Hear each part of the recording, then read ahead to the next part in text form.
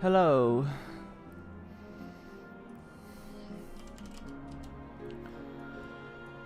When last I stopped, I was here. I had just fought Vana. And then everything went way over my head. I was not ready for whatever was to come. That was enough.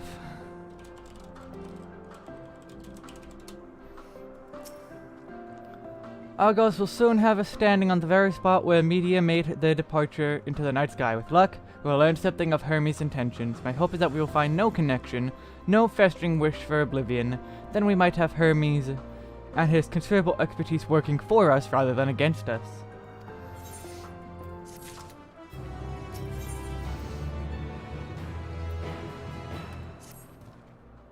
Let's move over to the edge before mounting, shall we? That will allow Argos to catch the currents rising up from below and give us a smooth ride over to the isle.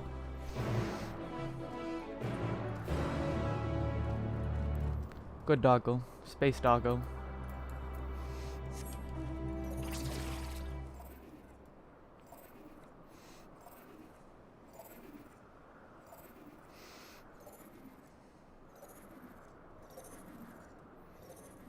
Space doggo is a very good doggo. Let's pet the doggo. I never pet the doggo on the moon. There, I pet the doggo. All is right in the world now. You can pet the dog in Final Fantasy XIV. Climb onto Argos' back and we can be off, you know. I honestly cannot remember the last time he carried anyone but me.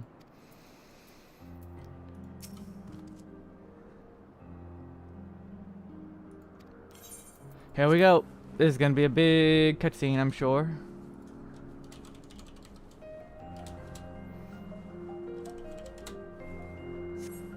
Isn't it this pleasant? Argos seems to think so.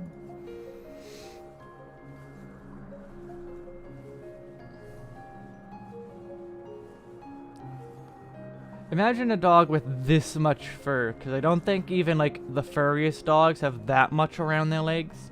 Now what was the name of that tree? No something? No Tiferon. Quite a striking specimen, is it not?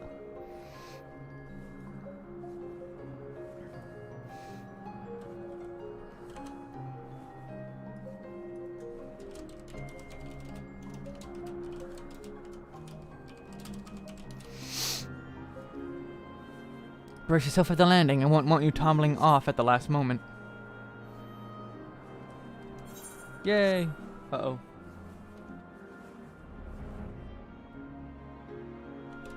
This is gonna be voiced, for sure. Yep, definitely.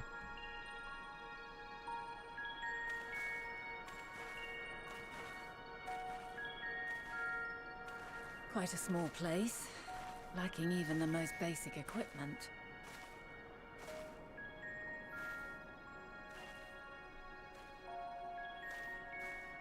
The present may yield no clues, but we may yet try perusing the past. Have you done this before?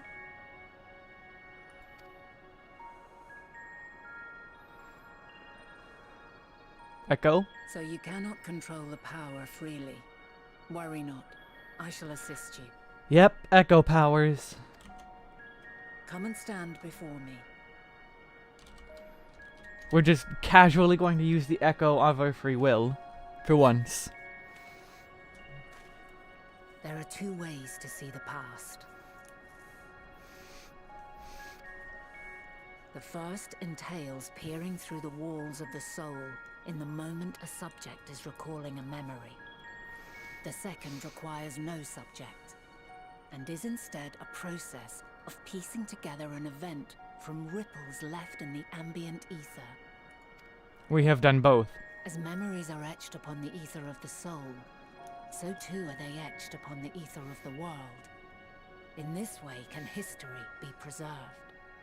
Such memories are given to fading, however, and can prove challenging to visit.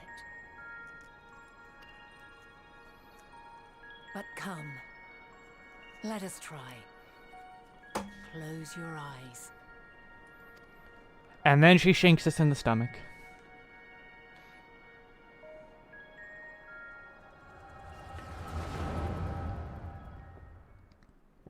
That was easy.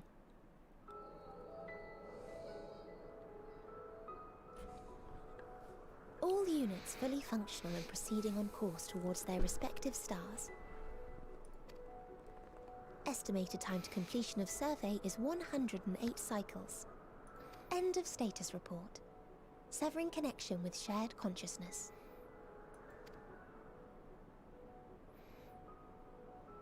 Did you hear that, Hermes? All is well.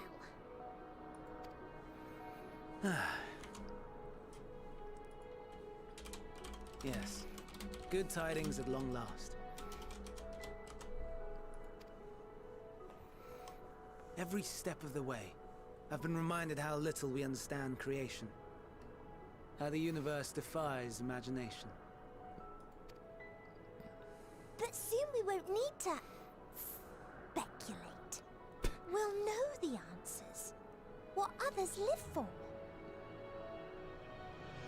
That was good. Indeed. And we'll owe it all to you and your sisters. I wonder what answers we will get. Whatever intelligent beings that exist out there are bound to be vastly different from us. Diverse in form and culture. Possessed of unique ways of thinking. Their conception of life and its purpose will be no exception. Completely and utterly unlike ours. Utterly unlike... how? I have no idea. Yet whatever answers we receive, I will not dismiss them out of hand. No, I will think earnestly on them all. And I will share them with our people, that together we may contemplate our own existence. Perhaps then our star will become a better place. Not only for man, but for all life.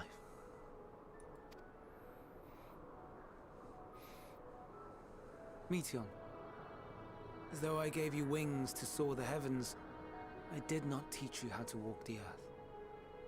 So loath was I to bind another living being.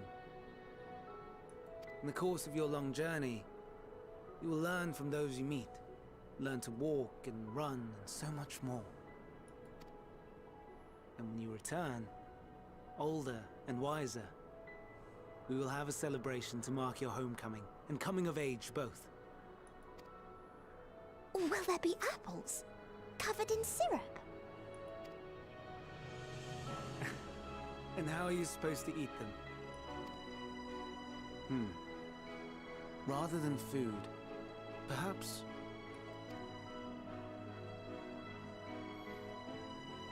a flower. Yes. Upon your return, I will gift you a beautiful flower.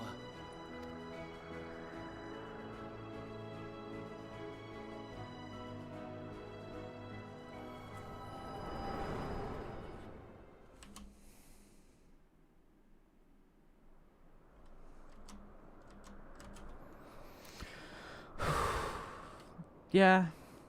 I know I probably should have did this last night, but I was So, already too much. What is your opinion?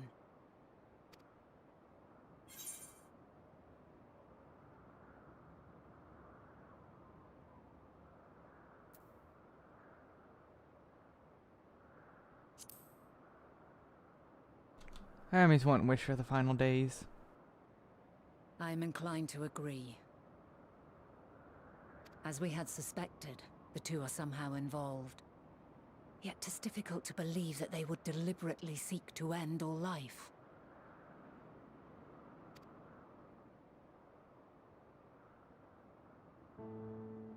In light of this, I propose that we reveal your tale to Hermes himself. If he does not wish for the final days, as we believe, he may well join us in pursuing a solution. Or drive him over the edge.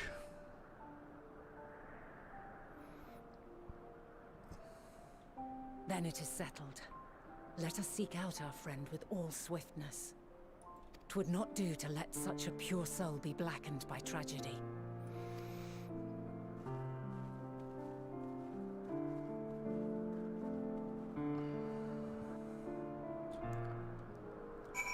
Our past cannot be rewritten, but we may change the course of our history. There are a number of places where Hermes might be in Elpis.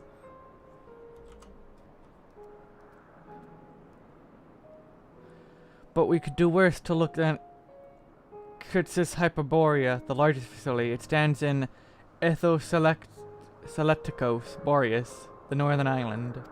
These big names. I wonder, Wesk, for an institution which claims to studiously research every species destined for release into the world, do you not question how they find room for them all on so few islands? The answer lies within Kritsis itself. I touched upon the practice before back in the archive, where a vast area is stitched together out of multiple conceptual spaces. The same holds true for the interior of the facility and its magically constructed environs. 'Tis there, within those sprawling habitats, that the chief overseer and the most of Ephesus observers conduct the bulk of their work. Come, the simplest route is via the teleporter in North Point Noikos. Yeah, but first, side quests. Good, thank you, game. Giving me time to think.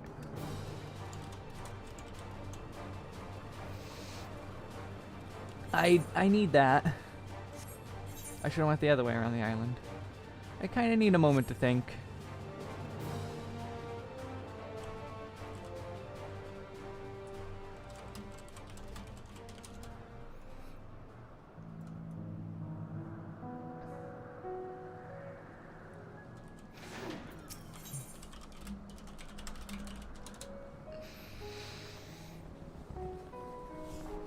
Oh, the perks of being a lost flower.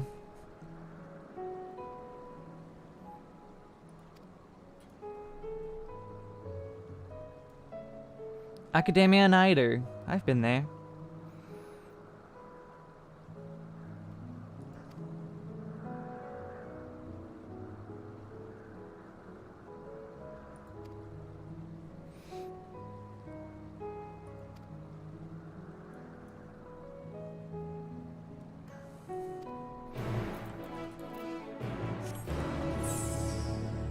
So we gotta go back to Agnorisis, which will be quick.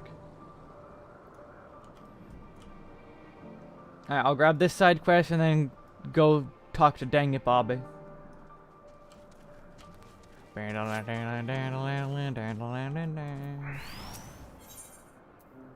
and this is the story one. Cleon. It has been a very wonderful journey. Yes, bro de bear.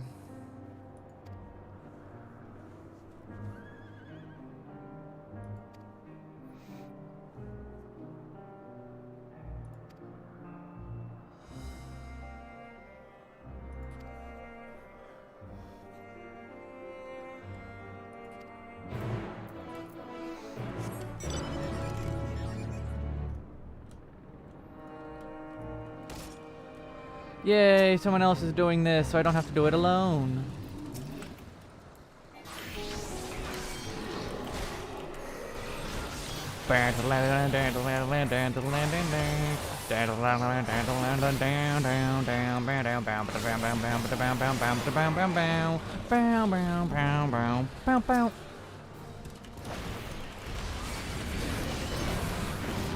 That's my rendition of King of the Hills theme song.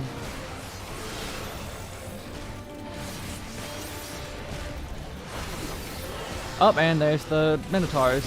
Seeking, seeking, seeking.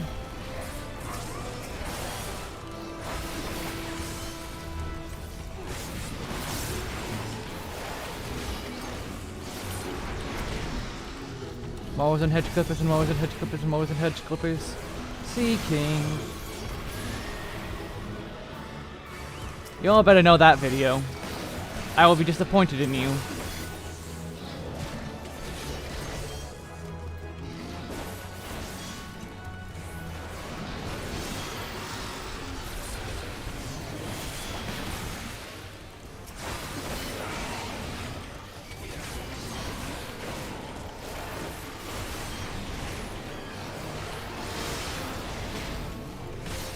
I will be leveling Sage soon-ish. How soon? I don't know. Hopefully relatively.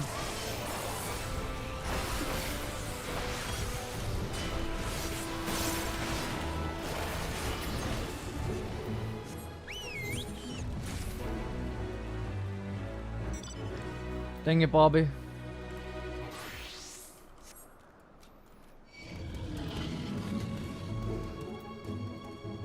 Actually, I should probably do these quests as thing.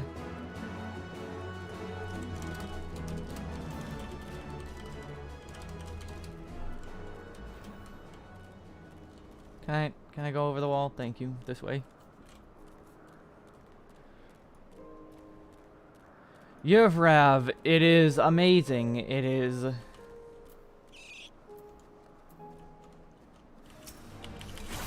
Everything I did not expect.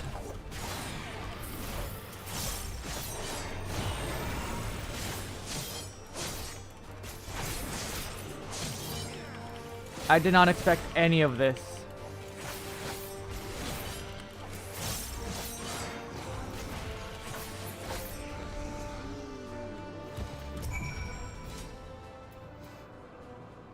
Thank you for taking the initiative. I want to show you about etiquette of destroying the creature under observation. I am Cleon.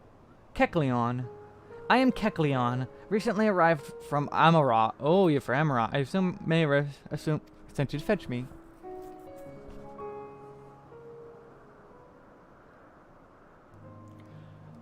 Fire Cat. Not until the story's done. Not until 6.0 is over are we done with them.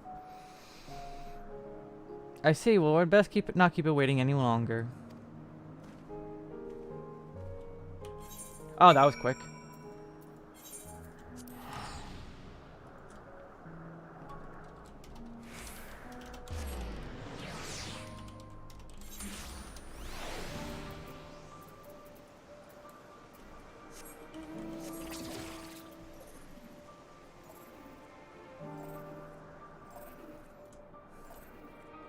I think everyone was surprised to suddenly be found here in Elpis. This was not expected.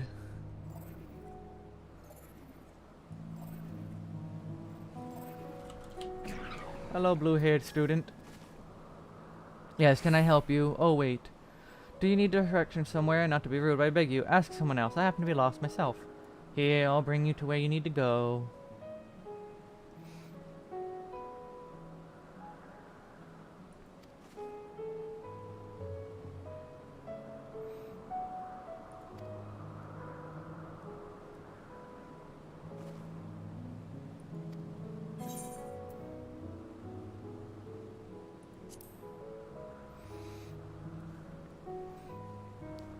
You're wrong, it's west.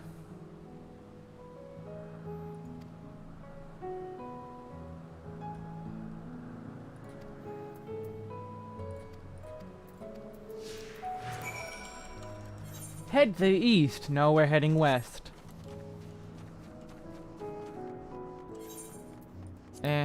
Actions. Execute.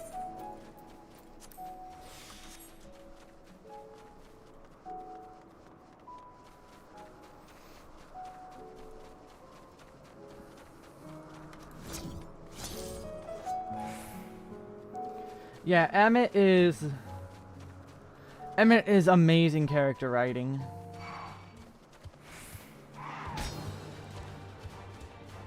Extremely amazing character writing.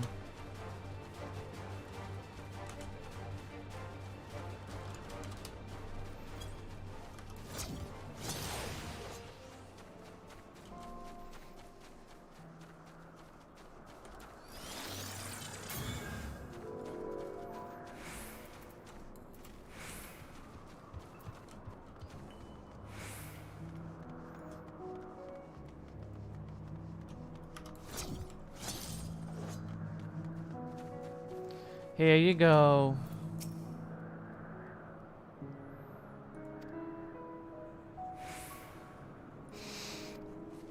Idiot.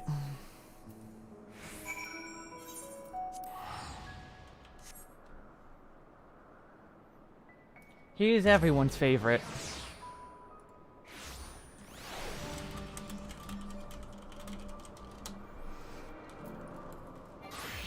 Wait, is this the Lala animation? Yeah, that's Lala. Okay. Yeah, that looks really uncomfortable. You don't even reach the thing. That looks really uncomfortable.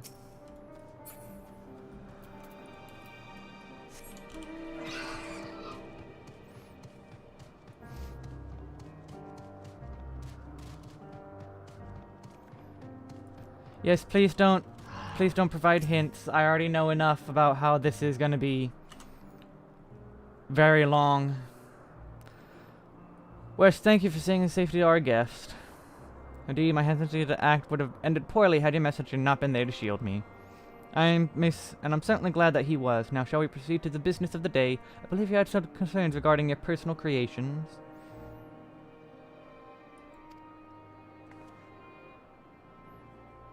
Yes, embarrassing as it was to admit, I was worried that the concept I registered with the Bureau of the Architect may not be fit for release into the wild.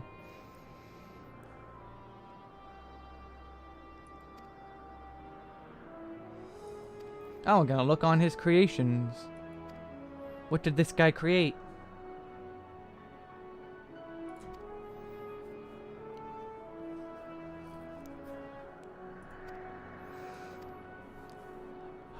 Whoops, I forgot to take the helmet off again. Oh well. That's my mask.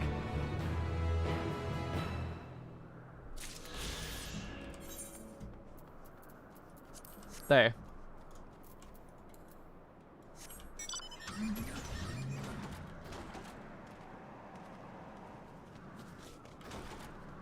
The maps seem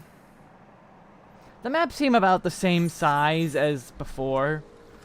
Though yeah, I don't even know, cuz the moon was like, holy crap, this is huge.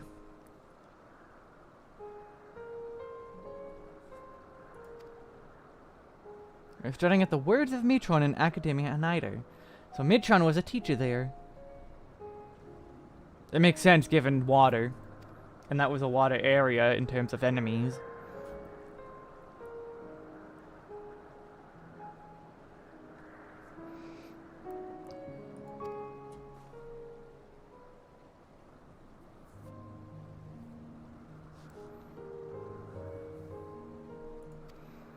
Matron and Lawgriff.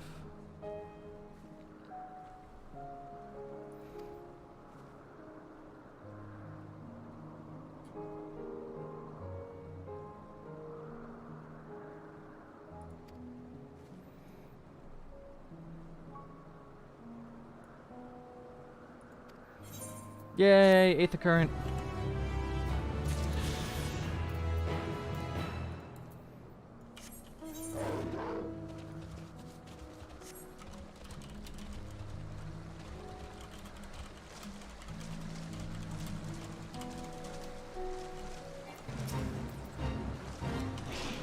I don't know if I can kill this myself anymore. But I'm gonna try.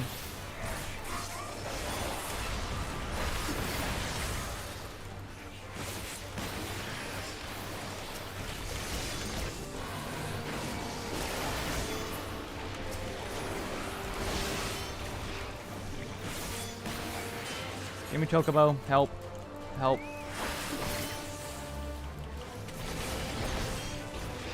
Give me Chocobo.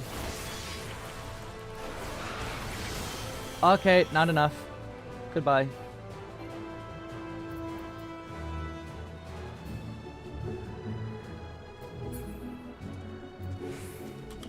Goodbye.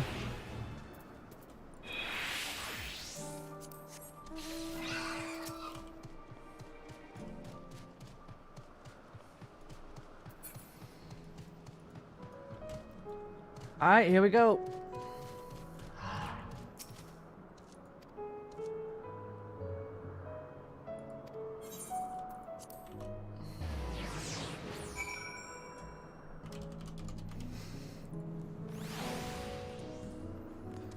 Alright, here we are, final part. The teleporter acknowledged you as my guest. You should now have the authority to use it as you wish. After the way to the Hyperborea, we follow this path and turn left at the crossroads. Yeah, about that. I'm kind of ignoring that.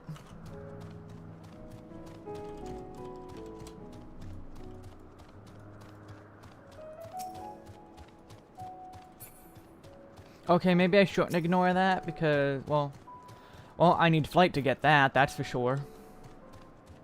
What a tease.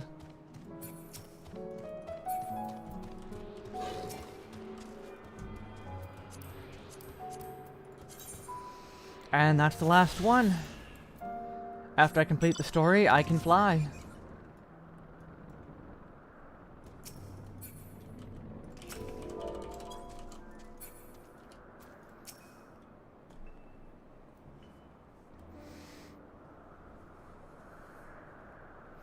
Mongoose, the issue was less the chocobo and more the fact that it was progressing slowly and the chocobo wasn't healing me because of being put in the AoE. Here we are, the grandest research facility in Elpis. We should head inside and ask after Hermes' whereabouts.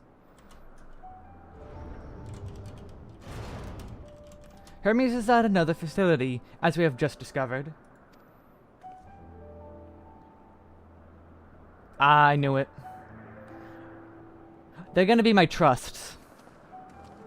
These are your trusts. Furthermore, we've confirmed that his studies into Dynamis, as well as creations of Medion, were entirely private pursuits. No one else we spoke with appeared to possess the chief's depth of knowledge on the subject, and neither did we hear any tales of stolen research. Which means that if Hermes himself harbors no desire to bring an apocalypse, then he might be recruited to help prevent one. Or so saith the illustrious Emmett Selk.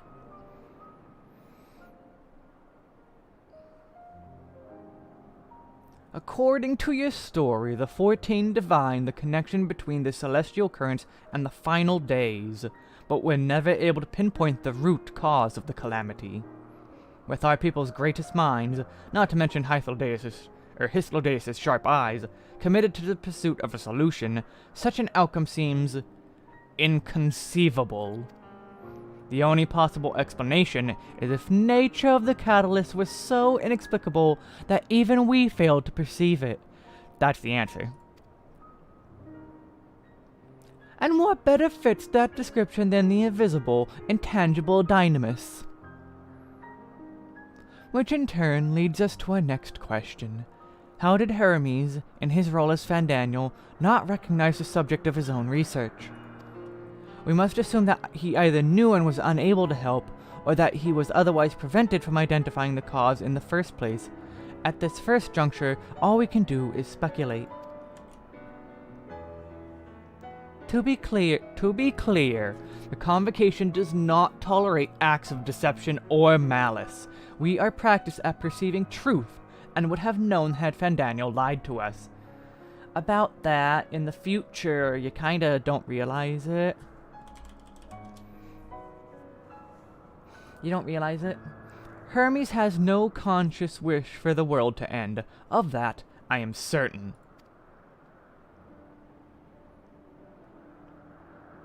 It seems there is more to the tale after all. I don't know where I got the no from. We conducted an investigation of our own, you see.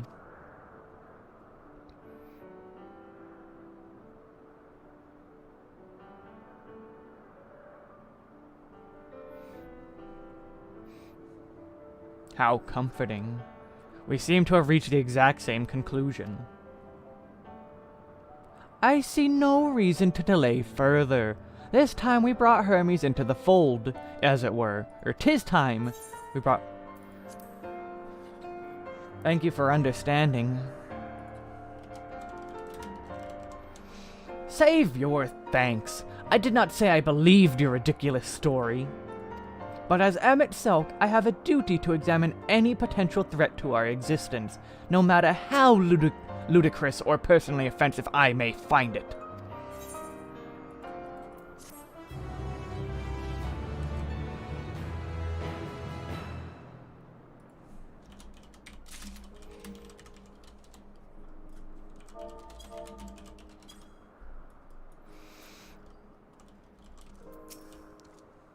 How lovely. Our merry duo has become a quartet. Past disagreements are no reason to reject collaboration in the here and now. I commend him at Silk for his practicality. Move it, Chocobo. Do not approach me. Do not speak to me. And do not dare presume to treat me as a friend. I am merely carrying out my duty. Okay, Emmett. Okay, Emmett.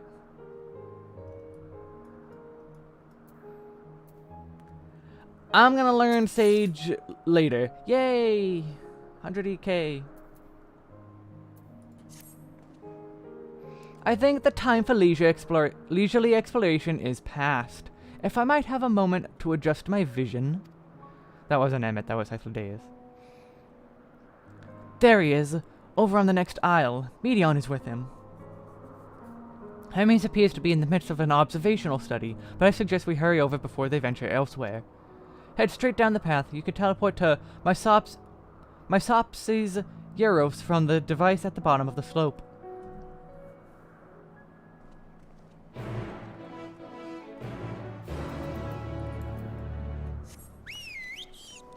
It's not that he's lazy, he just doesn't want to admit it.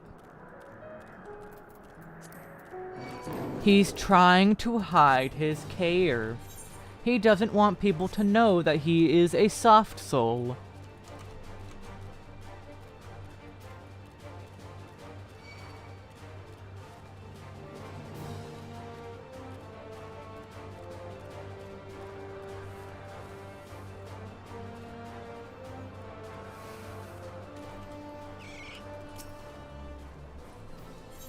Proceed to the Mysopsis.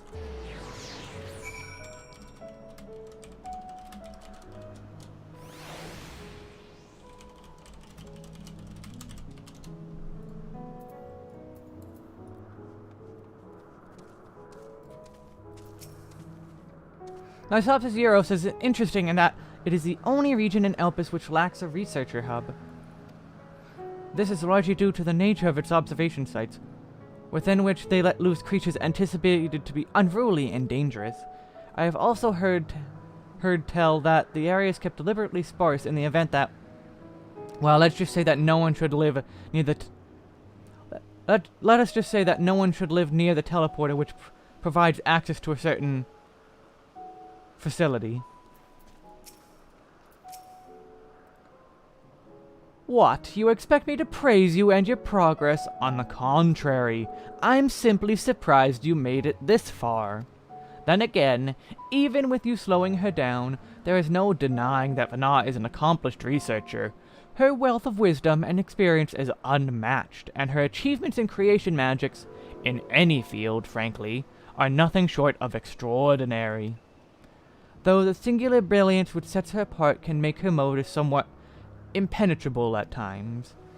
As her student and successor puts it, she is a force of nature, at once so close, and at the same time, so very distant.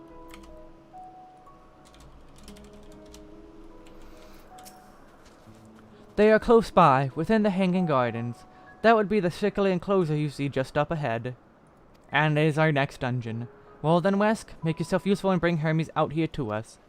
If I were to go, he would assume I was only there to press him on the Fandaniel matter. Of all of us present, you stand the best chance of convincing him to put aside his work for the moment. The creations in there are not exactly... Then again, perhaps West can handle them. He did survive a bout with Vana, after all. Off you go to find Hermes, but do be prepared to come to blows with the garden's denizens. Nah, I'll just run past them.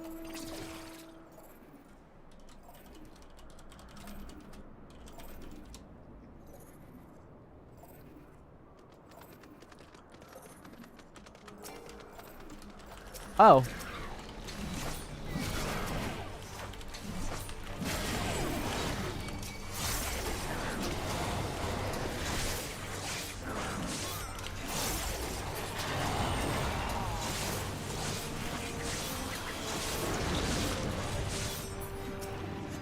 Oh. Well. I couldn't see through the giant thing in my way. Neither could they, apparently.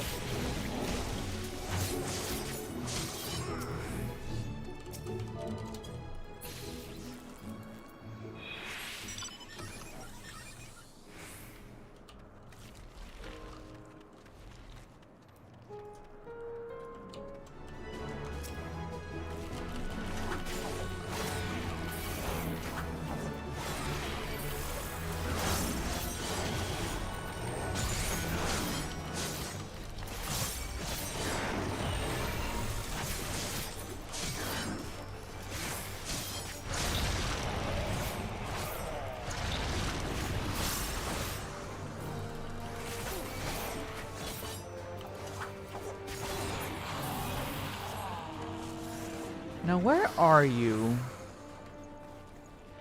I was going to just run her past them all, but...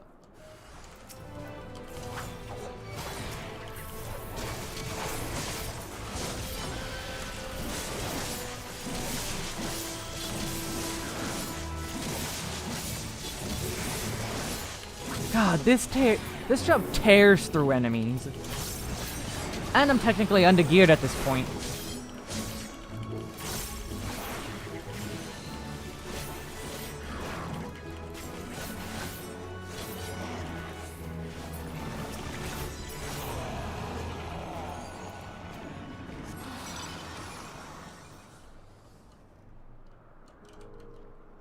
Are they here to the north?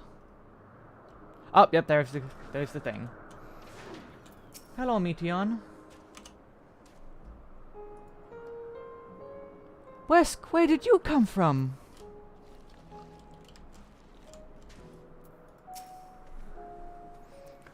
Wesk, what are you doing here? I thought you were keeping hostile days in Emmett Soap Company. An important matter, and unrelated to my decision on Fandaniel, you say? Then yes, I will come, as soon as my work here is finished. It will not be long, I promise, but you should really wait outside the garden with the others. This is no place for idle exploration. Okay.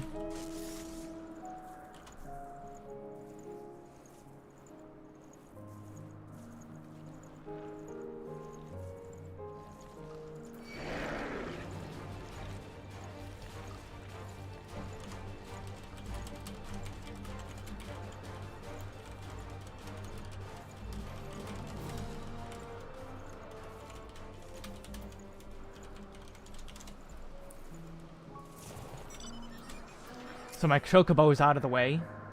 I was prepared to swoop in if need be, but 'tis clear you have faced your fair share of monstrous opponents. What is that ghastly odor? Yeah, about that. You spoke with Hermes then, and were briefly entangled with the denizens of the Hungering Gardens as well, I see. Or should I say, smell. I cannot speak for certain Convocation members, but I for one am impressed with your fortitude. Well done indeed. Reaper is very fun DPS. Now that you convinced Hermes to confer with us, let us pray that things will soon take a turn for the better. For as fascinating as it would be to meet the Emmet Cell who would recreate Amarat in the depths of the ocean, I think it best for all concerned if such tragic events never came to pass. About that, be it our future or your past, assuming yours is not truly written in stone. Naive hope that is. No, it's written in stone, sorry. Why am I always forward thinking? I simply wish to enjoy all that life has to offer. Hermes said he would not be long, yes? Then shall we wait here until he emerges? Yep.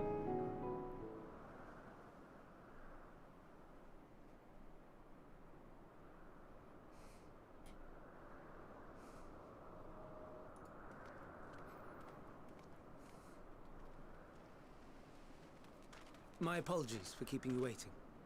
I understand there is a matter you wish to discuss. Thank you, Razor Synapse. Aye.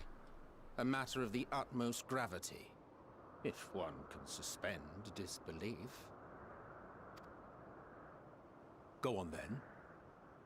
Tell him what you told us. Who you are and why you came.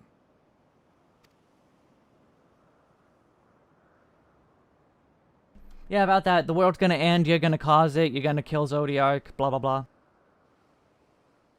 The final days.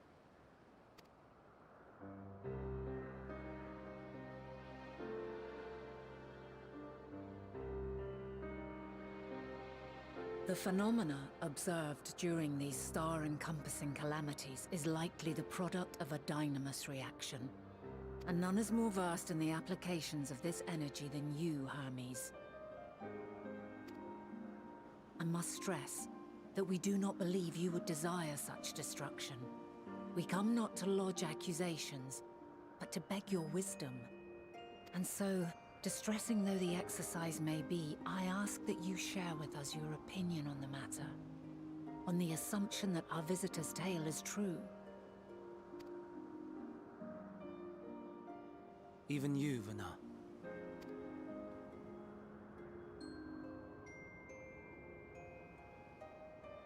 As you say, the phenomena observed in the two calamities may both be attributed to Dynamis.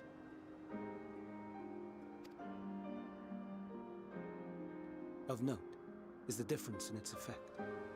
In the first final days, it warped creation magics. In the second, it warped the people themselves.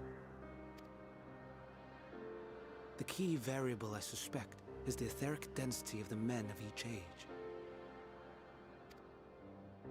As you know, ether, in essence, negates Dynamis. Harboring high concentrations of ether, we ancients cannot readily manipulate Dynamis, nor be manipulated by it. Therefore, rather than ourselves, the calamity affected our magics. In contrast, having been sundered, the people of the future are composed of but a fraction of our ether.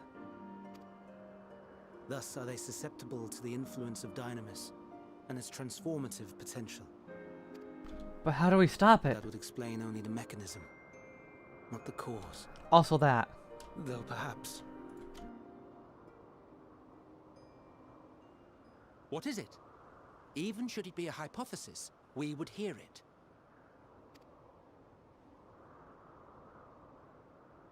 Dynamis is an energy put in motion by feelings. Feelings for which there must first exist a source. A source to which the victims must be attuned. One that harbors the selfsame negative emotions.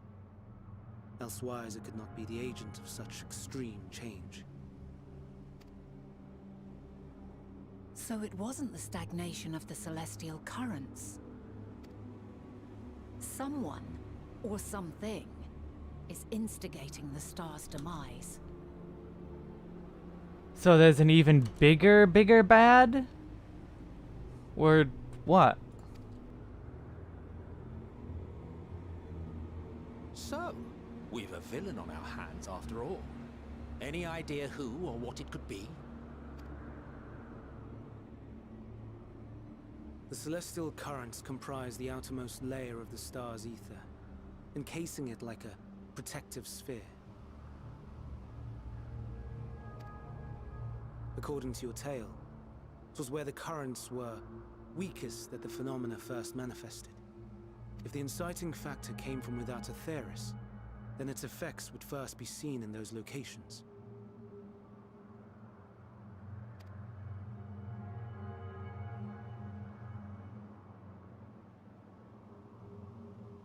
Greetings. Can you hear me? So was Meteon? Do not be alarmed. I mean you no harm. Oh. I wish only to hear your words, share your feelings, know your thoughts. So Van Daniel did cause it. May we please be friends? Meteon. What is it? Executing scheduled task, suspending individual self and connecting to shared consciousness. Connection established. Commencing status report.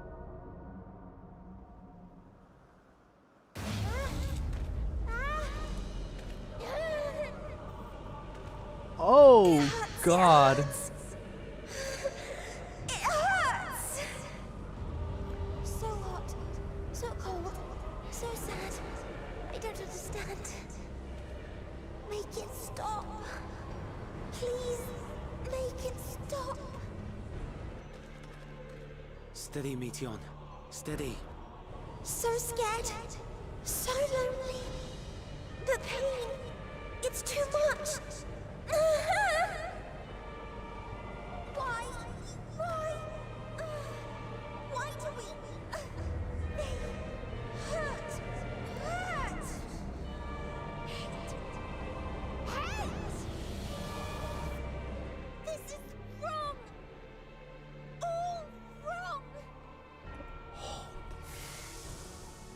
She's gone? But how?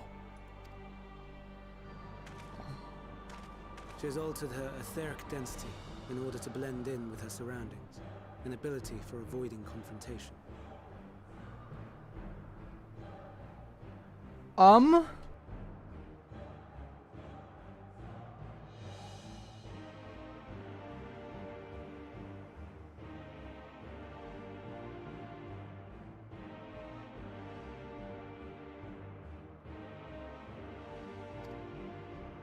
Most effective. Frustratingly so. I can't see her either. Not even a trace. Stay away. Please. This is wrong. My mistake. So please.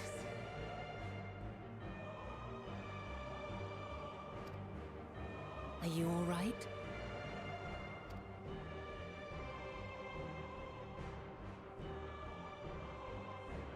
In your mind? No. We only heard her speak the instant before she vanished. Because Enteleckies. Of course. When communicating without words, Meteion also employs dynamis. That would explain why you were able to hear her, when we could not. Then you are our best chance of finding her. Follow her voice and try to track her down. Hindered though we may be, let us split up and search as well.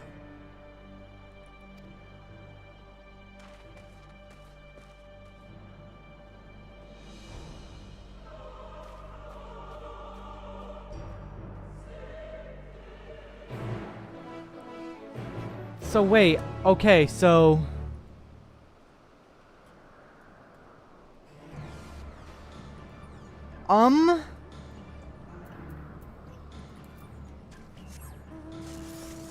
So did Xenos become whatever the monster is that...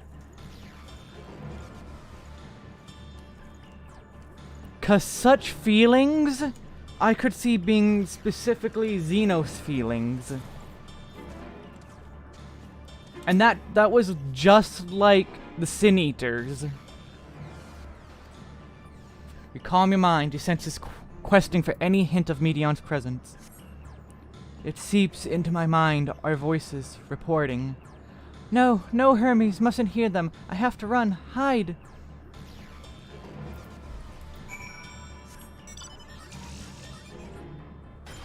There's gonna be some kind of trial here, isn't there? We're gonna have to kill Meteion ourselves.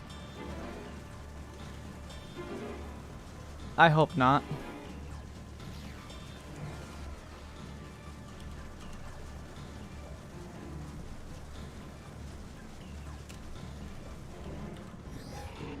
Firecat, don't even try it.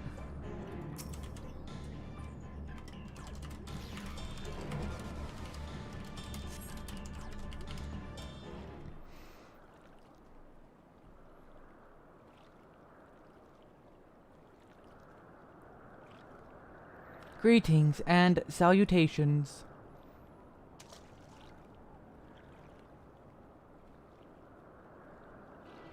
Commencing report.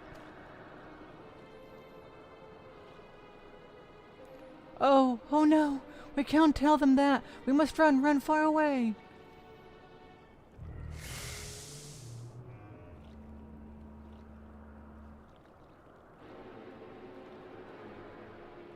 Please, don't follow me! Meteion's anguish forces slope to the top of the ridge.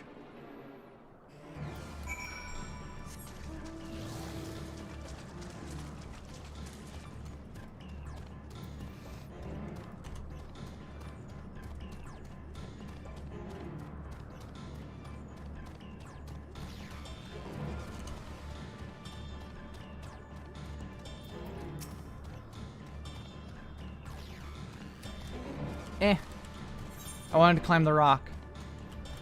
Me. Climb the rock. Climb the rock. Climb the rock. Climb the rock. Rock climbing failure. Final go around.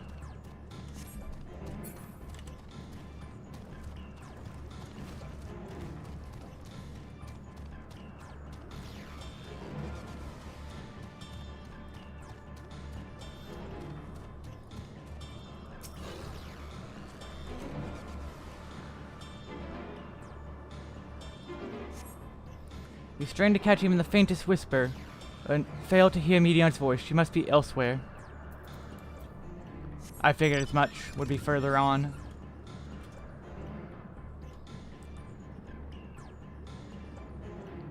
Behind the tree. Suspicious disturbance. I see nothing here. How? How did it come to this? Is the reason we traveled to the star? Is this the reason why we traveled to the stars? While we sought out other life forms? Is this it? Is this the answer? No, it can't be. It cannot be.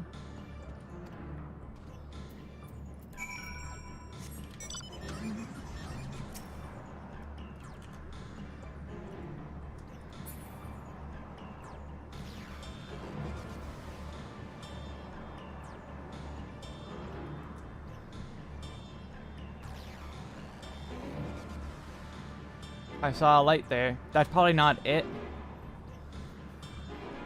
I'm sure it's... Actually, maybe it could be because we're going towards that way.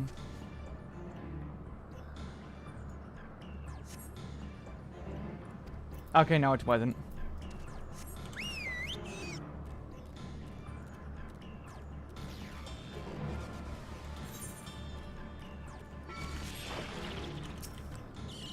This isn't gonna leave me alone, so I have to kill it.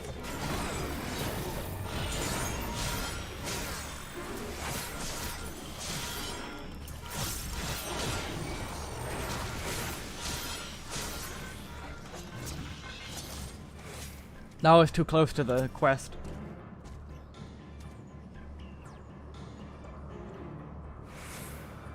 Uh-oh, here we go. Meet on round 2.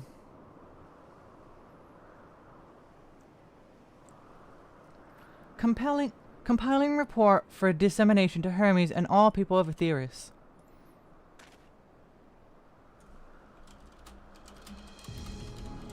Processing expedition data. Preparing profiles on intelligent civilization.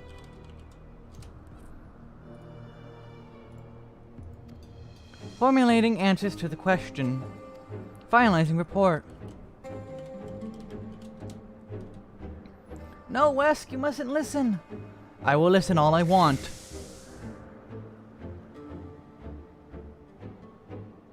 The past cannot be changed. It's wrong. It's all wrong.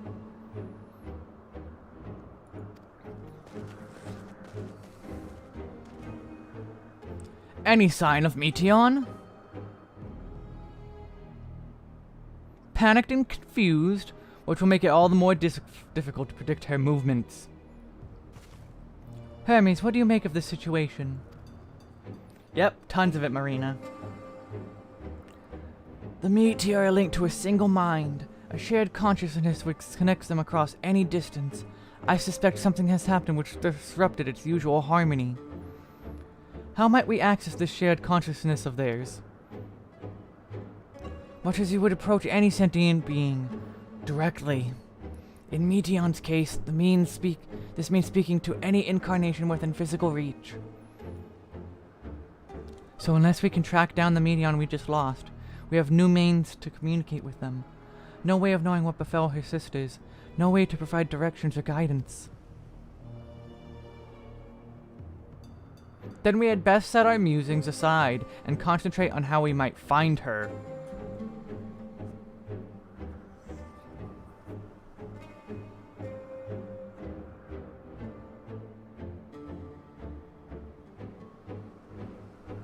He knows.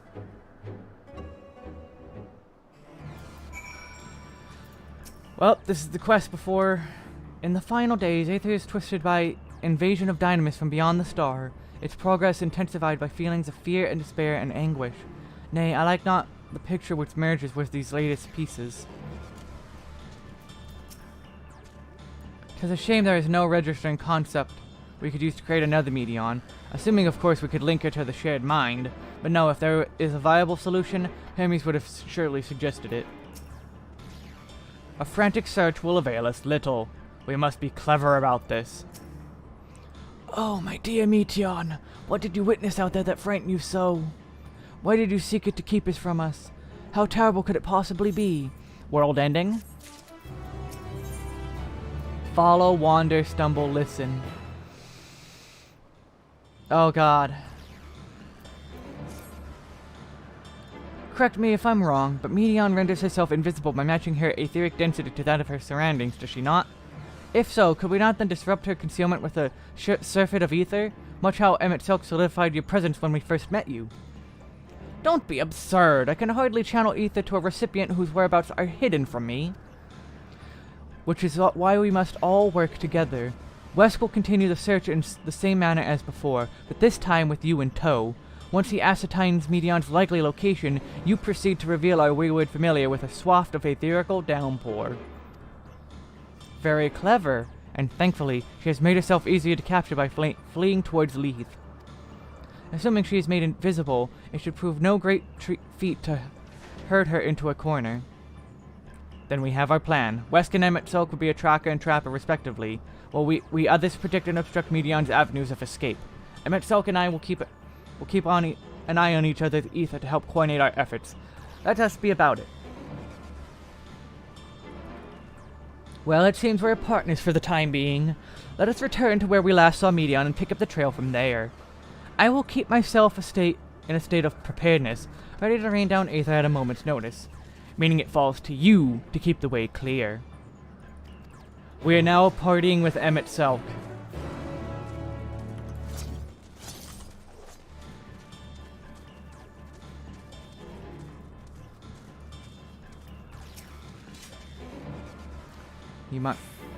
Your search for Medion's presence? It's gonna be that one. Why can't I fly? Are my functions being restricted? Hide. Yes, I'll have to hide, where no one can find me. She went into the lake, as if this wasn't tiresome enough. Well, at least the open expanse should make her easier to find. We won't lose her this time.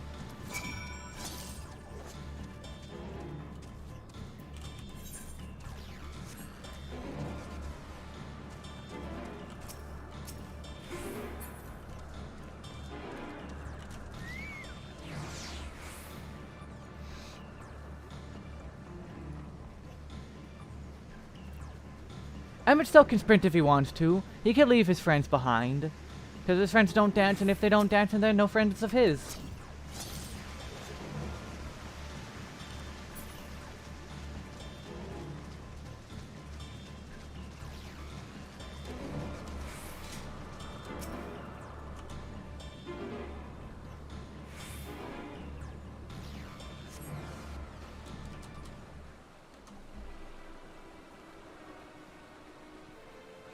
Reaper is very fun, yes.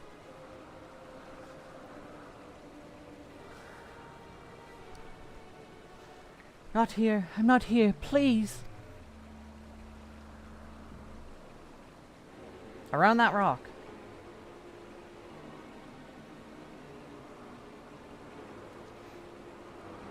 By that rock, is she? Very well.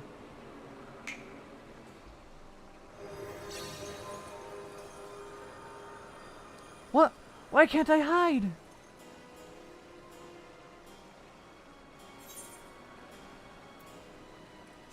There's no need to run, Medion.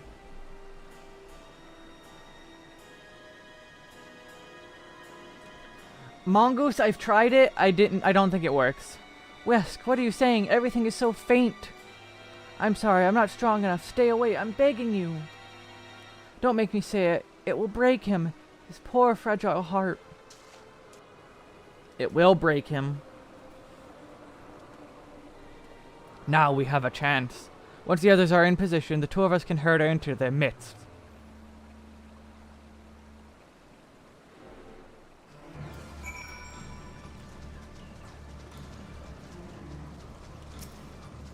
Oh, these are just called Remora.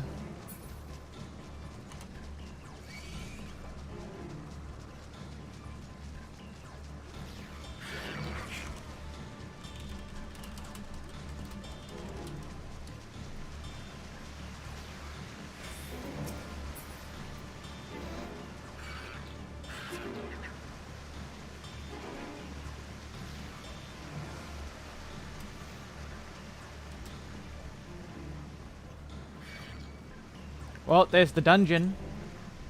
That's where she's gonna hide, isn't she?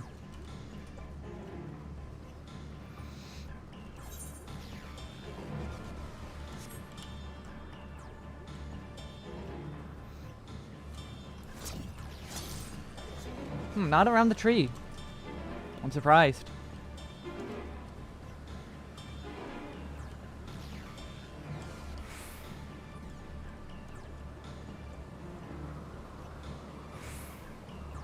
Perhaps behind this tree.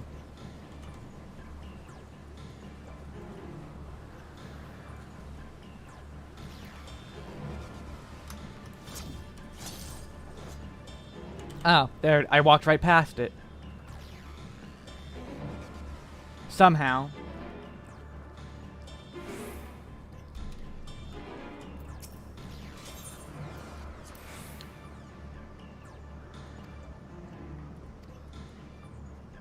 She's about to use it.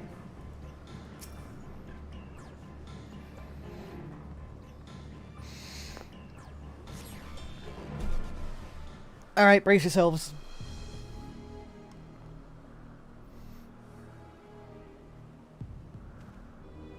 There! I see her. Okay, she's not.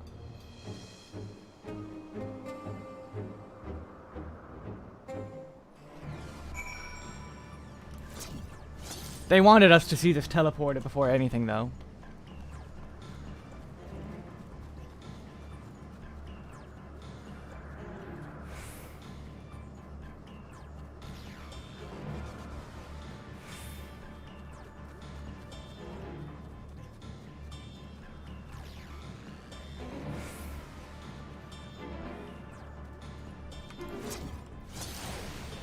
Behind the rock.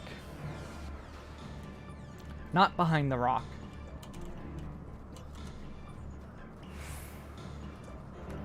Behind the tree.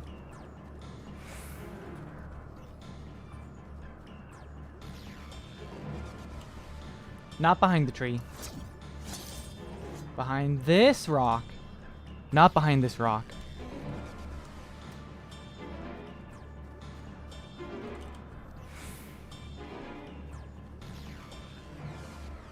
Oh, it's all the way at the water.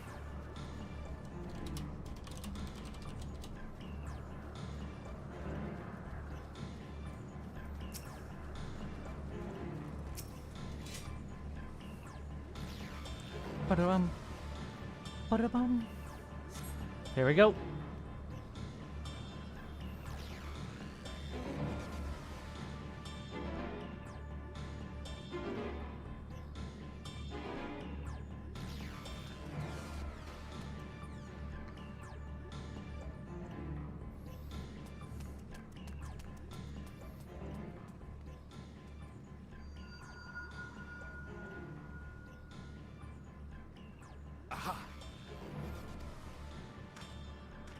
Give chase. We shall herd her into the shelter.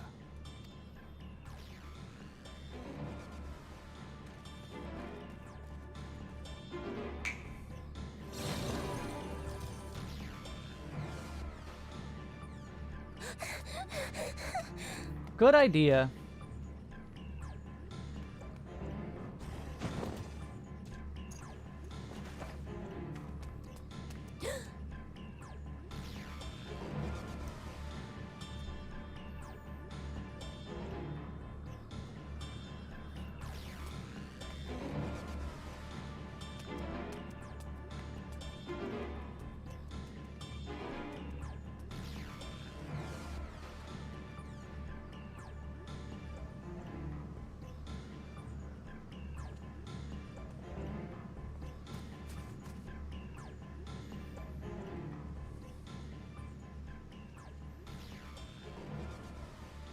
Please, Mission.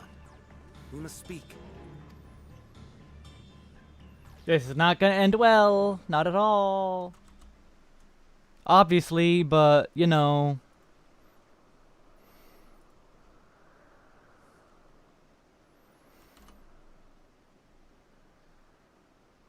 Oh. I'm sorry, Hermes. I'm so sorry.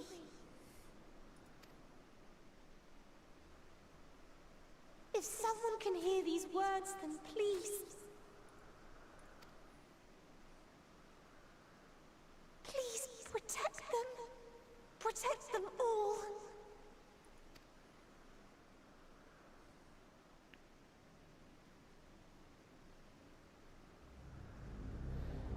Here it comes. Individual self-suspended. Connection with shared consciousness stable. Our survey is complete. We shall now report our findings.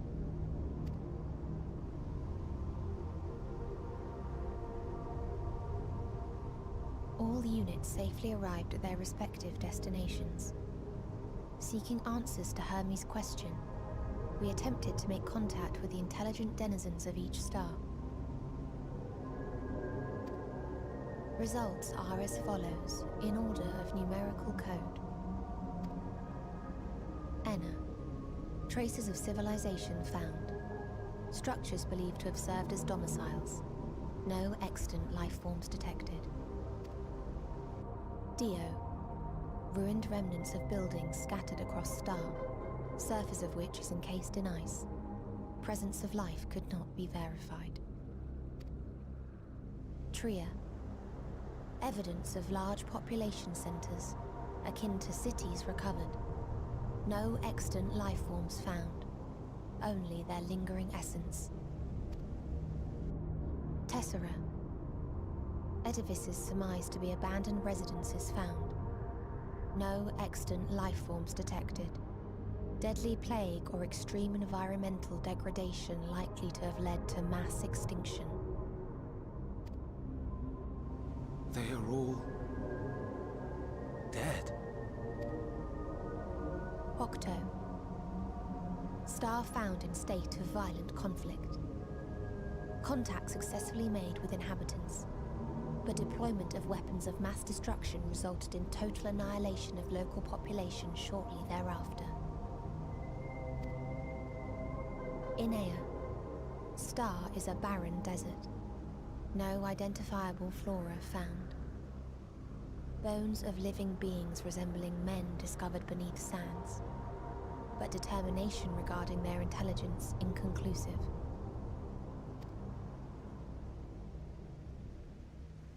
Remind me, Hermes, what exactly was the question you entrusted to Meteion? Oh. I tasked her with asking what others live for.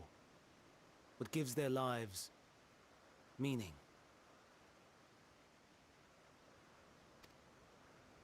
Did you consider what may happen if the premise of the question is flawed? To be able to answer it, one must be living and desire to continue doing so. But if Meteion finds no living beings in the course of her journey, or none who desire to live, what then? What answers would she derive from their silence?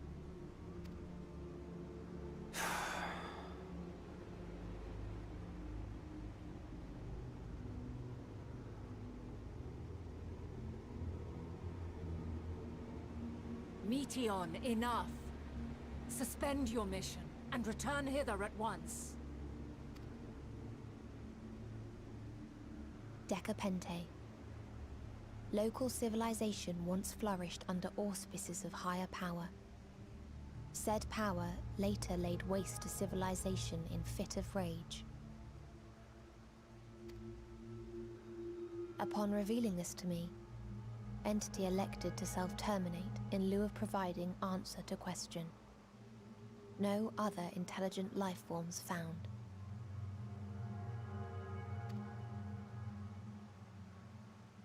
Turning a deaf ear, are we?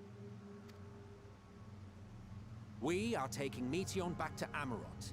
As I understand, we will need her if we are to bring back all of her sisters. Yes.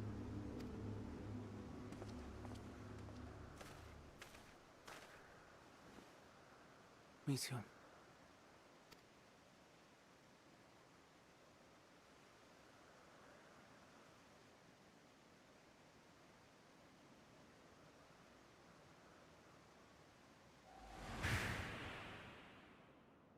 It isn't right, is it? It isn't right to turn away from the answer. Even if the answer is pain.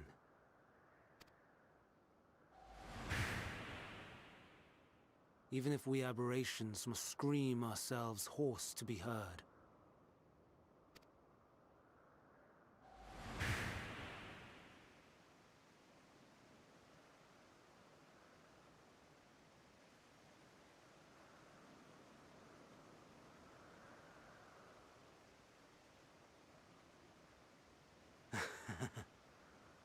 Aye. Whatever answers we find, I will not dismiss them out of hand.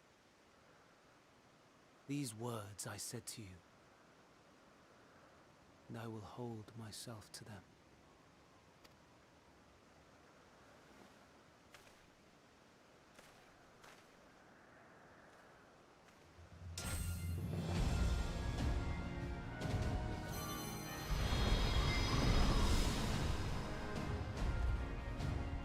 What?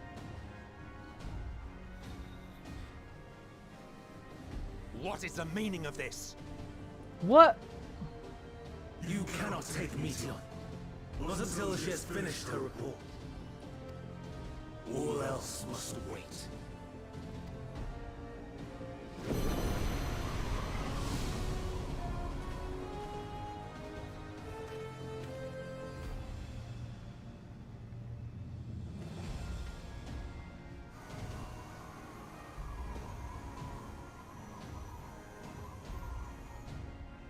You fool!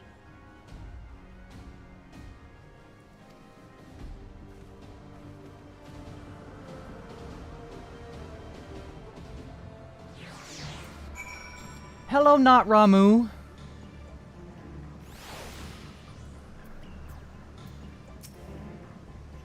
If all Hermes means to do is listen to Medion's report, then it is right to do so. But once he receives the answers to his questions, what then? The fate of the world may very well hinge upon the choice he makes in that moment, and he must be there when he makes it. Why, Hermes? Why could you not leave well enough alone? Will these answers assuage the pain you feel when a creation is returned to ether? Had you never cast your accursed question to the distant stars, you may have one day learned to be at peace upon this one. Here comes the dungeon. Do you understand why Hermes would do this? His logic escapes me entirely. Hermes has headed to Kitsis. Considering the expansive dimensions of the place, even we may have difficult time locating his ether. All I can say is he entered from the rooftop, likely arrived at the uppermost point of the facility. 10 a.m. Eastern, or in 30 minutes. You should see it reset. So, do we pursue him? Of course we pursue him! No matter what Hermes might be thinking, Medion is a potential threat that needs to be brought under control. The Convocation's duty is to safeguard this star. Takes precedence over any personal stake in the matter. Vana, Wesk? 'Tis clear we stand on a precipice, but we have yet to determine beyond a shadow of a doubt that Medion is the hand which tips us over the edge. Nevertheless, if we are to learn the truth of the final days, we must give chase, and even if neither Hermes nor Medion is ultimately responsible, we cannot leave them to suffer this torment alone.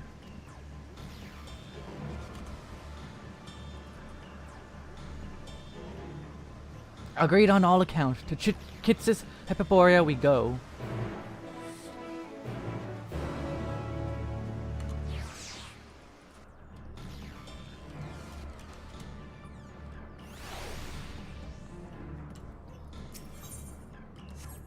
Oh, they did give us a shortcut back to here.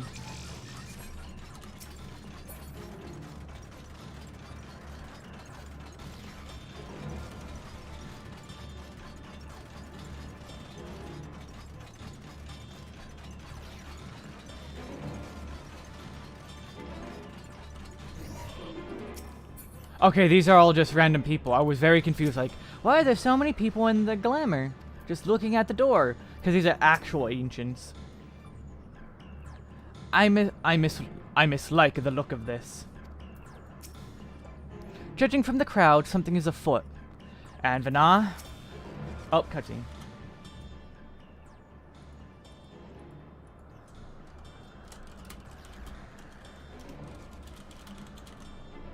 Enjoy the burn. What have we here? Excuse me, has something happened inside Kitsis? Tissis? Mistress Vana, I'm so glad you're here. No one knows what prompted it, but the alarm was sounded and Kitsis put in a state of alert. Procedure dictated that we immediately evacuate, and we have yet to investigate further. This is Hermes doing, obviously. Yeah, no, I'm doing trust with this one. There's no way I'm not fighting next to M itself. And what does a state of alert exactly mean? A field of dampening magic is draped over the entire facility, usually in response to escaped entities and the like. Tissis and observers, or Tissis scholars and observers are unaffected, but everything and everyone else is weakened to a fraction of their usual capabilities. Then consider us forewarned. We do, however, have urgent business with Chief Hermes, and must enter the premises regardless. A fraction of infinite power? A fraction of infinite is still infinite. I am a sorcerer of Eld. I am Hades. That said, if Hermes is willing to enact such measures, I wonder what other obstacles he has seen to fit drop in our path.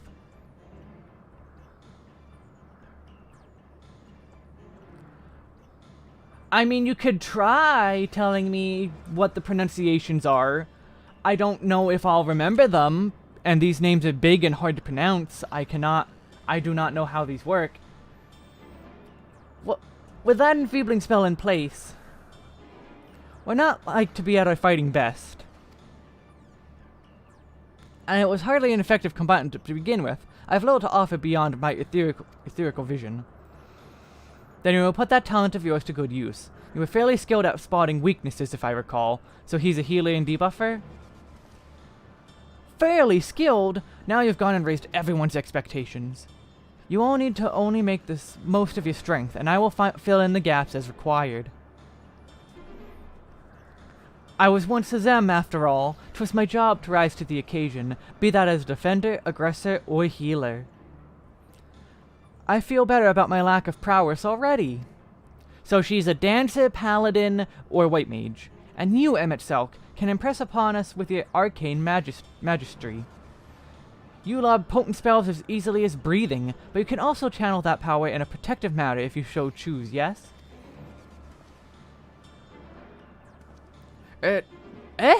Well, yes, should the situation call for it. Excellent, that should cover us on all fronts. The sea parts for we alone. Rhine. Your tale led us here, West, so 'tis only right that you lead us now. No matter what lies ahead, we will win through this to Hermes and Meteon. And then we will face the future together.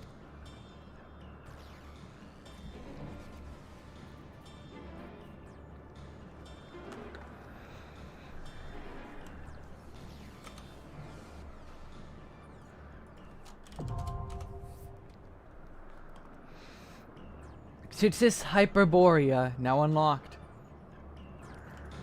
Yeah, no way I'm not doing trusts. I would not...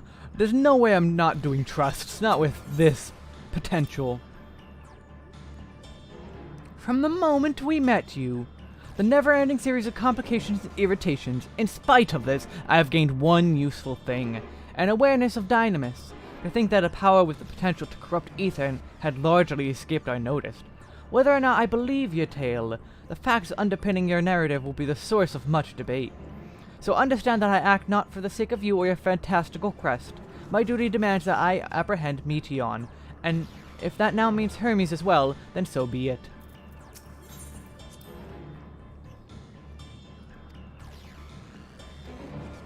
Hey, he's just telling me about the dungeon.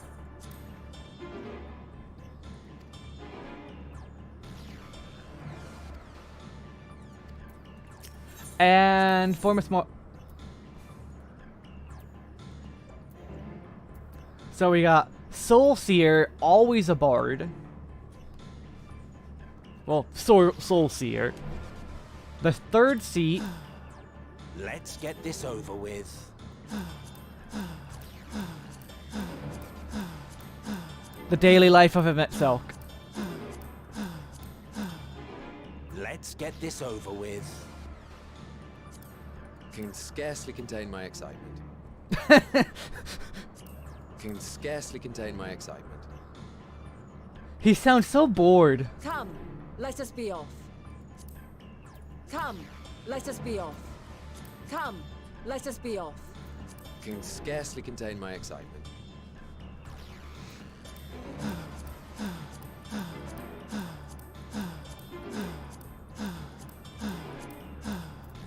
Let's get this over with.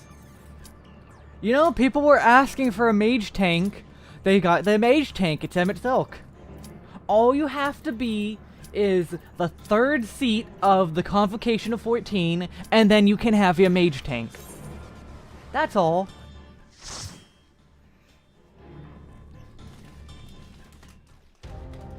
I'm good. Oh! I thought this was gonna be in Charlian.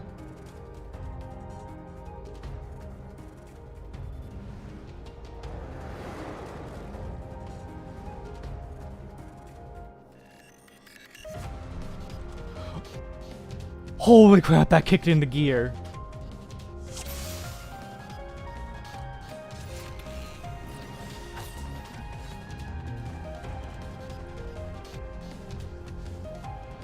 Please, turn back, else I might be forced to. It seems he is determined to protect Medion. Aye, a right bother this is going to be. Books! Have you ever wondered whether your creation is a beneficial existence to the star? Want to know more? For at Hyperborea, our mission is to determine the answer. From temperate plains to tropical jungles, from smoldering volcanoes to frozen fields, we put creations to the proof in a wide range of meticulously recreated environments. Will your creation be able to survive in the wider world, or will it threaten the survival of other species? The answers to such questions and more to our highly trained staff will uncover. Zeros, no, we knew about this dungeon.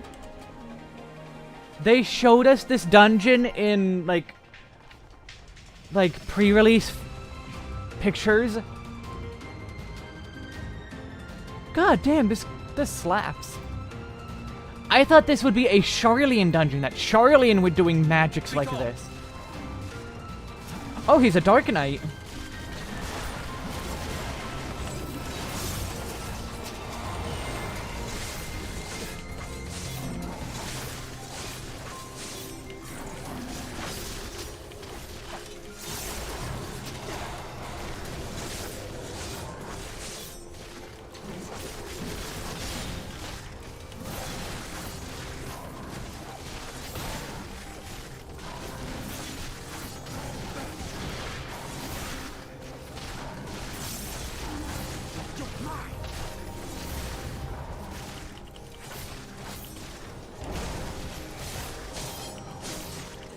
Was that laser Hythodeus or was that Vana? Because that was a cool laser.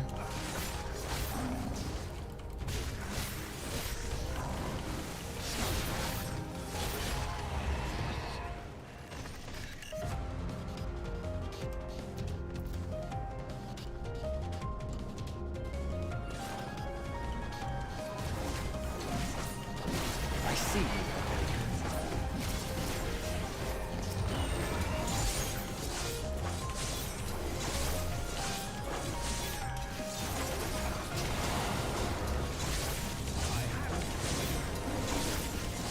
I see you already.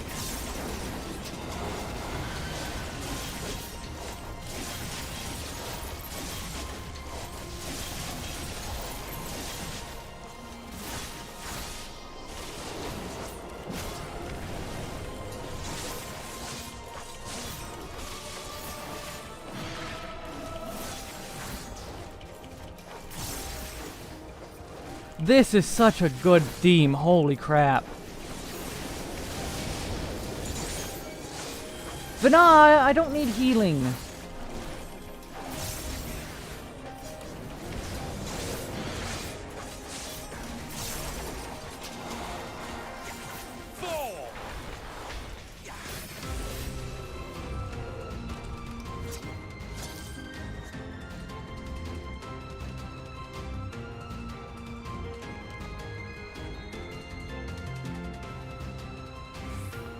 Would what we didn't have to put down the creations,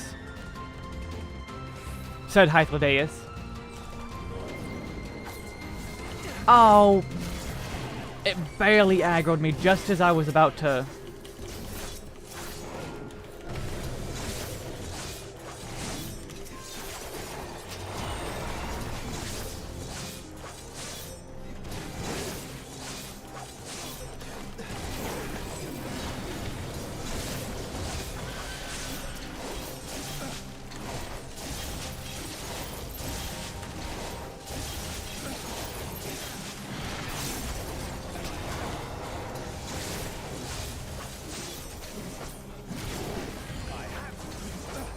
He has them.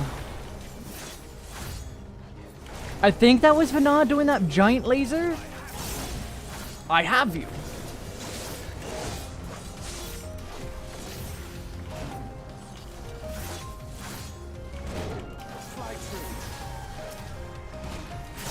Yeah, cycling in and out is kind of weird, but also I don't mind it.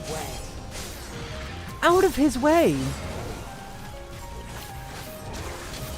I don't mind it. I honestly don't mind it.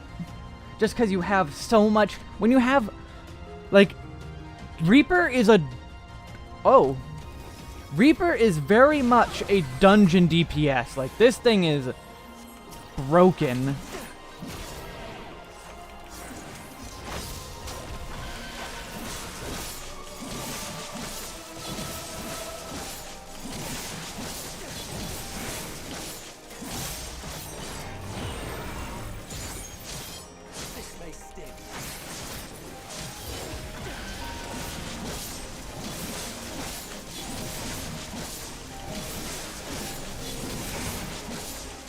I'm not entirely useless. Oh, Hythlodaeus.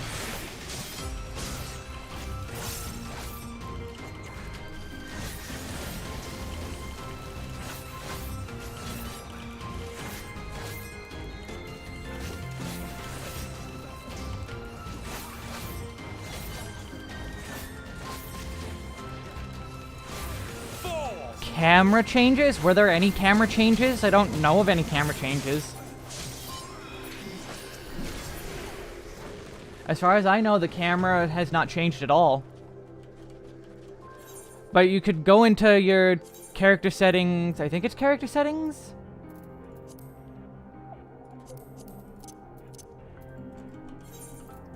I don't know. Is it character settings? I don't know.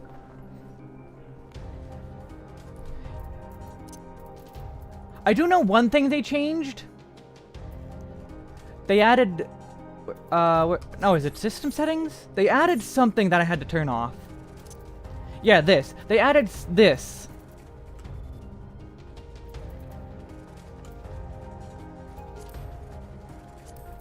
This came... Oh dear, this fellow seems disinclined to let us pass. Then we may have no choice but to force our way through. This thing turned itself on.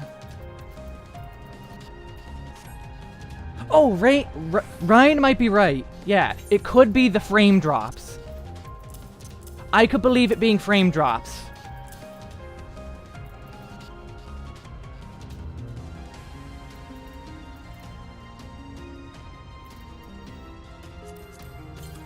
I believe Ryan is probably correct.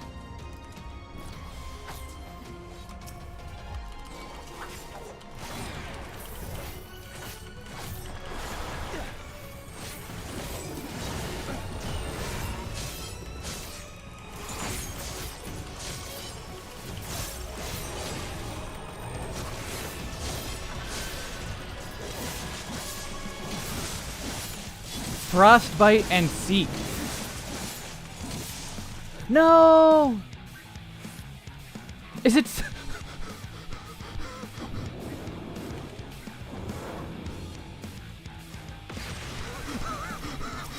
I couldn't read all that out, but that was funny. That was funny. I had to read that really quickly.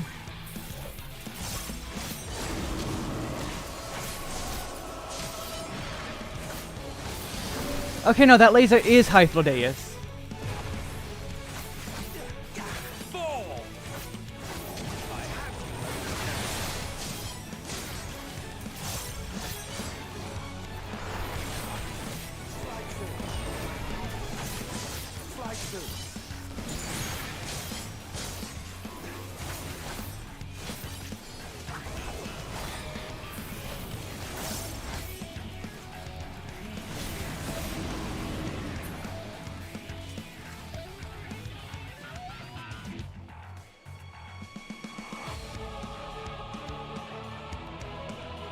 I love how they don't even bother to walk. They're just like, yep, we're gonna teleport.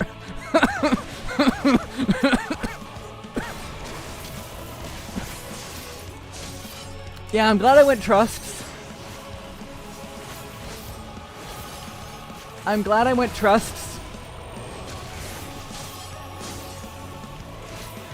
No, the laser isn't Apex Arrow, because that was Apex Arrow. He has Apex Arrow.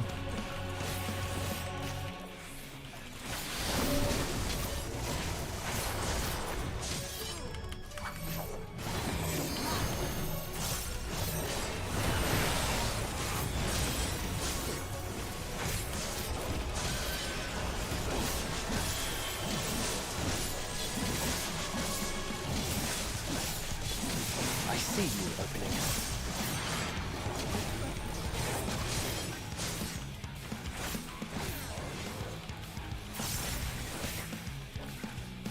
And one last time.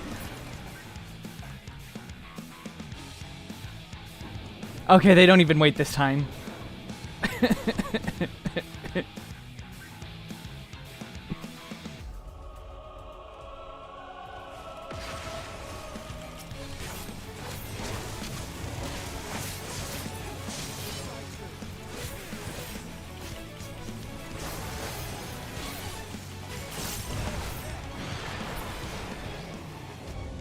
May you find peace in the ethereal sea. Carry on, we mustn't tarry. Oh my god, it's just gonna be full-on ancient gear.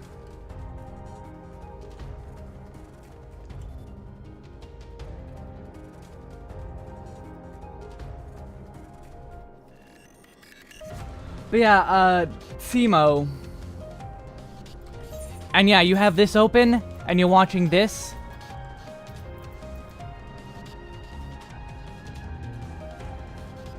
Because the in-game has a FPS counter. Watch that for any possible drops.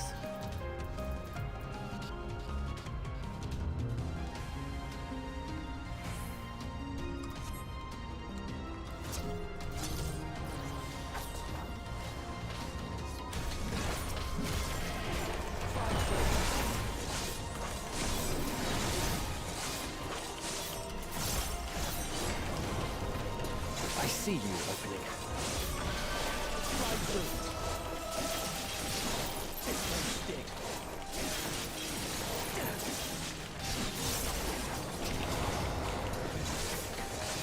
The problem isn't you can't be in your house, or... Oh, is your house where you're having problems? Are you having problems when in your house? You're getting dizzy in your house?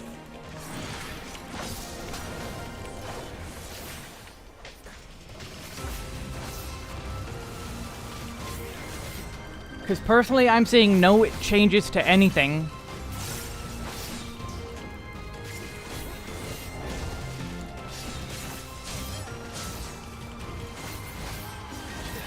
And you were getting dizzy in your garden. Did I miss any books? I feel like it's been a while since we've seen a book. Maybe there's one in here. Stay away!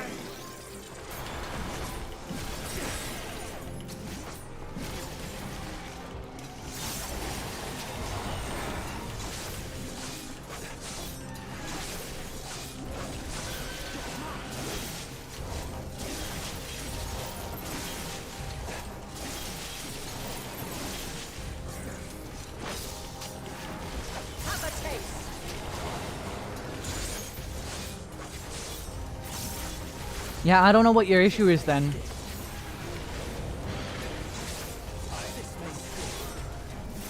Because I bet I would expect Ryan to be correct with that. It's the FPS drops. But that would only be around people. Wow, 4.2k Q already.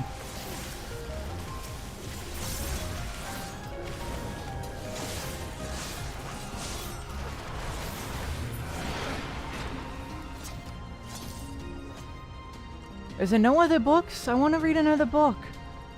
Give me books. There's a book! Yeah, books!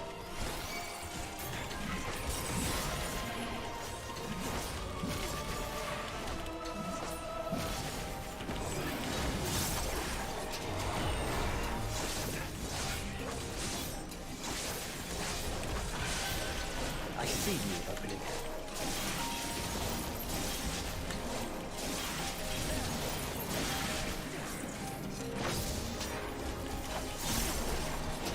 I'm not entirely useless. Yeah, what is that laser beam he's doing?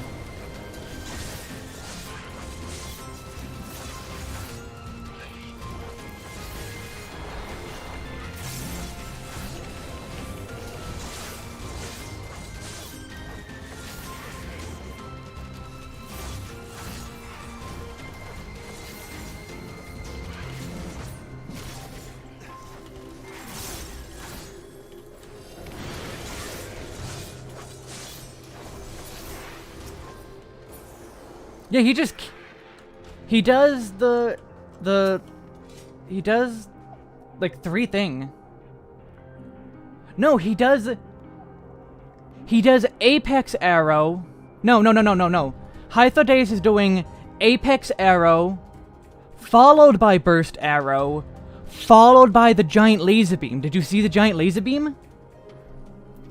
I'll try and see if I can turn on battle logs. According to Mistress Lissa, the creation is based on a concept for a bipedal wolf, and indeed, it is impressively manlike in its gait.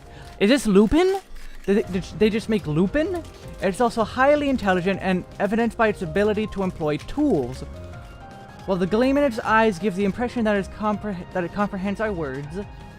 If this proves to be the case, it would be a shame that its throat isn't designed for speech. I must make mention of this in the next report.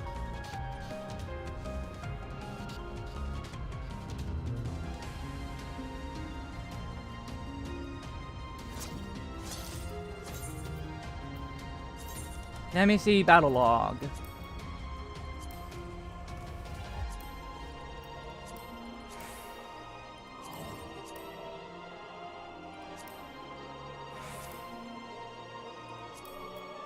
Let's try that.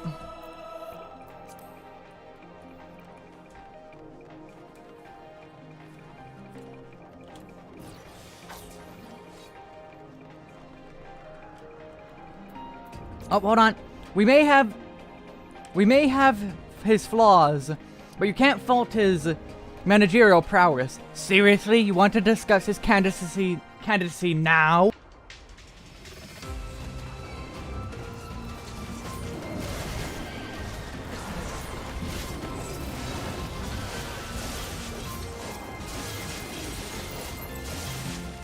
I see you opening.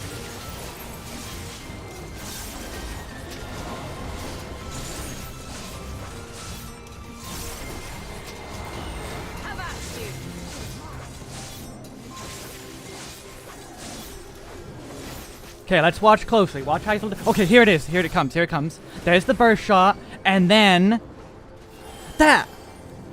It's called Megiddo Flame. That is called Megiddo Flame. I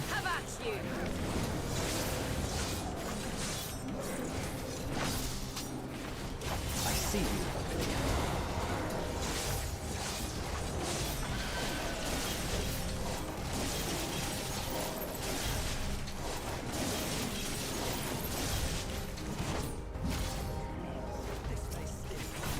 No, I'm not. I'm not Mongoose.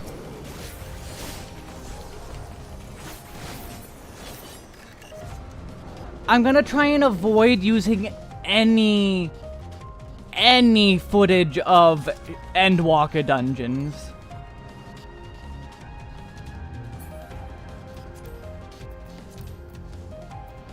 Goodness me, what manner of thinking is behind this?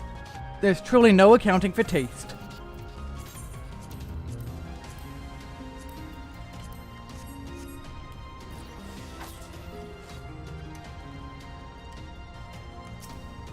Laden Lord. You know me, I like to avoid the spoilers.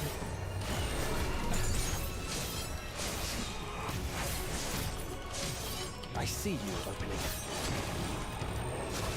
Oh, inhale.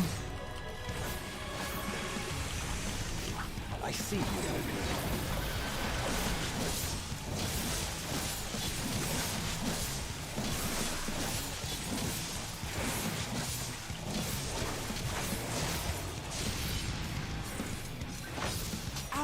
My way.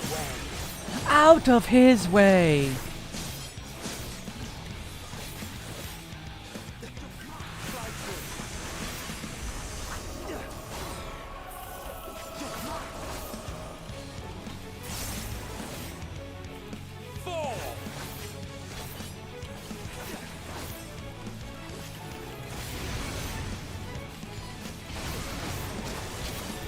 That was pretty, obvious, I'd say. Ooh, orbs.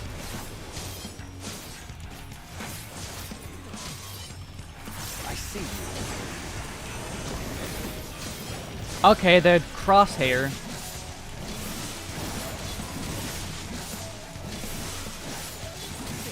Oh, wait, no, gotta be this side. Each head does a different thing. Intimidation? Just in case. I was right.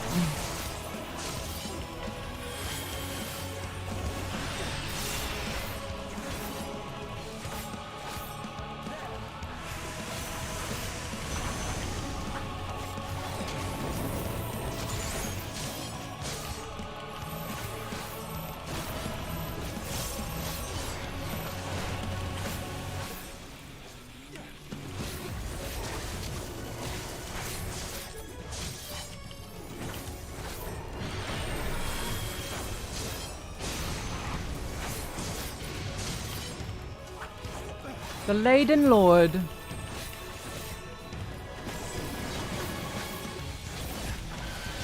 Stand firm.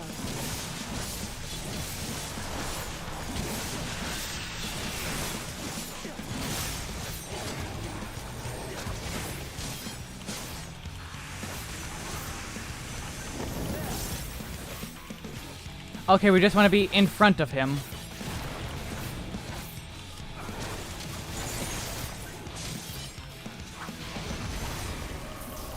Easy peasy. And heal myself. That was a pass for Constitution, but a fail for Intelligence. If its concept is submitted, I will be certain to reject it. Also, please don't even do joke spoilers. Those aren't cool either. I think they're pretty lame. Personally. Where's my gear? I want gear for myself. Okay, ring, earring, earring. Ring. Oh, that's that. Pants.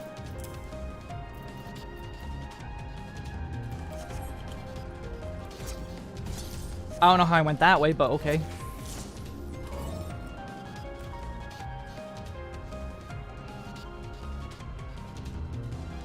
You'd like to keep it that way, right?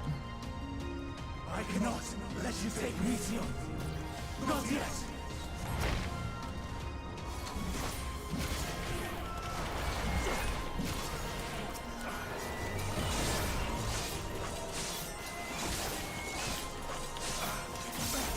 That is a fair point. A lot of people are stuck in queue. And I feel sorry for all of you, because this is very good.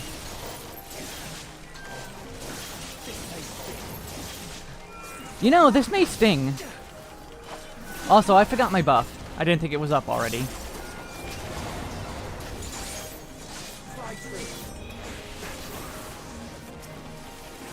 Okay, there's the thing, there's the 2. And then make it a flame.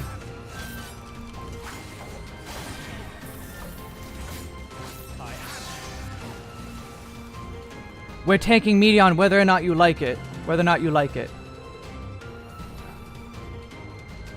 Wow, where is this? Central Area Artifice.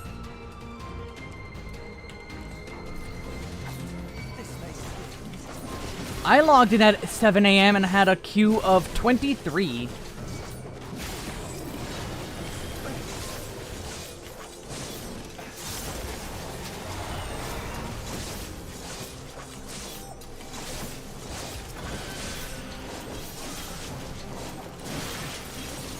Actually, no, I got in at like 8 a.m.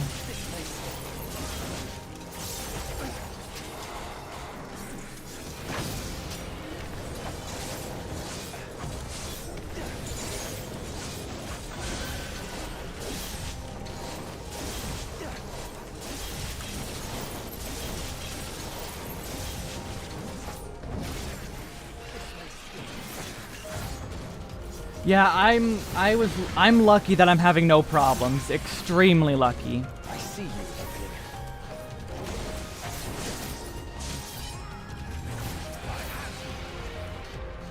Evelyn. It dropped another ring of healing. Unable to obtain the Titsios ring of healing, you already possess one. This is my first run of the dungeon. Oh.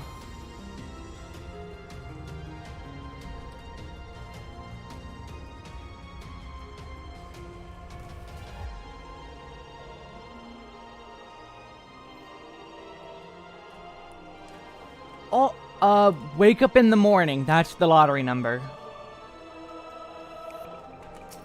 I must hear their answers before they're expunged from existence.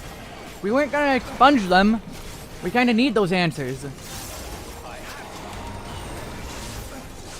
Stubbornness can be a virtue, but this is a little excessive.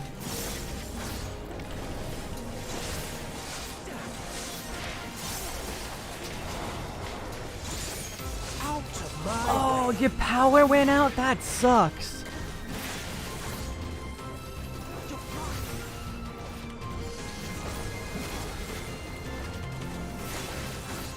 That sucks.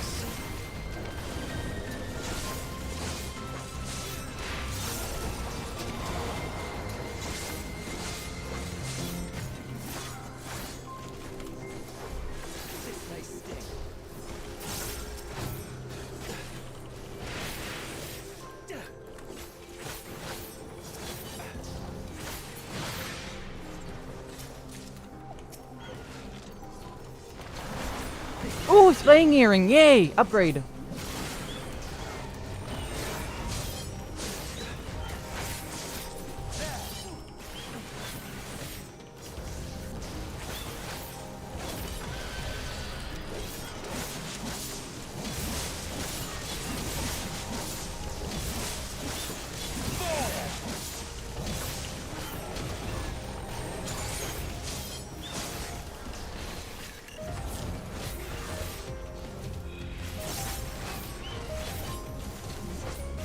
Everyone except me.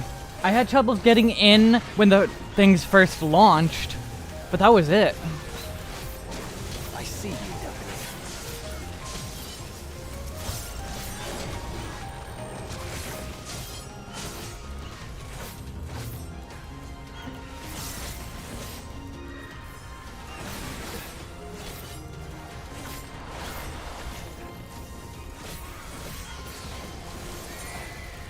Okay, first, put on the new earring. Flying life forms, an introduction. The successful creation of migratory birds which travel between continents with the seasons came as a breath of fresh air to the long, stagnant realm of flying life forms. In the end, it was a relatively simple thing to grant creatures the ability to navigate by celestial bodies. But this method lacked the precision needed to guide them to the same location each time, as would be vital to their survival. The breakthrough came in the form of magnetic fields, the use of which was discovered by the incumbent Fandaniel during his tenure as Chief Overseer of Elpis, a truly inspired idea that has been brought lasting benefits to the star.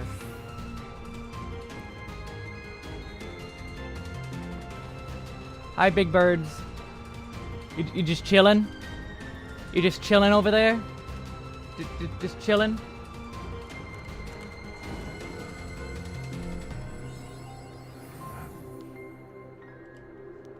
Man, look at that though.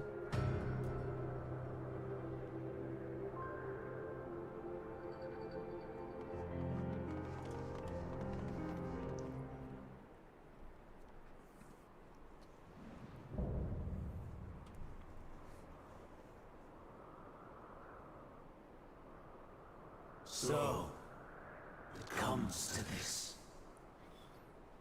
Well, I've no wish to fight, but this time, I cannot yield.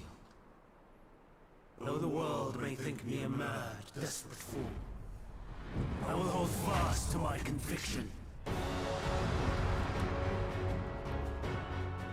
Simo, the reason is because the WoW Exodus. Like, according to the one post I saw, on Steam, the highest ever recorded active players doubled. And that's Steam alone. So there's a lot of people playing this game. A lot of people. To protect Medion, he would go so far as to transform, so far as to make himself a villain.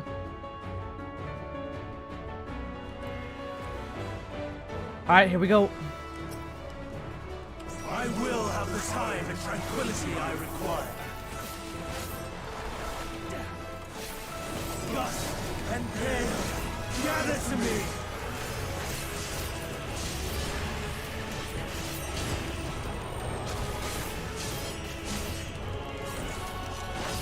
Ancient brand, unleash your power! Oh, come on.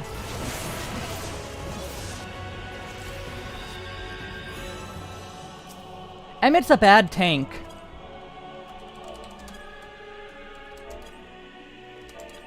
Bad tank. You're not supposed to move the boss. I can max melee range that.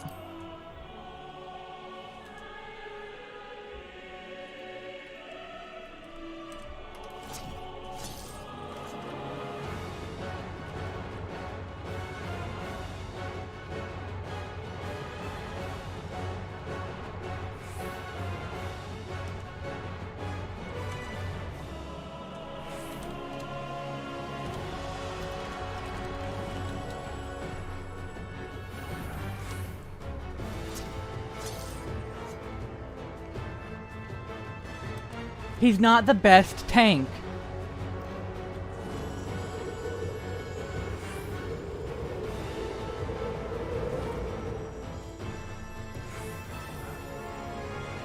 Sean, it's matched to the size of my chat box.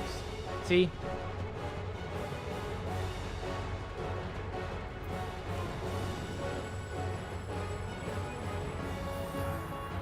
I keep my chat box a very specific size.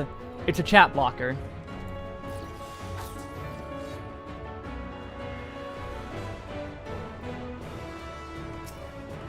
I will have the time and tranquility I require. Gust and pale, gather to me!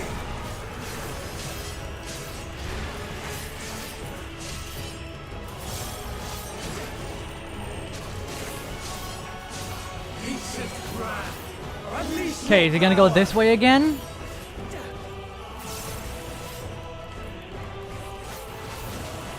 Oh, okay, you can't max melee range that. Never mind. I did not think they would actually give you that big of an AoE to dodge. Stars on high, fall and rain.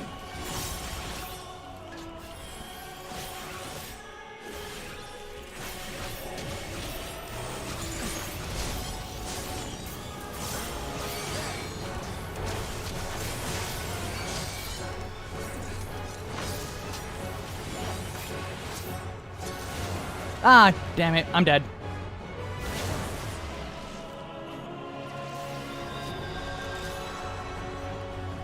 Okay, fine, I'm not gonna greed anymore.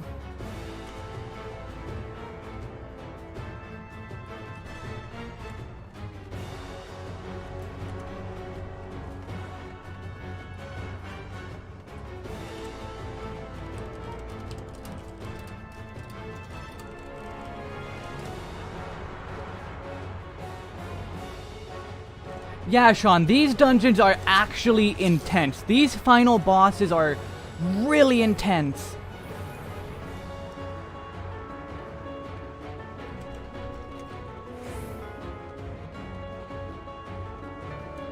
Mongoose has been banned from chat.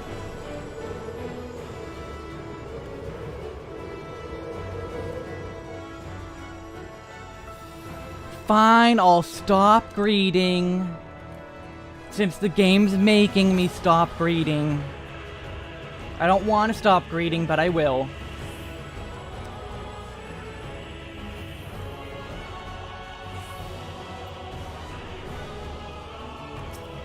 I will have the time and tranquility I require. Dungeons were pretty hard in Shadowbringers. Dust and hail, gather to me. I hit the wrong button. They were hard in Shadowbringers. I just bumped the mic, I'm sorry. Unleash your power.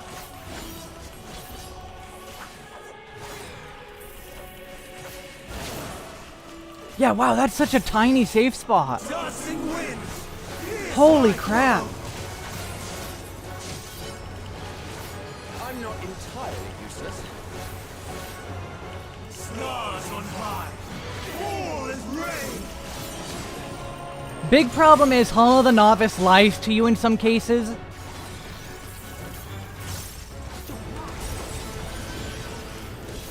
It's not completely accurate.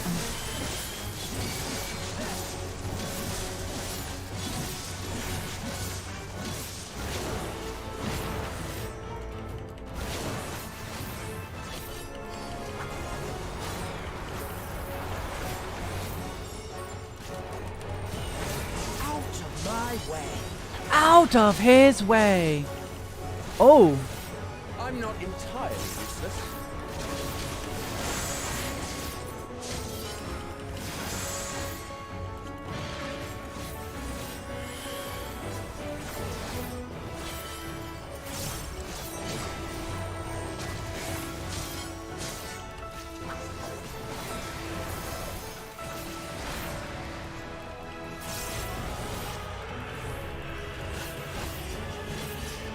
Streams of ether. Surge as one. Quadruple.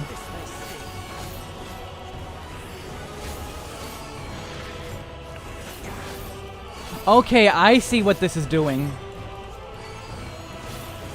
I appreciate this pattern of AoEs.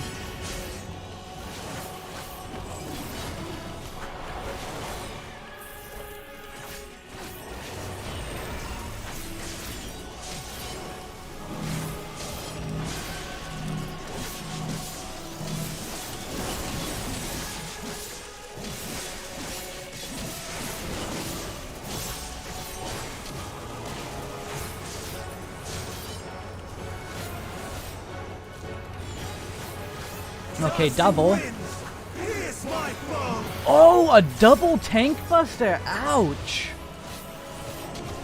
Oh no, it's just an AoE he has to dodge. Never mind.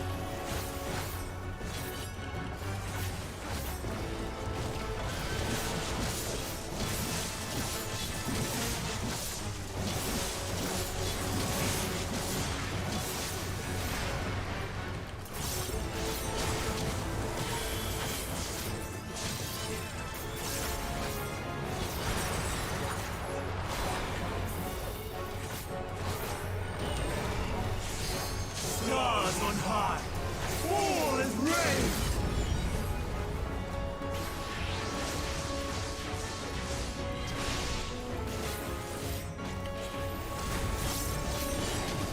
Even when I transform, I am not finished yet.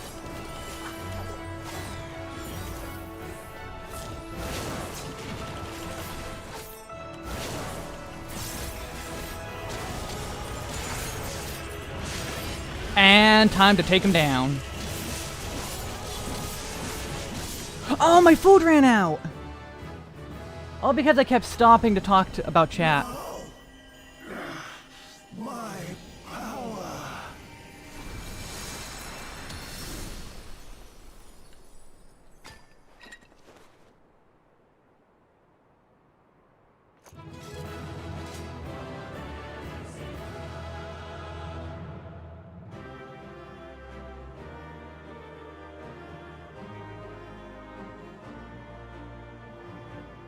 Yeah, harder dungeons, we got them. Plentiful harvest. Immortal sacrifice cost.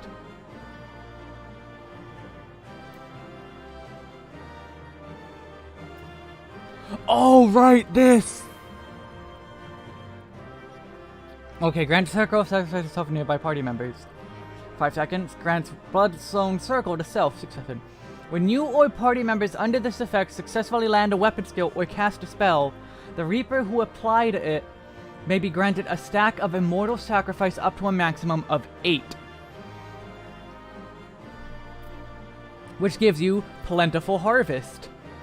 Which, straight line before you with potency of 420 for the first enemy, or 520 for the first enemy, and 60% less for all remaining. Immortal sacrifice cost, 1 stack. Potency increases up to 800 as stacks of immortal sacrifice exceed minimum cost. Increases Shroud Brigade by 50, cannot be executed on this effective Bloodstone Circle. Consume all stacks of immortal sacrifice upon execution.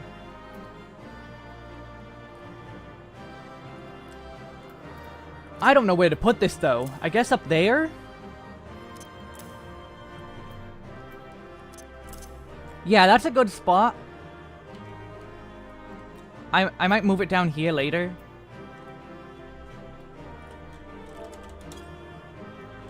No. Slap him. Wait, I got the weapon! I don't like the look of it.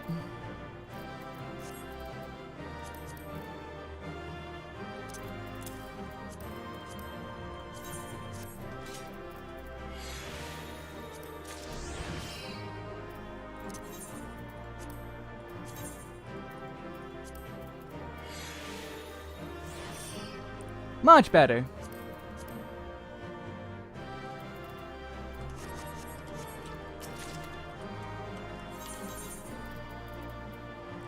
Ooh, red mage weapon. It's a small sword. And chest piece.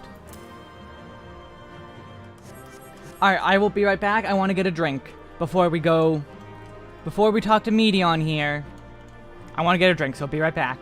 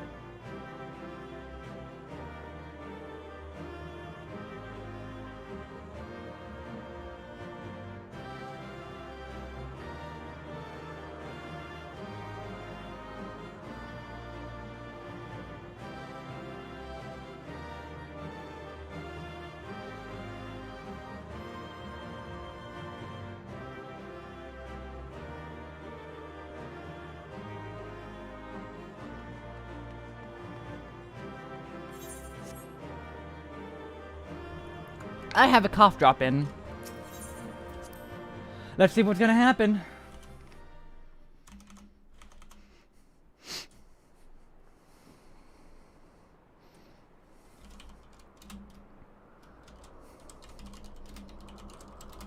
It's over, Hermes.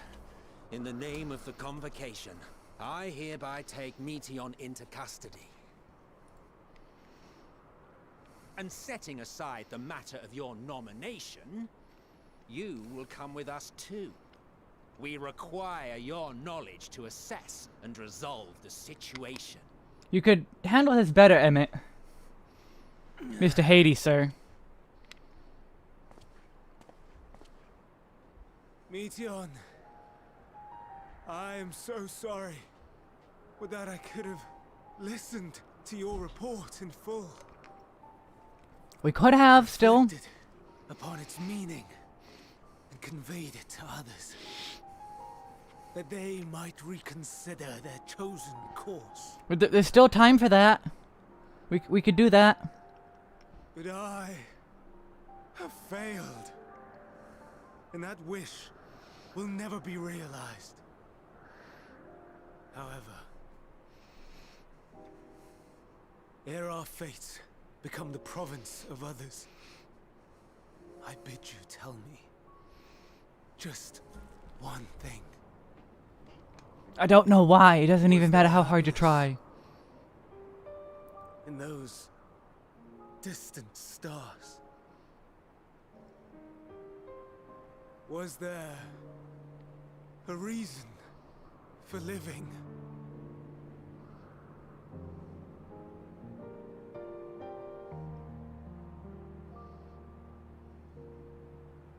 We conducted our search as per your instructions. We scoured historical records, communed with the spirits of the deceased. Oh no. Heard the final testaments of the dying. Welcomed their shadowed hearts into our own. One race had striven to create a world bereft of animosity. Oh my god.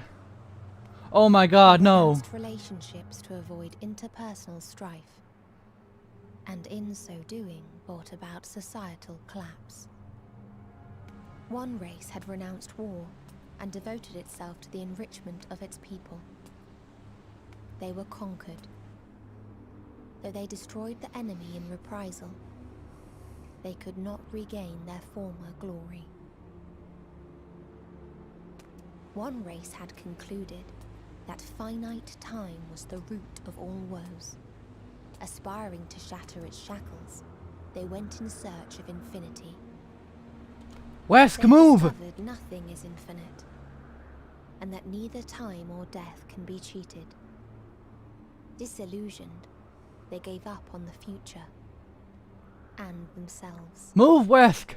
You know what this is! One race had discarded all things that gave rise to sorrow, hoping to have only joy. They found joy lost its savor in the absence of sorrow, and lost their will to live. Though worlds apart, these peoples shared a belief. The belief that they had tried their best. That they had tried to fulfill their potential with every step and success. In the course of which, they learned the truth. That they would never be free of fear and sorrow, anger and despair, of loneliness, so long as they yet lived. Even now their souls cry out for oblivion. And to this song of anguish, I lend my voice. We lend our voice. Oh, beloved mankind, shimmering jewels of beautiful Atheris, rejoice, for we will free you from the cruel yoke of existence. There is no need to struggle in vain, for in nihility awaits salvation. You will know peace and serenity, and it will be beautiful. We will make our nest at the edge of the universe, and there in the dark of dead worlds hoard sorrow and suffering. There we will sing, our chorus ever louder and ever clearer, that our song may reach even this ether-shrouded star. Such is the answer we have found in the stars. Such is the gift we now offer to Aetheris.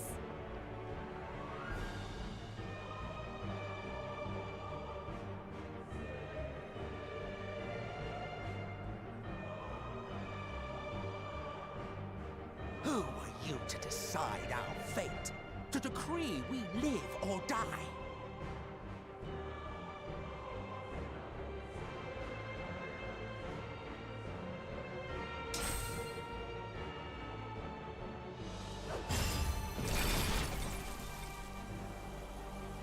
Have you lost your mind? You heard what she said. She means to destroy us all, yet you'd still take her side? In the name of the star, we have discarded those creations that we deemed flawed.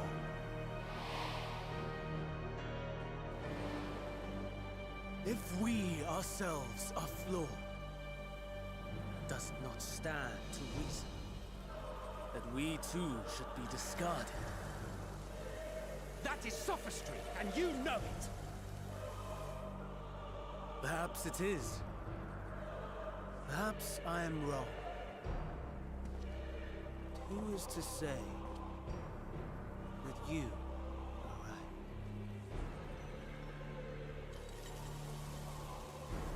Let us settle this with a determination. In my authority as Chief Overseer of Elpis, I will make a judgment on man's fitness to exist. If he can learn to value all life and retain his will to live, even should his end be justified, he will surely find a way to avert his demise. If not, he will perish from the start. As with all determinations, provisions must be made to ensure fairness. Kairos! Awaken!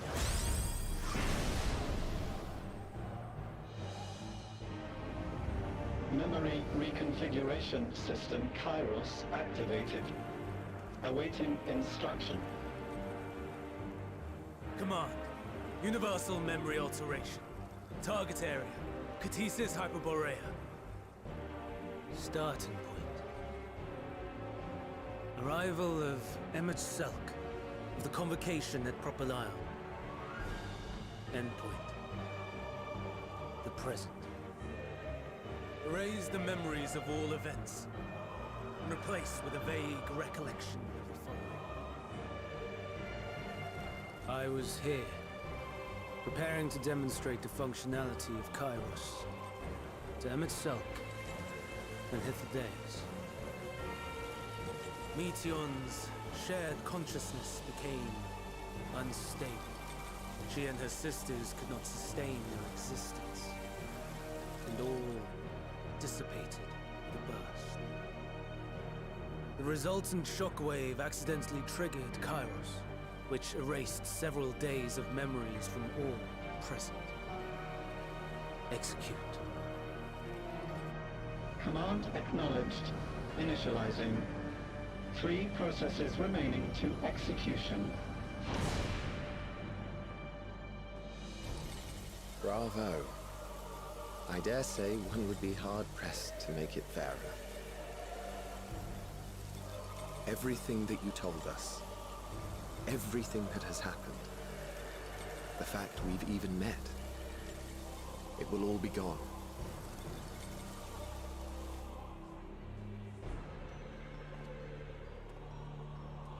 Go, Meteor. To the edge of the universe, where none can reach you. Hermes? Won't you come with me? If you were to shed your flesh, I should be able to carry you.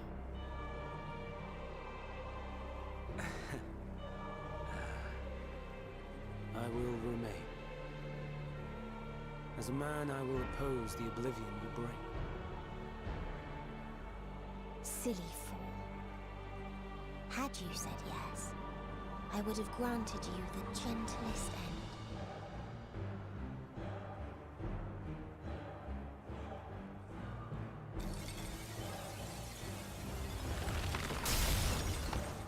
This ends here!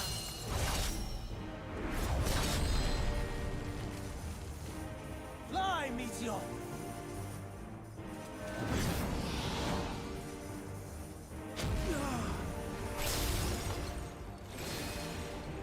That is far enough, Hermes! Argos, to me!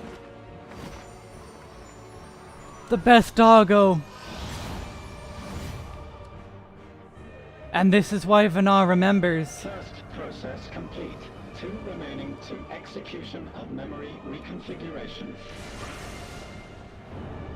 As if we needed more pressure. No matter what, you cannot forget what happened today. For it is the key to saving your future. Your world. This fight is our fight. What comes after, our problem to contend with, not yours. No. Your own struggle awaits, and no one else can take your place. You must flee this place with your memories intact, and I will see that you do. Now then, where is it? There you are, my little confluence.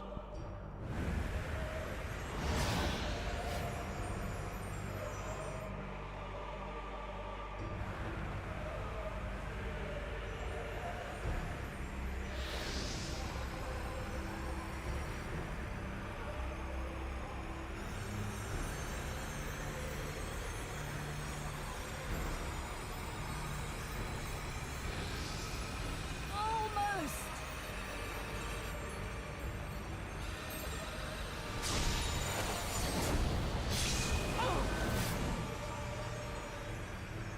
Very well then. You may elude us this day, but not forever.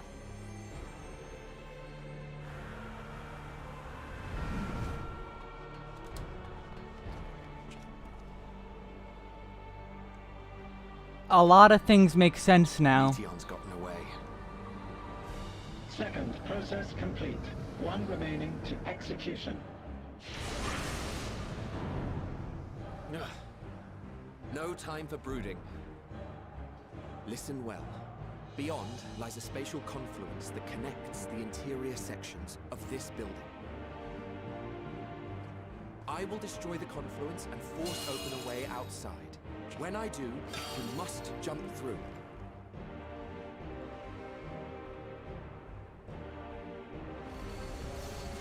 I cannot tell you how sorry I am. But neither can I let you escape!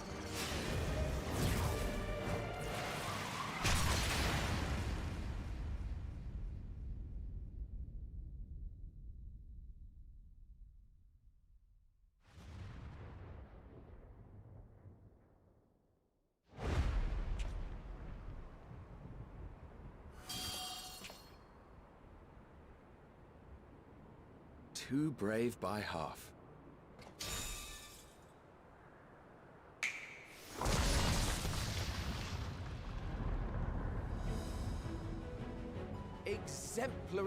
as always, MSQ. What?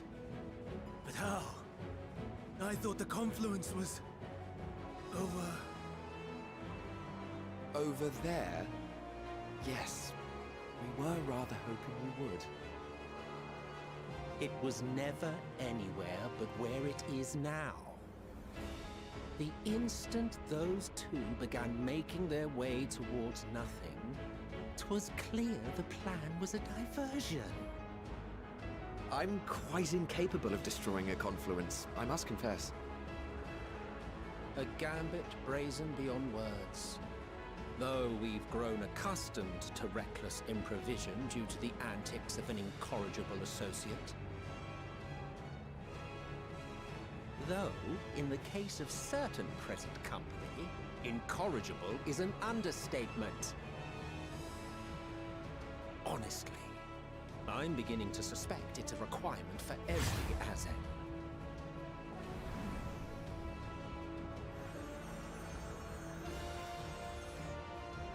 There's no time! Quickly! Even now, I do not believe your tale. I would not suffer us to walk such a wretched path. Still, if it must be said, do not squander it. The legacy I leave you.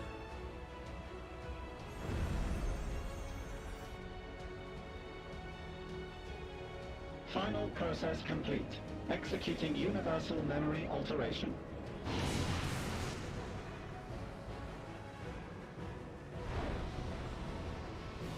Go, Argos!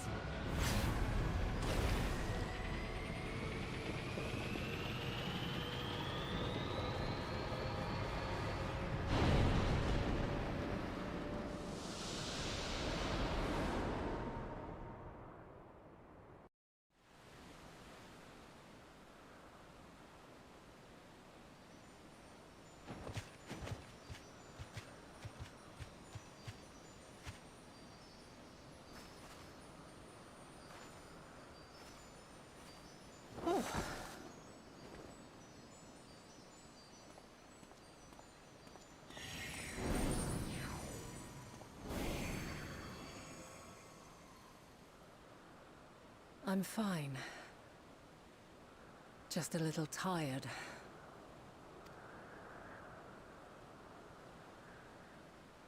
Can it be true? Are we the only ones left who see beauty in the world? In life? Are the stars above no more than husks of fallen civilizations?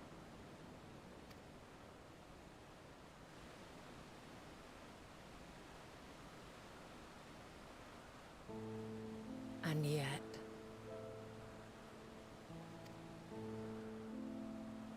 I feel her. Though she is unimaginably distant, I feel Meteon's presence. And the place where to we must go.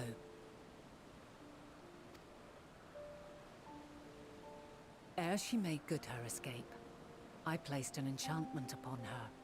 One which allows us to follow her trail. She is... But thanks to MSQ and his Ladeus, all is not lost. We remember. I did not mean to skip that. Okay, so what we missed. Ere she made good her escape, I placed an enchantment upon her, one which allows us to follow her trail. She has already left the outermost bounds of Aetheris and continues on her way.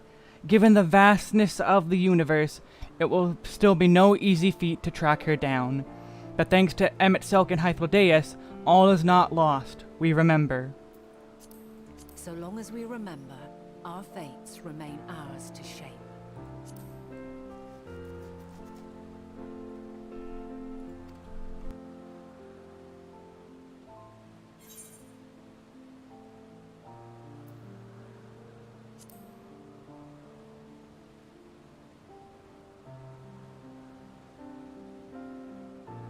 I'd like to know too. Let us ascertain the situation at Ctisis Hyperborea, where they should still be.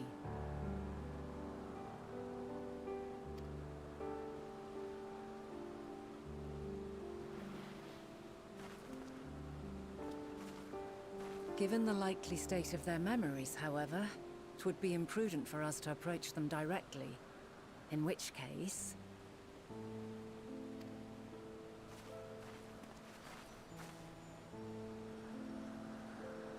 I am sorry, my friend. I've asked much of you this day. But may I trouble you one last time?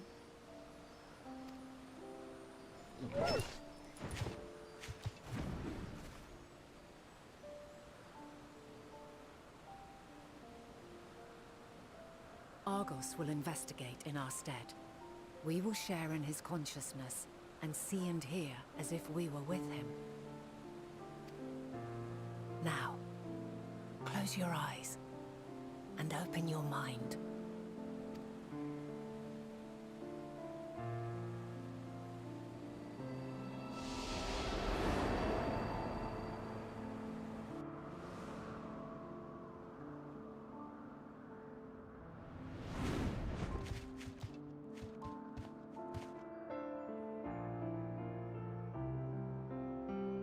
Thank goodness you are unharmed. Unharmed? There is a gaping hole in my memories. I can scarcely remember arriving here in Elpis. Forgive me. I was preparing to demonstrate the functionality of Kairos to our guests. But Meteon, her shared consciousness became unstable.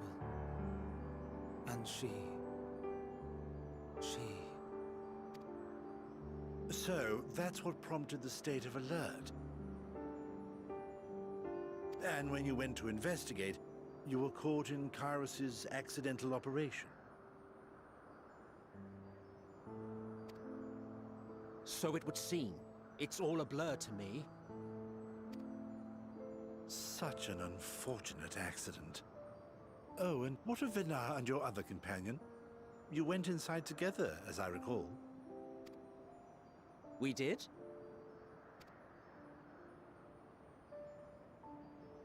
If Vinar was with us, I have no recollection of it. But that there is her familiar, is it not? The fellow seems happy enough, so I think it's safe to assume his mistress as well.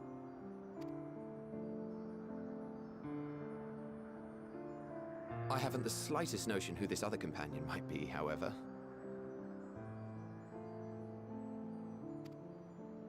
Ah, well, that individual struck me as a bit different, for want of a better word. Perhaps... Curious. God damn it! I must ask Vinar about it when next we meet.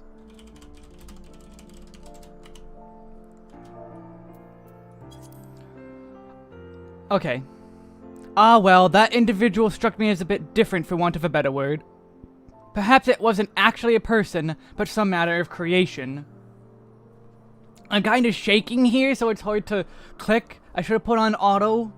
I'm gonna put on auto. Yes, you do that. I can't be trusted to click at the moment. Hermes, whatever this Meteon did, it seems he bore the brunt of it.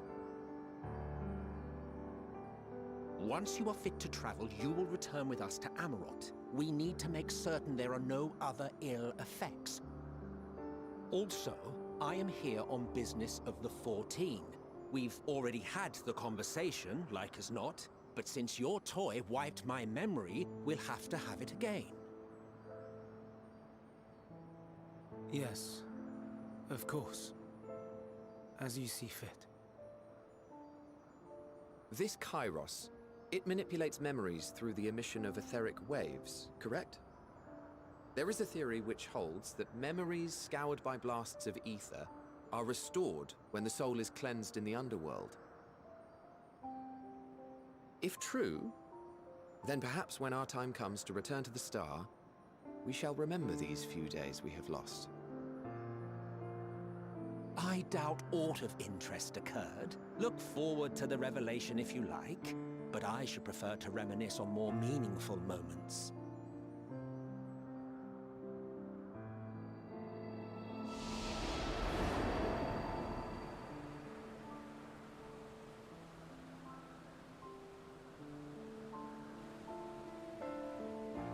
Let us rest, if only for a while.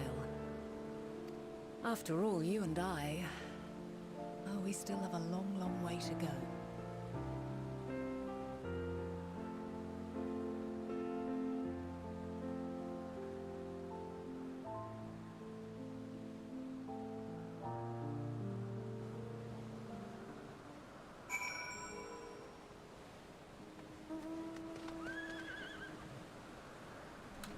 Okay, so that explained a bunch of things.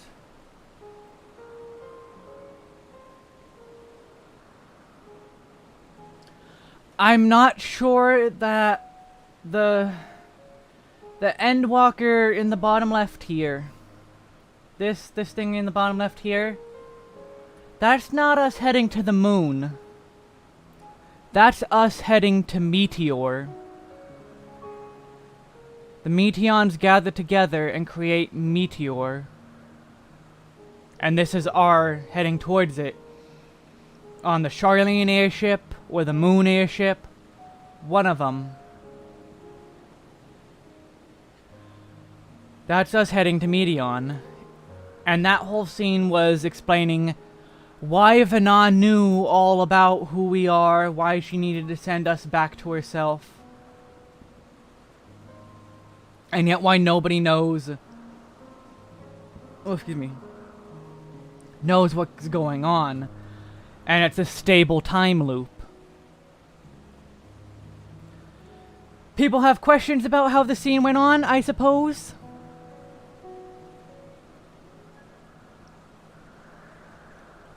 Questions?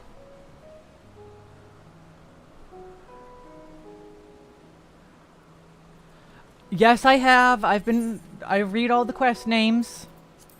I know. We had ones like Fonda, Wanda, Stumble, Listen, Ponder, Warrant, Cherish, Welcome. It's the lyrics of Answers.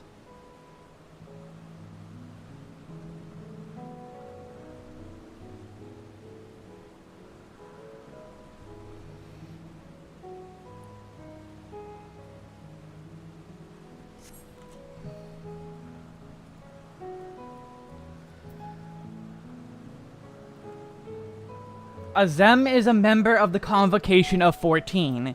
It's a title, not a name. Azem was Vana. Azem is whoever the current owner is, who becomes us when they are sundered.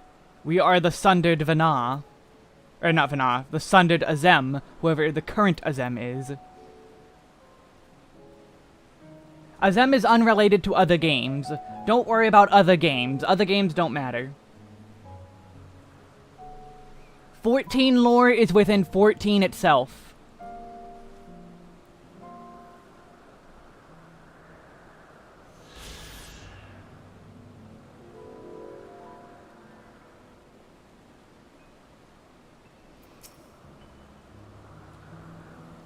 Are you feeling at all recovered? I understand that your exertions were more than purely physical, but resting one's body, if only for a moment, is never without merit.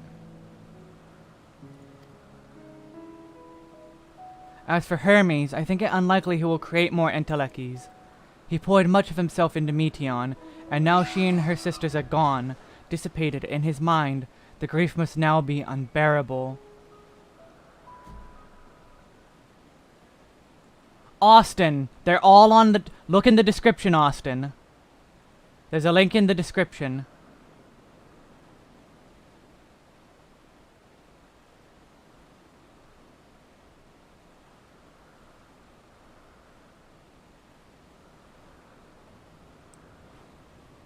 Yeah, just right in the description right now, there's a link. He will blame himself.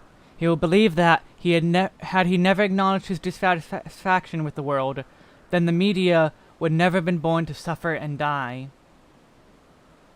The offer to join the 14 will be a welcome distraction, and one day hence, he will face the advent of the final days in the role of Fandaniel.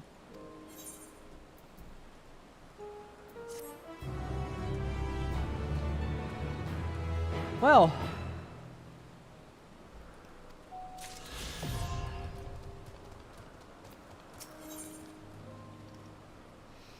Thou must live, die, and know. This is the end of Elpis, I guess. Wesk, listen to me. Our duty now is not to denounce Hermes for his misguided determination, or to convince Emmett Selk and Hythlodeus that they have been deceived. No, we must instead ensure that the experiences Hermes sought to expunge are preserved. What remains in our memories alone will be our weapon against the final days. You must fight this battle in your age, and I in mine. Come, let us walk together once more. I will see you to the doors of Propylaeon.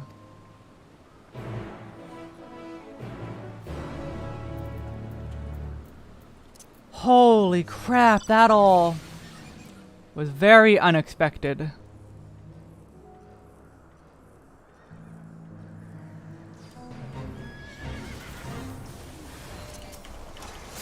No, not the job I want to be doing this on.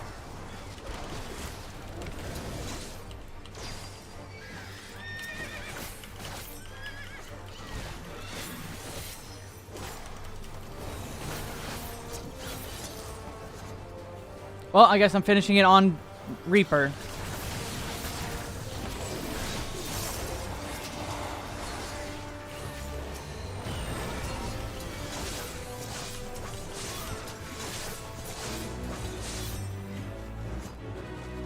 I wanted it on Dragoon, but it didn't work.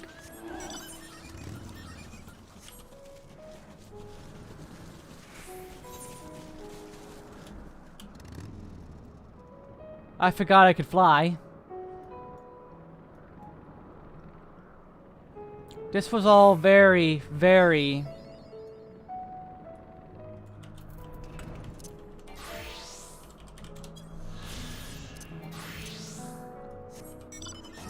very surprising. Yeah, I'm mixed on time travel. Like,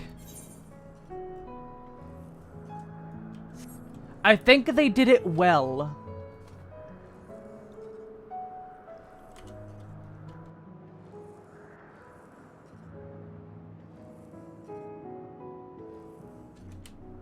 Proto, then you don't have them all.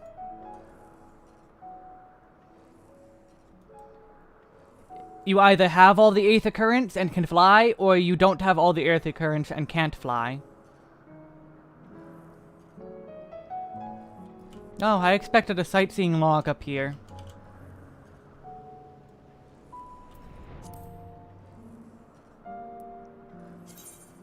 You have all 15, like this. And there's, next to the icon, there's the feather icon, or the wing icon.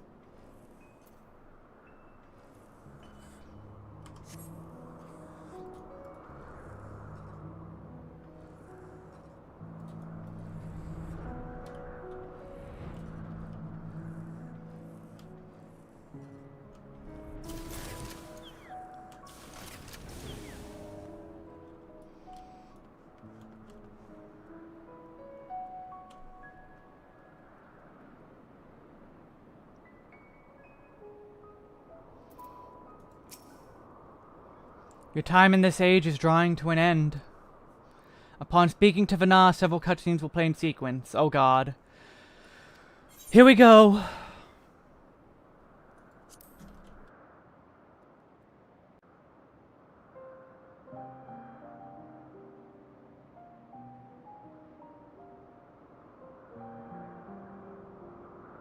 So, it is within. The portal that brought you hither, and will take you home.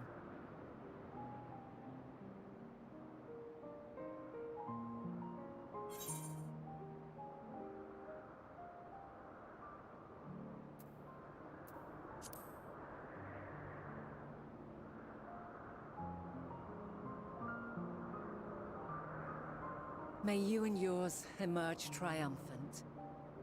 Make use of the knowledge you have gained, that your days in Elpis and our friend's sacrifice be not in vain.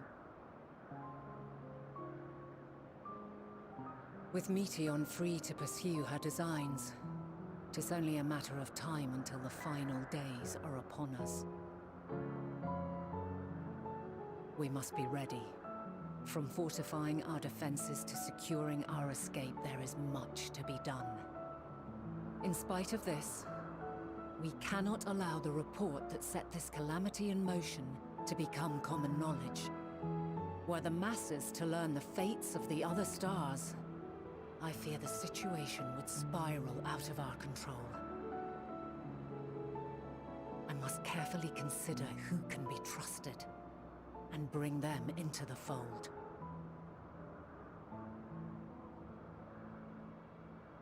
Ordinarily, I wouldn't hesitate to call upon the 14. However, it was the desire for a fair determination that drove Hermes to attempt to erase our memories. Were he made aware of his actions, there is no telling whether he would remain a friend or become a foe. He becomes a foe anyway. Alternately, we might try to alienate him from the convocation.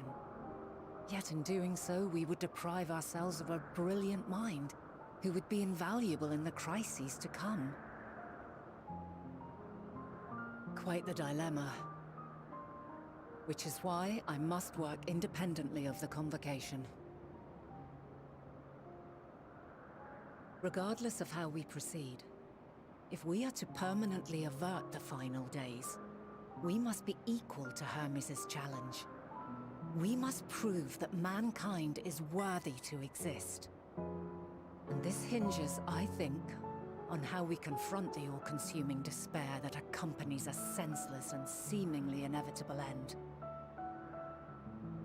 Bewildered and divided, we would perish like the peoples of those celestial ruins.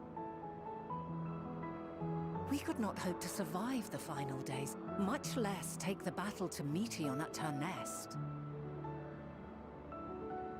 We must find a way to defeat despair, to unite and prepare as many as possible for the struggle ahead.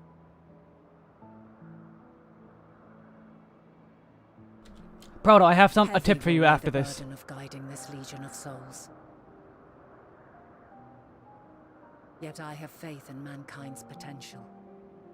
As long as he believes in himself, there is naught he cannot achieve. So I will not give up on him. On us. You may find your world to be very different. Or perhaps the erasure of our friends' memories has sown the seeds of a conjunction between us. We cannot know until the moment is at hand.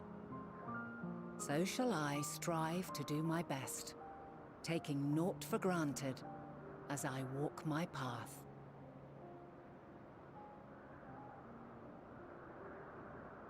And I pray you walk with me to the end. As you move Walk forward, to the end. so too will I, as will all, resolved to fight for the morrow. And when mankind has found the strength to stand against despair, we shall silence the song of oblivion. She who sings it will learn our journey is far from over. This I promise.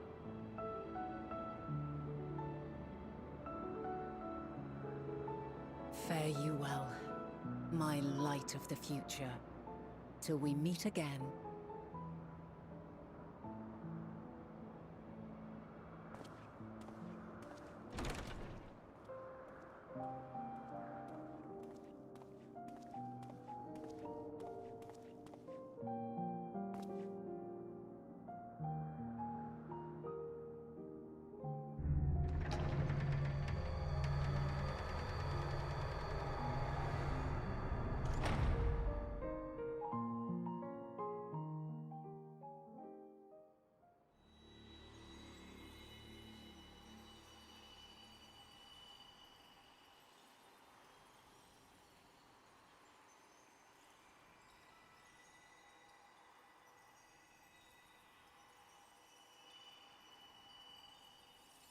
From this day forth, I shall strive to bring honor to the seat of Vandania.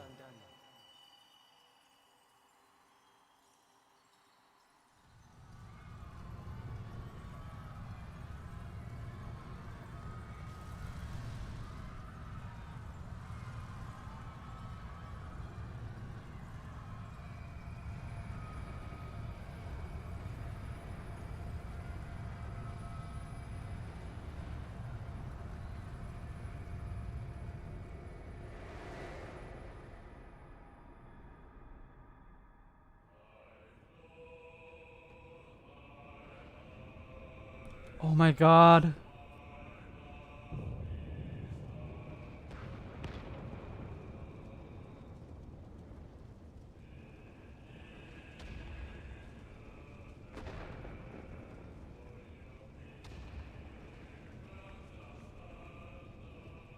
Even now, I remember standing there, locked in a moment where the sky is aflame.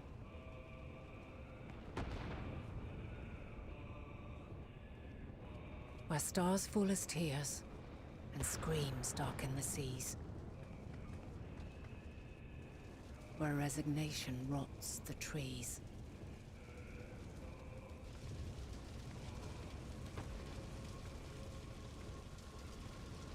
Where terror twists magics into abominations. Such is the lament of they who have gone before. The song of they who tried and failed to create a better world. The song of the end.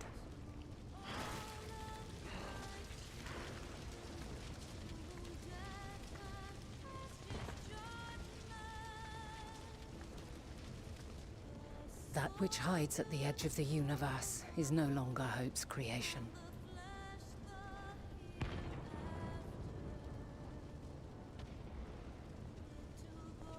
It is hopelessness incarnate.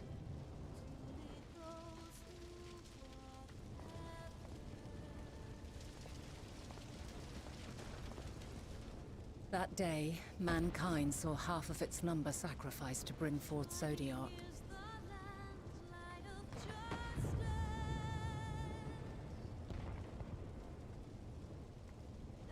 And covering the star in a shroud of ether, we forestalled the final days.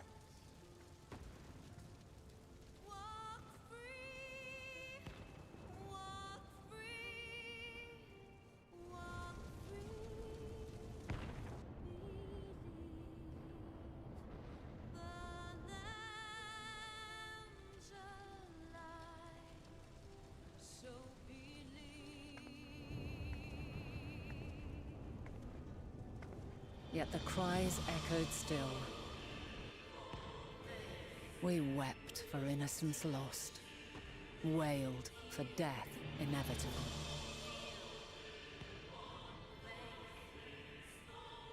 A reality too terrible to bear. And for too many who sought comfort in gilded memories of joyful days and tranquil nights.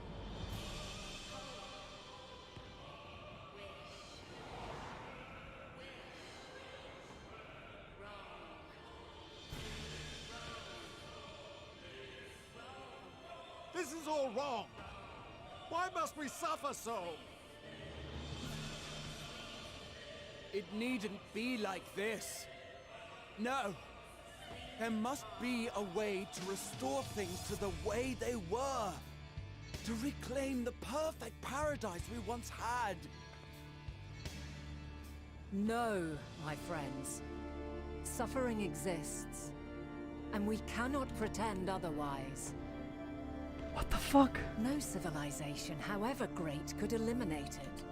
If we would live, we must accept it as our constant companion. Let us not seek to forget this tragedy. Let us carry it in our hearts, that we may grow stronger and know true happiness. We can't accept it! We won't accept it! It will be ours again! A world free of sorrow! No, it will not. For there has ever been sorrow. Mankind was but spared its biting sting for a time. So please, open your eyes. To try and reclaim those lives we lost by sacrificing yet more isn't wisdom. It is weakness. It is indolence. No paradise is without its shadows. If we cannot accept this truth and learn from our pain, then our plight shall be repeated.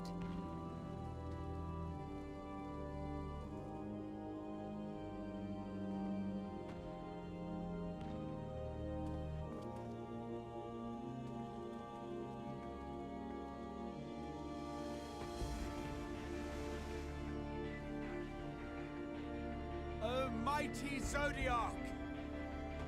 God, born of our boundless faith, we bid you, hear our prayer! Accept this offering of lives, and deliver unto us the lives we once had. Deliver unto us the days of old, the days when the star was a font of love, and we knew naught but bliss.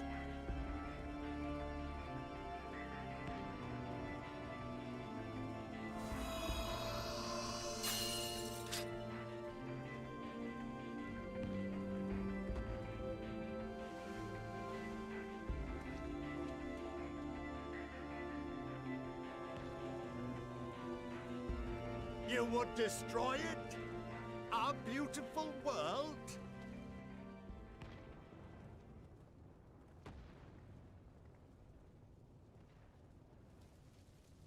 Lands that stretched on forever. Skies one could drown in. The heartbeat of nature, silent yet strong. And amidst it all, a people. Beacons of light and life. Laughter that warmed my heart like naught else before. They are my meaning and my purpose. My love. In spite of, or perhaps because of this, I choose to believe in mankind's potential. In his ability to find a way forward. So let there be no way back. From that temptation, I sunder us.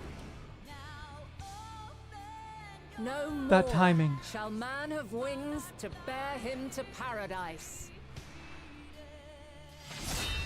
Henceforth, he shall walk.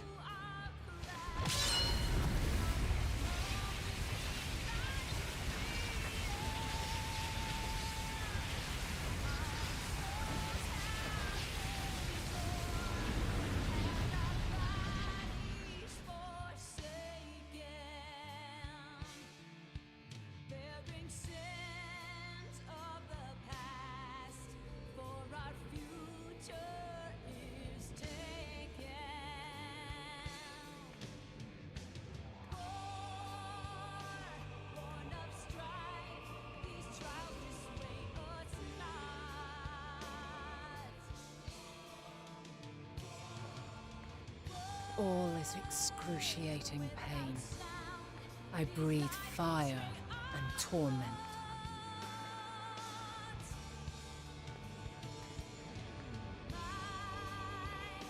I birth a world of suffering to mire and plague.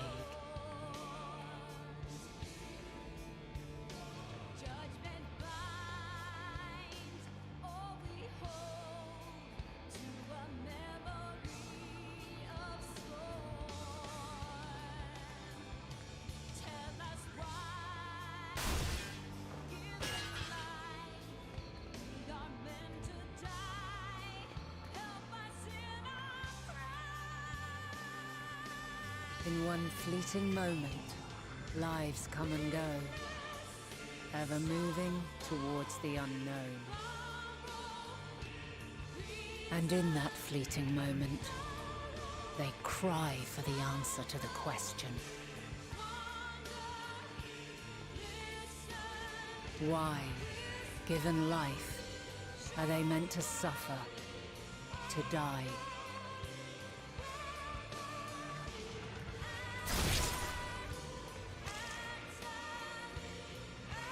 As fragmented, imperfect beings, yours is a never-ending quest.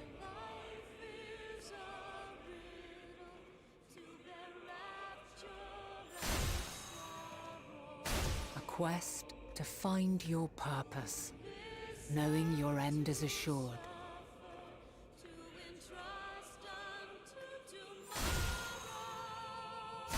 To find the strength to continue when all strength has left you. To find joy, even as darkness descends. And amidst deepest despair, light everlasting.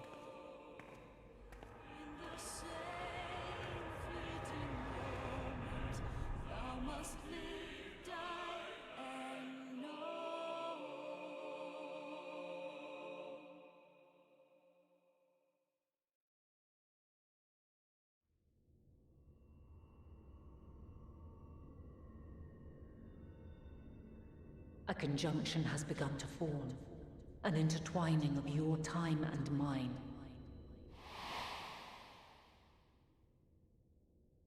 When you truly understand what is at stake, and your journey has prepared you to surmount the insurmountable, then shall I honor the promise made in another time, another age.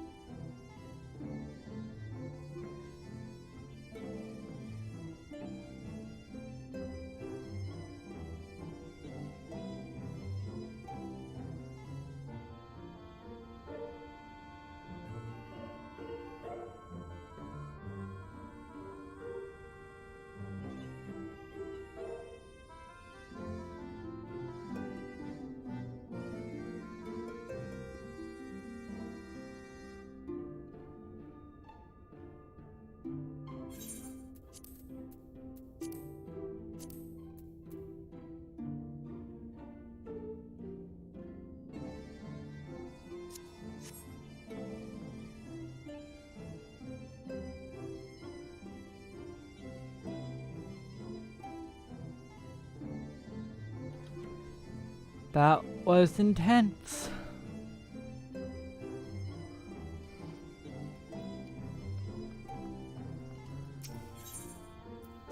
I did not expect anything like that.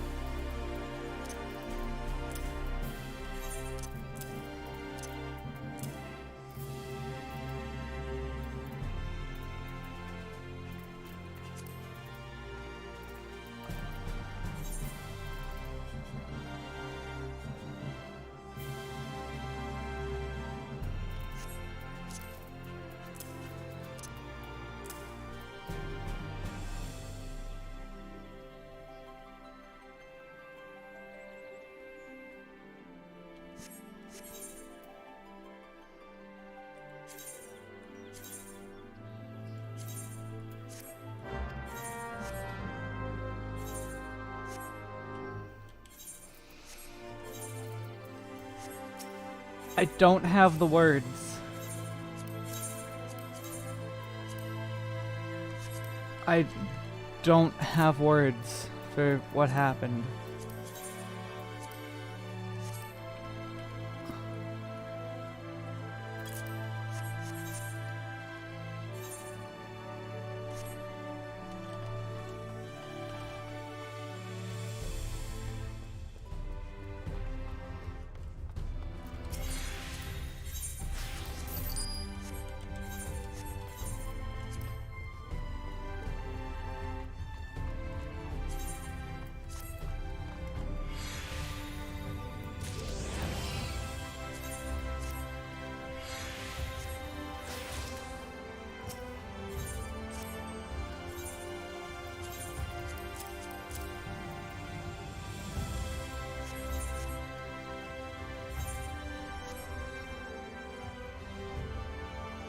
Mongoose, but I'm already done leveling Reaper.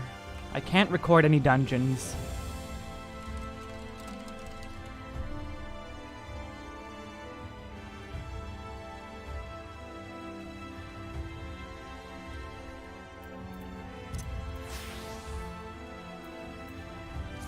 There's nothing left to record.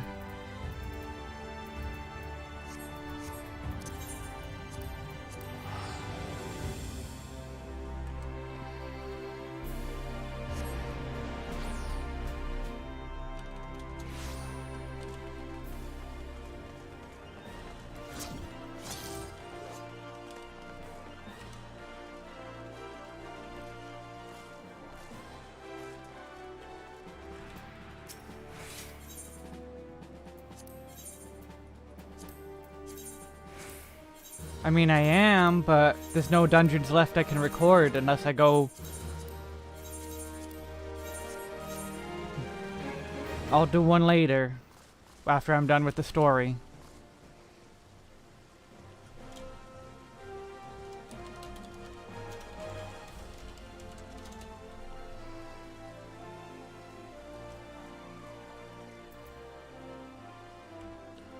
What's that say? Oh, that's the relic one.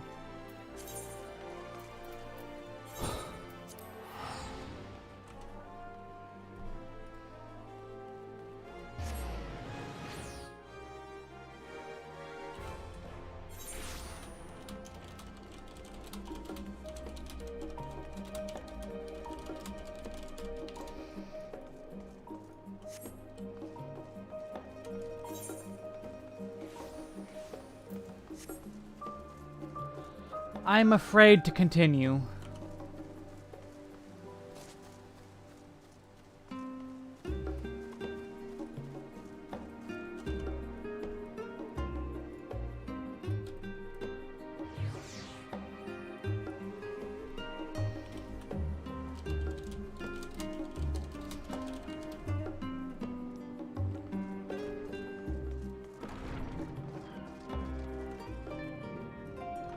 I think I am broken, is what I am thinking.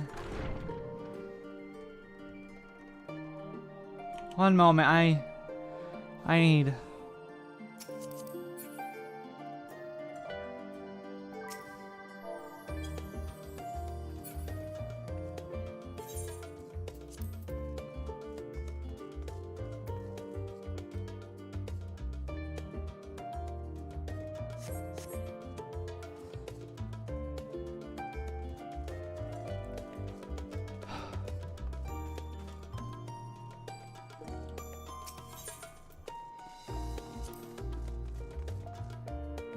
My mind isn't too much of a whirlwind to make thought. I have drink. Don't worry, I have drink. I went and got one while I was taking break.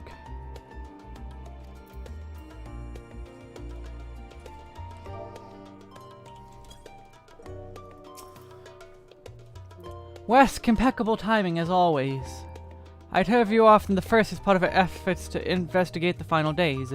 Well, so often seems to be the case, while you were away, we've had some developments, which we can discuss in just a moment. For now, however, I cannot tell you how wonderful it is to have you back.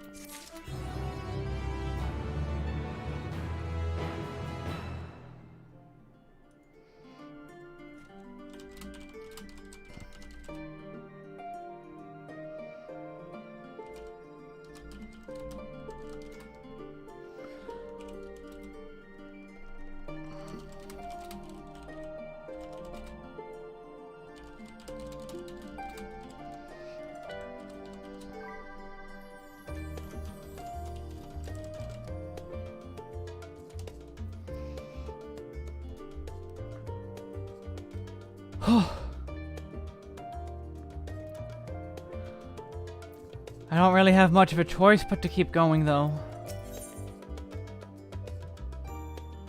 Oh.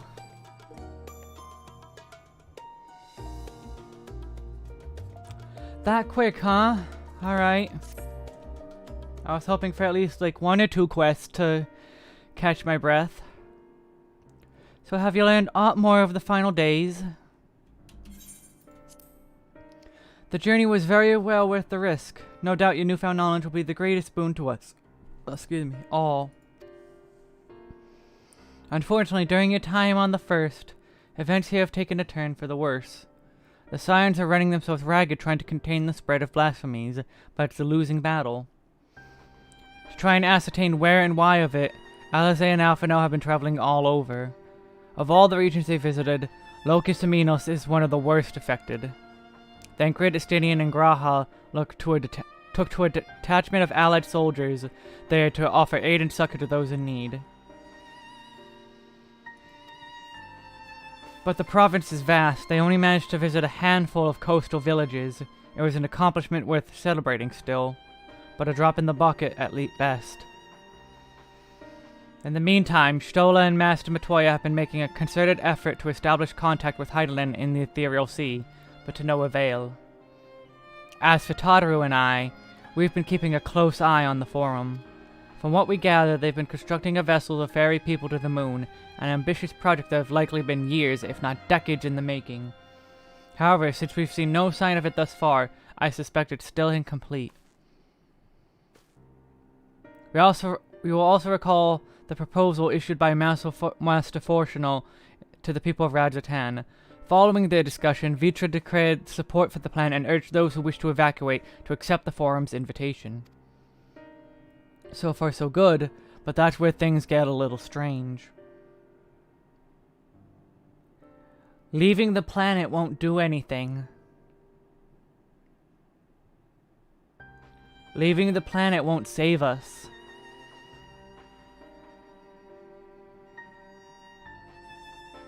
There is no hope in this moon plan. It will not work.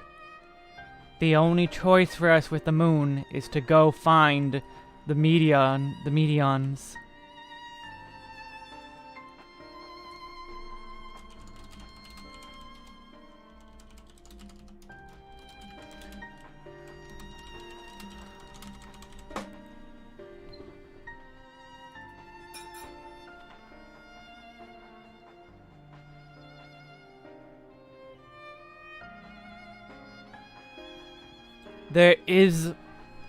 There is no escaping the final days.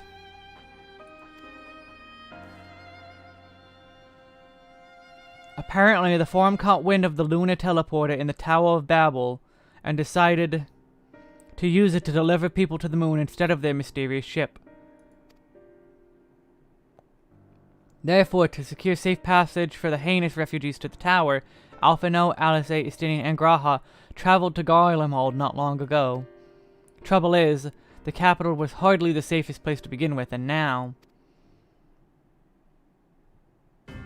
the final days have come to Garlemald.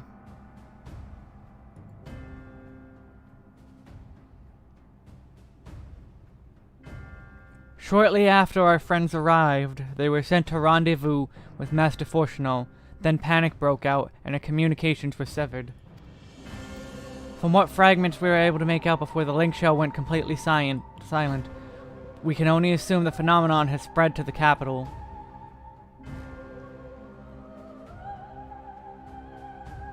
The others need you, Wesk. Please, you must help them.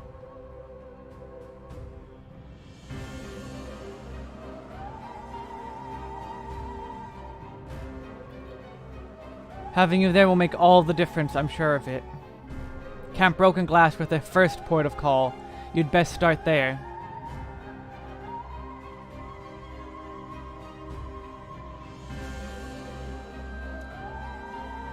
So, from how I understood it is, a barrier of ether is what keeps the Medions at bay.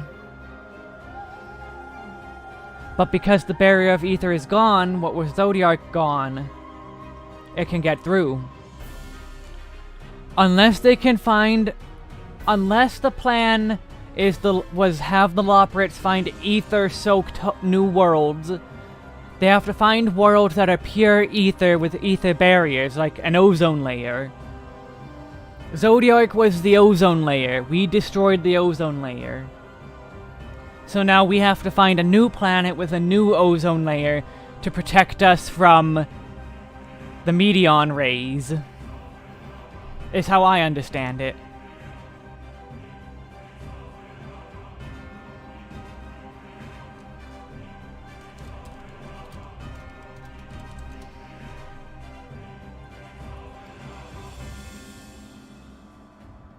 There's no telling what you'll be walking into, so you'd best take every possible precaution.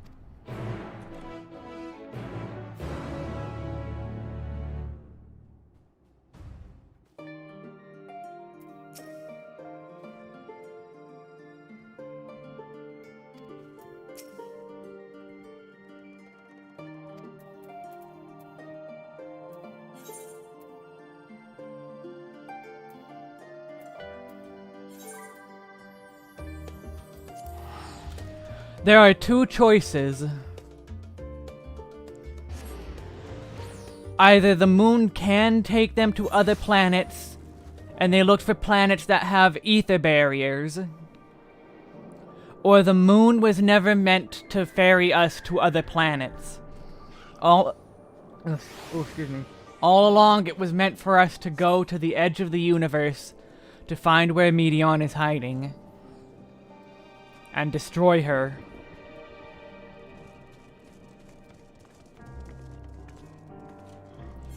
Find and destroy her.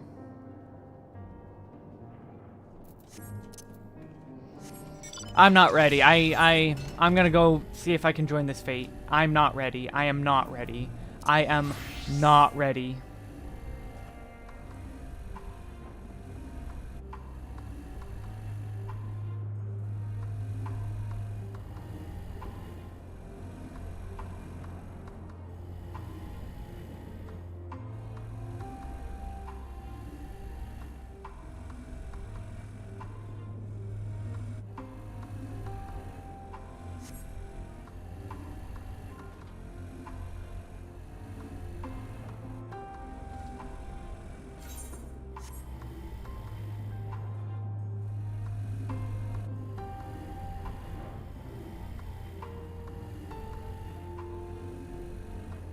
I am not ready at all.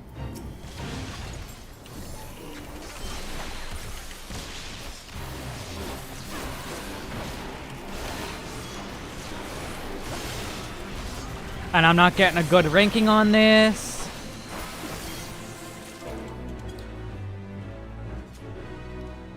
I only got bronze.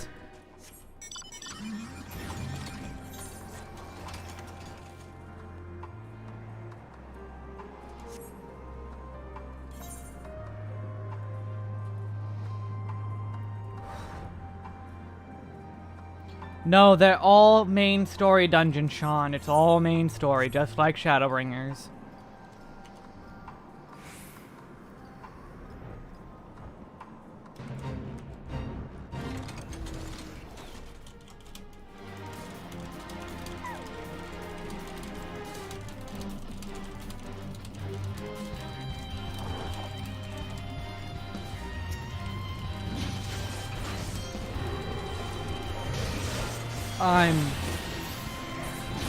Alright, I forgot to turn the volume down for the stream.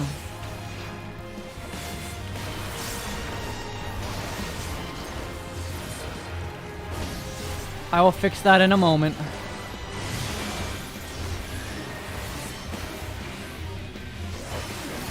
Yes, Medion would find us anywhere. No matter where we go, Medion will find us.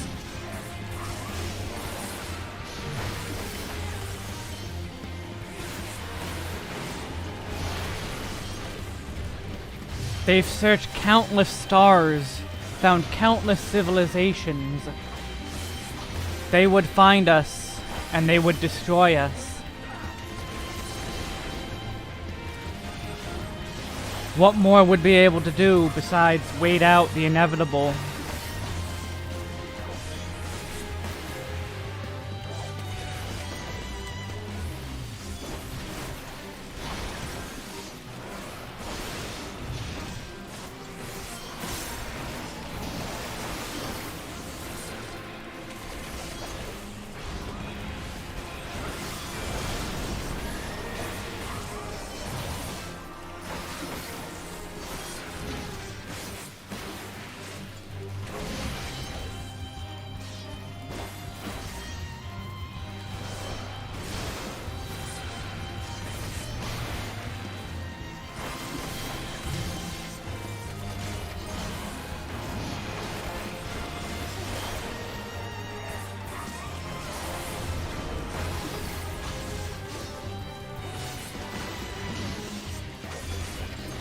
The Reaper story was good. It was short though. It wasn't really anything to write home about, really. It was just meant to be something small.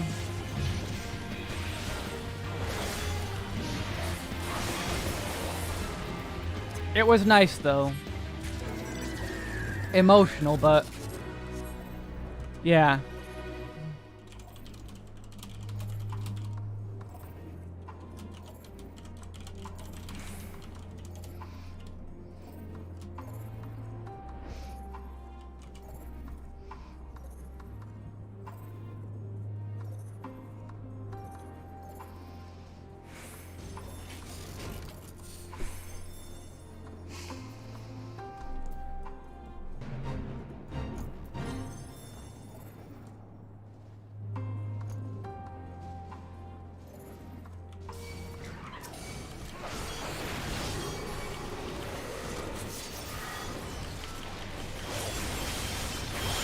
Really, dude? You're not even gonna help?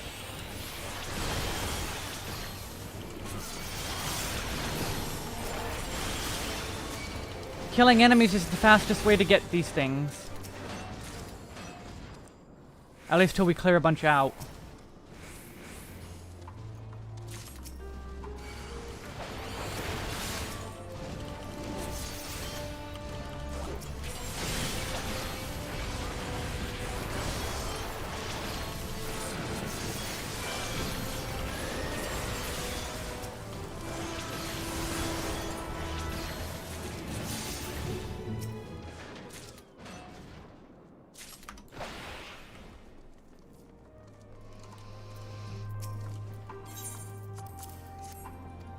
And yeah, you're right, even if there was no Medion, even if Medion were to just disappear somehow, Strife would still make its way to the home.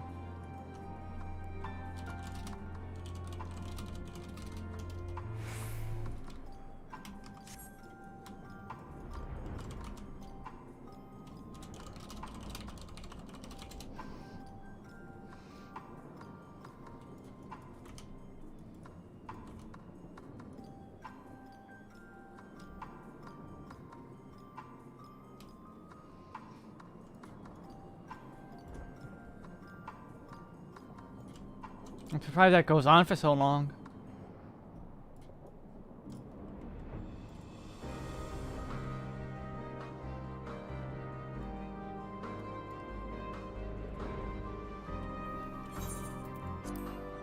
What's the 82 skill again?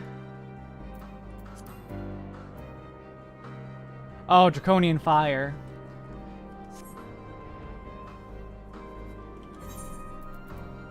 Yeah, giving us...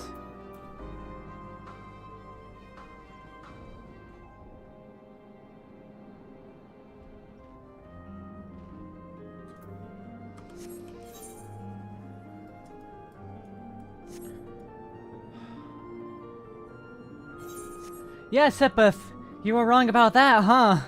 They sure fleshed him out, huh?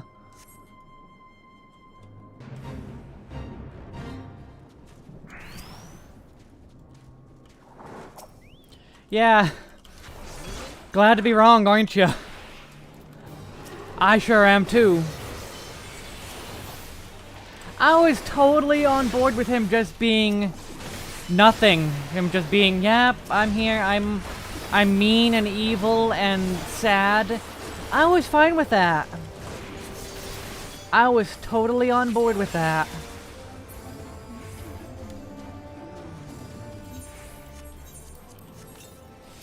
It didn't have to be anything more to me.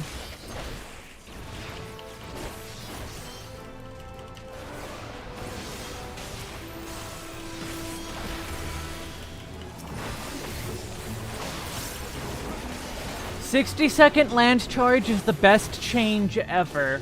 I love it." To swap topics to a more happier note.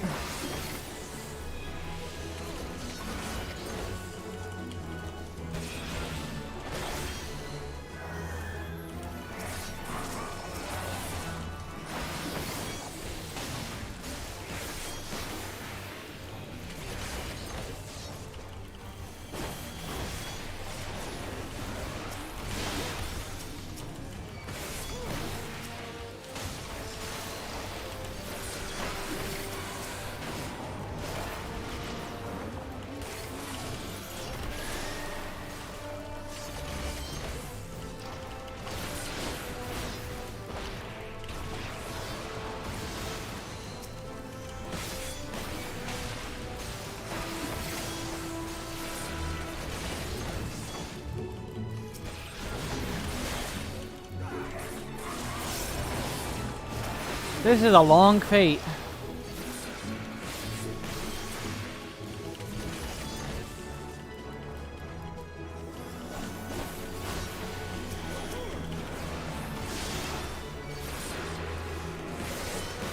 They're really leaning in on Gunbreaker being part DPS.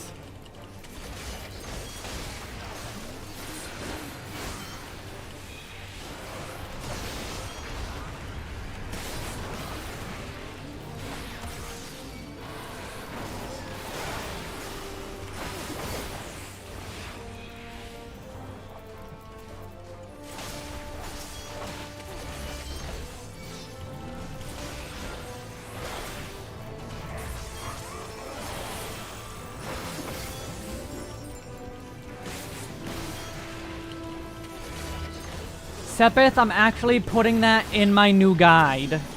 I'm putting that in the new guide, that Dragoon is a train.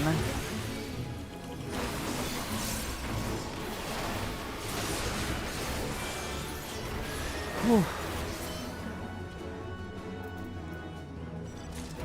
I can't put this off much longer, huh?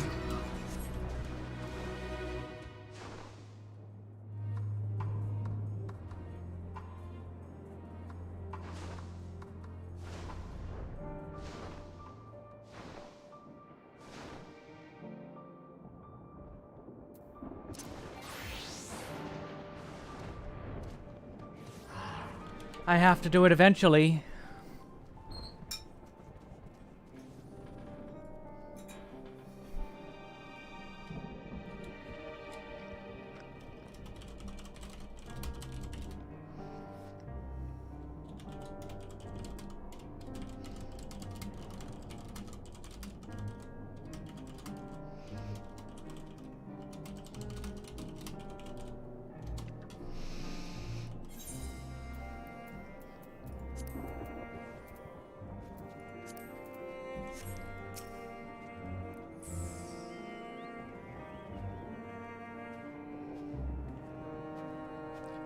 Yeah, I accidentally used Dragon Sight by accident a couple times, thinking it would be Blood of the Dragon.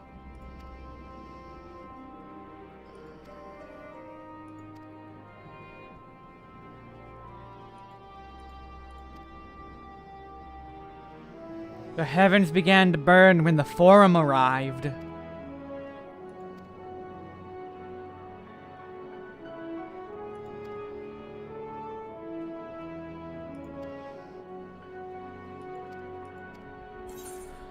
Oh god, this is gonna be long. Proceed.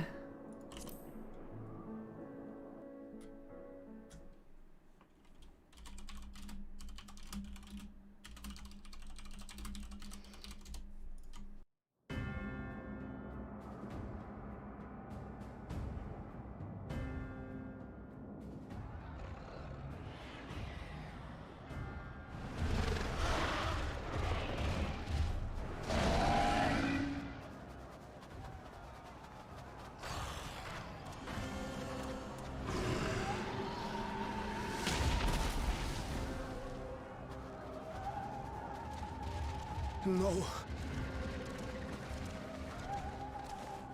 No. No. We were promised an escape. Not the same you who fled.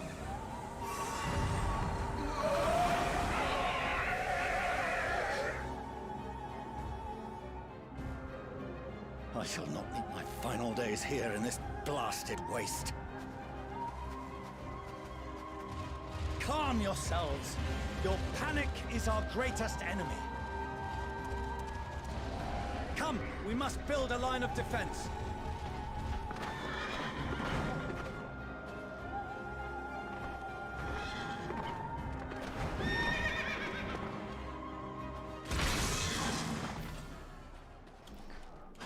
Show him action. How? Leave the fighting to us, Father.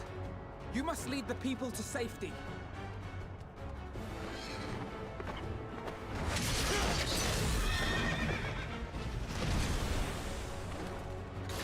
Heck yeah, Dragoon animations.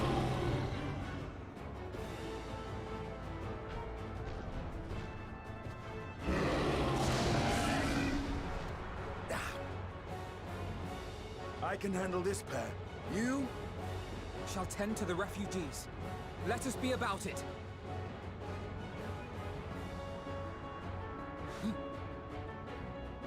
As you wish, my little lord.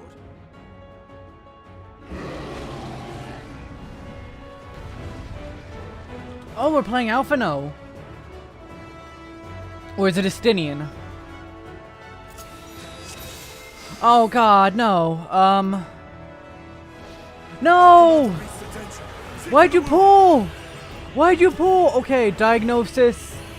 That's AoE. This is shield. So this is AoE, this is shield. This is...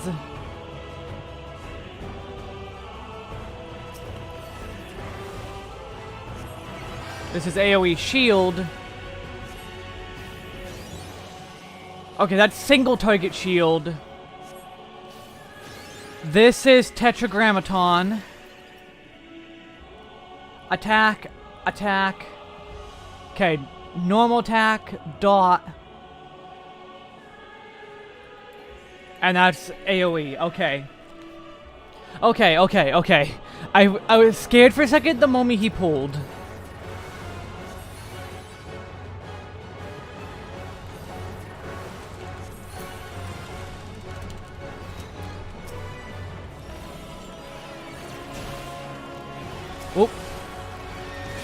Leave Fast GCD is fast.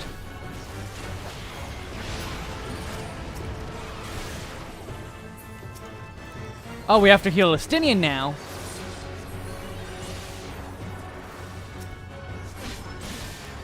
I wish I could move these. I really want to move these.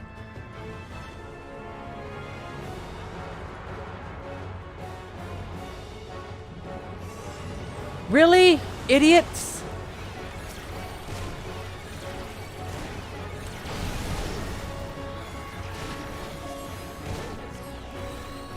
Those who can stand, come with me.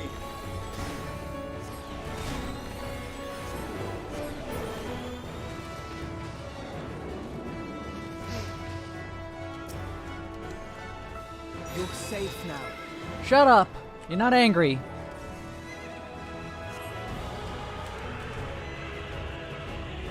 Shut up, you're not angry. Deep breaths.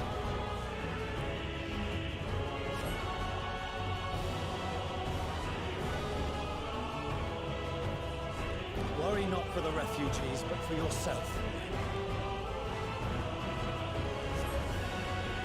Yeah, I don't know. I think I'm gonna...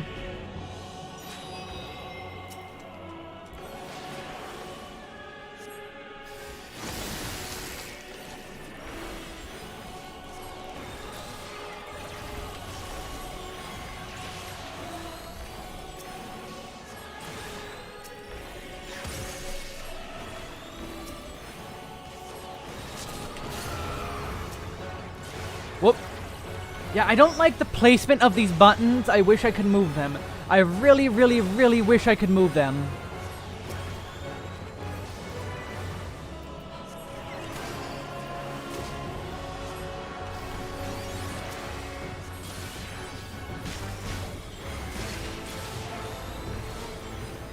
Yep, I know it was gonna be two sides.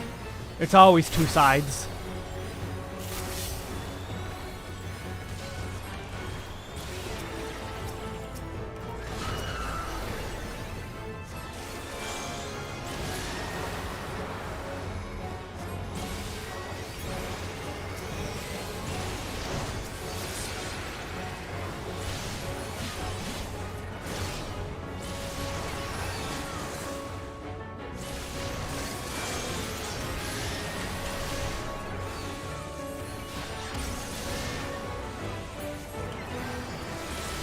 That was a lot of damage, holy crap.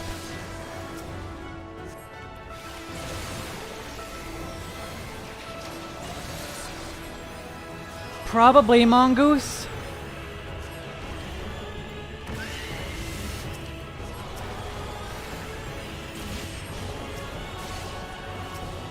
That's probably it.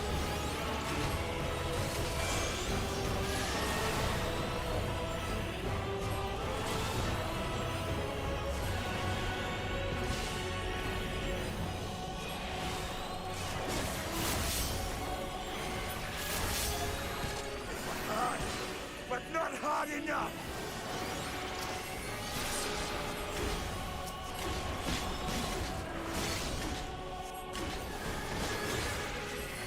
Leave Estinian alone, God.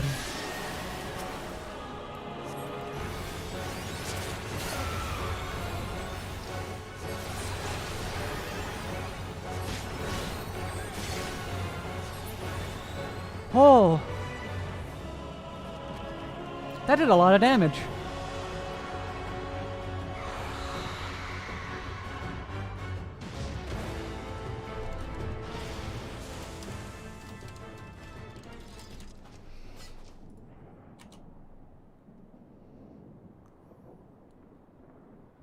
A prayer for those lost. Help!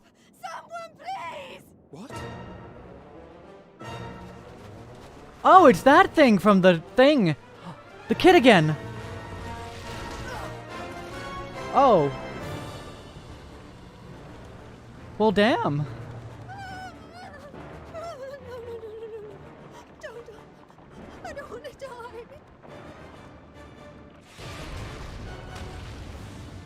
Forward! Let not a single fiend escape! Hello, Euless.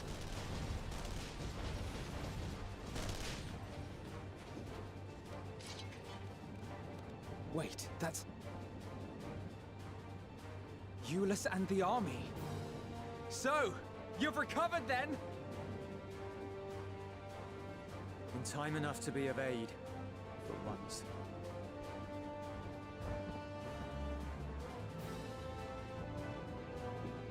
We can speak of it more later. For now, we must fight! To repay your salvation in kind, or with better! For Garlemald has her pride!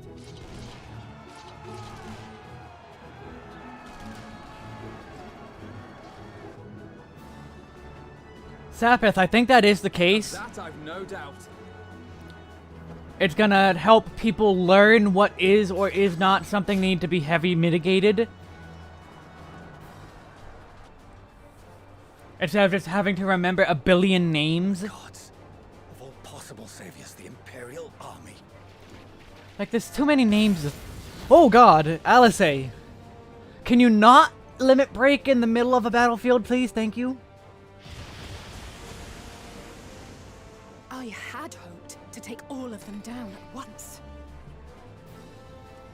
Think a withdrawal might be in order? Oh, sod that. You know who would never abandon these people to their fate. To be devoured by their former friends. That'd be beyond cruel. These beasts must fall here and now. Well then, I'd say it's high time we threw caution to the winds. You already did. Spare me the heroic sacrifices. Now, let's go. Oh, now we're doing a Death Unto Dawn. This is a Death Unto Dawn.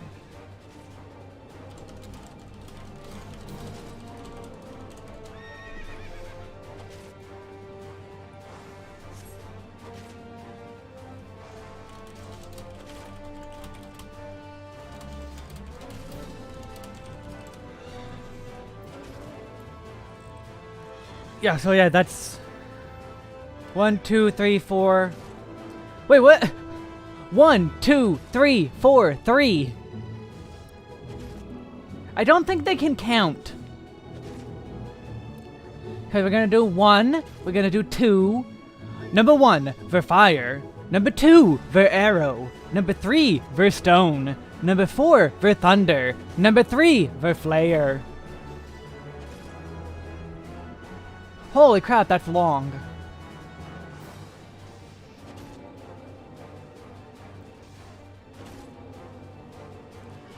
She has a heal, ooh, emboldened.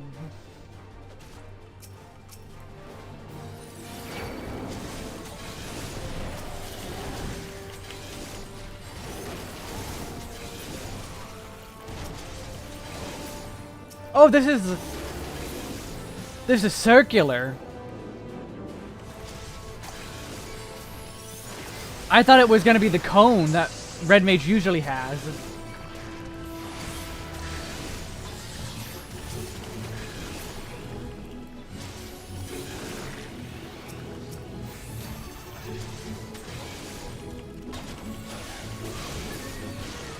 Damn, Graha.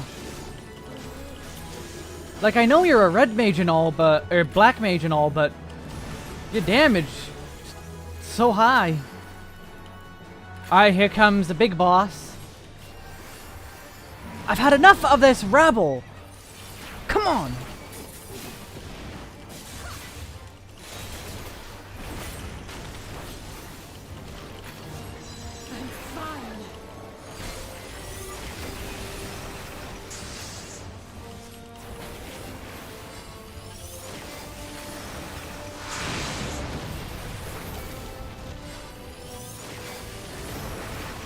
And heal. Heal. Deadly impact. Of course, it's one of these. I wish I had sprint. Not today.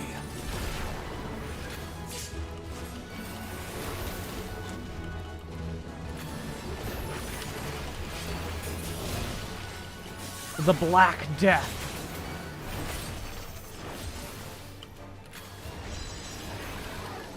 Oh, more meteors. Oh, okay, well, heal.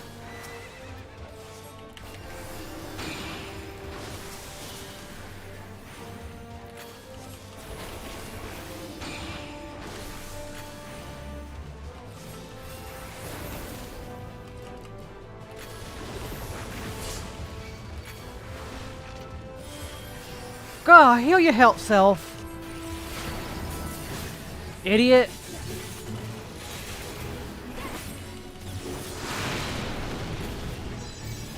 I'm not done yet. Why'd you heal me and not yourself, you idiot? Like that.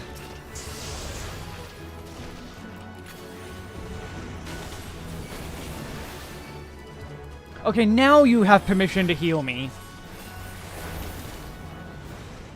None to worry about.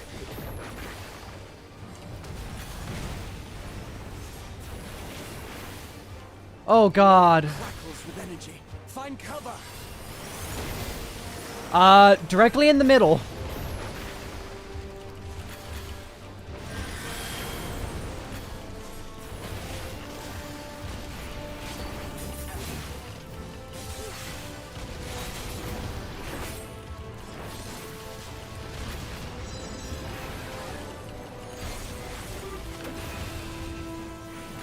As they say, turnabout's fair play.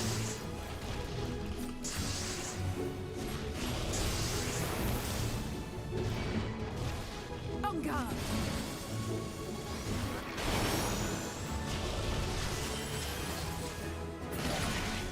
$202,000 damage. Not bad.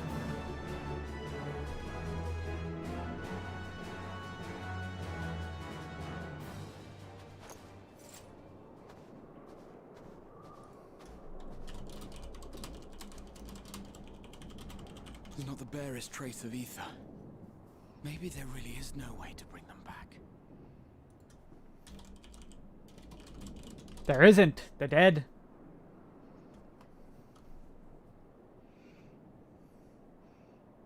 Thank you for saving our lives once again. I remember you from Purusha. You helped us there too, didn't you? Ah, you're from Palaka's stand. I'm glad you're still in one piece.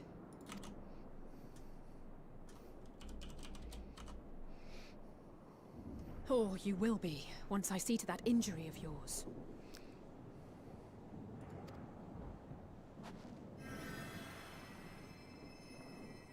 Injury. Call DLT. Injury. Call DLT. Look out!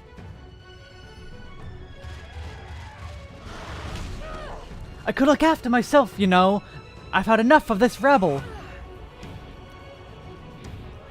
I knew this would be the moment for that.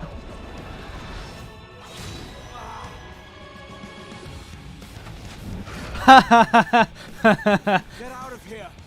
Quickly!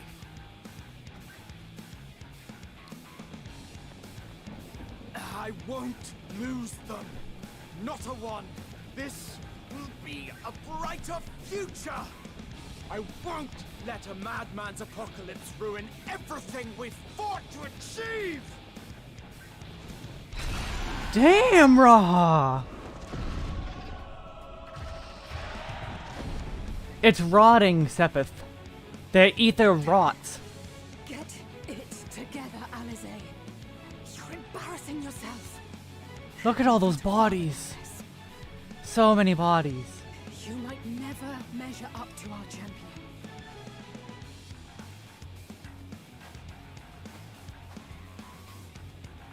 But we ask too much of him as it is. You mustn't let our sword in the darkness fight alone.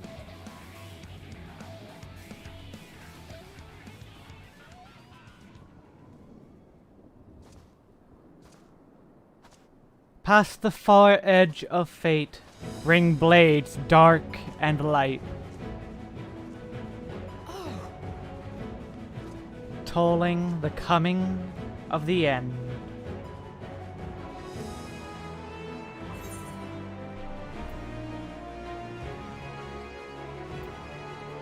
This is precisely why you should never skip your squat regimen. I can look after myself, you know.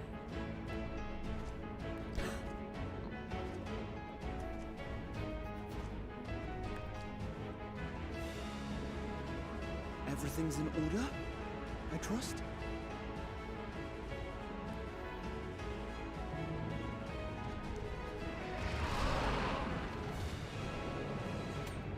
I've had enough of this rabble. Come on! I got all the lines. I got it. I could look after myself, you know. I've had enough of this rabble.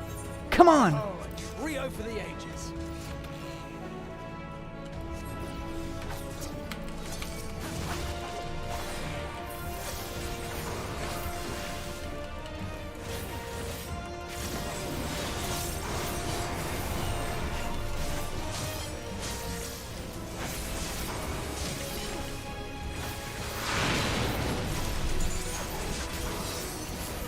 Oh my god, that is so good looking.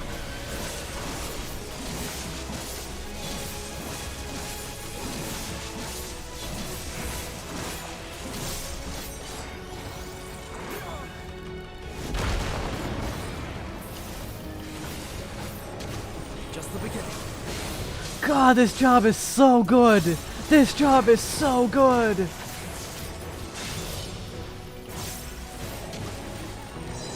We tore this thing apart. Holy crap.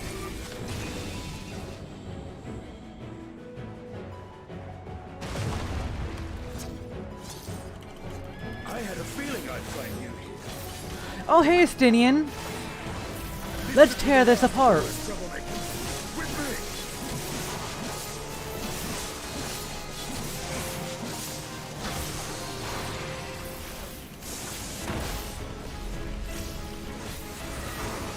You will see the refugees to safety. We must keep the beasts at bay.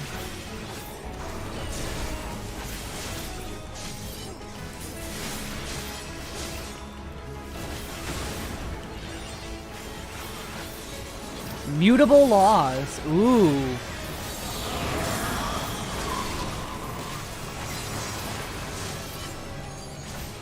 Ha ha ha. I knew it. I knew it was gonna do something weird. I remember E2, V2. I remember V2.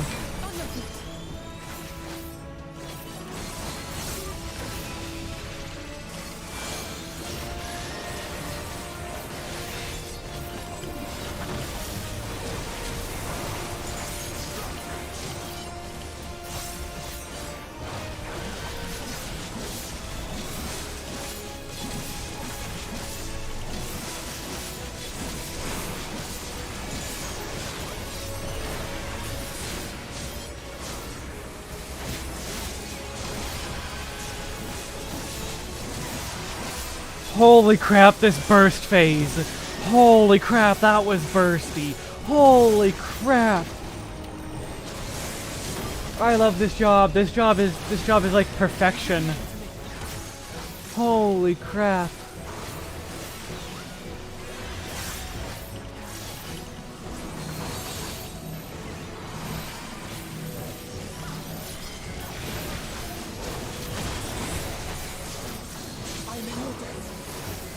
I'm in your debt.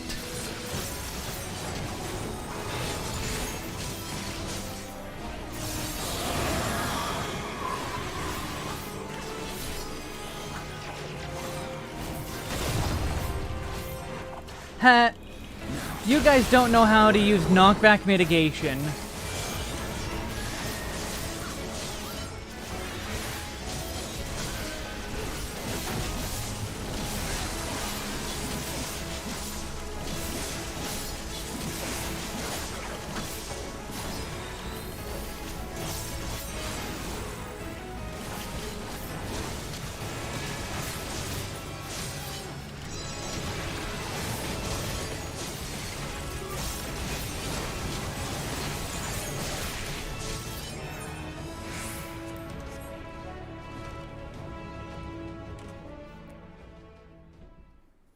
Exactly, Mongoose. They don't know how.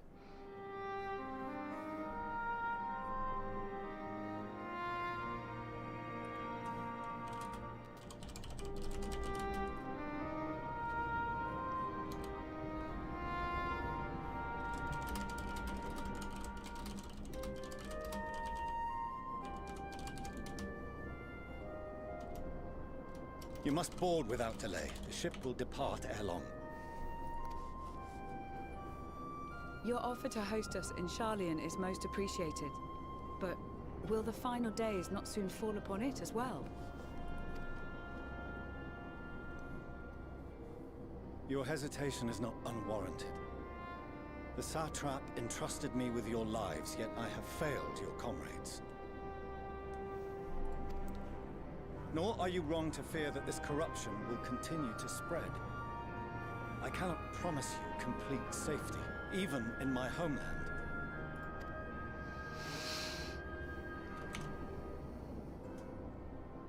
What I can promise is that I will do all in my power to protect you.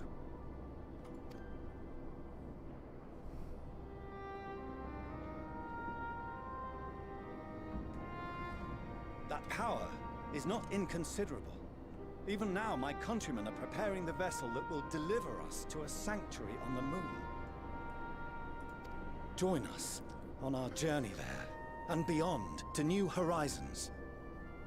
Come to old Sharlayan, please. Or just go right to the moon.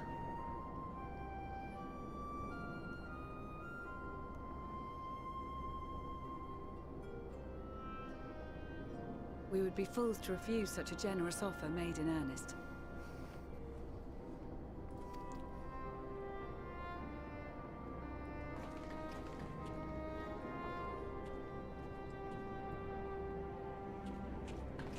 It seems they've a new destination.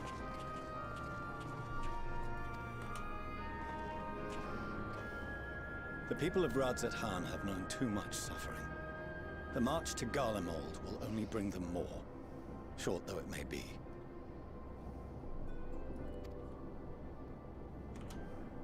I quite agree. Fortunately, they have you to look after them.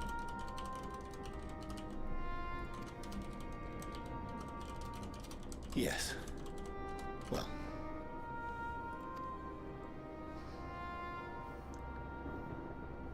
Behind you! Just there! Prove with actions, not words.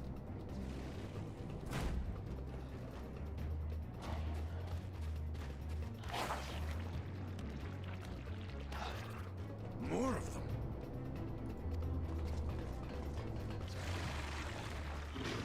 Don't look behind you, just keep running. Ning. What? What?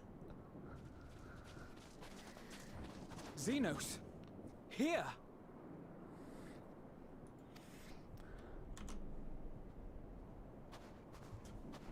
You'll be all right. Hurry to the airship. Why is he why did he help? I thought the point was to make us suffer. To make us angry.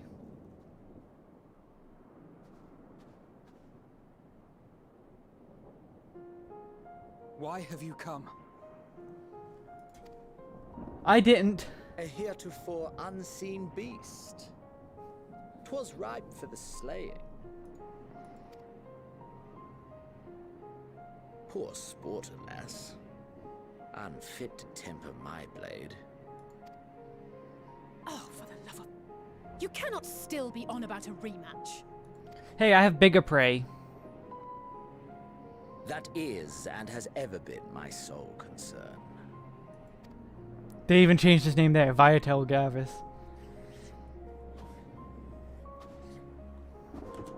You, on the other hand, are fixated on a different quarry. Your passion pales before mine, yet neither hate nor despair seems sufficient to recapture your misdirected bloodlust. He's joining us.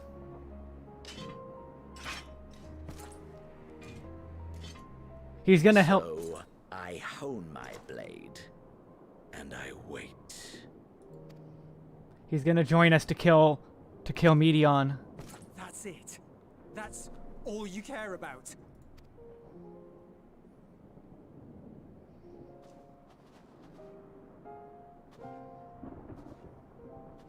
Garlemald is in ruins. Our homeland, the nation you rule, is as good as gone. Along with so many of its people. Not just soldiers like us. Not only those who fought and killed for power and duty. Innocent civilians.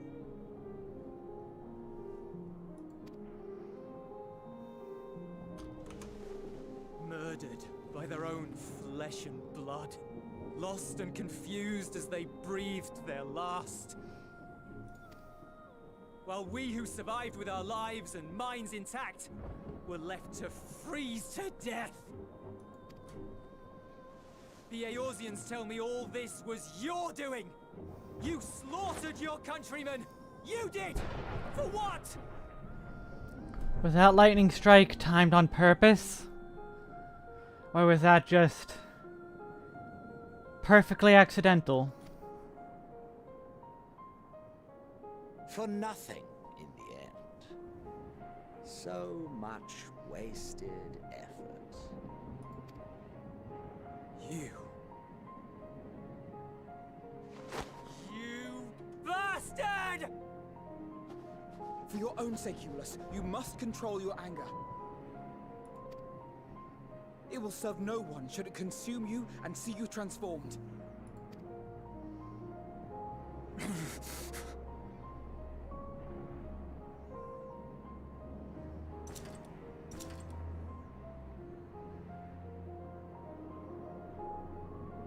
Would you be happier had I a good reason?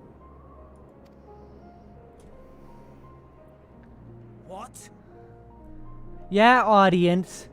Would you be happier if he had a good reason? If my motives met with your approval, would you no longer resent the outcome? If so, then perhaps a beast's skin would suit you better. Duty, honor, morality. All constructs of convenience when put to proof. Surely the war taught you how easily power becomes the tool of the self-righteous. Don't worry, Mongoose. Great minds think alike.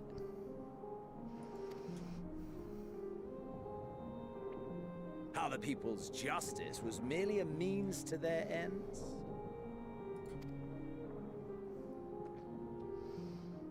Yet you would ask me why. Ask any creature of this star and those above for answers, and they will tell you what suits their fancy. And they would be right to do so. What meaning there is to be found in the petty vicissitudes of your existence must be gleaned by you, and you alone.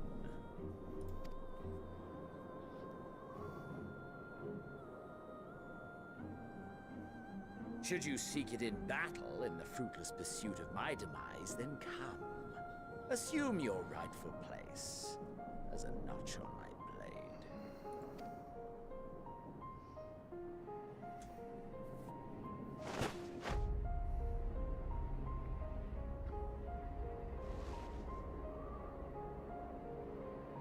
You are a blight on the Garlean race, and there would be no more satisfying way to expunge it than by beating you to death.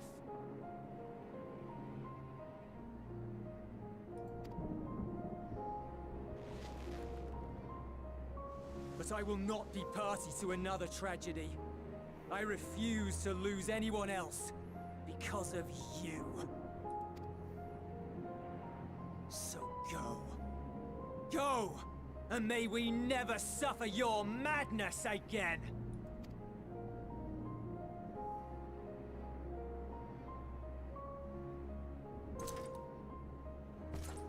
Xenos!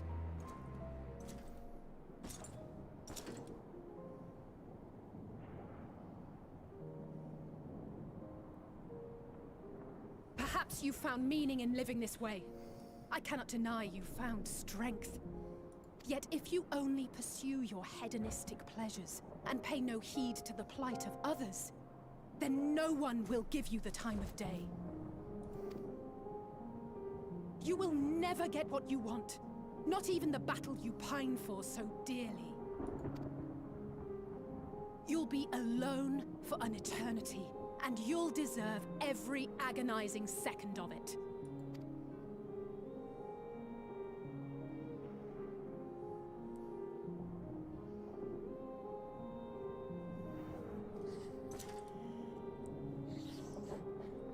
Congrats, Sepith.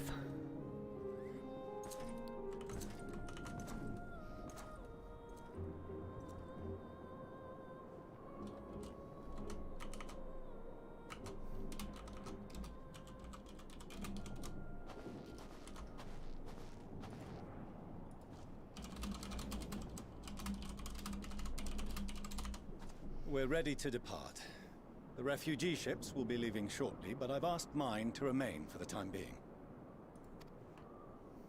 There's room enough for you to join me on it, if you wish.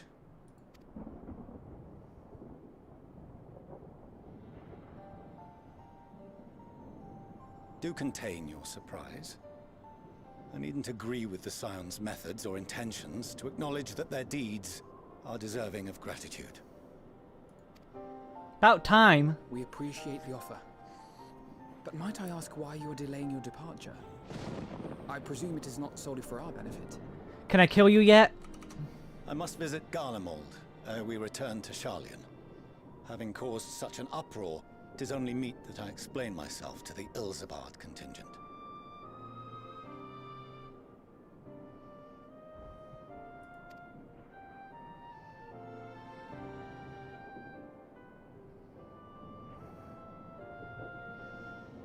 And y'all doubted Xenos. Allow us to accompany you then.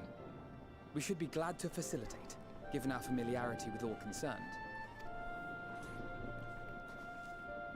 If you would like to join as well, Eulus, we can speak of recent events on the way.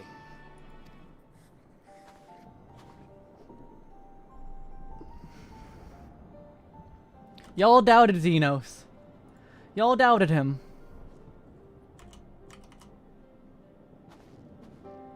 Oh. He'll be after your seat on the forum next.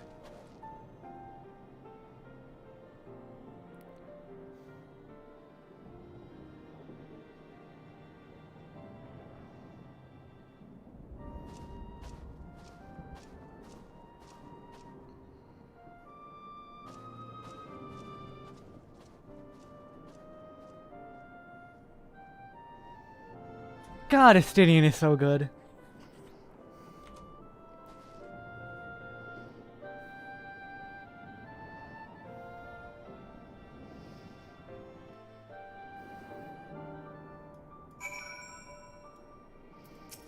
God, you're so good.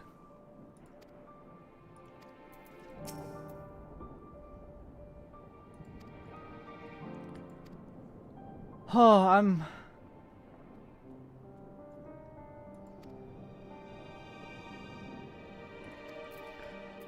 I'm glad that wasn't some, like, super revelation level thing.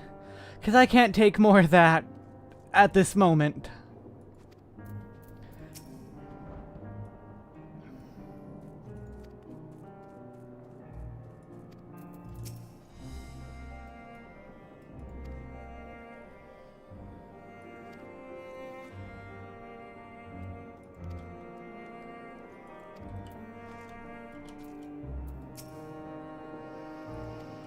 Oh. Y'all doubted Xenos. Yet there he is being super cool. To see Xenos standing there, so uncaring and repentant. Gods, I don't know what came over me. I just blurted out the first thing that came to mind. But looking back on it, I stand by those words.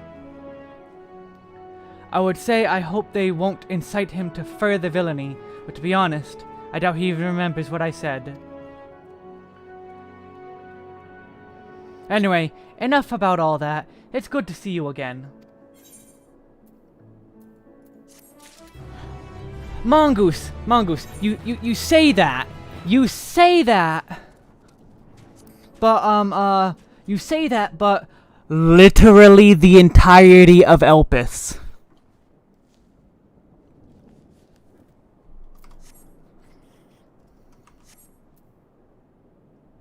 Literally the entirety of Elpis. The entirety. The entirety. No major injuries then. Good. I briefed the recovered soldiers and sent them on their way as quickly as I could, but nevertheless feared they would not make it in time.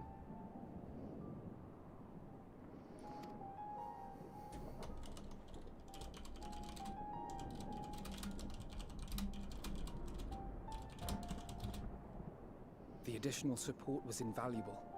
Your men saved more than a few lives.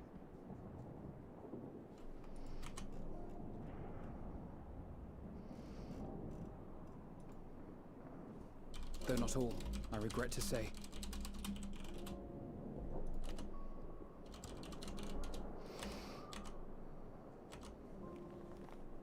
I take it that I'm addressing Lucia Junius. I'm the Forum's envoy, Fortuneau Leveilleur. And you are owed an explanation for these most dire developments.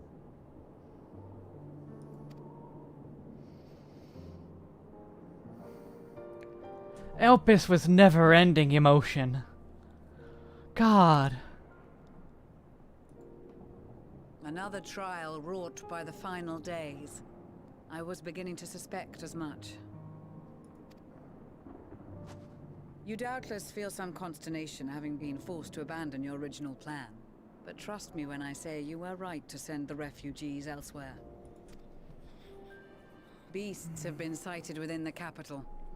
Perhaps it was a stroke of grim fortune that the population was decimated beforehand, as they've yet to appear in any great number, but in time. In any case, Maxima leads the remainder of the contingent in an effort to cull the creatures and evacuate the populace as we speak. Once the airships have taken to the skies, I pray your men can be persuaded to join him. You'll permit us to retain our weapons? I wouldn't have sent you after the Scions were I expecting you to stab them in the back. And I, for one, would not consider past transgressions more relevant than future contributions. Yeah, things are kind of... circumstances that saw us at odds before, we need men of courage now, more than ever. And the apocalypse is here. I think even you can put behind you when it's the apocalypse.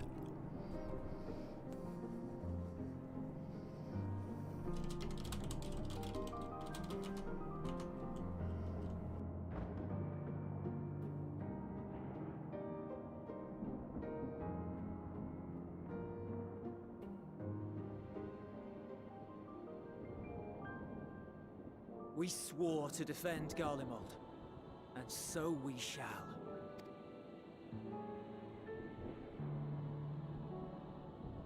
It seems you have everything under control. You will excuse me then, for mine own duties await.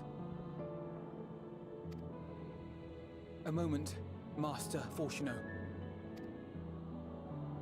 You did desire to express your appreciation for services rendered, did you not?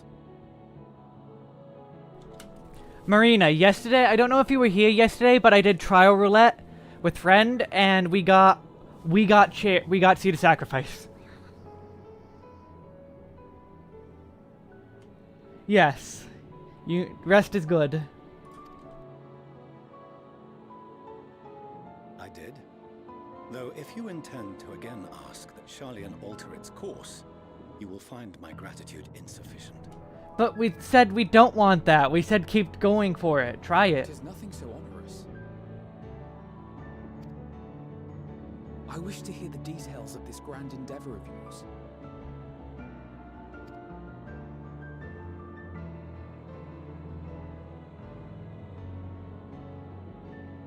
Do you swear to listen and to learn, and not to embark upon some scheme to impede us?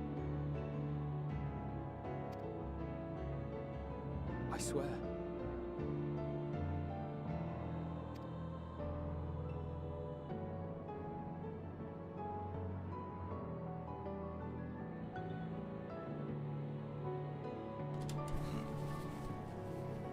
Any other, I would doubt. But you, I trust to keep your word. For not once have you broken it. Would have saved us a lot of grief if you had bothered. Oops, sorry, bumped the mic. If you bothered to, you know, talk in the first place, you idiot. Can I kill him yet? Very well. I will request that the Forum make you privy to our plans. You may await our summons at the Baldessian Annex, assuming the decision is in your favor. Does that suffice? It does. You have my thanks.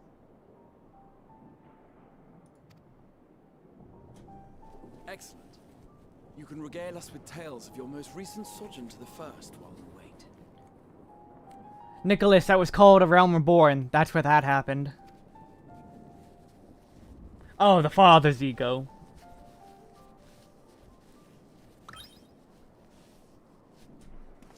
Did you hear something just now?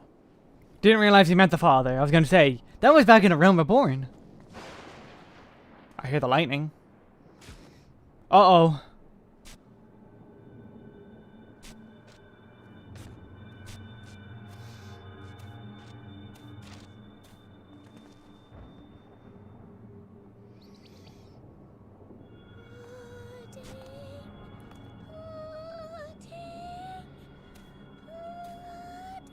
I don't know if I should be afraid or not. Is it here just for pudding, or...? Where is this star's blasted pudding? Oh, thank God. The screen effects, I wasn't sure. Hello, Pyrite Town. Oh, here's a whole lot of them.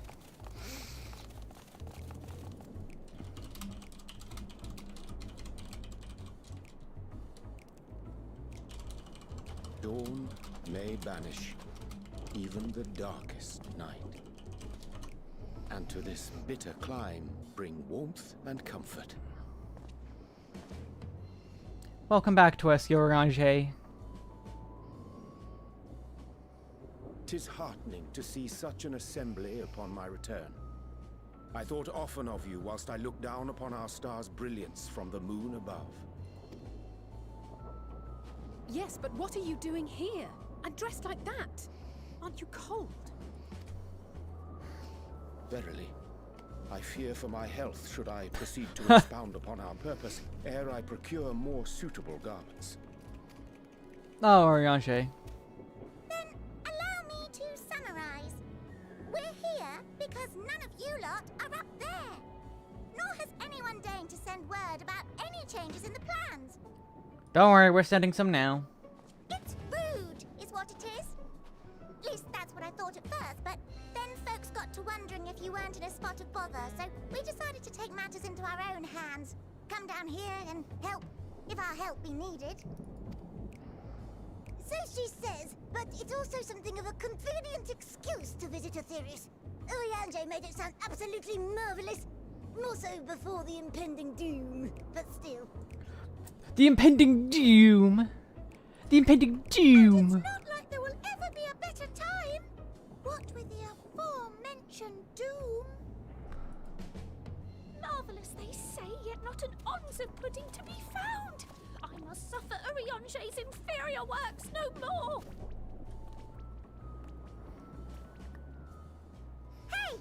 Maybe consider the plight of present company before you go blathering on about pudding and doom? Ahem.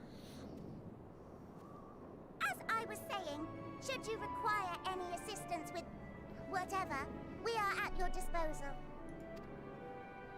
We were born from Heidelin's love for the lives of this star, so naturally we would much prefer to see them continue. Twiddling our thumbs up on the moon is hardly conducive to that, though, is it? Aye, not when you've all got such precious thoughts and feelings and hopes for the future deserving of more active preservation. Speaking to Oriange made us realize that while we've carried out our duties to the letter, we've failed to fulfill them in spirit. From there, it was just a hop, skip, and a jump towards resolving to do better. So please, show us how. Help us help you.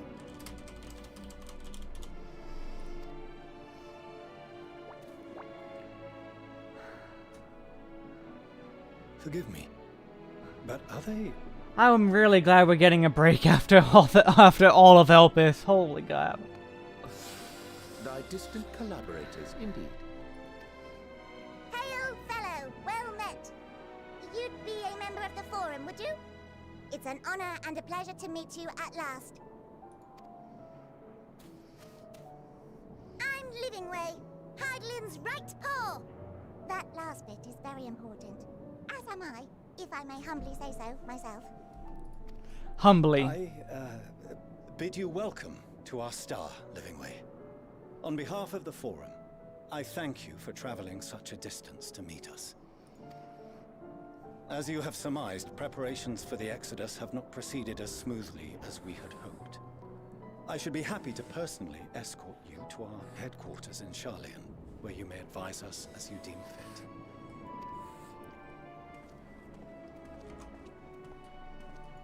'Twas with reluctance that I set aside the great work of readying the moon for habitation. Be assured that I did so only after the Loperids made plain their earnest desire to come hither, and I myself felt a growing certainty that their contributions here would prove invaluable. It's not enough. Quite, perhaps, but I followed my heart.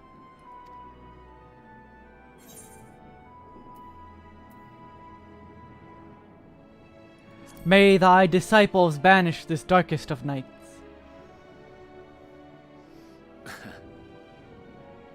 I am no esteemed philosopher of eld. Nevertheless, 'tis my hope that what little knowledge I shared shall serve them well, and perchance help save us all. Wilt thou attend us at the Forum and lend thine own wisdom?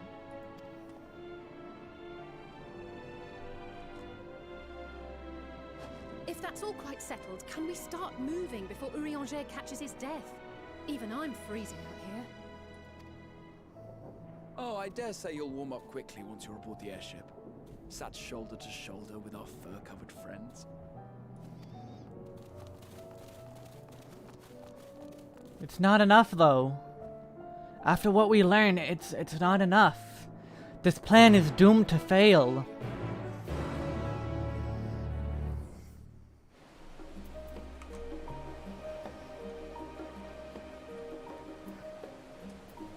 Hello, Miss Ironheart. I dare say Master Fortuno was nonplussed as we to learn the identity of Highland's lunar custodians. As he will soon discover, they have much and more to offer to the Forum. Might I suggest we return to the Annex forthwith? We may yet have time to discuss thy recent adventures ere we are summoned to the rostra.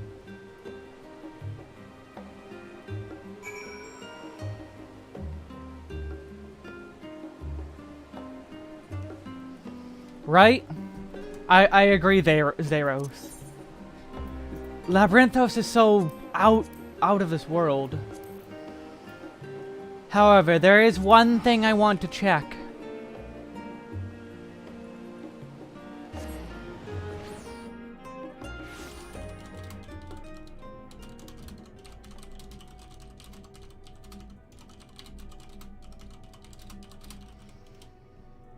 I didn't check when it happened at first, but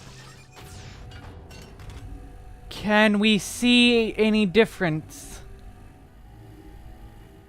No, I don't really see anything different.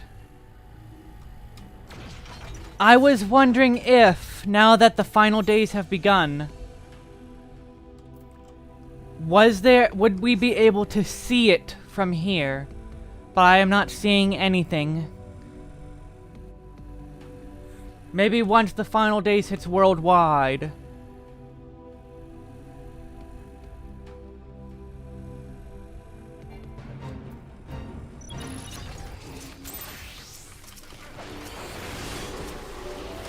While I'm here though, I might as well kill this.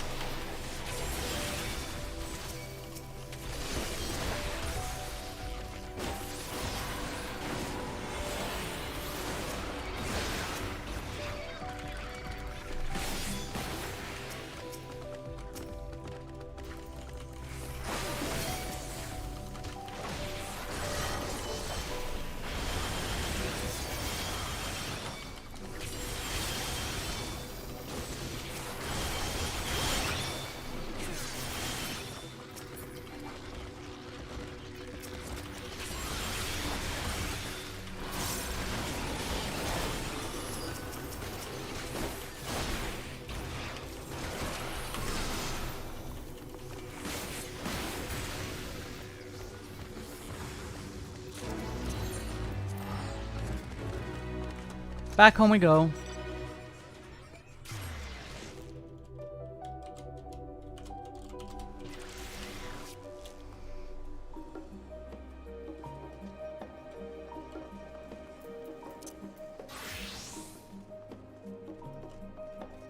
It's a locked box.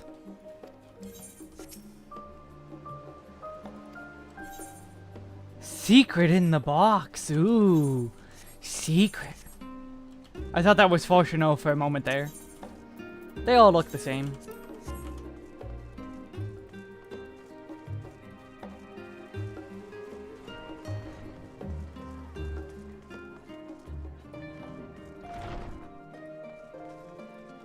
Okay, they're inside.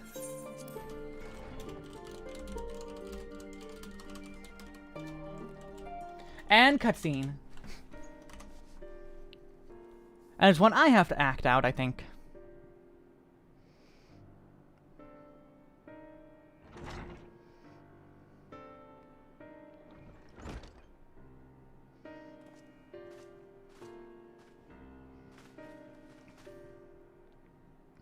Not that I'm complaining, Orange, but I wasn't expecting you to see you quite so soon. Nor I thee, in extolling the virtues of Aetheris, did I inadvertently awaken in the Loporrits a desire to avert our beloved star's demise.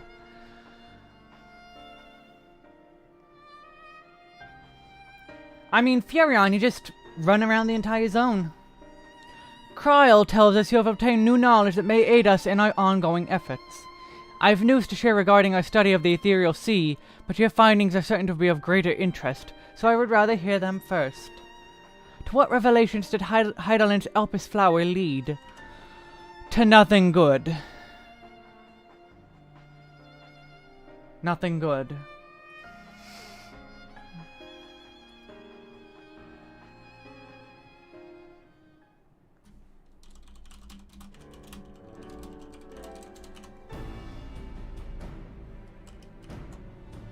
Then this dynamis is what drives the final days.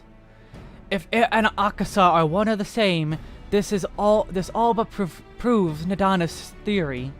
Were an entity, the sheer force of emotion, to channel the vast, dormant reservoir into a raging river, its power might surpass even that of ether.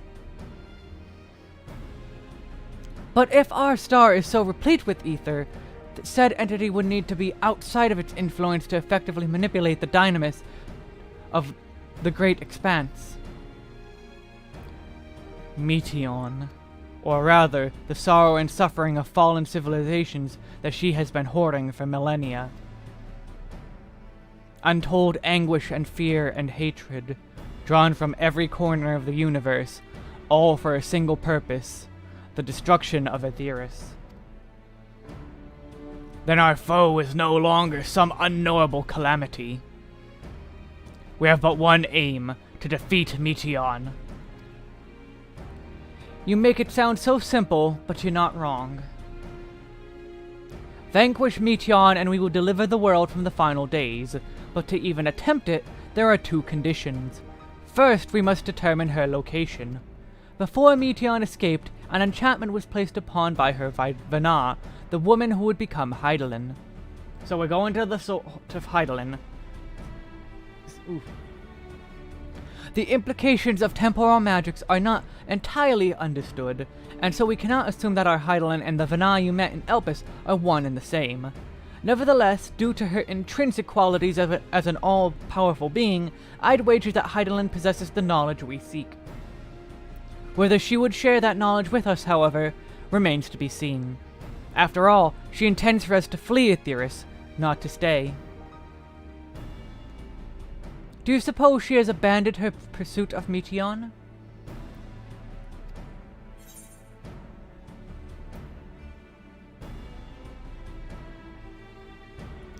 The Vana I know would never give up.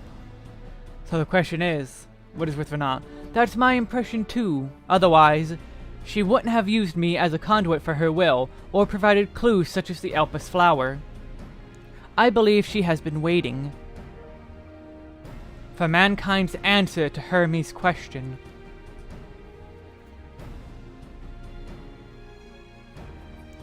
So, what's the second condition? We must find a means to reach Medion. Naturally, our chosen method will depend entirely upon wheresoever she made her nest.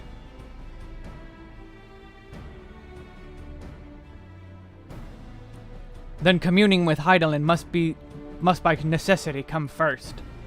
Did you and Master Matoya have any luck with your investigation into the Ethereal Sea? Sadly not, though we enlisted the help of Arnvald and other echo-based allies. We couldn't detect so much as a whisper from Heidelin, even from within the anti-tower. Arnvald, yay! Master Matoya is the opinion that in the years since abandoning it, the Forum has found some other method of receiving instructions from Heidelin. If so, it would most likely be some form of apparatus for observing the Ethereal Sea, built closer to home, Labyrinthos. Sorry to interrupt, we just received word from the Forum. Your presence is required in the Rostra, where they intend to discuss the Great Exodus.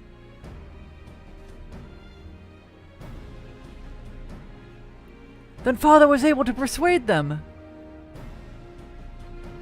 They're finally taking us seriously. Let's hear what they have to say.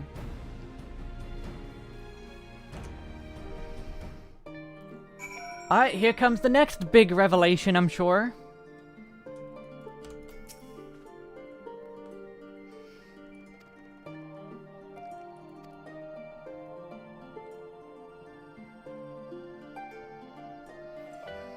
I reminded of dear friends in the future I unmade, whose selfless efforts saw the 8th umbral calamity averted.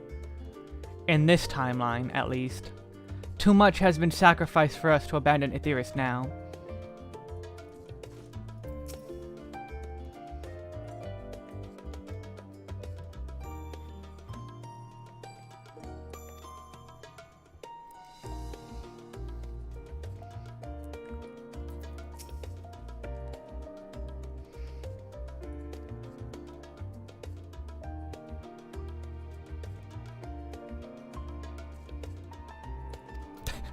Oh, Matoya, I wish we could have seen you.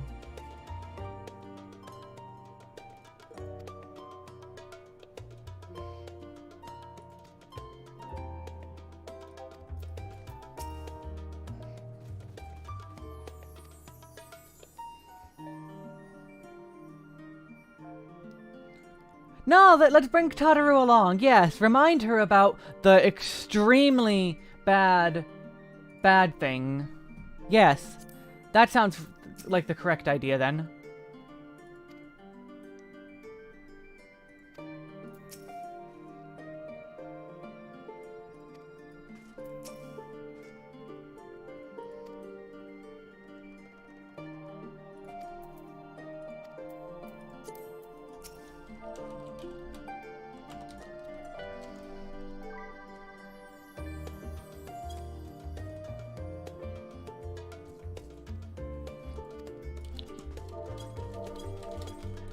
There is no way out though.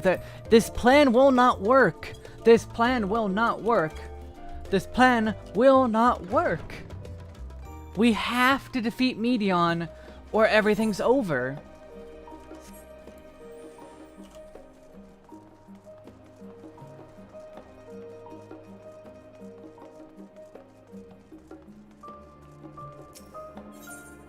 Like they must... Like, everyone must realize that, right? No? Maybe not?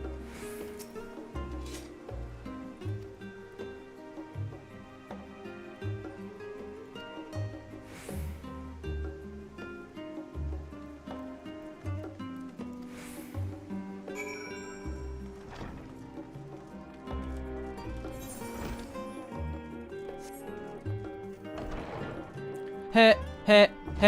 Look where I am. I'm in here. I have my armor and everything. Heh. Look at my weapon. Look at her weapon. She's got a shiny weapon too. Shiny weapon. And yeah, I'm gonna sit in your chair. Okay, I'm gonna sit on top of your chair. And yeah, it would only delay the inevitable. There is no stopping the final days. Even if we flee, she'll follow. Meteion will follow.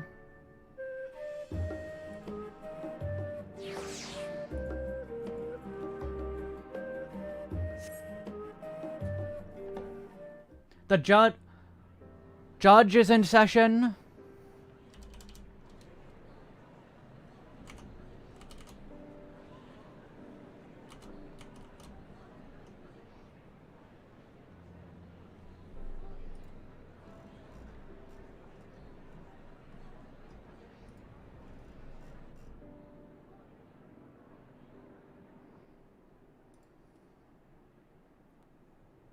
There is a matter I wish to raise with you before we enter.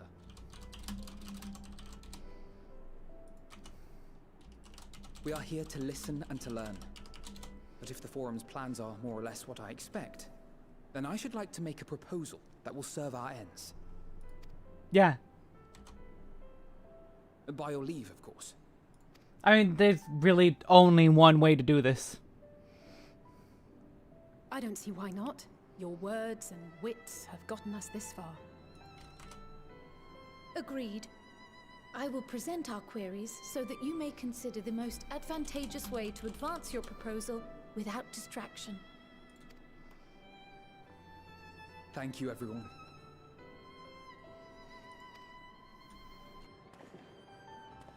If I may have your attention, the ad hoc session will now commence.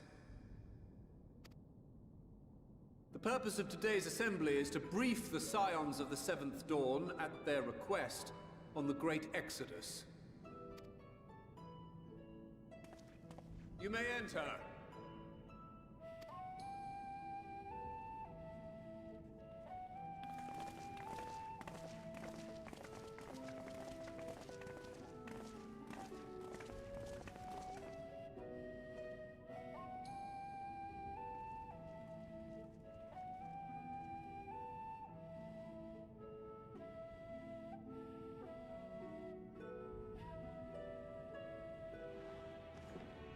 On behalf of the Forum, I commend your heroic actions on the Magna Glaciers.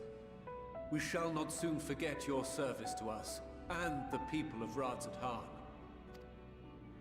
The Satrap, whom we have informed of the refugees' new arrangements, sings your praises as well. As an expression of our gratitude, we will endeavor to answer your questions as fully and openly as we are able. Then let us begin. First, it is the Forum's objective to ferry the life and knowledge of this star to the moon. Am I correct? You are. It is for this purpose that Sharlayan has labored these many long years. We have collected biological samples and scientific records from across the star. When the time comes, they will be moved from their places in Labyrinthos and Numenon and conveyed to safety. Once that critical task has been accomplished, we will begin transporting the Sharlayan citizenry, which has been categorized into groups. The earliest arrivals are to ensure hospitable environs for those who come after.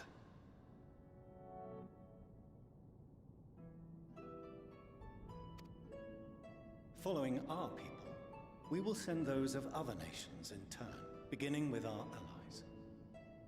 Radzat-Han was foremost among these, but since the final days have already come to Thavnair, we saw fit to include the refugees with earlier groupings. An ambitious plan. You have accounted for the safety of all nations and tribes, then?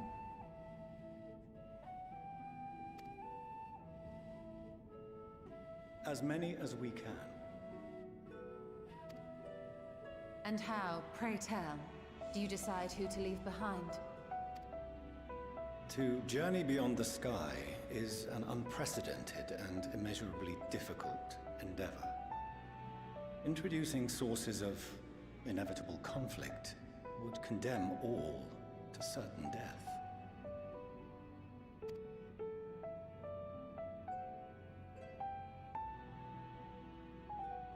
Questions as to the validity of that approach aside, are your plans proceeding apace? We're under the impression that your primary means of celestial transportation is incomplete.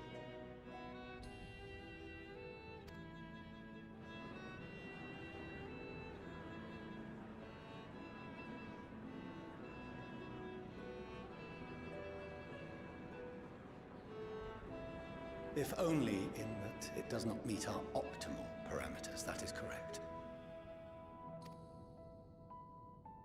This Ark, as some have taken to calling it, is fully operational and could be launched even today. However, the final days have progressed more quickly than we anticipated.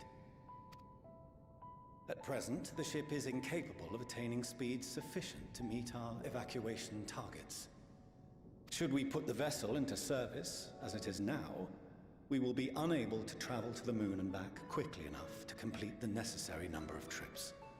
Precious lives and knowledge will be lost.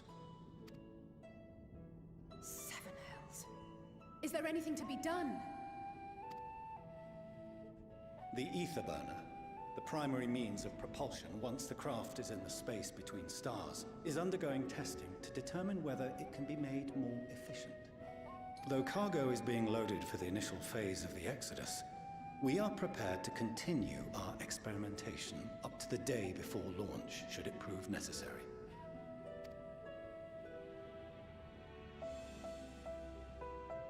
What if the Scions were to solve your problem?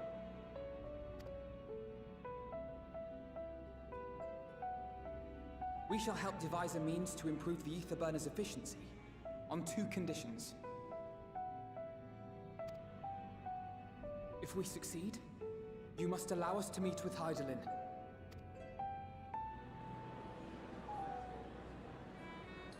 'Twas simple enough to deduce. You have a Concord, and so you would never have abandoned the Anti-Tower had you no other means of communication.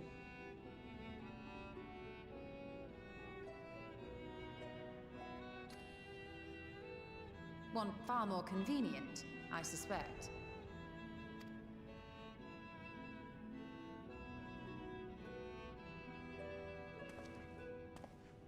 The second condition, also to be met upon our success, is that we be permitted to propose another use for your Ark.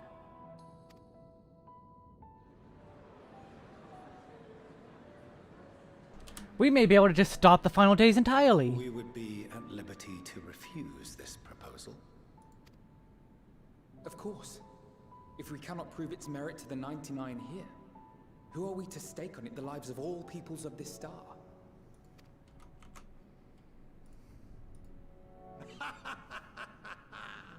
Delightful as always, Master Alfino.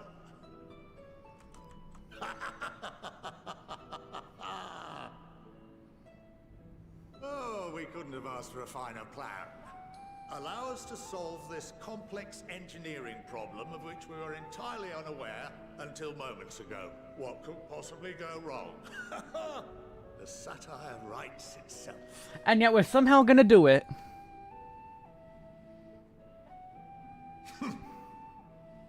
Yet, what field has not benefited from a change in perspective? When we are at wit's end, what we need is not the same dry theories recited ad nauseam, but fresh inspiration.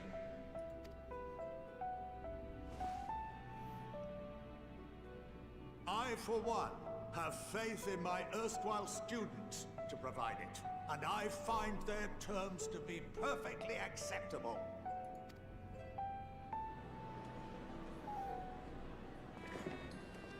Order! Order! We have no time to waste on debate. I call a vote. All in favor of agreeing to the Scion's terms?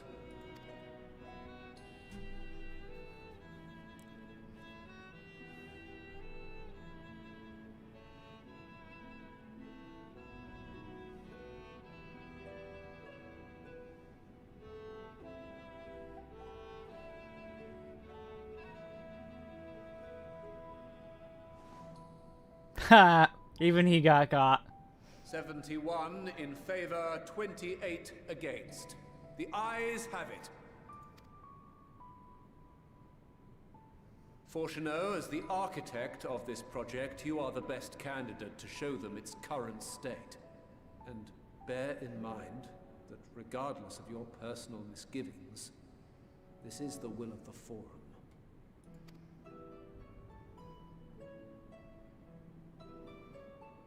Very well. I call this session to a close. Return to your tasks with urgency. The final days wait for none. Yeah, that's why we need to go. We need to go.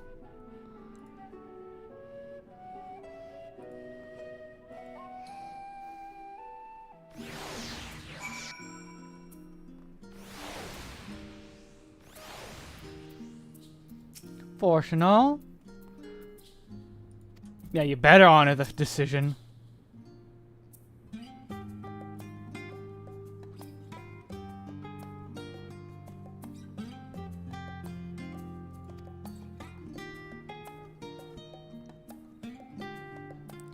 I mean, a lot of people assume this, Thancred.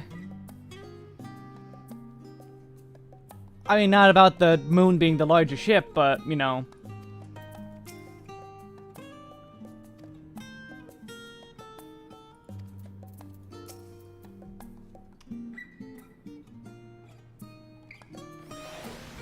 Yeah, that would have been really cool. Just have Midgardsormr take us. Forget a ship. Ride a dragon.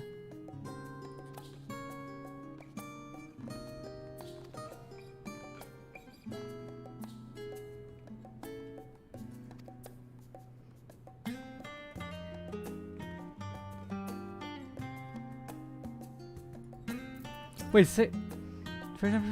The more I struggle to comprehend the fortuitous nature of time itself. We measure and quantify it based on observation of celestial bodies, which is the sun and moon, but for your account, it is unclear whether the ancients viewed time in a similar manner. I mention this because while Vanan knew the final days would reoccur at a defined point in the future, she presumably had no way of knowing exactly when. Even so, the completion of the Forum's preparations to escape to the moon aligning so closely with the advent of the final days is surely no coincidence. Good point, Raha.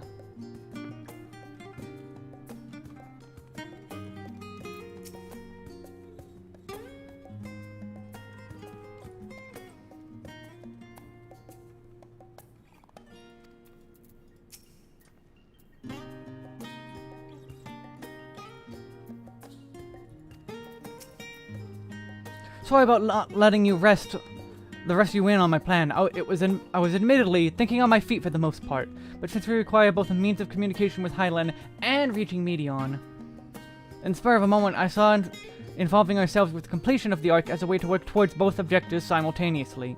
However, we must first keep our end of the bargain by solving the problem of the Aetherburner. I would like to think of it not as a challenge beyond our combined expertise, or at least the expertise of our extended circle of associates. It might behoove us to learn how an Aetherburner actually works before we attempt to improve it, though.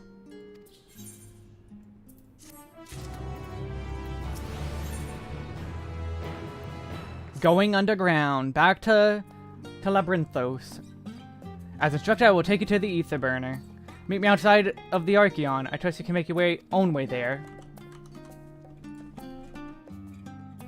So the Ark is being built in Labyrinthos. Hardly surprising. Where else could they conceal such a massive undertaking?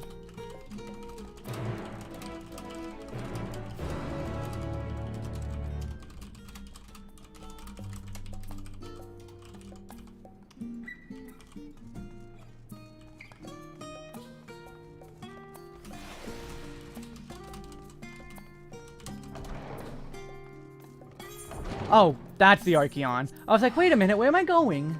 That's where.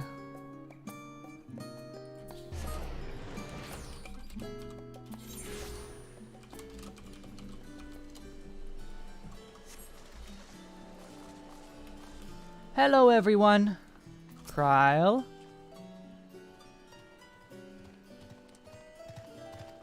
They want as much as they can carry. Yeah, it was the very beginning of our journey.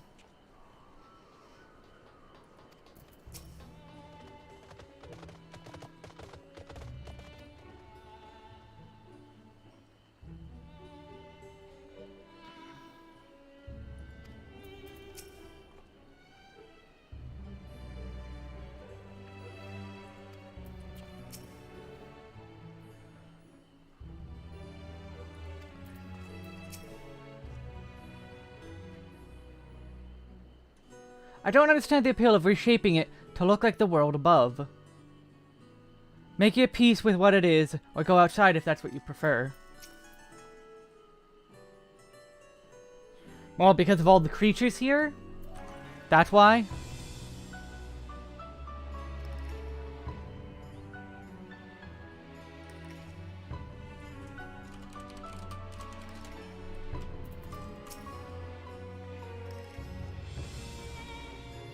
The Forum in its wisdom has granted you access to the Archeon's lift. Step inside and have Opheline take you to the medical circuit.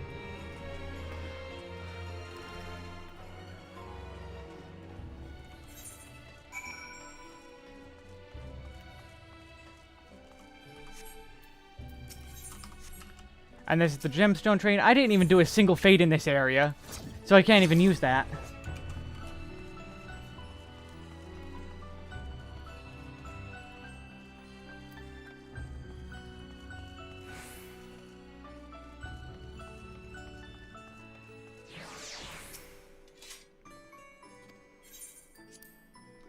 Much better.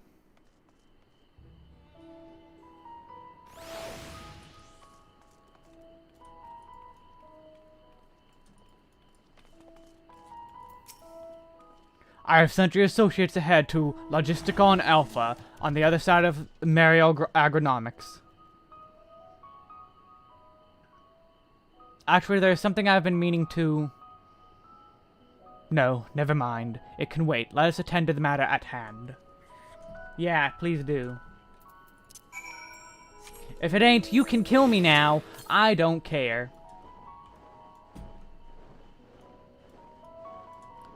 Lost little troll.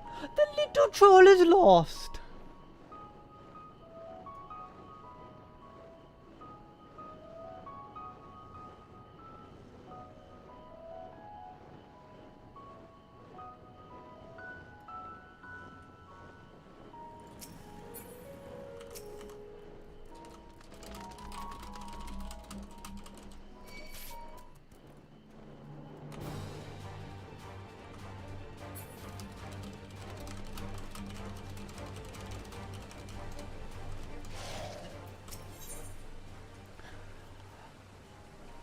Little lost troll. Oh, dearie me.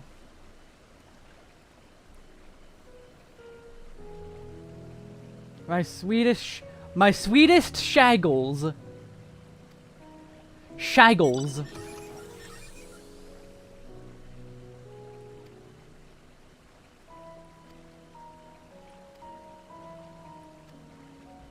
Shaggles.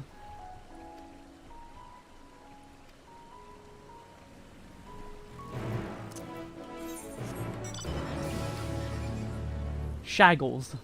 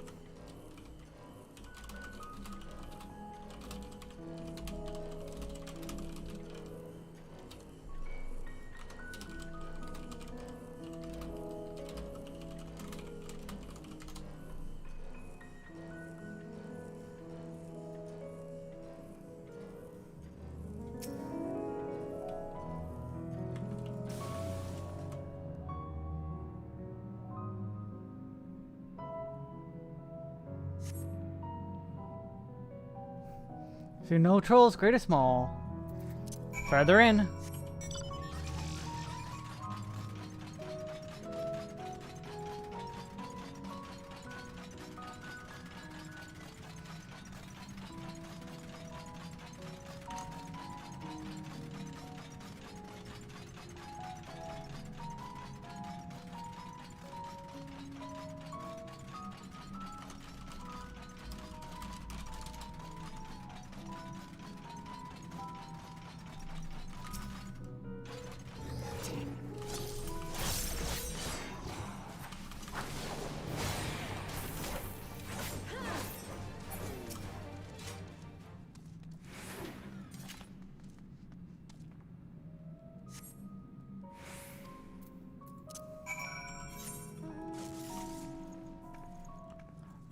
Back to the Archeon we go.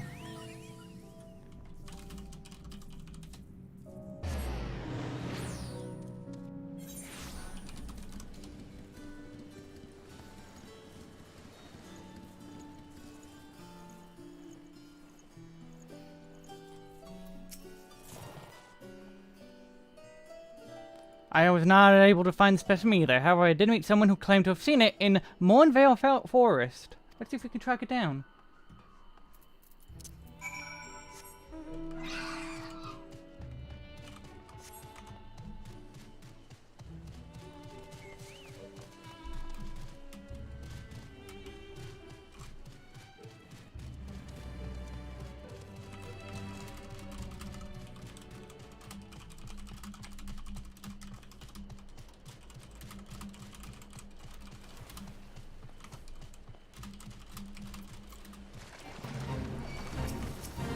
Oh, hey!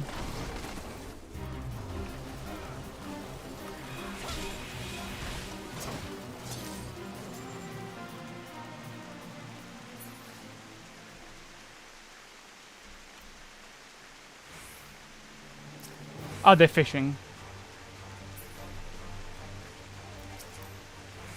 Come on, kill it so I can... I want to go Dragoon for this. There we go. I want the XP on Dragoon.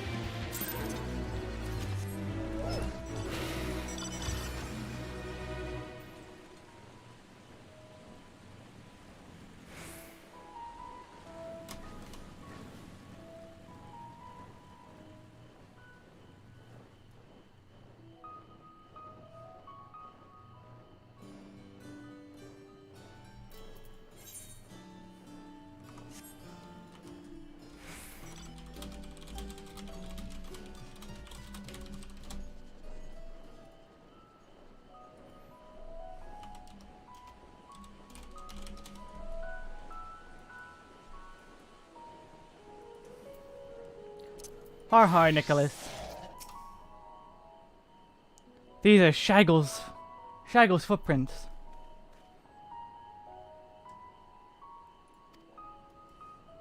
Save the Yeti.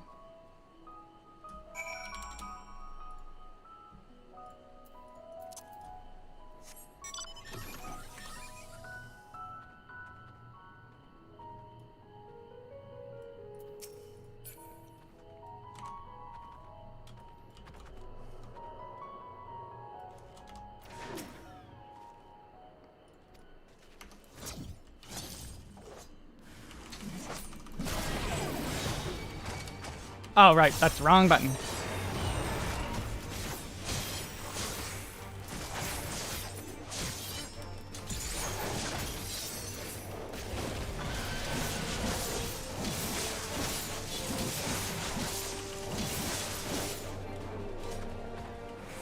Nah, Dragoon's always been fun like that. I've always enjoyed that about Dragoon.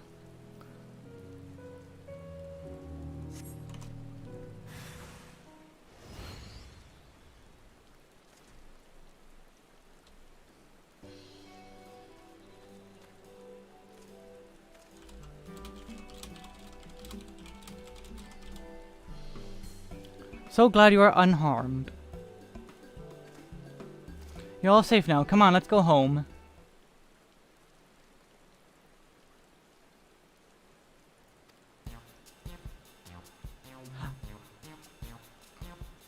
The Archeon is under threat. I must do something. Grr.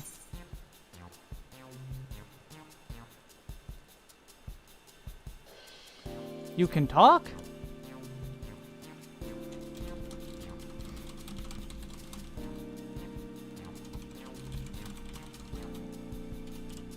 Grr, you can understand me?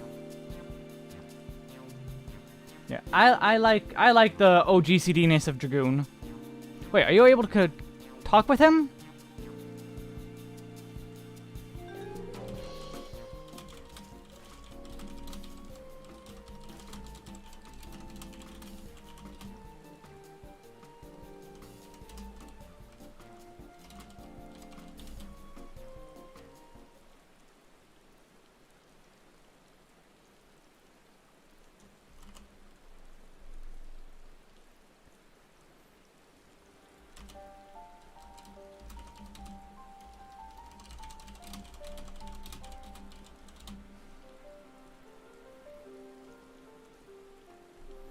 Hmm.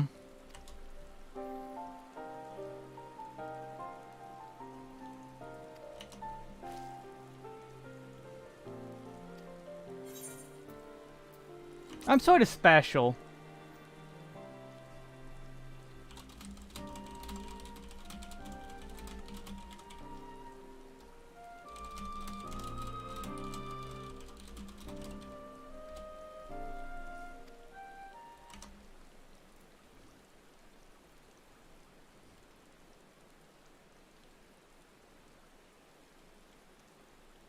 You possess the Echo, don't you? How do you know what the Echo is? Oh, they read it in the Archeon.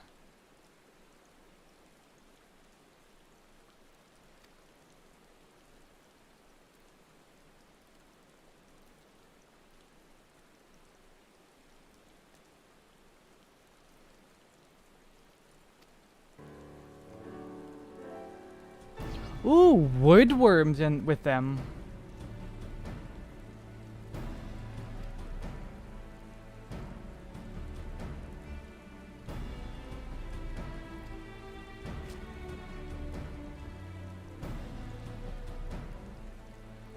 I mean, 9 OGCDs in Life of the Dragon is 30 seconds of OGCDs. That's 30 seconds. That's a long time.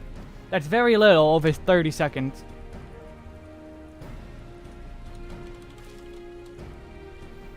Oh, dearie me.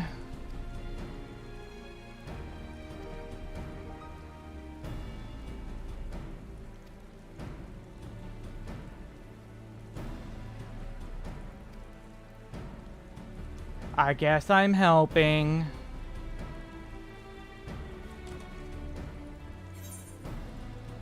However, no. I want to grab this on Dragoon.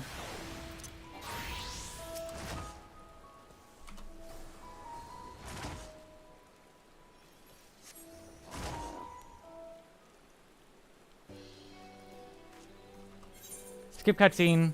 Confirm.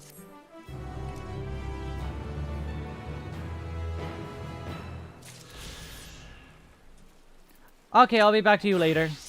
Bye. See you, loser.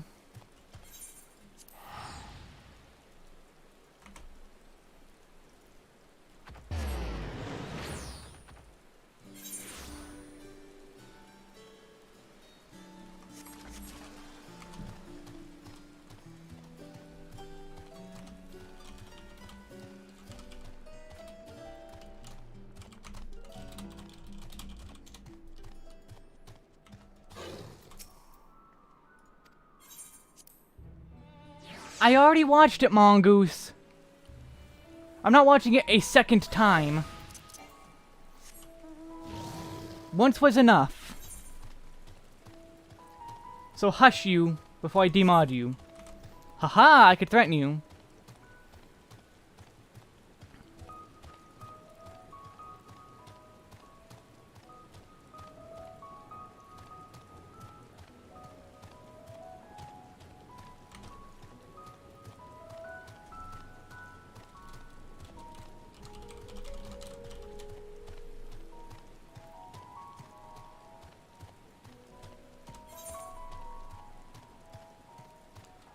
Well, I'm not making it to that before it dies.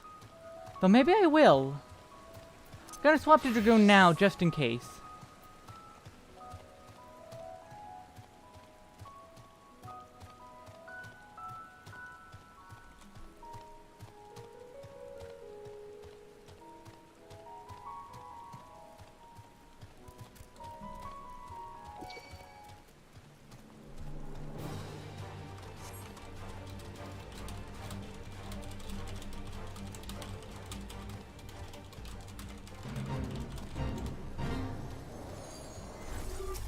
Yeah, you are severely threatened. Take that.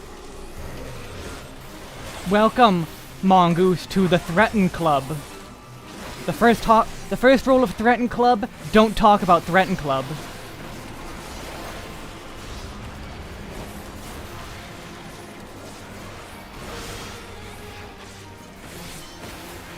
The second rule of Threaten Club is don't talk about Threaten Club. The third rule of Threaten Club is we have pancakes on Thursdays.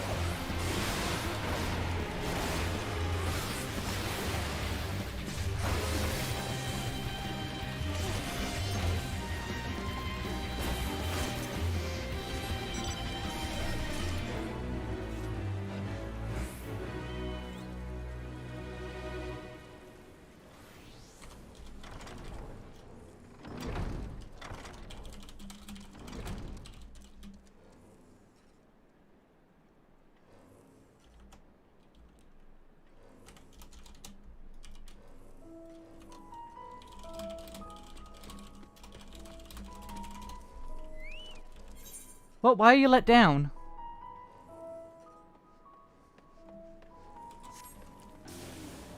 I let you down, you let me down. How about that?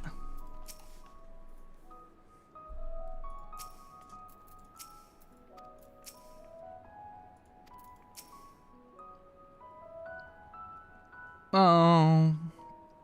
Ferndale. Poor Stinian.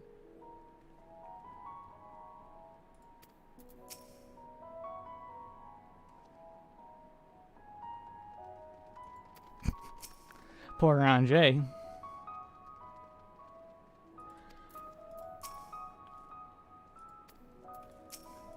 And cutscene.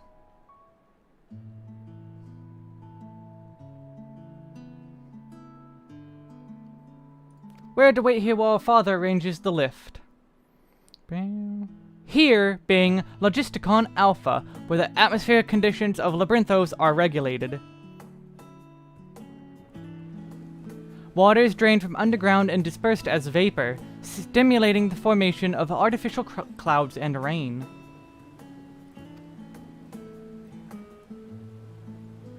By manipulating the temperature and air circulation, they are all able to create the ideal environment for the growth and preservation of the biological samples kept here. Hold on, how do you know so much about it? Why, Father brought me here as a child. What, and left me behind? Actually, you're the one who left me behind when you went off somewhere with Grandfather. The night before, I'd been asking Father how clouds are made, so he decided to show me. It was fascinating. I peppered him with questions the entire time. 'Tis all too easy to take for granted the many interweaving aspects of the natural world, to grow inured in the wondrous, to the wondrous. But having gained an understanding of the complex mechanisms employed by the Loporrits in recreating a similar environment, I have come to view such processes in a new light. The subterranean gardens of Labyrinthos, the lunar prison forged to contain the ancient Zodiac, the habitations built for all mankind, neath the moon's surface, each unique, yet undeniably similar.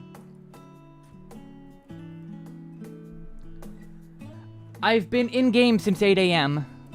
'Tis no mere coincidence.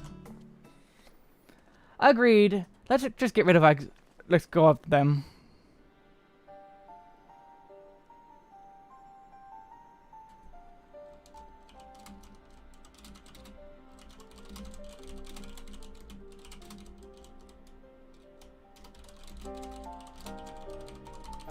Ever since Heidelin unfolded to us the grim fate that awaits Aetheris.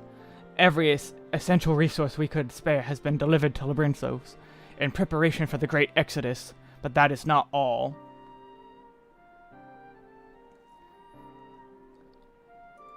We shall live on.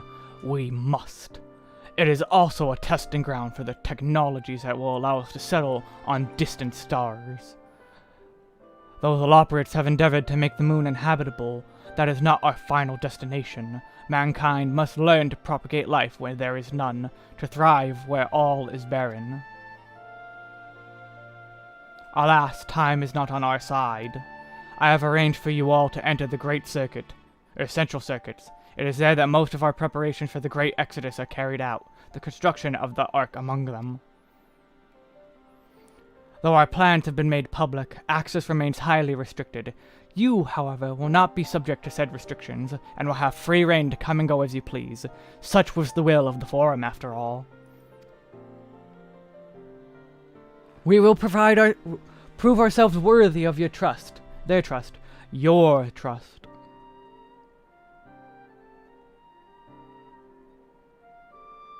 Then let us proceed.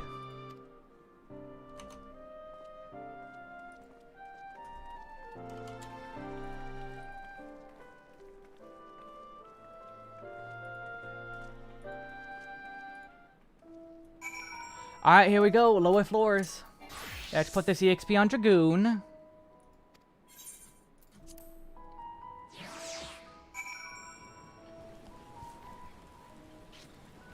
Hester?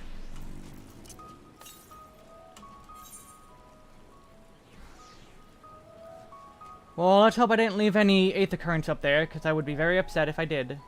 Because I don't want to go back up.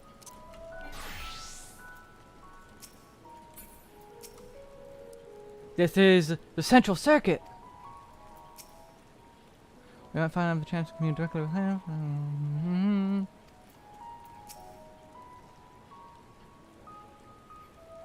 The even more Central Circuit. Yes, indeed, LSA. I mean, there's a lot of area left. We got the Hamlet and Aporia. We're nowhere near done. This area is huge.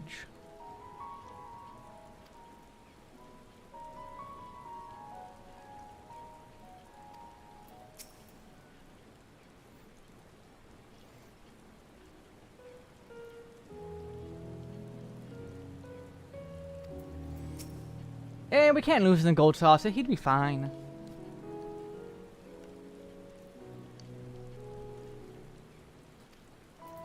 Much carrot.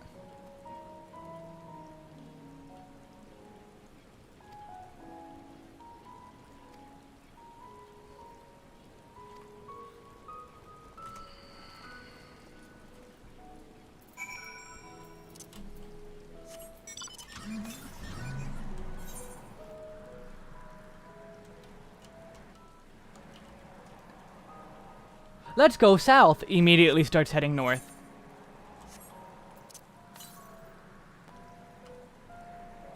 Take that, Fortunal.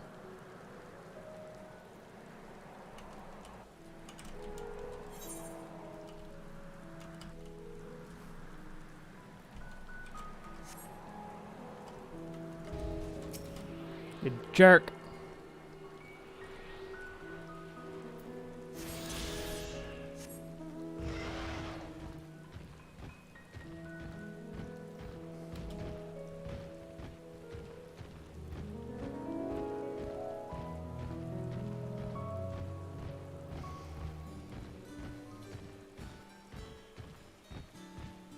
I'm already here, so I might as well.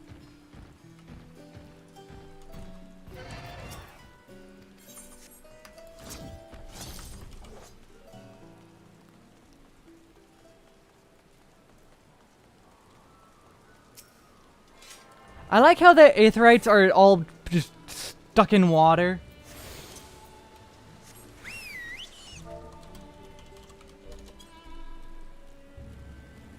Just shoved in a bunch of water.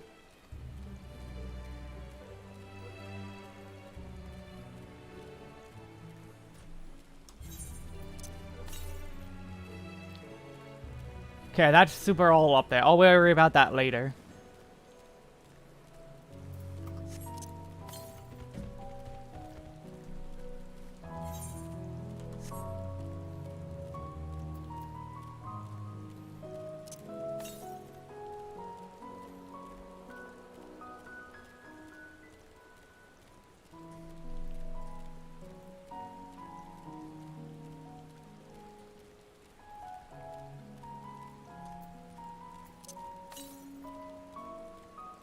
But a hydroaetherite makes no sense.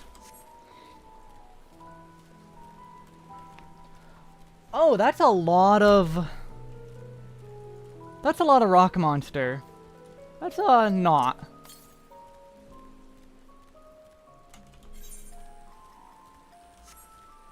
Yay, daytime music.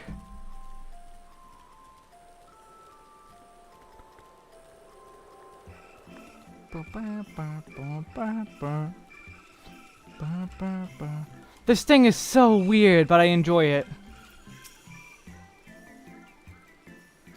Do not try to startle him.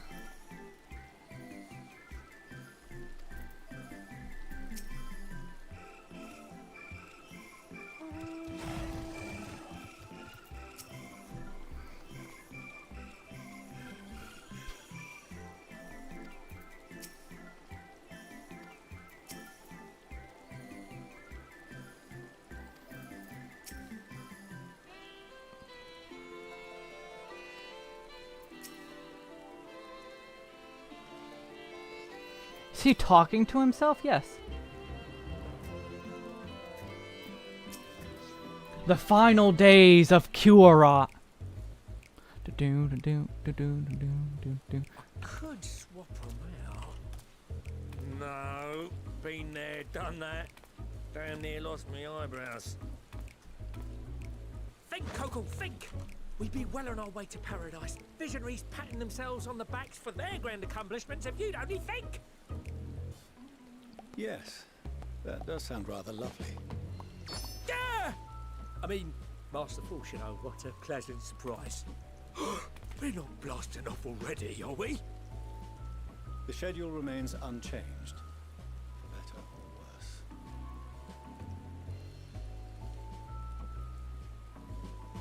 Which is why the Forum has elected to accept assistance in resolving the Ether Burner conundrum.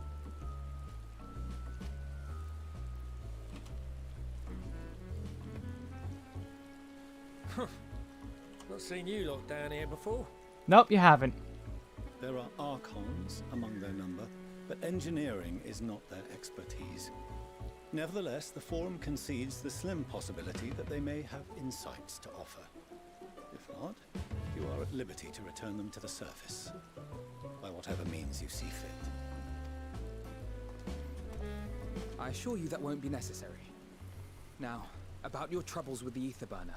Endwalker is the greatest expansion, Rhodos. It's an amazing expansion. Aye, I'll walk you through it. Suppose I could do with a change of pace. As the name ought to tell you, the Ether Burner burns ether, ambient or otherwise, and transforms it into motive force. Think of it like a giant bomb that never stops exploding. Even out in that black void where the ether's right sparse, it's strong enough to move our arc. And it probably won't kill you like an actual bomb. Probably, we don't know. But it ain't perfect. According to my calculations, to travel to the moon and back fast enough for the Forum's liking, the conversion rate needs to be 6% more efficient. 6%? That's not even that much. Only 6%, you say? But if I could have squeezed even another 0.6 out of it, don't you think I'd have built it that way in the first place? Good point. Hast thou consulted with the Loperites? Yes, they too are conducting their own research, for lack of a ready answer. The moon's propulsion systems are considerable, naturally, yet they are commensurately massive. It is no easy feat to convert their technology into an efficient means of propulsion for a teeny tiny toy boat, as they say, and as I most certainly do not. And compared to the moon, it is kind of small. Yes, exactly! No, have it all. I asked for refined adamantite and they send me uppity rabbits with inscrutable, ancient, incompatible technology. You're trying to drive me mad. Do you speak of Allegan refined adamantite, perchance? You know of it? Only in the most general terms, I'm afraid. 'Twas an alloy of Allegan make, but the secrets of its production were closely guarded. As I recall, the record stated it was vital to Dalamud's construction and launch. No surprise. Oi. Right? Get to De Niro. No material more conductive far as I know. Slotting some ends like blowing up a dam and watching the river of ether come rushing through. Ain't a living soul that knows how to make it though. We were fortunate enough to salvage some for the ether burner, just a wee bit, mind, from a chunk of Dalamud that came hurtling into the northern empty during the calamity.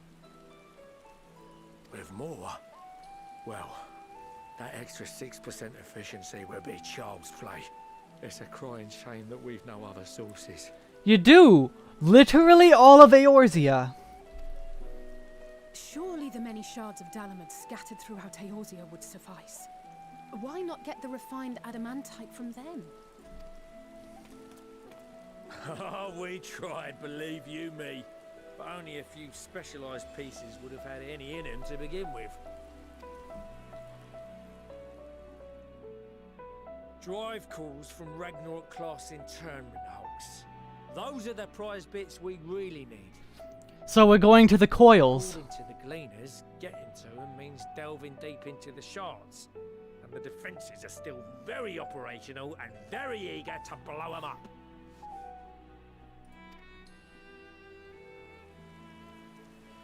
It's rough going in there, even for the cream. Not sure they'd make it out alive.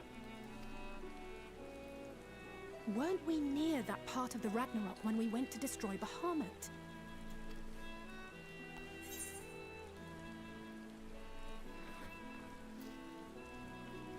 The White Raven's ghost. It haunts me. Heavens, are you alright? You look pale as a... Well... Best put that battle from your mind for now. Deep breaths. That's it.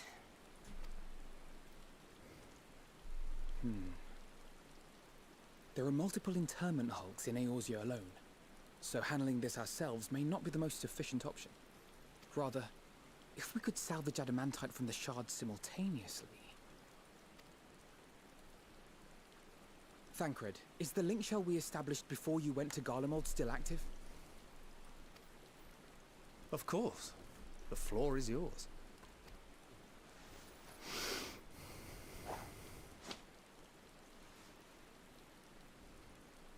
What's all this?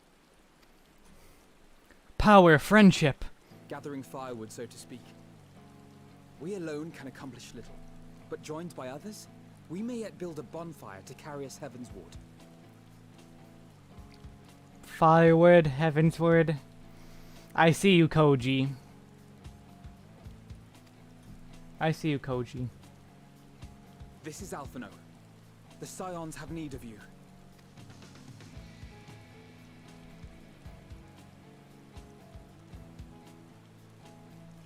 Understood.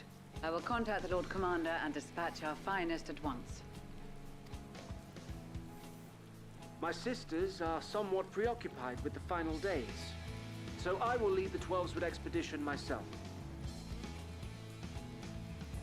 Are you aware of any other sources of refined adamantite? Logically, such an invaluable alloy would have been utilized solely where absolutely necessary, in components intended to conduct or collect surpassing amounts of ether. The entire Crystal Tower. Any extant instrumentation or devices would have likely found their way into the hands of etherologists or enthusiasts.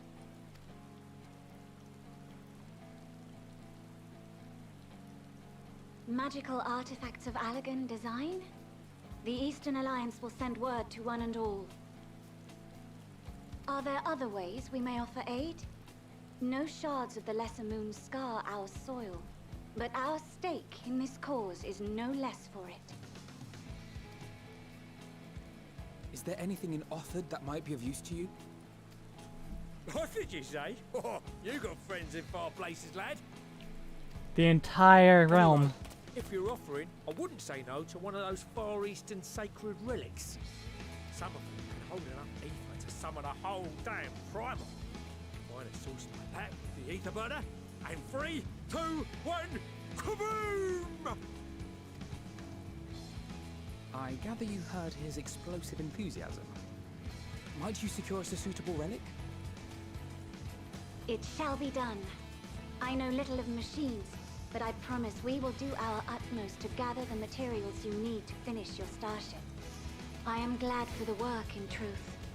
Better to busy oneself than wait and fret over disasters foretold. Disasters that are soon on their way. Then why are we all still standing about yapping? There's plunder for the taking. And I'm a born plunderer. I'll be an old Charlian before you know it. Start mixing the grog.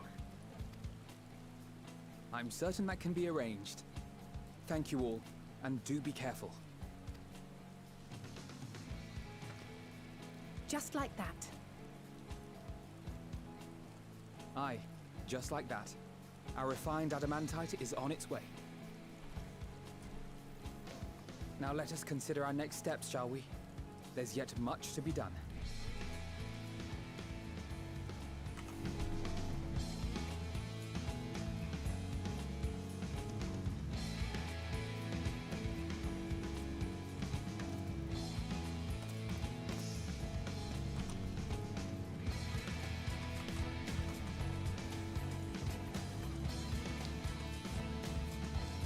He has to contend with what we've already done. We've already all but solved their problem.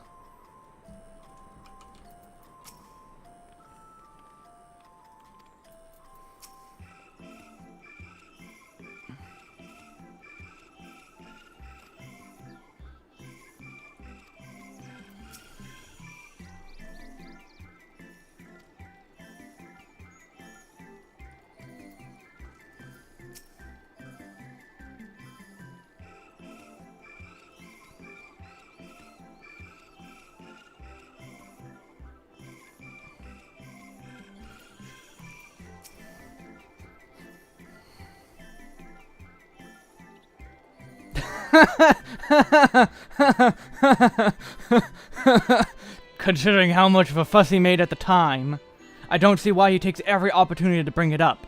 It was just firewood. Thank you, Estidian, thank you.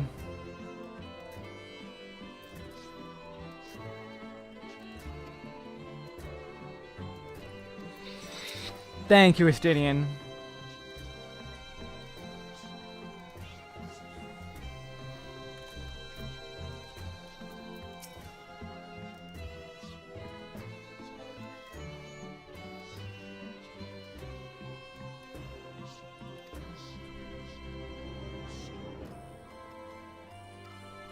Alright, I'm gonna be right back, get a drink, all that stuff, blah blah.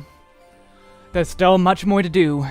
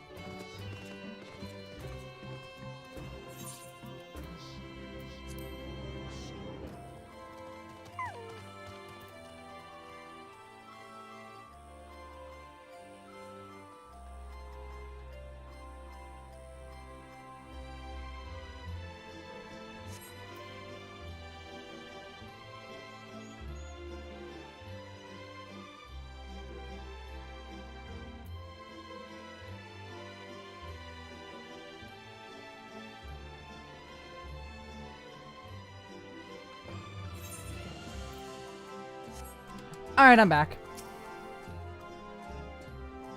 At times, it's times like these we're reminded of how famous, or infamous, Alphinaud has become. Who would have thought he could achieve so much with a single Link Pearl conversation?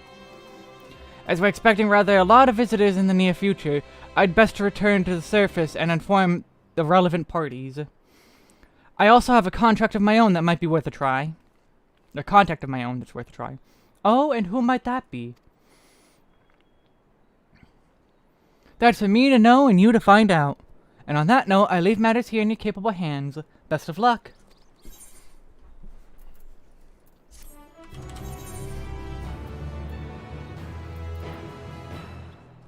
Oh. Was not expecting another cutscene. Meanwhile, in Ul'dah.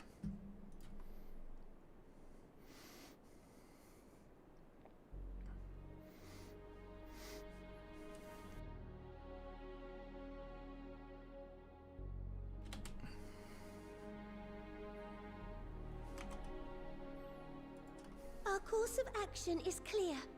We must harvest refined adamantite from the shards of Dalamud and procure arcane relics of Allagan make. Summon the best and brightest of our immortal flames and form an expeditionary party at once. Call upon the Sultan Sworn and Brass Blades for support as you must.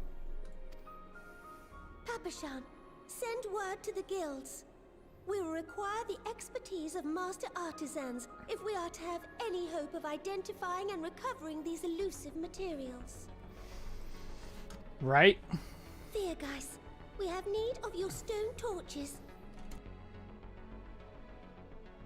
It's the Blue Mage Quest guy. Blue Mage Quest guys. Siegfried. They are to assist the immortal flames in scouring the ruins and to help secure the surrounding areas. I trust I can count on your support. As commander of the Stone Torches, my son Zimberk will personally see it done.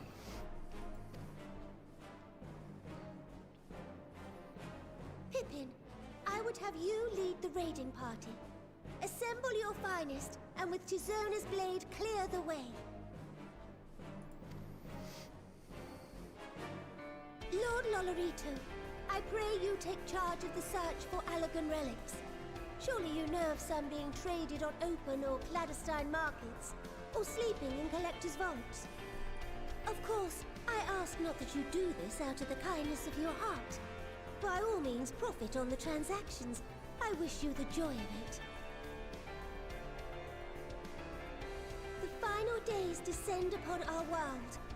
If circumstances are truly as dire as they say, Ul'dah's best efforts may be for naught. And yet, when we Eorzeans rose from the ashes to rebuild our broken realm, did we not learn one simple truth?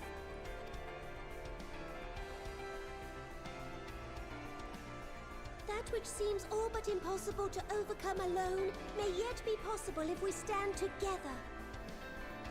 It was the Scions who united us then, and it is the Scions who call upon us now.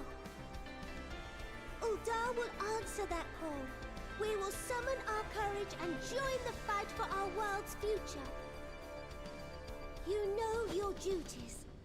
I, Nanamo Ul'Namo, 17th in the line of Ul, bid you good luck and Godspeed.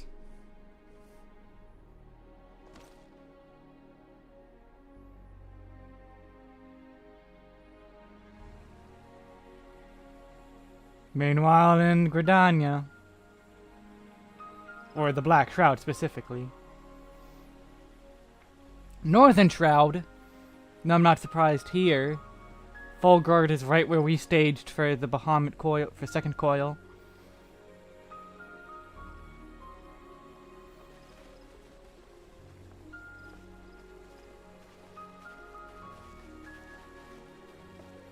Palace of the Dead.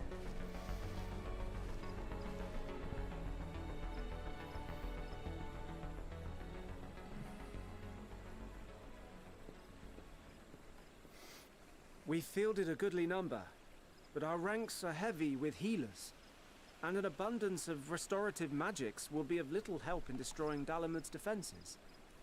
Healer Still, DPS. It has ever been thus with Gridania. We must steel ourselves for a protracted engagement. Oh, hello. In that case, might I suggest taking us along? Hey, Spiral! Oh, wait, no, it's not Spiral. Commander Hext, what are you doing here? None of the shards in Girabania are big enough to hold an internment hulk. Or is it Spiral? So we said to ourselves, why not lend our neighbors a hand? Oh, no, We it's thought we not. might be short on people with a talent for breaking things.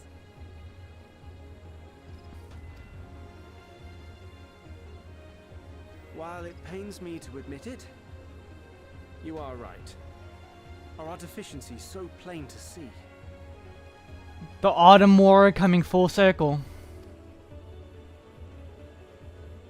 It might have been a lifetime ago, but I was once one of the scions assigned to the Shroud. I know this forest well. I know your people. And I know we will be stronger if we fight this fight together.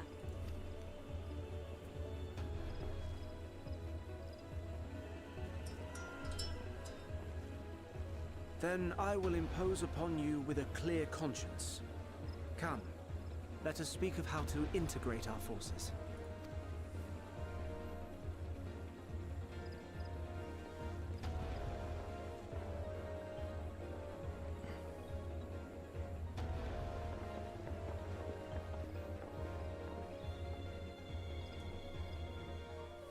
I won't let it all be for nothing. I promise you, Papalimo.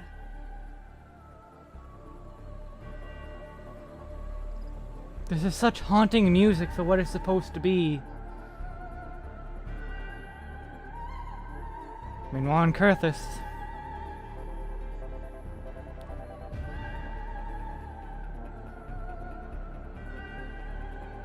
Oh no.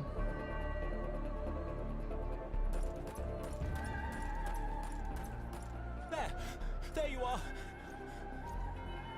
We've no time to waste, brother. Everyone has already...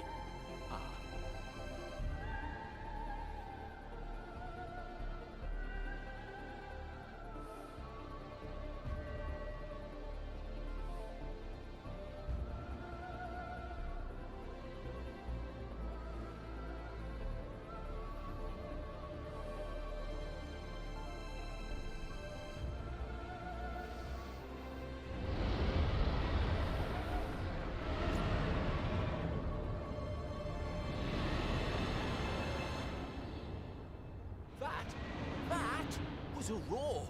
A dragon's roar.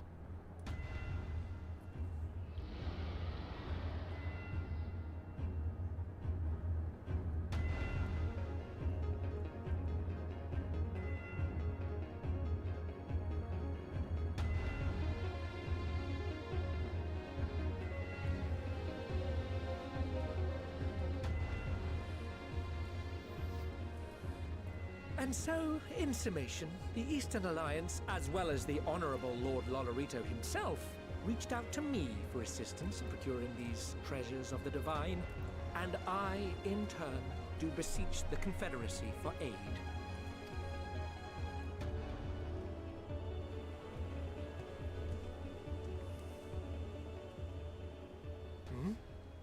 Is that... Hancock? What a surprise this is. I'm surprised they let Sorbonne out. A fortuitous one at that. I have a favor to ask, you see. Oh no! Really? The four lords are helping. The music permanently changed again.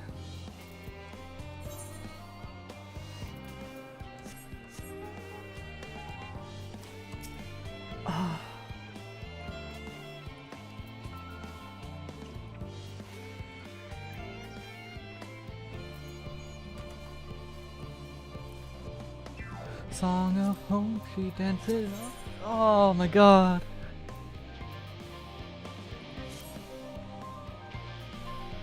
Though our friends are searching for refined adamantite and sacred relics, we will only know if they meet our requirements once they arrive. Or have arrived. In the meantime, is there aught else we might do to be of service? Ha! You've already done more than enough. If I had to say, though, I could use someone who knows a thing or two about elegant technology. You there! You, the lad with eyes with red and matching hair. You seem to know more than your average scholar.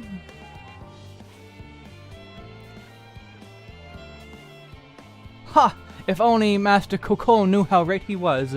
While he and Graha established a rapport, why don't we help with preparations for the Great Exodus? Indeed, this would mean going above and beyond in the terms of our arrangement, but I propose this not to curry favor. Yeah, it's because it's the right thing to do. As confident as I am we will succeed, we must be ready for every eventuality. This would also be an opportunity to familiarize ourselves with the logistics of traversing the Great Expanse, and if nothing else, it beats twiddling our thumbs while we wait for the adamantite.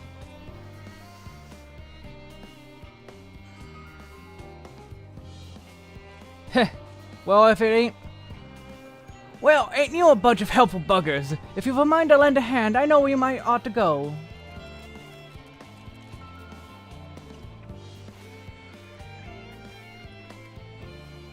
The Charlene Hamlet is lousy with researches and scholarly types. Bleh. Busying themselves with preparing for the Exodus. Pah, that lot need all the help they could get. Well then, off we go.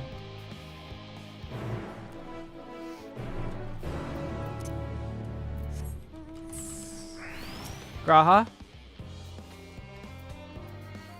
I love that they keep doing this, permanently changing the music.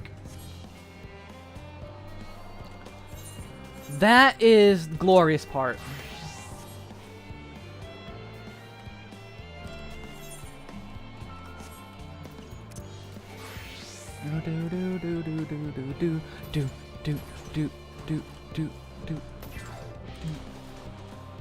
A song of hope, she dances on the wind. Higher, oh higher. Carry in a song, raise it up with all your heart, for its chorus might ring for all. And there's where that's gonna open up to let the ship out.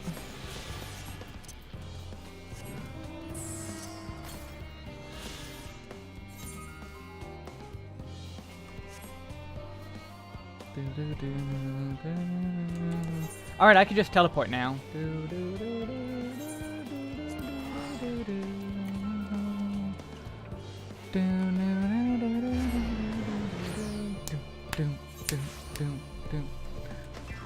Yeah, it didn't change when we got into town. Leave it this theme. It needs to be this theme for the entire rest of the time that I'm doing this. I don't know if they're going to the Fate, but I am.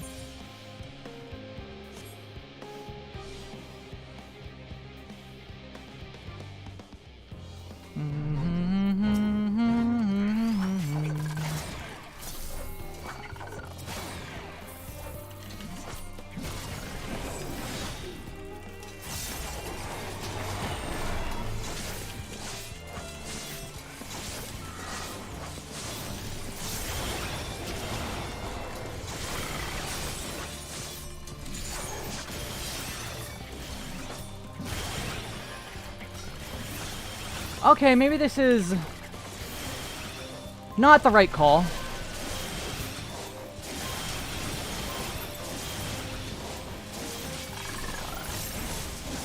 Yep, no, I can't do this. I got a few kills in, though. That's a good amount of oh well. They're dying too slow for me to complete, so I'm just gonna... Oh wait, someone else showed up. Maybe, just maybe, with their help.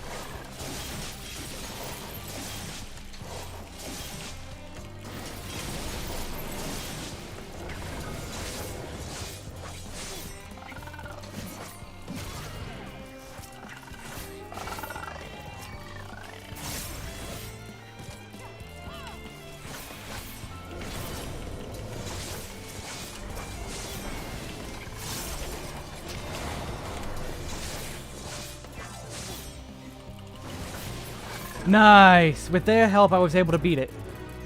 Cool, I'm glad they showed up when they did.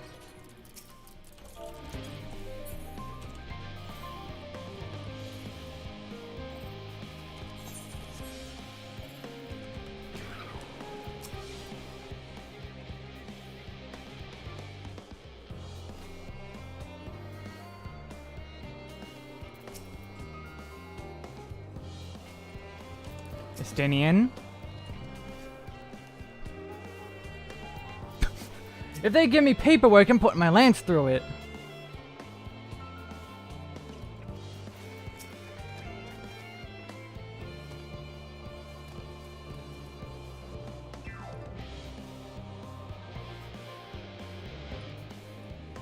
Shadow of Yon Corner? From what I can tell, a lot of people actually live down here. I don't know how much help we can offer, but I dare say they'll benefit from some of that fresh inspiration Scarlet Montaigne mentioned. Let's start by asking around, ideally without getting in anyone's way. I already forgot how to pronounce his name. They said it at some point, but I forgot it. Let's meet by the 8th rate once our work is done.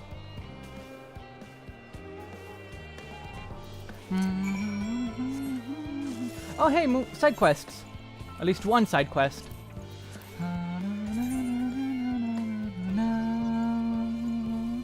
Halfway done only. Song of hope, she dances on the wind. Veterinarian.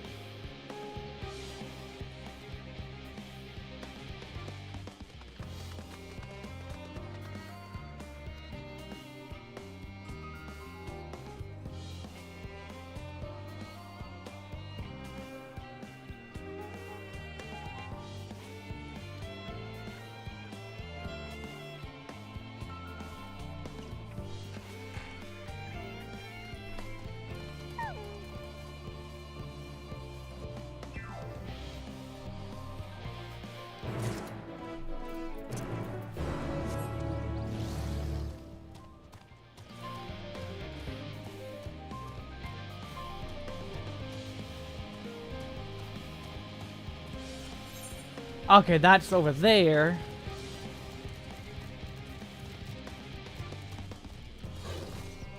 Silken Grin. Silken Grin. What a name.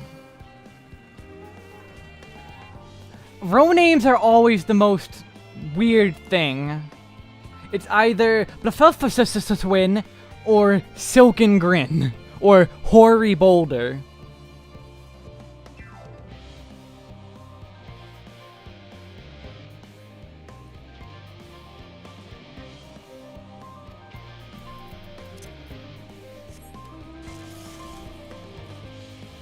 Oh, and Steady Current. Of course, they're just gonna give me only Rose. And I guess a Catboy.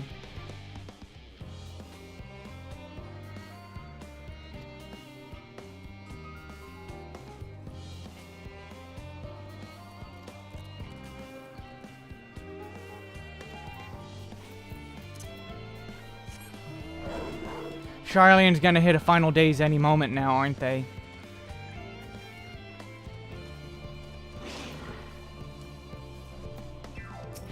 Paul Tassan.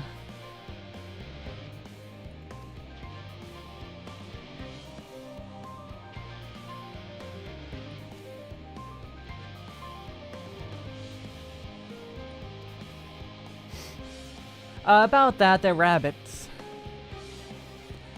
I do hope they're not enormous looming giants. I would much prefer something small and fluffy, like that behatted rabbit that ran by. Yeah, that behatted rabbit is your contact, so have fun. I do gotta know what it's like to just be da da da da da, I am a person, I am Charlian, and then all of a sudden, hello, I am Rabbit. Hello, I am Scientist. I am holder of all the knowledge you may or may not need. What's that? You're smart? No, I'm smart. I am Rabbit.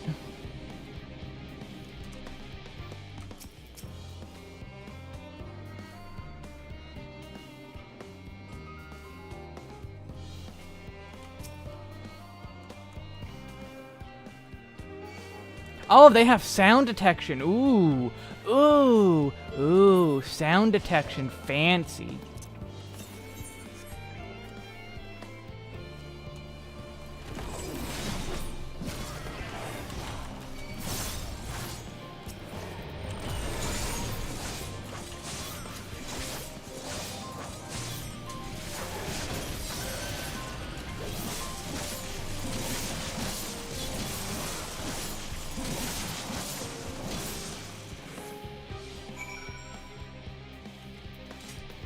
I'm not gonna hurt you, I say as I'm possessed by a demon.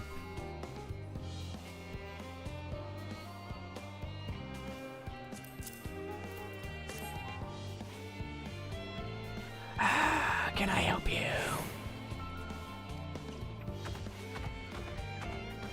Oh, and he ran away.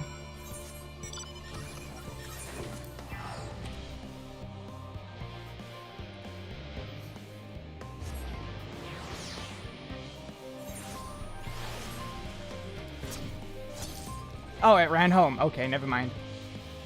I was like, oh, great, there's gonna be a part 2 to this quest. How many parts is it gonna be that we have to run after the troll?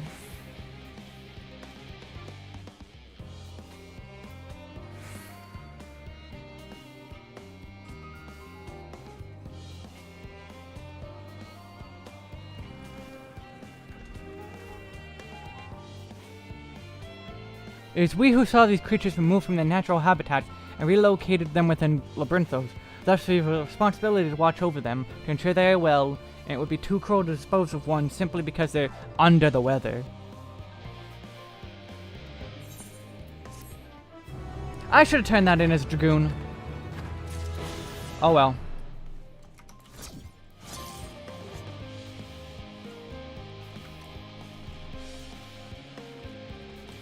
Oh yeah, here's a bunch of the leopards.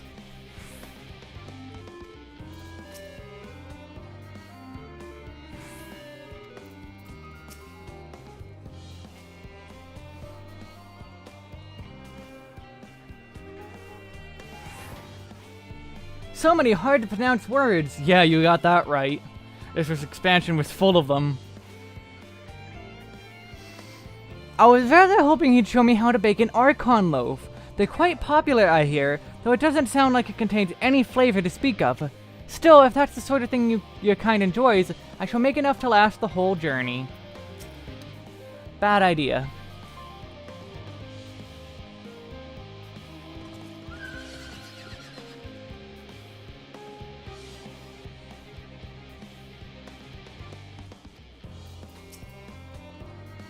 Fancy meeting you here, Wesk.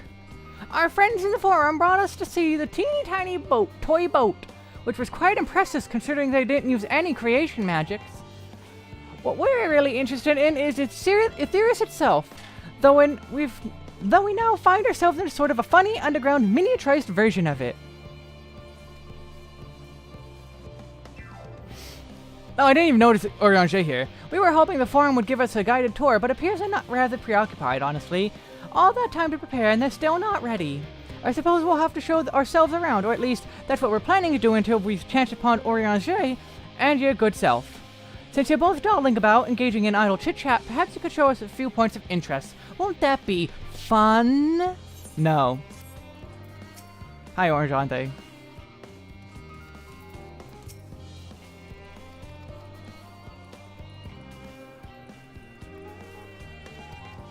Okay.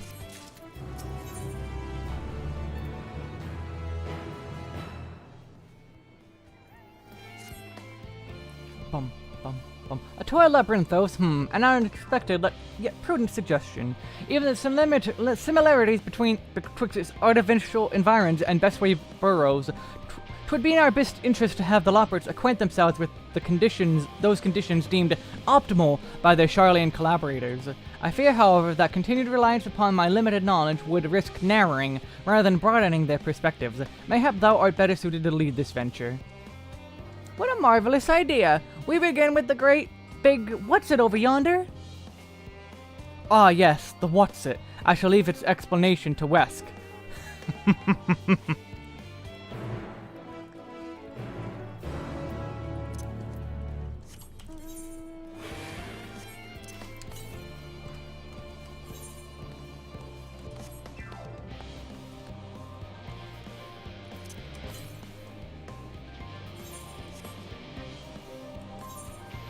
Oh no, is it up there still?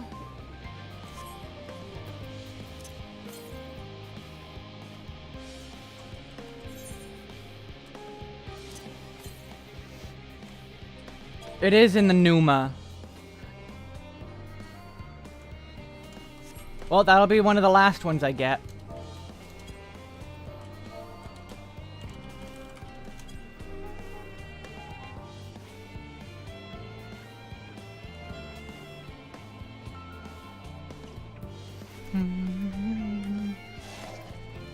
Still not old yet.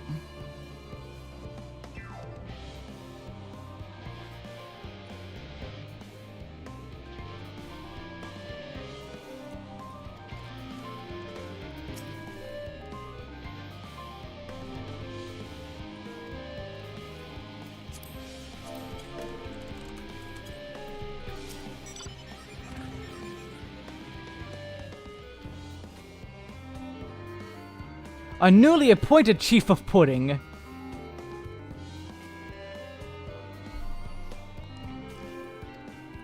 No, I have not seen Pudding Way.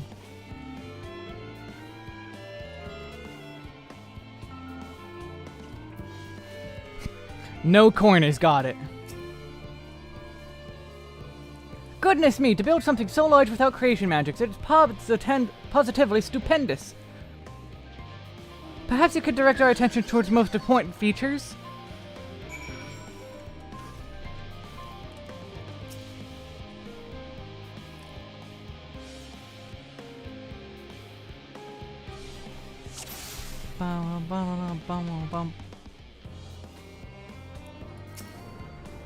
I expected one of the propellers. It's a little hard to see from here, but is that a golden pipe connected to the top of those tanks? All I can see through the window is... And I can see through that window another pipe at the bottom. This must be for purifying water drawn up from below. If not the propeller, then the wheel? No?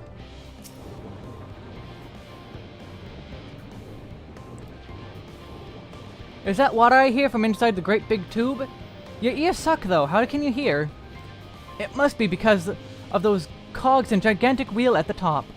Oh, I see, that's how they draw out the water. There's probably some sort of spiral-shaped mechanism inside too. Mushroom-like thing, this is where they store the water. That looks like the trees in Greatest Endsvale. Hold on, that's a bit of a strange shape. It's thin at the bottom but big and round at the top. Quite tall for something so unbalanced too. Now it makes sense, that's where they store the water. Yep, easy.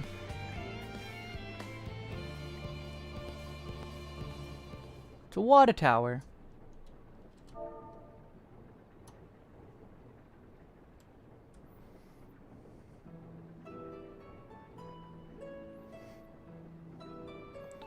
Well, if I were to hazard a guess, water drawn from underground, presumably with some other mechanism, is purified here and stored in that tower while being distributed elsewhere. I'm right, aren't I? I knew it. A brilliant design in its simplicity. I dare say it'd take only a moment to install it, even in the harshest environments. For us Loporits, that is. Indeed, securing a reliable source of water is of the utmost importance for any fledgling settlement. We have read, however, that the peoples of Theros sometimes make their homes in arid deserts and such. How are they able to survive?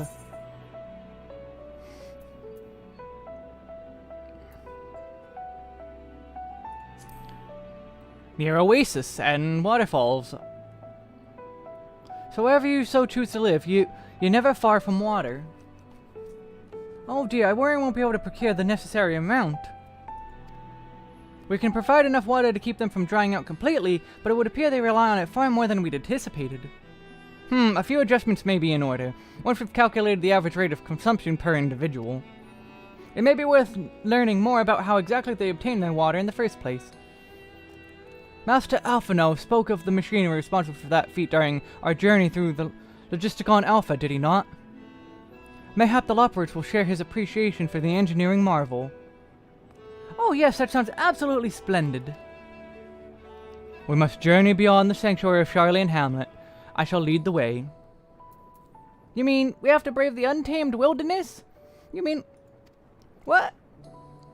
A valid concern indeed. We could not help but notice the many dangerous-looking creatures with big, nasty teeth lurking beyond the safe confines of this settlement. Were we not escorted here by burly custodians, I dread to think what would have become of us. Regrettably, to many a hungry predator with aforementioned big, nasty teeth, leopards may appear to be potential and rather appetizing source of sustenance. May I impose upon thee to assist in securing safe passage to Logisticon Alpha? For my part, I shall act as an escort to Living Way and Cooking Way. I entrust Singing Way and Growing Way to thy care. Thanks. A more valiant protector they could not wish for. Godspeed.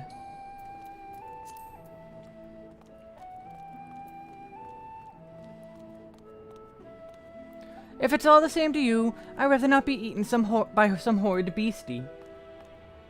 Come along, Growing Way, to the water extraction what's it?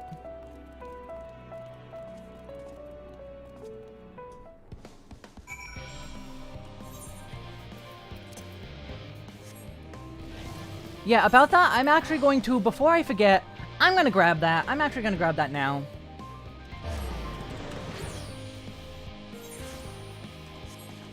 Because I know if I don't get it now, it's going to bite me later. Definitely going to bite me later.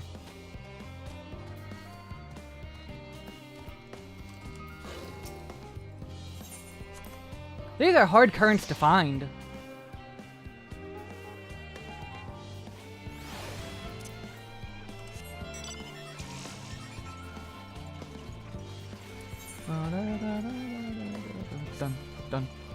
Dun.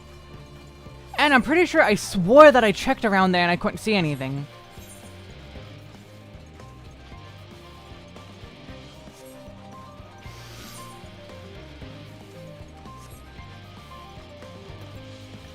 Bum bum bum. Bum bum bum bum. Bum ba-da-dum ba-da-dum ba-da-dum.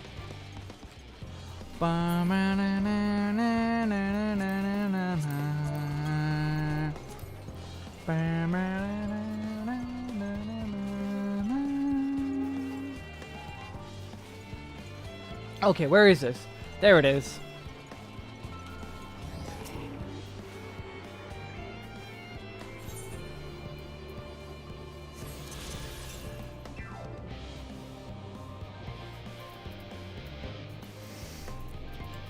Just in case.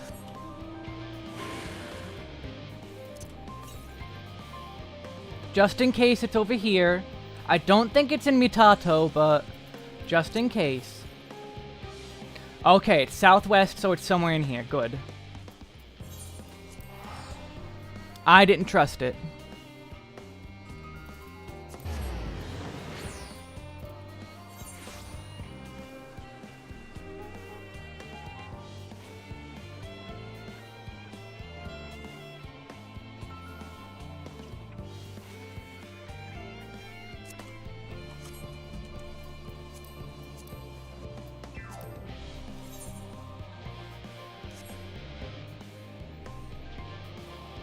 I want to see that open up.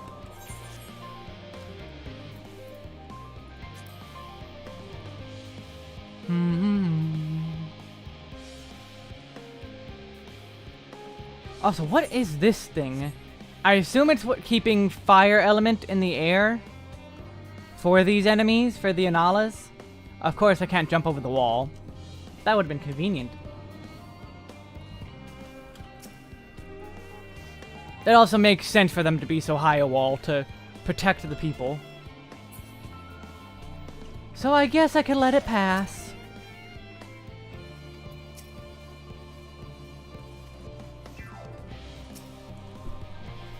Okay, fighting stuff.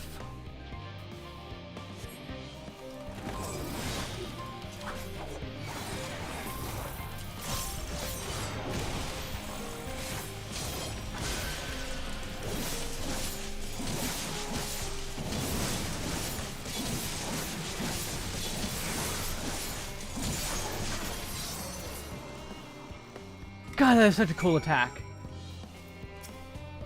Once every 2 minutes, worth it. Thank you so much. I really hope this water extraction is worth these harrowing experiences. All part of the fun, some might say, but I'd rather not be burnt to a crisp if it's all the same to you.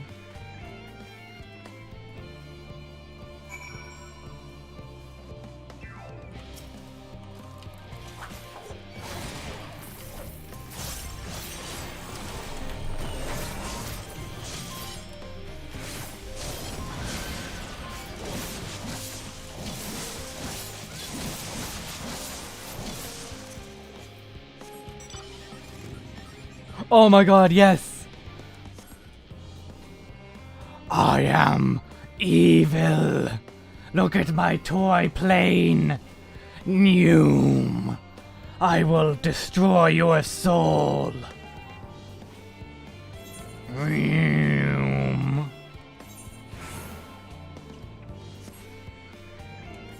Your soul is mine.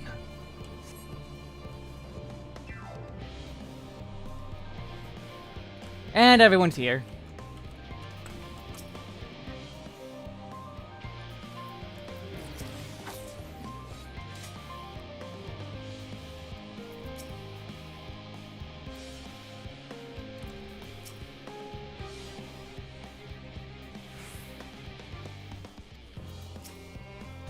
My friends, I bid you welcome to Logisticon Alpha. Our destination just lies at the lift's top. Pray follow me.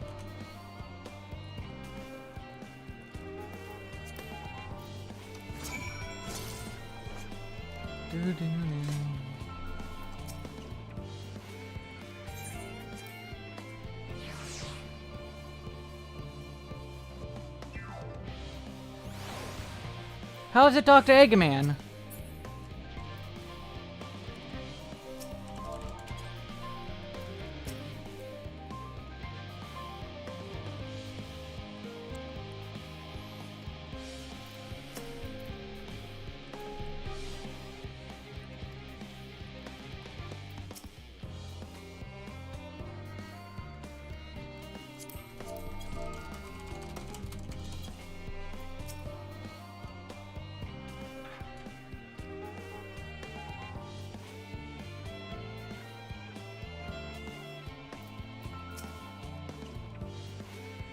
Marvelous, simply marvelous. So this is where the magic, or science rather, takes place. The perfect environment to sustain life, artificially created. The knowledge we'll gain here will be essential when we start looking for the stars, for new stars for your kind to inhabit. Apparently most of them don't even have air for you to breathe. You're all very lucky that Aetherius just so happens to provide everything you need to thrive. Or did mankind turn out this way? Or did mankind turn out the way they are because of their available resources, I wonder? Either way, it's nothing short of miraculous, and I cannot wait to see more of it. But yeah, it's not Dr. Eggman.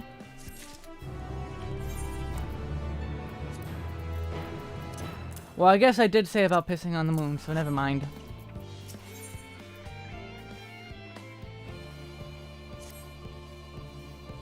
This is all very wonderful, I'm sure, but it was rather hoping to learn more about your nourishment provision facilities. In other words, where's the food? I believe both the knowledge and consumables you seek may be found at Mero Agronomics. As I imagine, Singing Wei and the others intend to study every conceivable facet of this apparatus, wouldst thou be so kind as to exhort our visiting culinarian? Yes, that sounds much more interesting. Hopefully, I'll be able to see firsthand some of the delicious delicacies Orange was telling me about. Even his incredibly vivid if a bit too verbose, description cannot compare to sampling them myself. Not to mention, Ethereus will soon be no more, so I must learn all I can while there is still time. Thanks for the reminder. Let's brook no further delay.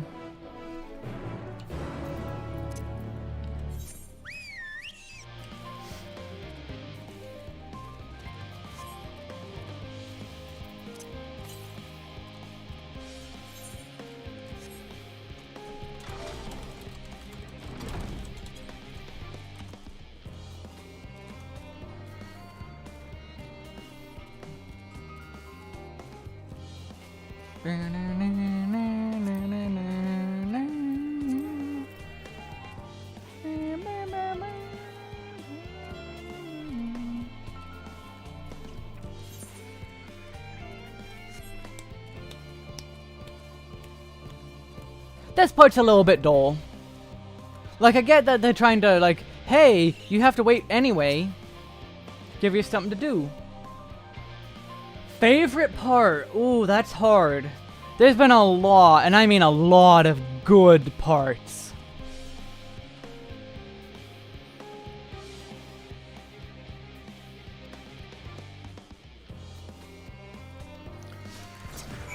Oof.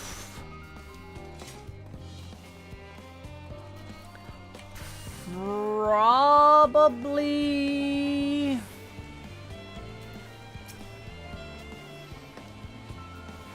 Jebke! Oh, I just realized it's talking to Jebke.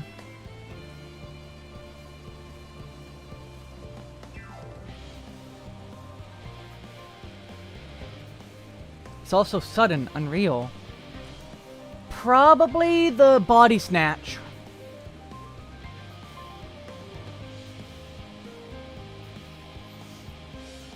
Yeah, Nick, I gotta agree, that part was... That was super intense.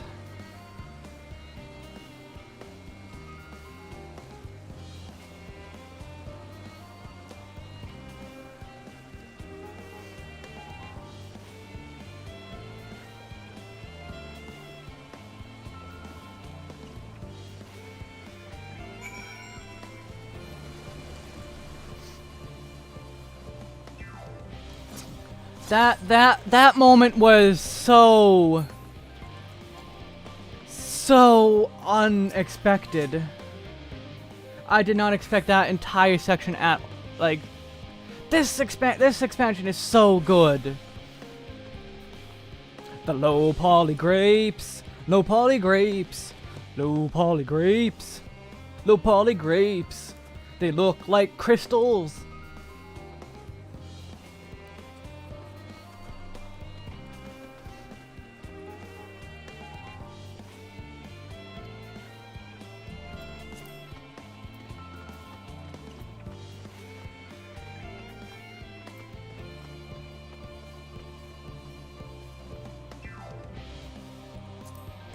My opinion of grapes.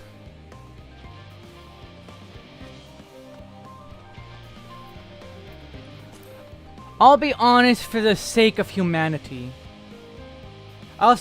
So this is how Lala's to scale next to a Loporrit. This is the scale. I don't know if they're max height, min height Lalafell. I don't know what scale, but this is a Lalafell next to a Loporrit.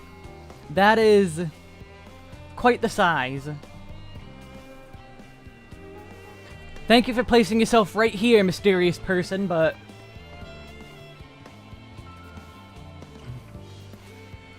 Thank you. They can have a pet.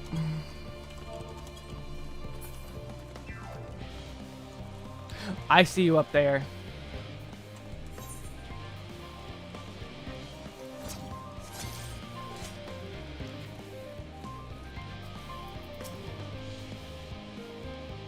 Grape Dylan, yes. Orange by name, orange by nature. What came first, the fruit or the color? Who cares? Let's eat. I honestly don't know. Nothing rhymes with orange. Yes, that's equal parts sweet and sour, as with grapes, yet nothing like alike. Perhaps what I'm looking for is bitter.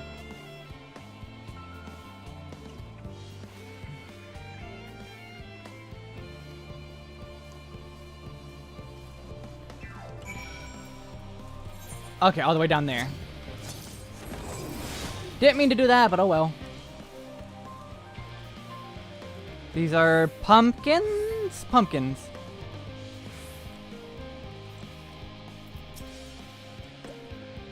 Are they some kind of enormous round carrot? Yes, this is a carrot.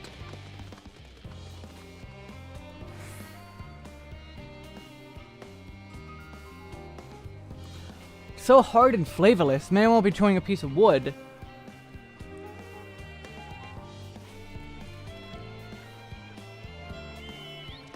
Can't you see that these are pumpkins?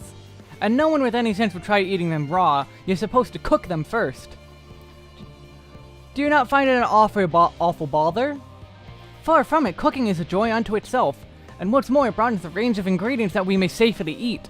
But above all else, cooking allows us to draw out the full potential of our produce. Pumpkin stew has been one of my favorite dishes for as long as I can remember. That's a thing? Then perhaps even these hard blocks of plant matter can become as delicious as the orange I sampled. I wonder though, is there anything even more delicious? How about that yellow fruit over yonder? It's a lemon, I think. They look like lemons.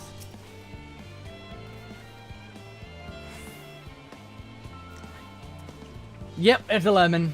My tongue is this poison? And then Cooking Way died. And nobody missed him. How can something so similar to an orange be so revolting?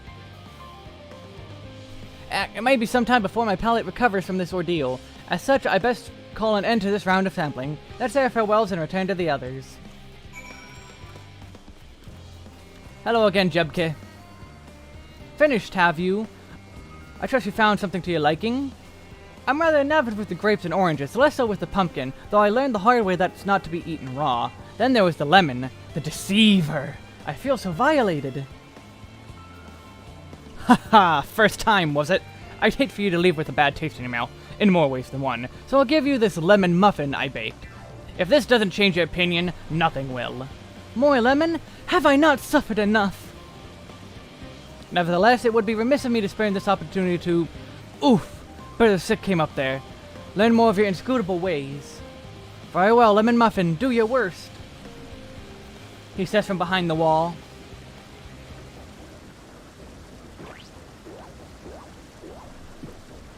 Oh, that was weird sounds. This is... delicious! Although I still detect a hint of lemon, it complements the sweetness of the dough to create a perfect harmony.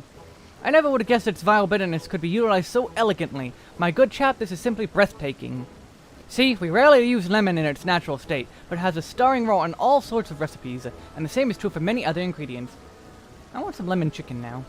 It comes down to making the most of the resources at our disposal, and sometimes that can even be the difference between life and death. I know we won't be able to take every species with us. No doubt the Forum agonizes over what was worth preserving, and what will be consigned to history. Hard choices, but make them we must, if we were to survive. Such strength of will. Now I know what Heidelin sees in your kind.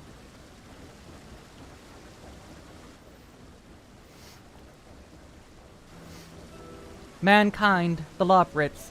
We were both born from the accumulated knowledge of the ancients. They learned all there is to learn about the nature of sentient life and the fates of the stars themselves.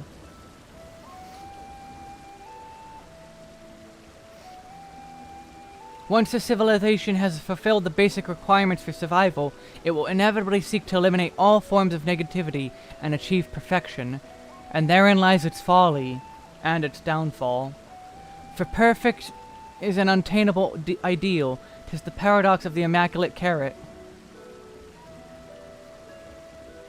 Yes, civilizations since time immemorial have deemed the pursuit of perfection as progress. They pay no heed to the cost incurred in their futile quest, and all too often become the architects of their own demise, their dreams forever unfulfilled. What then is the alternative? The answer lies in knowing that our existence can never be perfect, to be content with what we have, and to make the most of it. When life gives you lemons make lemon muffins.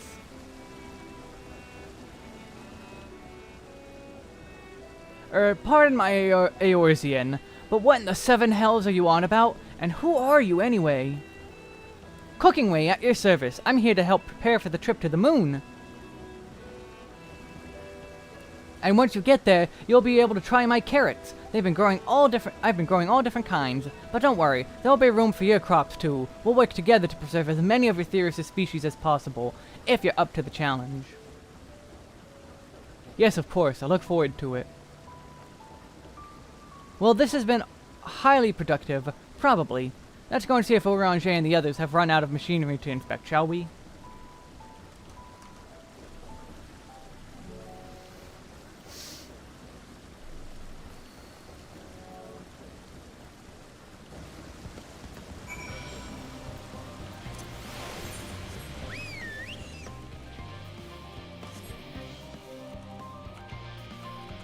Not what I was expecting. But not wholly, unappreciated.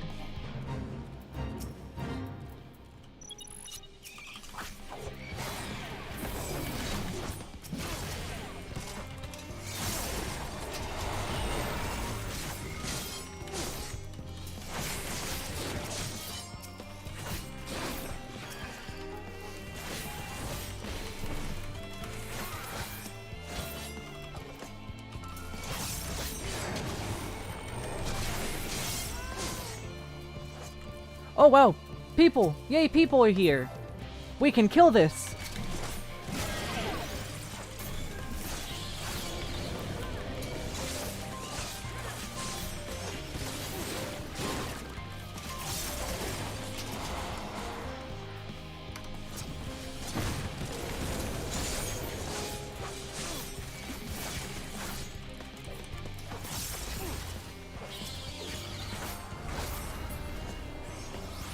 Oh wow, there's a lot of people.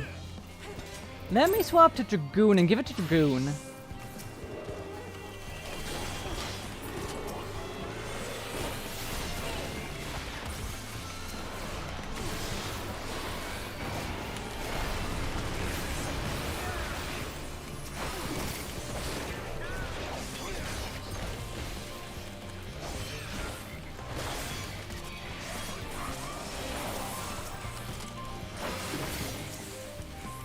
God, I want an axe or something for my Reaper.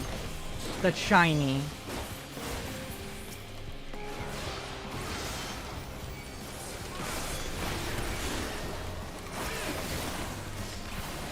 Oh, I wanted my Life of the Dragon, oh well.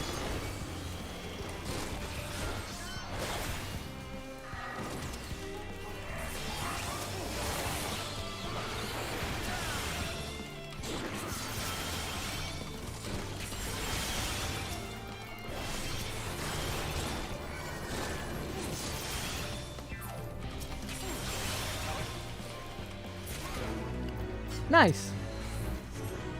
Dragoon's almost level 56. Yeah, 56. I keep saying 50s. 50, 50, 50, 50. It's 86. I'm in the 80s. Running in the 80s.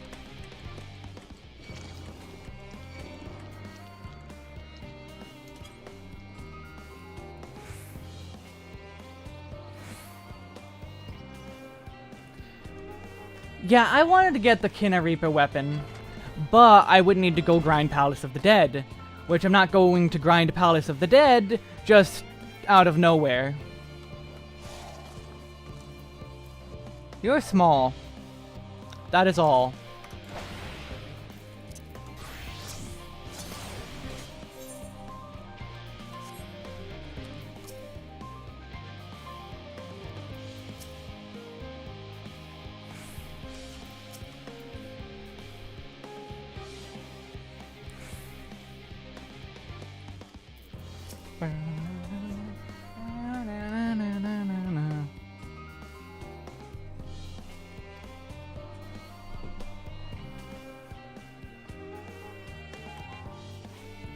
$5,000 years on the moon.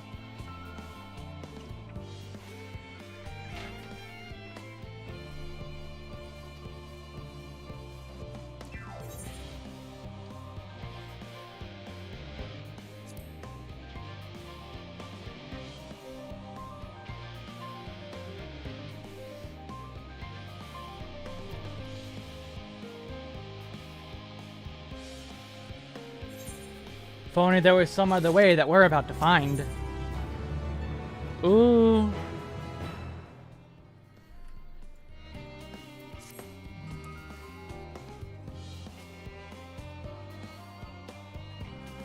They've been around for tens of thousands of years.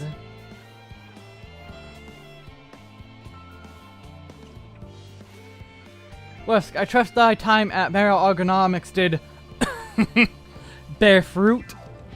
Our own efforts, too, were rewarded. We now possess an embarrassment of educational riches. No doubt our guests' relentless pursuit of knowledge should occupy them, and us, for a fortnight. Alas, time is of the essence. Let us return to Charlene Hamlet forthwith. I shall gladly attend to each and every lopper there, should further questions within my power to answer arise.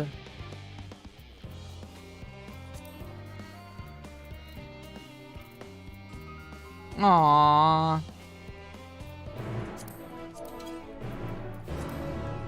Heart of ember, rotten time.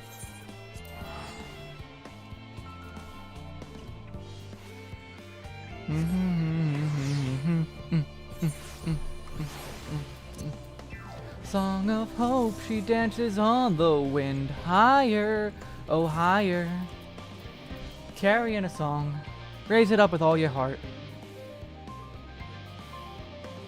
I simply wish to see, hear, feel, and think as much as I possibly can while we're here. What does that look for? What did I say?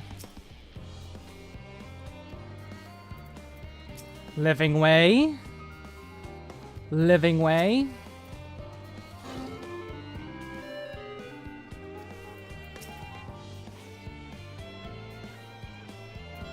Living way.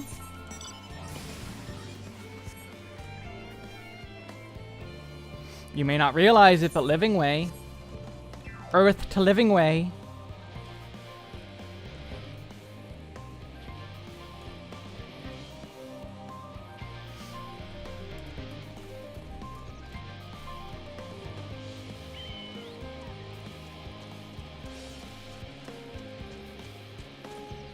Heck yeah, we're doing a fate.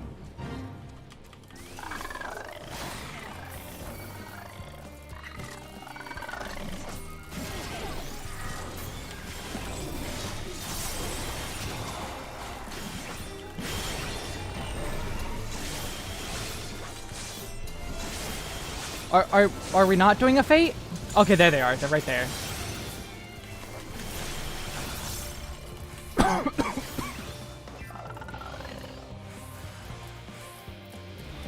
But yeah, Loporits, they go into stasis. So it doesn't matter what their age is, per se.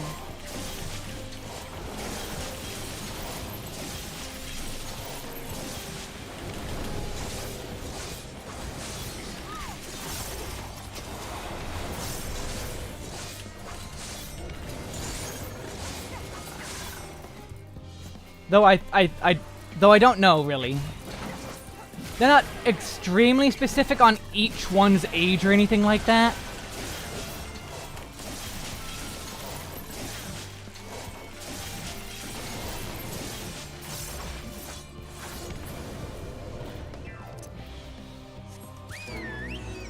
Yay! How's my shared fates doing? Ooh, that's a lot of gemstones. One more fate and I can buy the upgrade.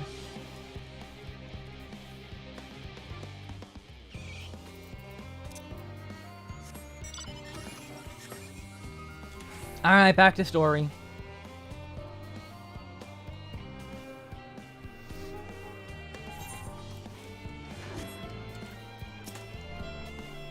Here we go.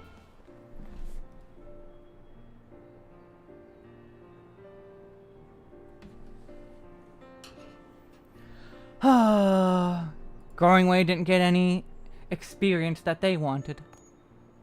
Yes, Wesk, was it?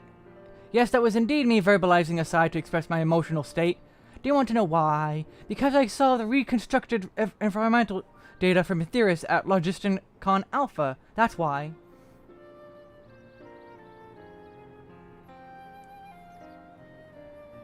Furion, because they're not, the scaling isn't that high.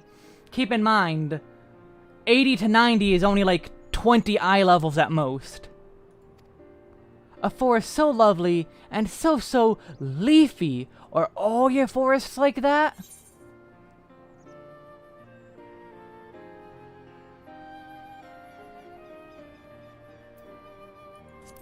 Blackshroud is indeed quite leafy.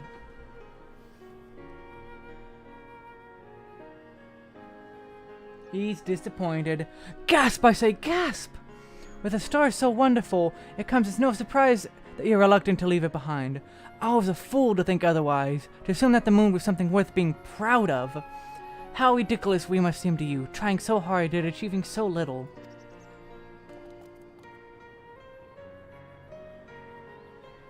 Not at all.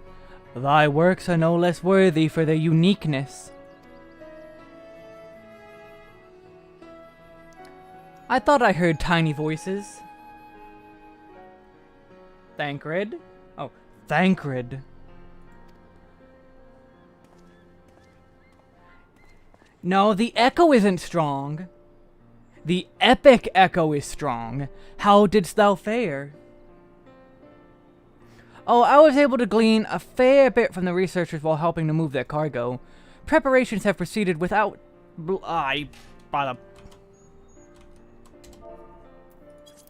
Preparations have proceeded without interruption here. Despite news that's coming in, we have the forum's leadership to thank for that. That doesn't mean people aren't worried, though. Quite the opposite. Knowing disaster could strike at any moment, they hurry to complete their work, equally aware that a single error could be the difference between life and death. And we can hardly tell them that there's no cause for concern.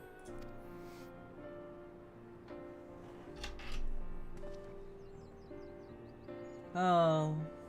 Perhaps not. Though aided by a goodly growing way, we may yet find other ways to lighten their burden. Me? Be of use to people? I'm honored that you would think me so capable, but I'm not sure I'm up to the challenge. Nevertheless, I believe in thee. If you say so, I suppose it can't hurt to try. I passed someone moping on the western plaza that looked to be in need of a helping paw. Perhaps you might start with him. Let us be off. 'Tis good as any place as any. Come.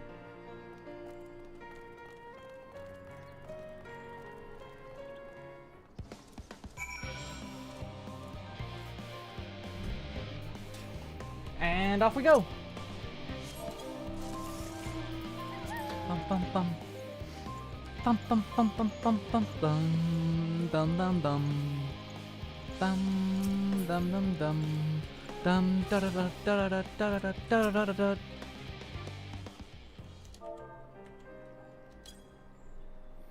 Doom doom doom doom. Doom doom doom doom doom. This guy is super sad for some reason. Maybe it's because his hair is stupid. Oh, can I help you?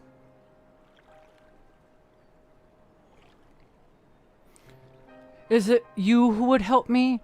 Is my anxiety truly so obvious? A burden shared is a burden eased. Pray tell us of thy troubles. Those little fellows do look like good listeners. I'm an engineer, you see, and what they say of the ship, that it's the sum of decades of Charlian ingenuity, that it's built with peerless elegant technologies. It's all true, but I know none of it's a guarantee. We've never before launched a starfaring vessel, let alone flown it in the great expanse. All the tests we've run have been on the ground. Only operational personnel and cargo will be aboard the first voyage, but even so, if it fails us then, what can we do? And if it doesn't, it could fall apart on the next flight, or the one after that. Nick, you're right. Engineering. Haha. We've done everything we can to prevent that from happening, but it hardly matters. We thought the Aetherburner design was flawless too, and look how that turned out. Thou art familiar with these most daunting technologies, and just thou that hold the power to allay his fears. Oh, I'm not sure about that, but well. Maybe you could tell me if there are any other aspects of the ship's design that you've especially worried about?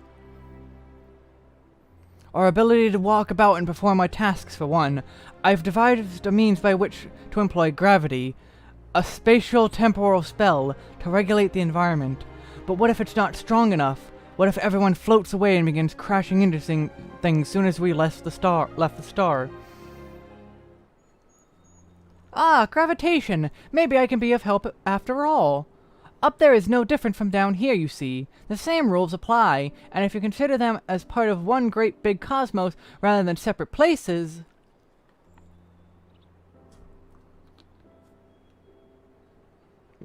I was comp-sci. I suspect both parties shall find comfort in this conversation. Yet if Thancred's tale is true, still others would benefit from the insight born of experience. Might I prevail upon the Loporrits to attend them? An excellent idea, if I do say so myself. There is naught we'd like more than to ease the hearts of the fine people of Aetheris, and learn more about them while we're at it. Full glad am I to hear. Gather thy companions and bring them hither. Wesk, thou hast a gift for finding souls in need of succor. Pray seek thee out the distressed and apprehensive, inform them that help is at hand. I shall await them here, that I might introduce each to a suitable Loporrit.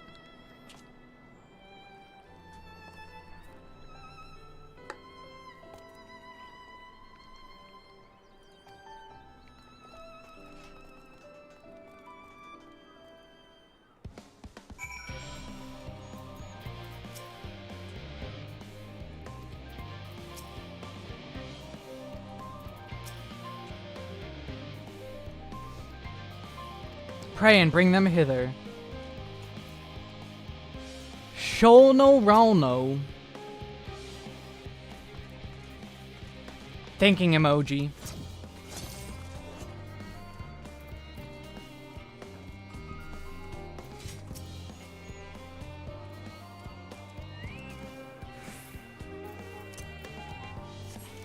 She is coping well. Copium, very strong.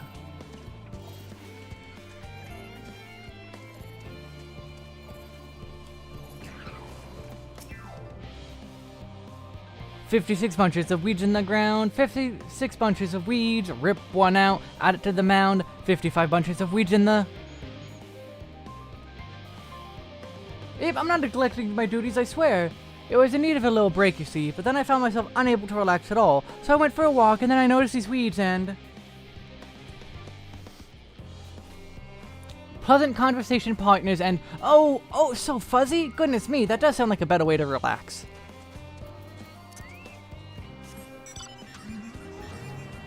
Eight people we have to find. Holy crap.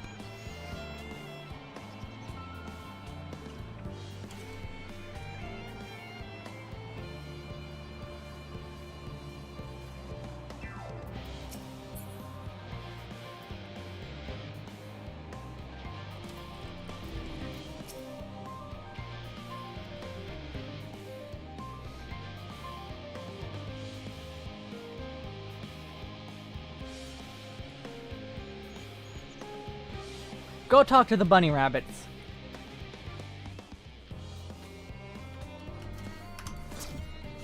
Sup?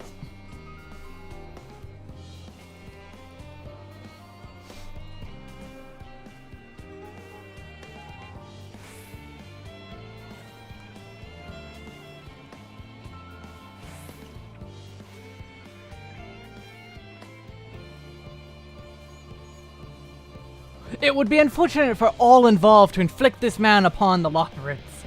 I agree. Oh, hey, look, Froggo.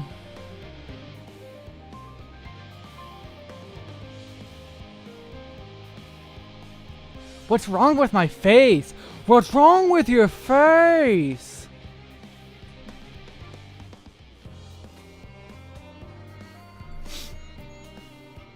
Let's go talk to the Loporrits.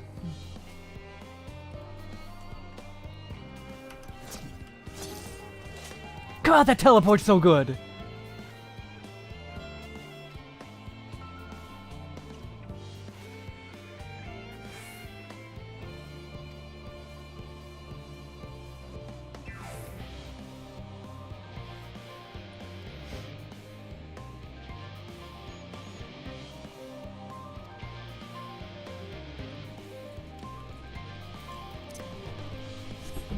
4 out of 8, halfway there. And I even haven't searched half the area yet.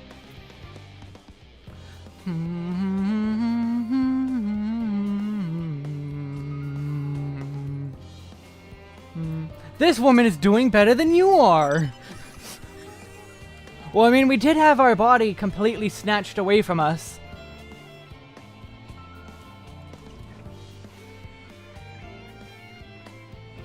Bum, bum, bum, bum, bum, bum, bum. Song of hope, she dances on the wind. Higher, oh higher, carrying a song. Hello, you are small. She already has the support of these two. I ran her over with a car as a result for not progressing my quest. She deserved it.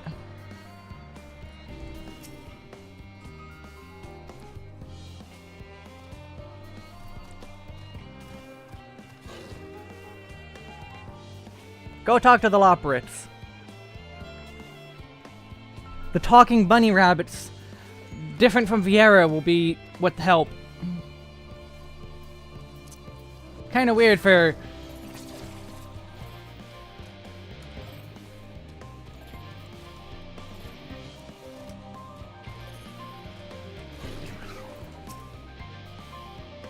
Just let me come appoint someone else. Go talk to the Loporits, that's how.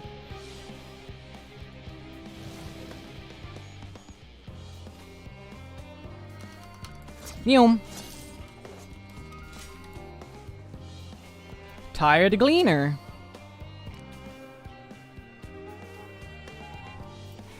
Tired but in need of a break. I'm gonna double check this corner, but I think I found everyone up here. That lady's doing better than all of you.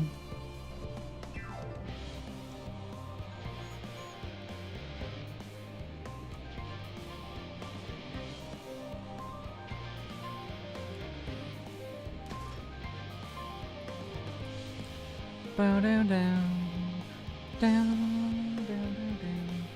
Yeah, I didn't think there would be anyone back here, but I wanted to check anyway, instead of having to backtrack.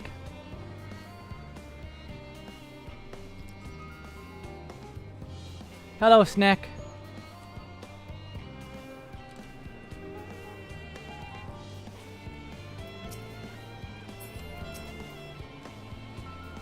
Or Chembert, but he doesn't need help. Nope, they must be in this corner then. Or near the center.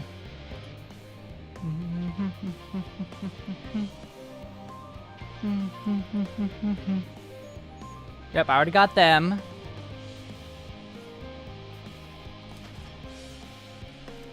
I'm gonna take one more peek at the middle and then search this last bottom area. Aha, see, I missed this guy. And he's probably someone that needs to go in.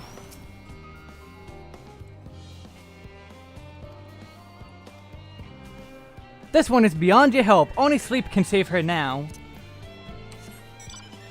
See? That was worth it.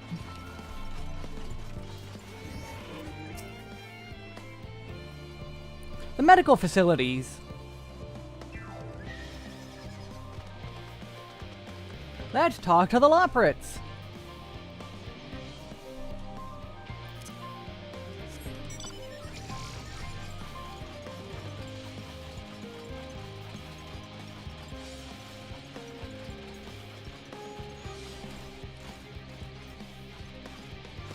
You're welcome, Sean.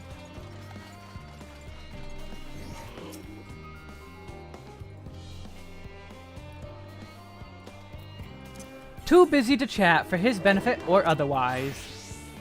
Give me the XP, yeah!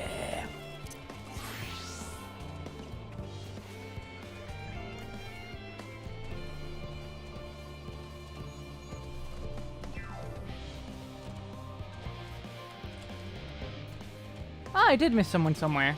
Oh well, they probably aren't too far away. I haven't exactly been thorough everywhere. Nope.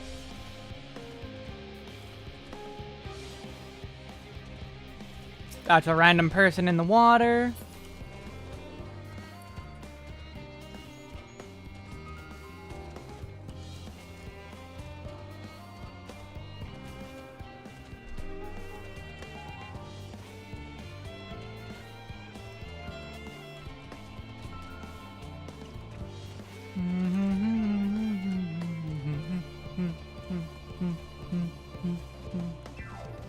They might be outside of the walls even. They could be.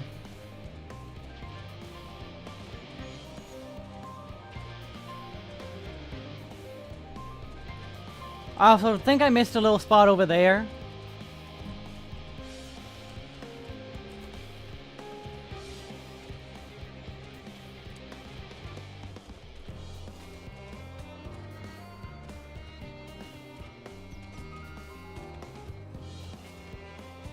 Nope.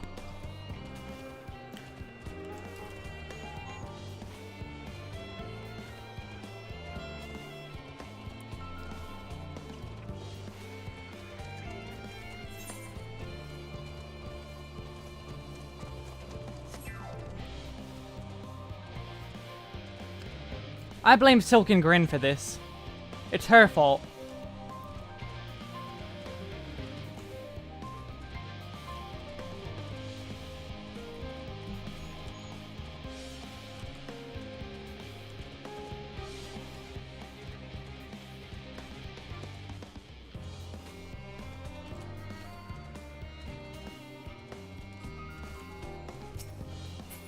I blame them, too.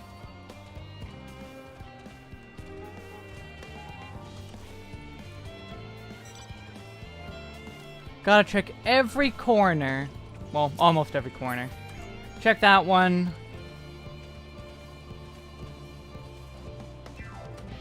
Yeah, I never checked right here. Yeah, there we go. I never checked here. I knew I missed a couple spots.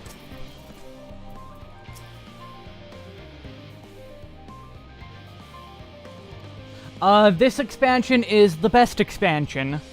That is all.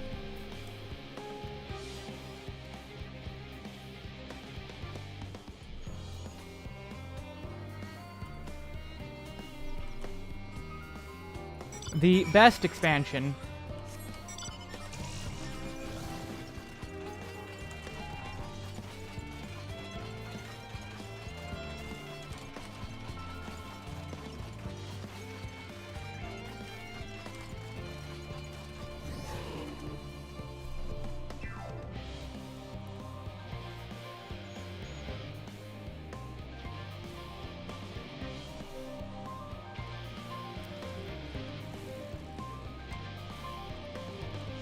All this research is talking to bunny rabbits. It's kind of funny.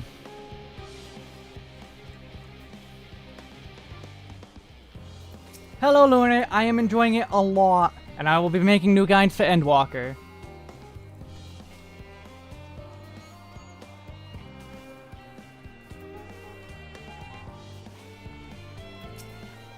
Behold, Wesk. Through thine efforts, word hath spread through Labyrinthos. Verily, so far a greater number than we anticipated. Living Way doth gather more Loporrits as we speak. I shall assign each in accordance to their skills, that new bonds of friendship might be forged. Should greater matters require thine attention, watch over them, I prithee.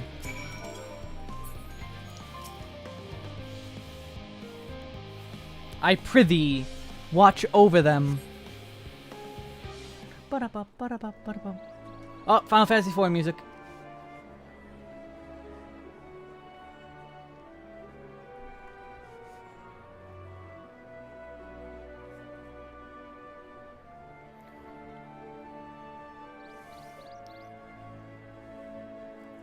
Yeah, the expansion launched. That's why it all changed. Phew! Oh, finally some rest.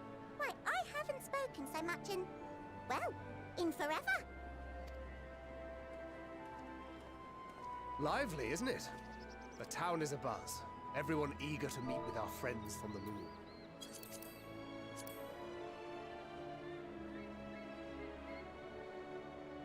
Twould behoove you to consult with Sleeping Way. As our moon's pilot, his advice should be most pertinent. He's I'm impressed. Truth be told, I struggle to tell one from another. No offense intended, of course. What? The sleeping one is gonna be the pilot? After you and your friends left Mare Elementorum, we spent no small amount of time with your Urianger. Oh, the conversations we had. He told us all about Atheris, answered our every question, no matter how trifling or trivial. Look! Every page filled to the margins with knowledge. Knowledge! When I first arrived, I was struck by how little I knew. It was daunting. But then I realized that, were it not for Urianger and his teachings, we'd still be stuck on the moon, gazing at your world and wondering what we've been missing. A lot.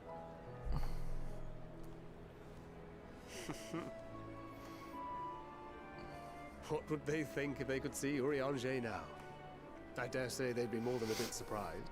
And impressed, no doubt. Yeah, a little bit. Master Louisoix, Minfilia, Papalimo, and not to forget. In memory of Mombrita. There's her parents.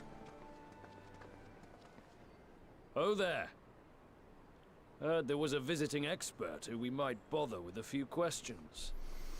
I was wondering. You'd be the one. I was wondering when they'd show up. They name dropped them in the beginning of the story and then just never showed up.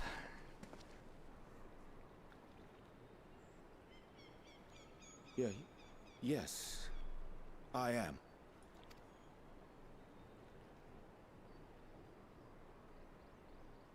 Wilson and Blovida, Sharlayan's foremost researchers in the field of teleportation magic, and Moonbreeder's parents.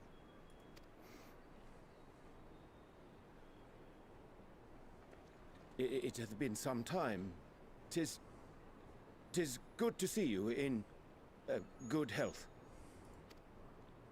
Likewise, old friend. Blovida and I were most honored to answer the call. Never expected this reunion, though, did we, dear? She's not so happy. I'll say, the nerve. Sending that letter, then running off to the gods know where. Sean, you mean the Gyuki mount or whatever?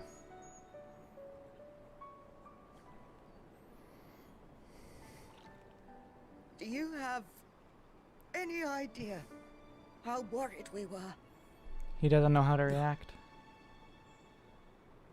I'm sorry. 'Twas remiss of me not to deliver the news in person. No, more than that. 'Twas I who... Our daughter was disillusioned after Master Louisoix left her behind. The day the Scions called upon her was the happiest I'd seen her in years. Hi, Rogue. Welcome. Sean, no, it was not a pre-order bonus. It has nothing to do with the pre-order. Pre-orders don't get a mount. She made her every choice of her own free will. No one could have ever forced her to do otherwise. Don't blame yourself for her death. Celebrate her life. You know that's what she'd want. If there is one thing we resent you for, it was that we could not be there to mourn her with you. Reading the words you penned in that shaky hand, we must have cried as much for you as we did for her.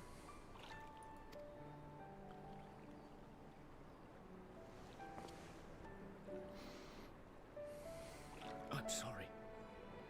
I truly, truly am. I knew not what to say. Knew not how to express my feelings.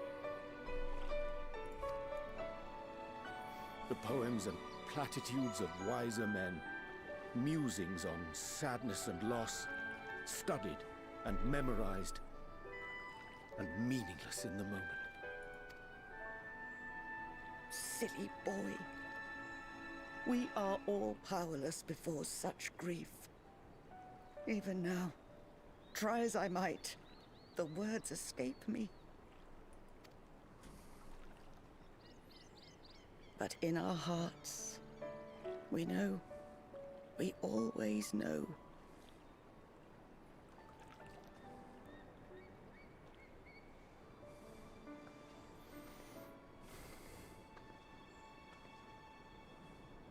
I remember when you were young, how the lads teased you for choosing the company of books over others. Our moon didn't take kindly to that. Be nice to Urianger, she'd shout, and give them a walloping. No matter how many times we scolded her. So we offered a suggestion.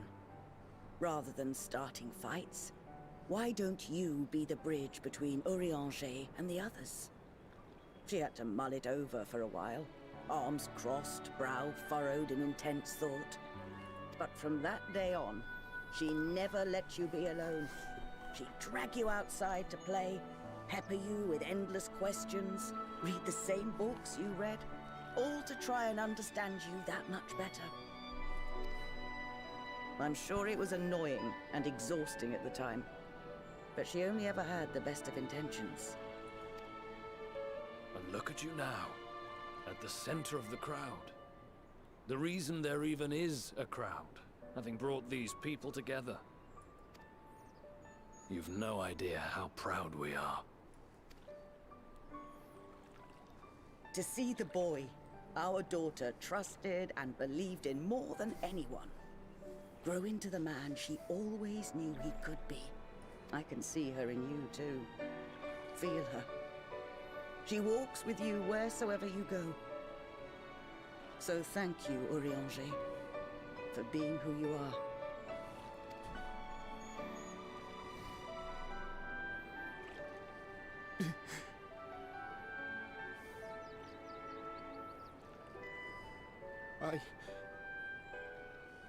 I think I can feel her too.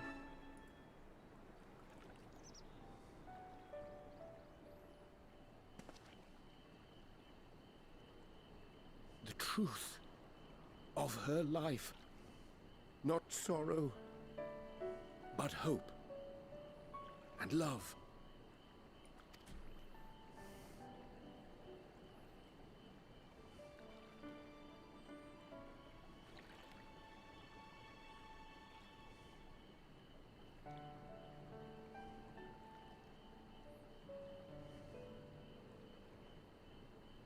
This moon breeder. She was important to him, wasn't she? You could ask the man himself. Oh, no. But watching this exchange reminds me how much I've yet to learn about your world. And its people. You can live here your entire life and hardly learn a thing. And that's why it's too soon for this to end.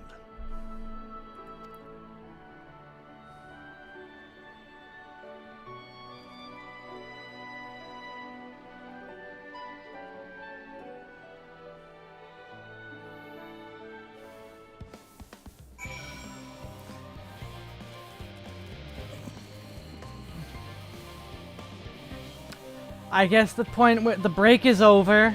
They're not giving us a break anymore.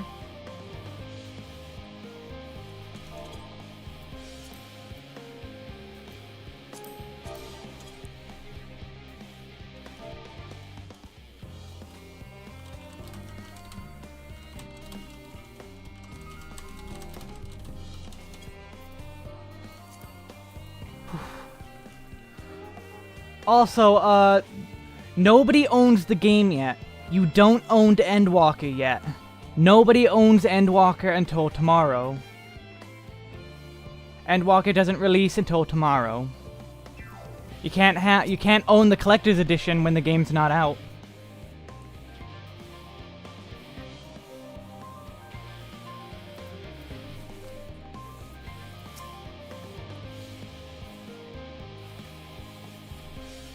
Hello, Blufrida.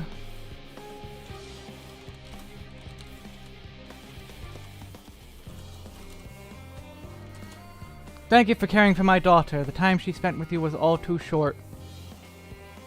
But I know she was proud to have you as comrades.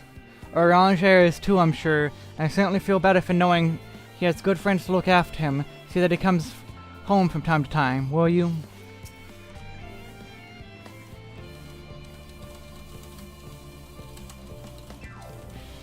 Classical Rogadan language and it's no different from Eorzan. Do you ever wonder why we named our daughter Moon's Bride?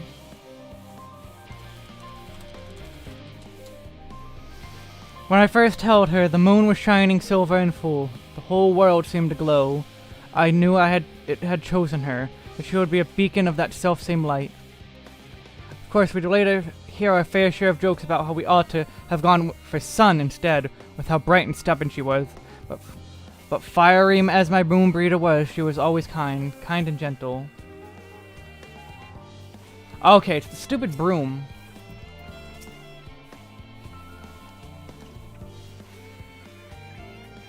Early access is just a bit of like, hey, yeah, you got it early. Right, they've done early access since Heavensward.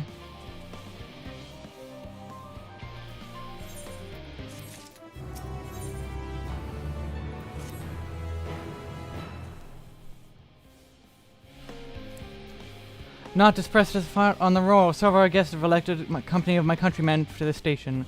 Some few may still come hither to seek counsel, and so I shall remain to aid them as be. Oh, excuse me. As a matter of fact, I hope you might check on Alice. Last we saw, she was struggling to carry an enormous pile of boxes out the west gate. I could go myself, but we both know whose help she's less like to scorn. Not to mention that, to my misfortune, I can think of several other things I ought to be doing. Until later.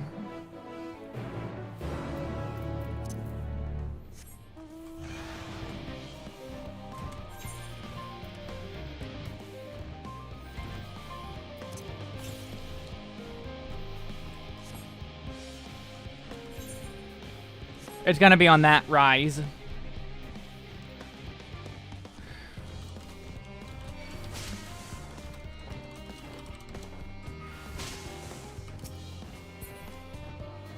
Yep, exactly where I thought it would be.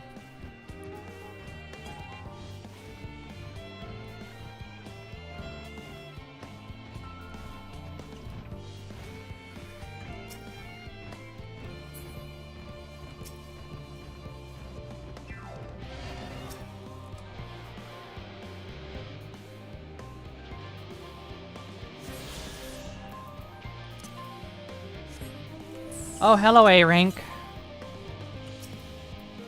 Storsey. Oh, it's gonna swap elements around.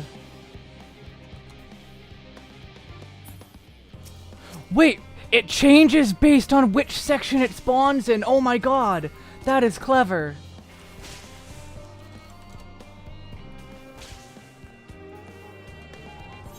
Logisticon beta. What a beta.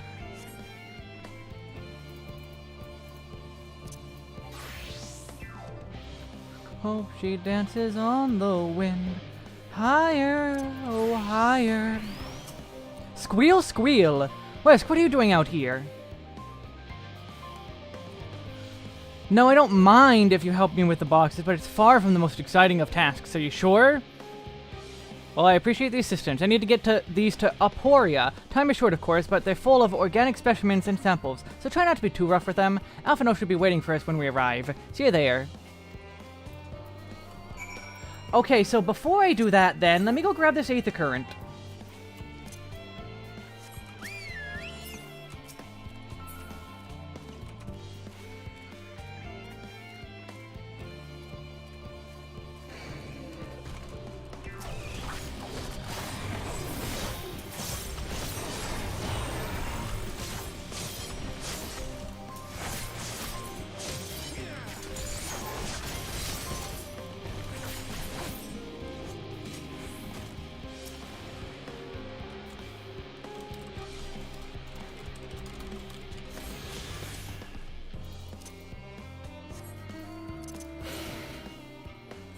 777 yalms to the south.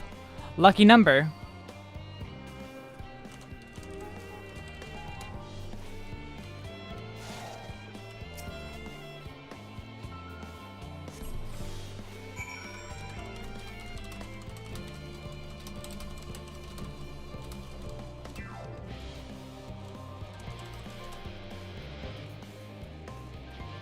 And yeah, most everyone's playing early access anyway. As for all intents and purposes,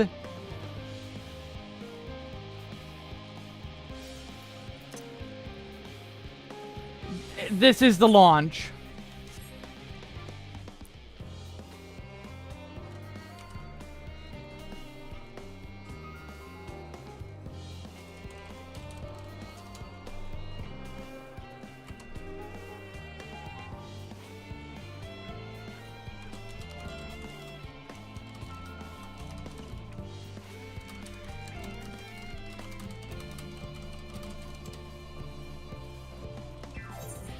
Song of Hope. She dances on the wind. Wonderful, we can put that here with the others. Alright, crate delivery done.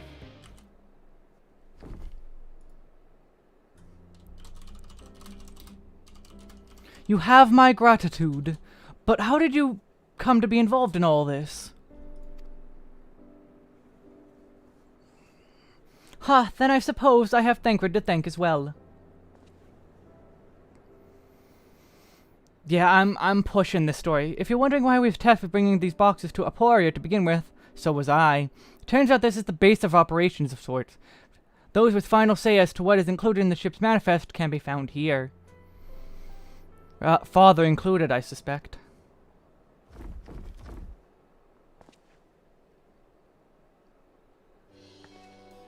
This should be everything. You carried all this at once? Are you trying to injure yourself? Oh hush, they're lighter than they look, and not everyone has your delicate arms. I suppose we should let someone know that we're finished. The old Paulden is in the courtyard. We can report to him. Why don't you come along? You should get credit for your assistance, at least. Considering where we are, we might even learn something interesting.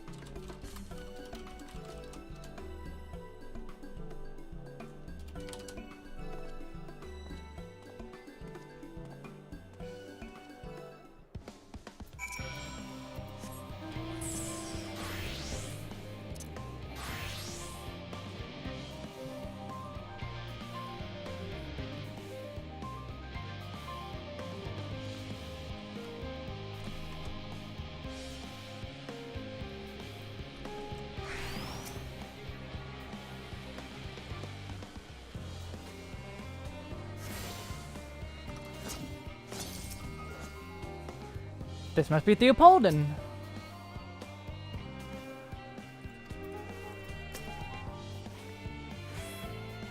Gods, it never ends, does it? What can I do for you? We've brought samples from Charlie and Hamlet. Series 110? The crates are by the entrance. Ah, thank you. I had expected one of my colleagues, but we are dreadfully short-handed. Just a moment. You are Fortunol's children, are you not? Alphino and Alice at your service. You're well acquainted with Father, I take it. Quite, I've been friends with your parents since our days at the studium. I remember when you were yay-high, waddling hither and thither. Clearly, it's been quite some time since we've met. 'Tis good to see you again, wielding your father's new lists, no less. You know our parents when they were young? What were they like? Pray, spare us no details. I should like nothing more than regale you. Alas, I am meant to be in charge here, and reams of paperwork want for submission. We can help you with that, in exchange for the sort of stories the parents would never willingly divulge, of course. Very well then. There happen to be 3 sets of documents in need of delivery, so how about you each take one?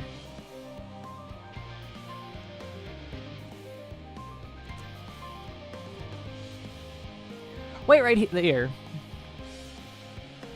Wait right here.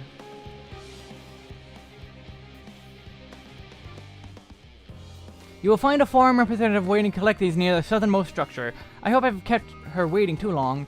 Never mind Alphino and Alice. I'm certain they will be back soon enough. Wow, rude.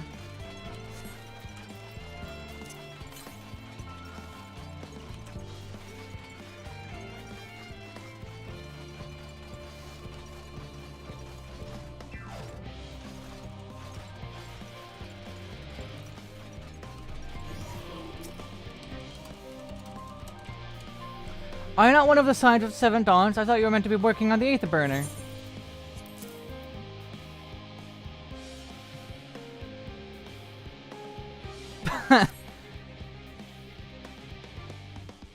It's too boring to read.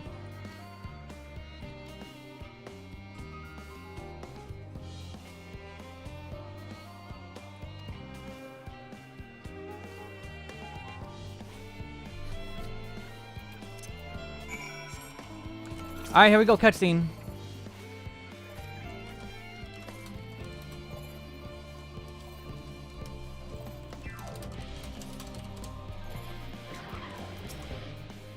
Quick and efficient. I dare say you have a talent for this work. The twins' papers only need to be delivered to elsewhere in the facility, so they should be returning any moment.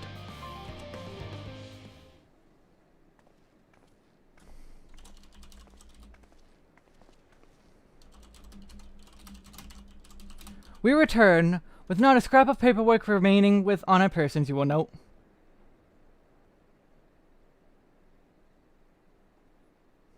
We return with not a... Yeah, I already read that. Sorry.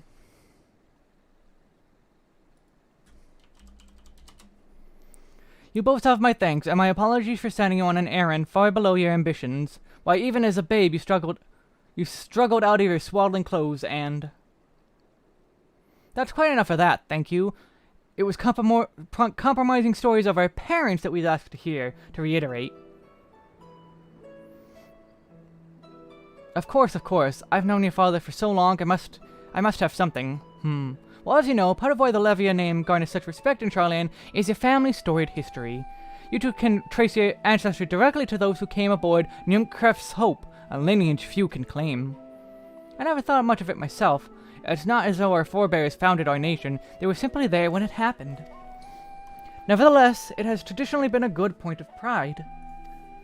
'Tis why Njumkref's pronouncement, renounce the ways of war and pursue enlightenment through knowledge and reason, has ever been our family's creed. Until your grandfather's time, Archon Louisoix looked not to Njumkref's words, but his deeds. He asserted, in defiance of his peers, that choosing to save the great and the small from the rising tides was the true mark of a founder's virtue. Perhaps it was his expertise, his knowledge of ancient prophecy and fall of civilizations that led him to conclude that to eschew conflict at every turn was consigned to mankind to his doom. There will ever be conflict, and calamity will follow. Thus, to ignore the plight of those one might conceivably save is not wisdom, it is indolence. You will remember his words well, indeed. Archon Louisoix lived by that personal creed, and used every means at his disposal to bring succor to those in need, Charlian or no. No one loved and admired your grandfather more than his son. Yes, Fortuno cannot reconcile Louisoix's deeds with the philosophy of their forebears and his peers, a philosophy in which he believed so fervently, yet made a pariah of his father. Fortuno agonized over his contradiction for much of his life. Godfather.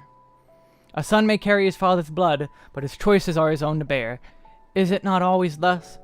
Gods know Fortuno's a cranky old goat, so I'm sure you butt heads often enough. Yet even so, you must know that you are constantly in his thoughts, every moment of every day, and that is not exaggeration in the slightest. You should have seen him when you were born. Barely recognizable he was, with a kind of dumbfounded grin I've not seen since the first took a fancy to your mother. He was practically skipping when he told me the news. Take my word for it, he loves you to an embarrassing degree. But he is also a frustrating single-minded. Once he's decided that a given action is for the best, he will stay the course no matter who or what opposes him. A profoundly annoying habit when you're on the other end of it, as I'm sure you'll agree.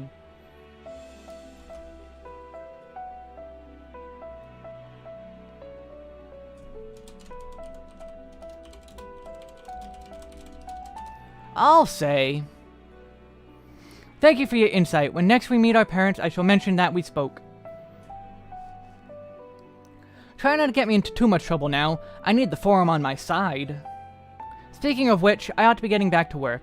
I have to make sure those specimens you brought make it to their proper places, where the cranky old goat will have my hide. We can speak again later.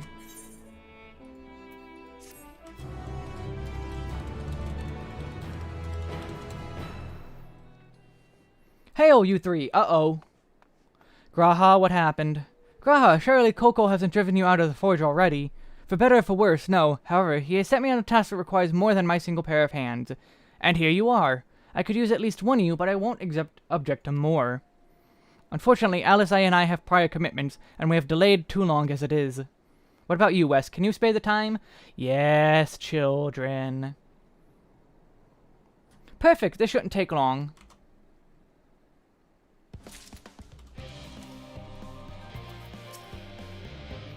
As much as let's press more revealing tidbits, we should be getting back to our tasks.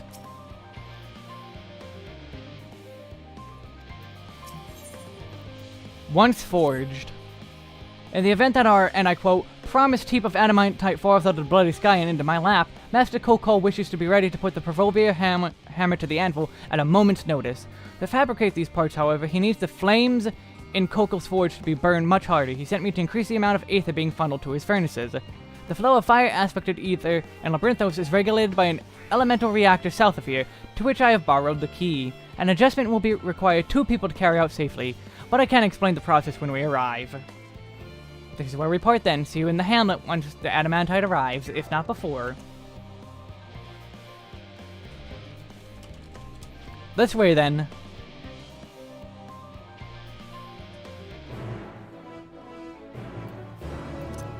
Marching forward, left behind.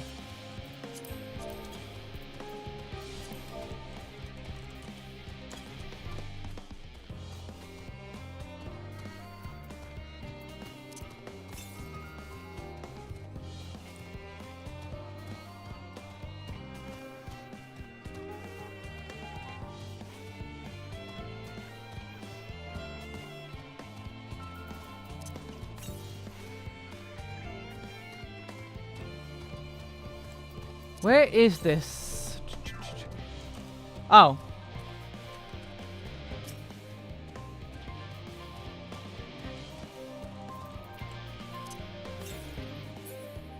Southeast, so... Is it No, it's not.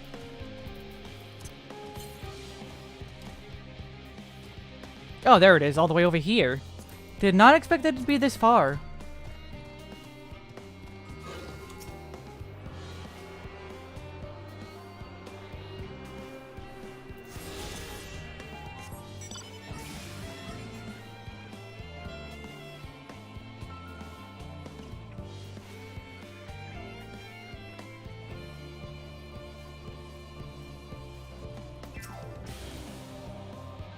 The reactor is housed inside. I'll be the one to go inside and adjust the fire aether output. When I do, a large amount of water-aspected aether will issue from the vent at the top.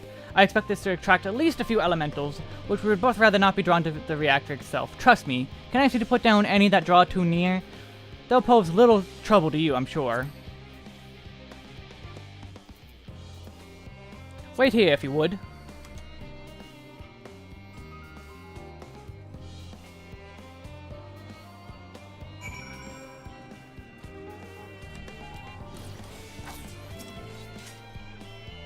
So we're gonna have a fight, and then we're gonna have a... Oh, did not mean to do that.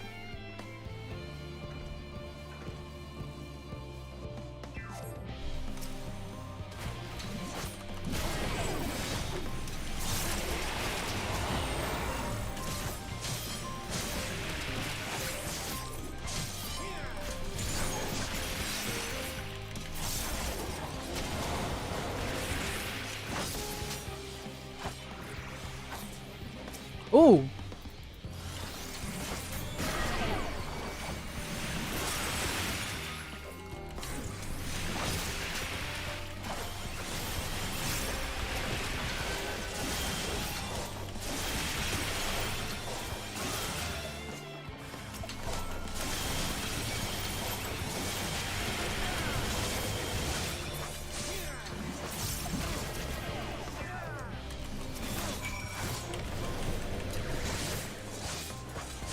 Oh god, I love how Reaper gets all the things.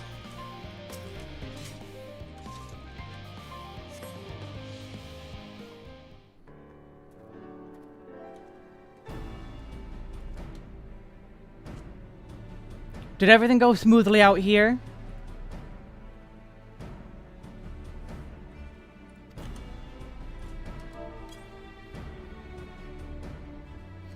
I thought as much. No major complications to speak of inside either.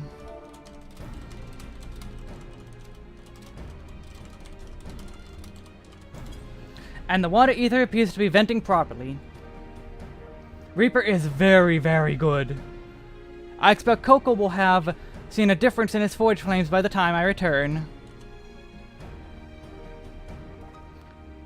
Since I have you, there was another matter I thought to discuss with you. Nothing terribly important, merely something I've been considering. Part of this I shared with everyone, yet you, and only you, have been to Elpis. As we have established, refined adamantite is a product of Alag, of the Empire's twilight years, in fact. It was a material which saw much use as part of the Allagans' efforts to extend beyond the bounds of this world, Dalamud, of course, being the most prominent. Of those who would push further, expand Alag's empire to encompass the heavens and the stars above, perhaps and greatest was its infamous technologist, Amon. I did not know if this was going to be this thing, but, well...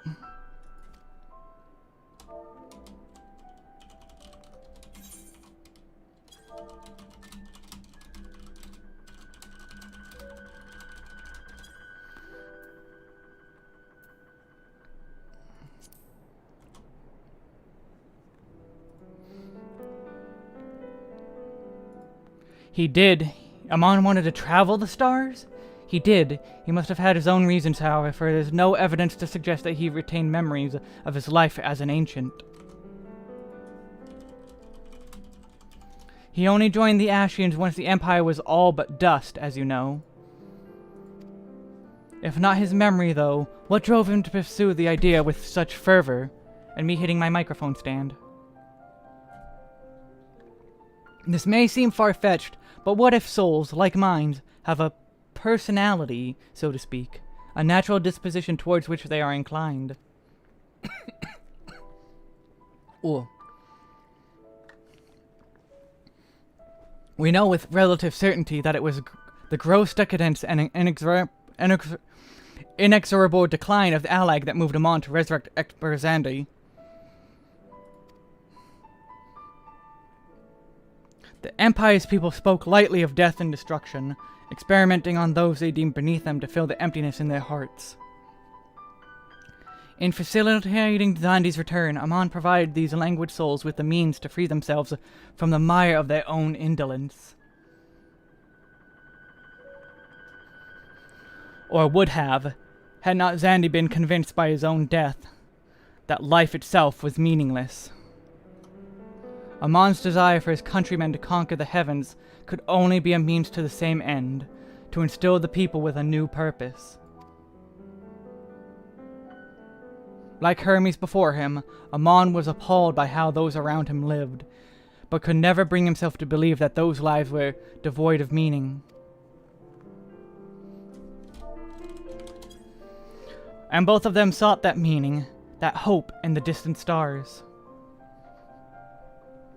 Such is my theory, anyway.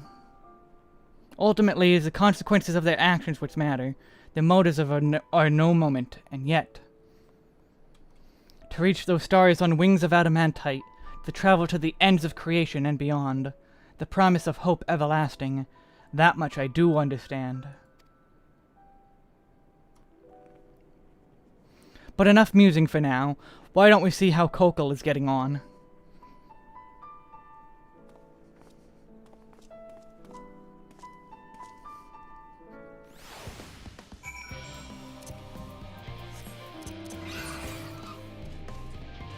Oh, I got all the Aether Currents!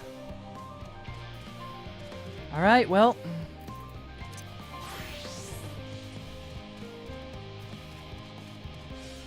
I don't know, even at 70, Reaper felt like it had a lot. Like, it was a lot to get used to at first. Because, like, oh, it's new job.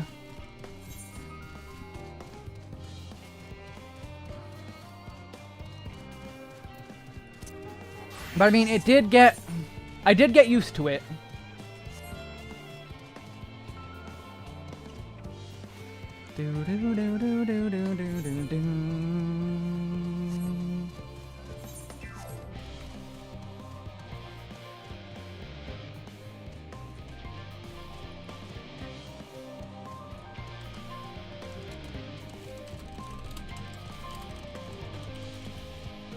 After I beat the story, at least, Sean. I do plan to do Sage for a second guide.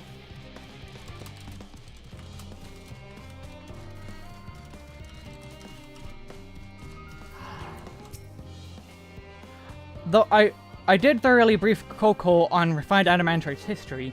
I only volunteered to go get the reactor because I was finished and there was little else to do. Hopefully that dispels any misapprehensions that I was kicked out prowling on. Whew, I could feel those flames burning from here. Glad you found someone capable, Graha, but there's not much left for you to do. Lest you can conjure up that refined adamantite any faster. Speak of the devil, and... oh, not.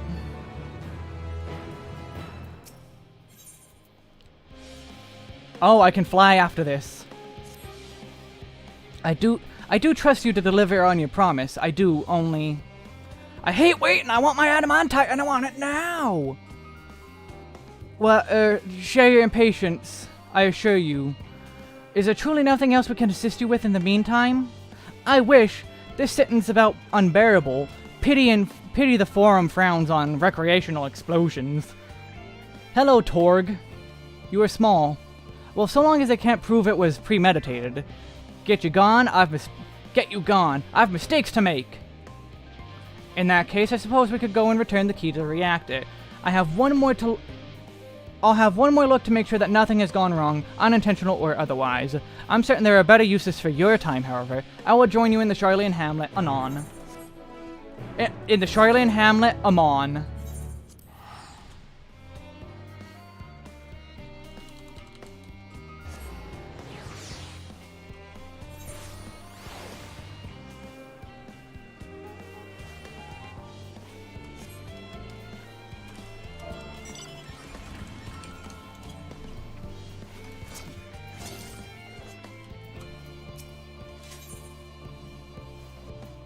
The lad in Labyrinthos. Oh, what am I to do? Ah, you're that adventurer who helped out the students of Baldesion, aren't you? I suppose it matters not to you, but my son seems to have run away. Ooh. I thought that was only researchers here, though. Ah, yeah, simply put, my wife and I work at Aporia, and she happened to conceive whilst we were living here in the Charlian Hamlet. I assure you we had many sleepless nights wondering if we should quit our jobs and leave for Brinthos, or entrust the child to a friend of ours who dwells somewhere more suitable.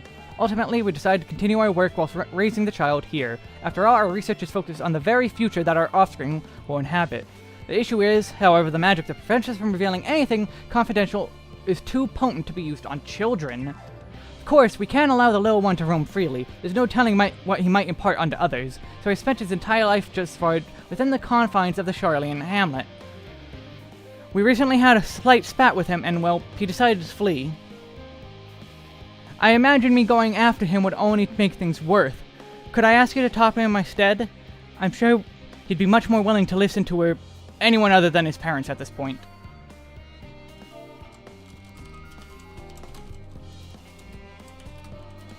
Thank you. Verpine, my boy, is most likely in the plaza to the east. I can't imagine he snuck any further on his own.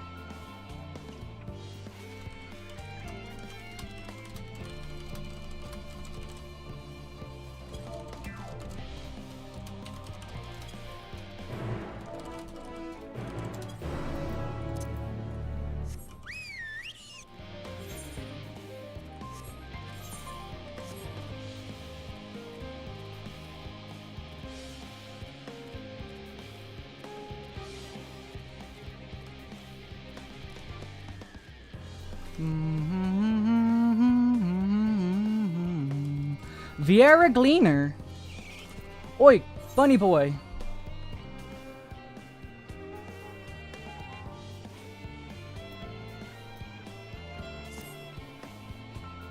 You visited Charlian, aren't you? You do have a worldly look about you.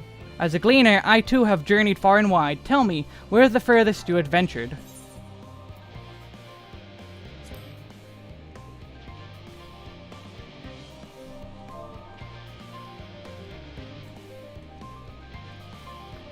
Is that man in jest? The look on your face tells me you're serious. You have to be 80 to start the main story quest.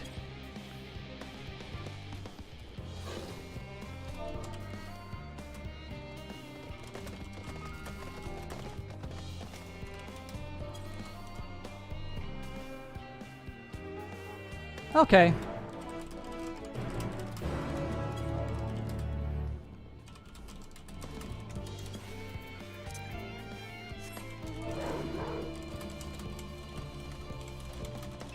Wait, where's the other quest? Oh, we got... Wait, didn't they say to the south? He said to the south, right? Yeah, the top... Oh, okay. That, I'm blind, that's what.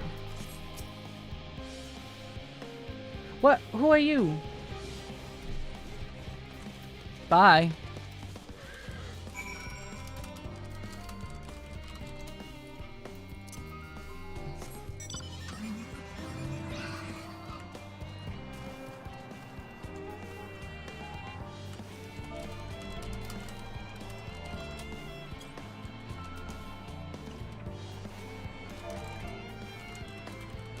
Wait, no, wrong way.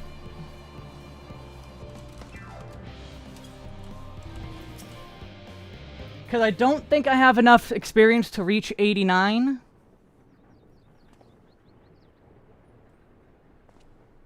Oh, you could do the codes now? I'll do it tomorrow. You probably won't believe me either, but I've noticed that not all is right in Labyrinthos.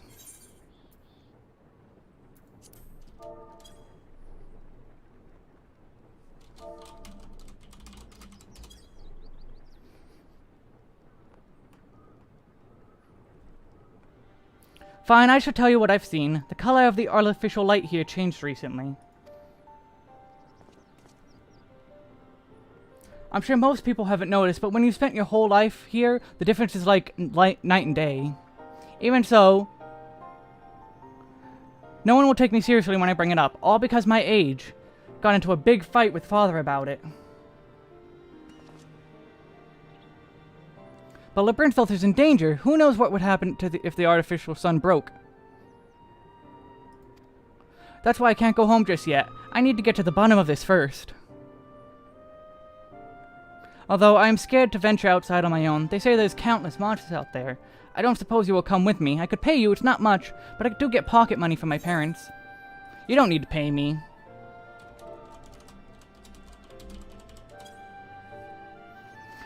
I thought you were different from the rest, but now you're treating me like a child, too. This is a proper deal, right? You've got to take money when make it binding. Then it's settled.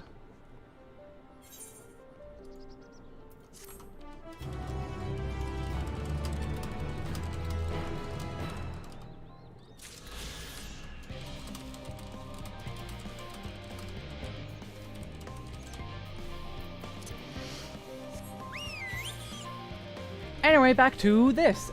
And yeah, I'm probably gonna have to do... Yeah, let me check my email then.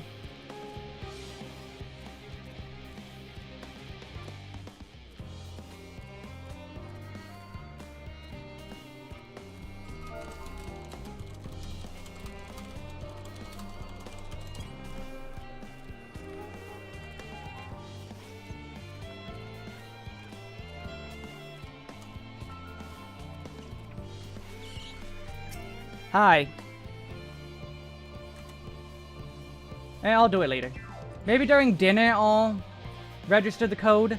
Actually, no. I will not do the code during dinner because I don't want it to kick me from the game. Are you here for the crystal? I hope it does some good for the gleaner. Those folks need all the luck they can get.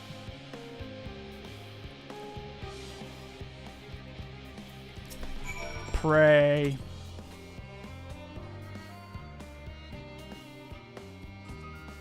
Official buying is different.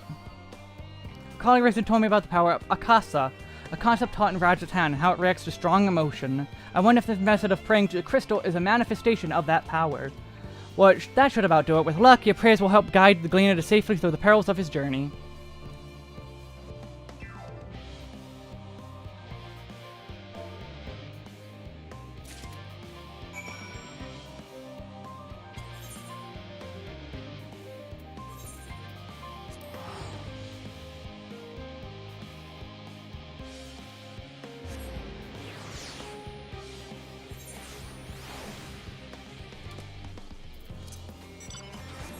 Yeah, I know there's no rush. I'm waiting until tomorrow to put my code in.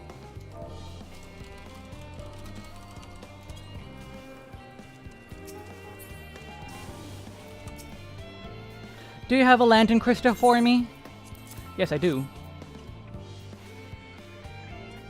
You have my thanks. With your prayer fueling its light, I have faith that will keep me safe until my return, and I depart for Girabanya. I hope your travels are successful as well as mine. And now I can fly the moment I do the main story quest. Right? Yeah? Yep. That's it. I got them all.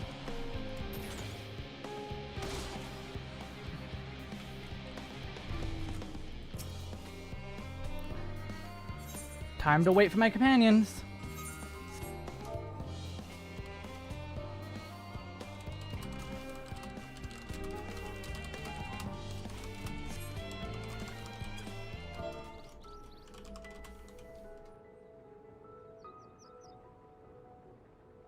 All set, I take it? We finished what we could. Delivered supplies, tracked down escaped animals. Trivial tasks as they may be. But they must be done.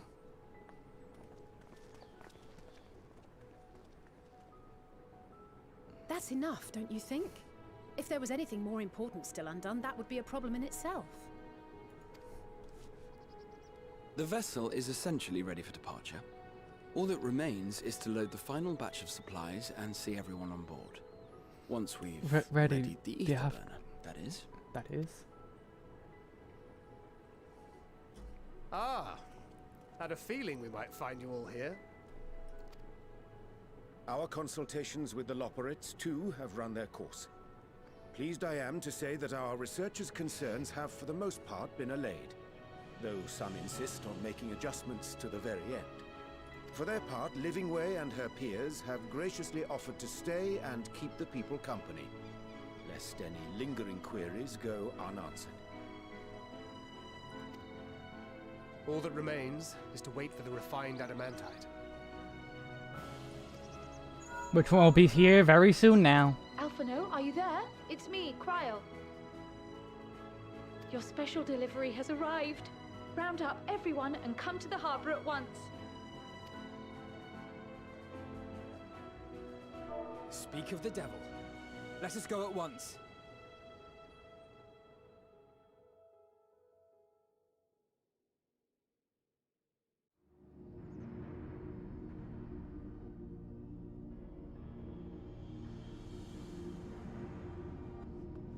Forgive the intrusion, Master Fortuner.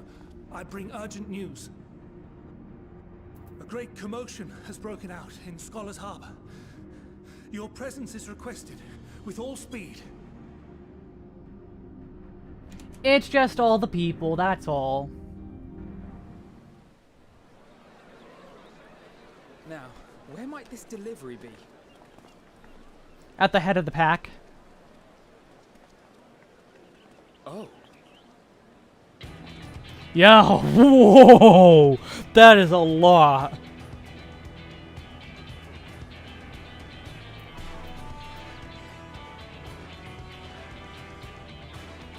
Oh my god, the Prima Vista!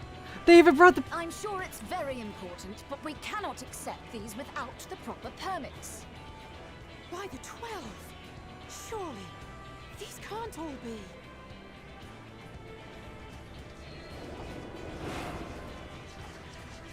Oh my god, everyone! Everyone!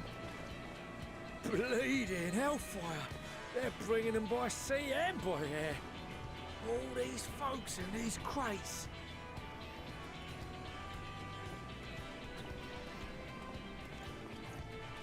And more on the way. Got your adamantite right here. A bigger haul than any of these sorry bastards brought, and that's no lie.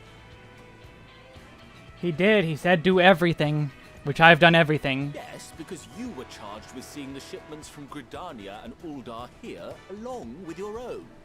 Give credit where credit is due. Sounds like the sorry whinging of a sore loser. An hypocrite to boot. Ain't no way a scrawny whelp like you took a dozen steps inside a Dalaman shard. I'll have you know I went all the way to the entrance. Furthermore, it was my contacts that enabled us to enlist the cooperation of the Sky Pirates. Yeah, Sky Pirates! Left you outside so you wouldn't get anyone killed, did they? Well then, credit where credit's due, you did a right fine job sitting on your ass. Take that back. Make. I will not stoop to your level.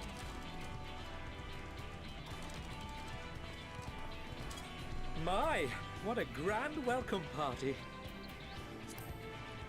Hancock and Saraban. All the way from the Far East.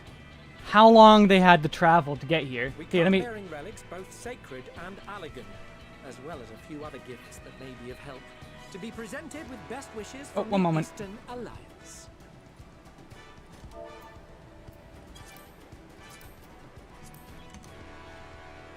There we go. Our friends in Bosnia, for instance, have sent along a few artifacts for the brave allies of the Resistance.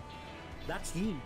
This is too important to not have shown. A number of items from Eureka as well. Eureka! Courtesy of one Ejika Sunjika. He says a little advance warning would have been appreciated by the by. Thank you, Hancock. I myself have come with a sacred relic of Rayson Temple. 'Twas passing fortunate that Senri's dango craving brought us to Kugane. We arrived precisely as Hancock was making his arrangements. Upon learning of your need, we made haste back to Hell's Lid, with our dango, never fear, and consulted with the other auspices. All consented to the lending of Tenzin's legendary Phoenix Blade for this noble cause. They actually gave us Tenzin's sword. Suzaku and Seiryu were nevertheless worried that it might be lost in transit, however, and insisted upon accompanying me to Onakoru, where I had intended to entrust it to our Confederate allies. He sheathed his sword. She begged him. I thought instead to give it over to Hancock when we chanced to cross paths yet again. But alas, Seiryu remained ill at ease, and ordered me see the blade into your hands personally, or die trying. Or die trying. We did, of course, need quite the impressive vessel to get it all here in time. The Prima Vista. Fortunately, our majestic associates have been more than helpful. 'Tis an honor to join the Warrior of Light on another adventure, they tell me. Is Ramza still a little bitch? That is all wonderful to hear, but what of the extraordinary cost? I shudder to think of the ransom we must pay for such a bounty.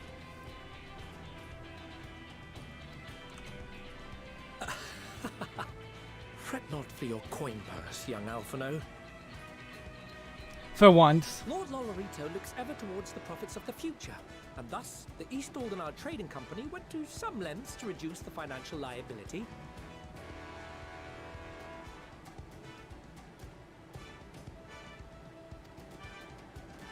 And since the Scions funded the entire venture, not a gill need be rendered up in compensation.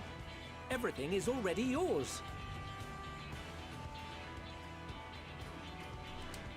We funded the venture. When? When? Yeah, I knew it would be Zeros. No way they'd have Edgica. No way they'd have Edgica talk to us if you never did Eureka. Don't let the name fool you. This coin keeper knows a thing or two about spending. There's Tataru, the evil thing that she is. When it comes to capital investiture, a sprinkling of gil here and there will not do. You need enough savings to make waves when it really counts, which is why frugality is paramount.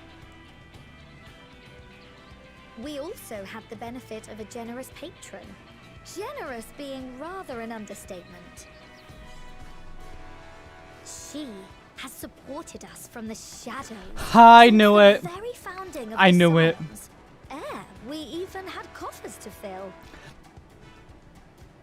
Mother! Aemilions. I remain, of course, an entirely neutral party. I simply thought our family's coffers were needlessly full.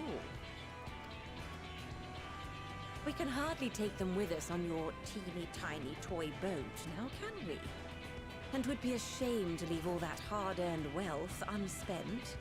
She's the best. She's the best character. No, I mean, I do hope Godbert or even Hildy shows up all of a sudden, but like, no way would she say, you know, I agree. Louis Soir was kinda dumb, and then support the twins. Like, she supports the twins too much. Of course she would help Louis Soir. Oh, Louis Soir needs money for these scions of his? Here you go. Waste not.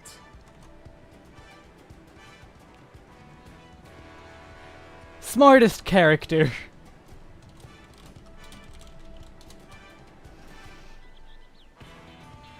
Bury me with my money. However did you manage so much in so short a time? We expected word to reach only a fraction of our island. Did I not tell you I have my ways? Oh! Erenville, you were involved too. Who are you then? I received a letter from Cryo after we parted ways in Labyrinthus. She explained what the Scions were trying to accomplish, and why you might soon require the services of the Gleaners, spread across the world as we are. Okay, that makes sense. I pray you do not interpret this as a betrayal of Charlotte. I accept that the Forum's aim in pushing us to our limits was to preserve what knowledge we have, and I bear you no ill will for it.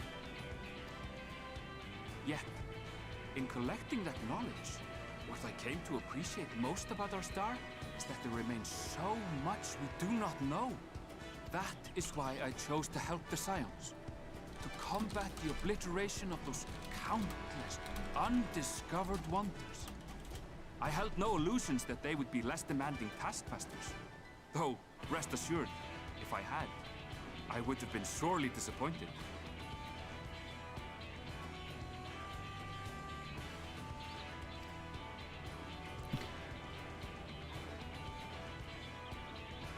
To make a long story short, the whole of the guild ship cooperated to ensure your call was heard far and wide. Is Gaius gonna show up next? Hey, there's Nero! Oh my god, Alpha! What's this about a ship that can fly to the moon? Yay, Alpha! Going to space! The one time you don't beg my aid, your problem's a bloody ship that can fly to the moon. Sid, you brought the team. Of course. Garland Ironworks' finest. You need only point us towards my new favorite ship. Oh, I nearly forgot. We stopped by Whirlit before coming here and picked up a package from Gaius.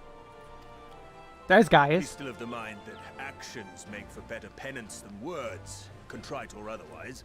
So we offer none of the latter.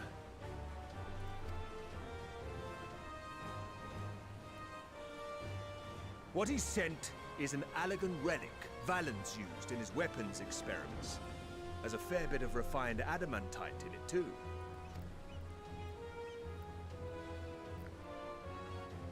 As you like us not suspect, we've also brought adamantite for Mordona's Dalamud Shard. I admit to some consternation upon first receiving Kral's message. So few scions remain at the Rising Stones now. Far too few for such an expedition.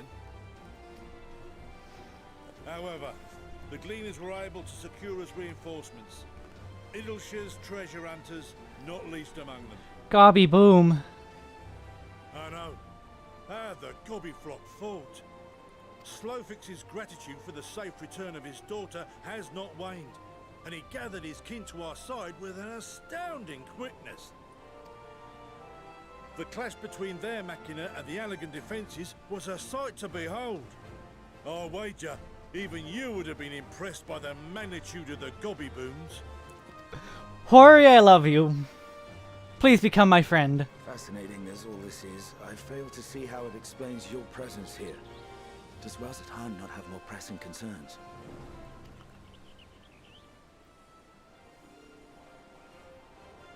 We do. Yet averting the final days would be the most expedient solution. That, and I am indebted to you.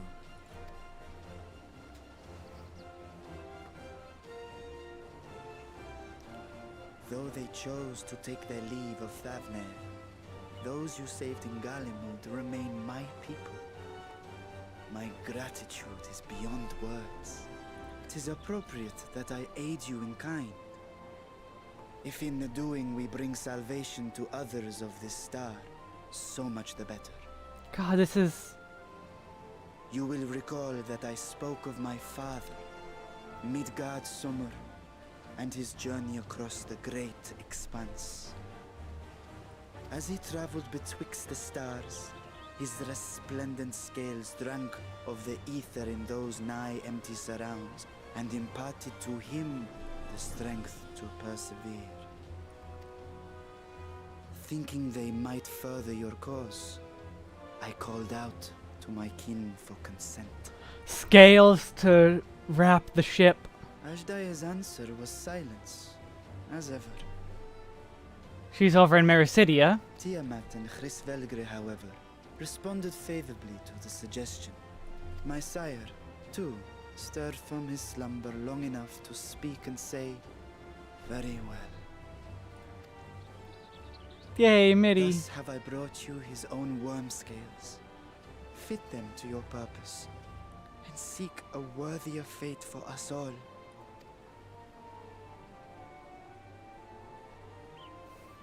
You'd be hard-pressed to find someone else so familiar with the unique properties of dragon scales. So I invited myself.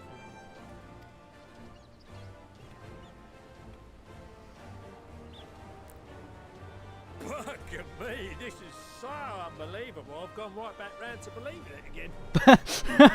I like this, Lala. Forget a 6% gain in efficiency. With all these goodies, we could get 7, no? 10, no? 14 bleeding percent. Final Fantasy 14. Hey, roll credits. Think of how far we could go. What we could do with that much power.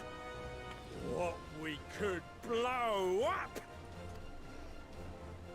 If Kokol is duly convinced, then it must be true. In which case, the science end of the bargain has been fulfilled. Would you not agree?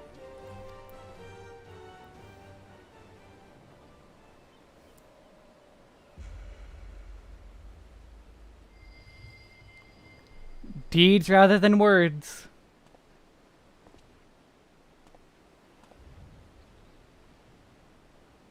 Yes, Father?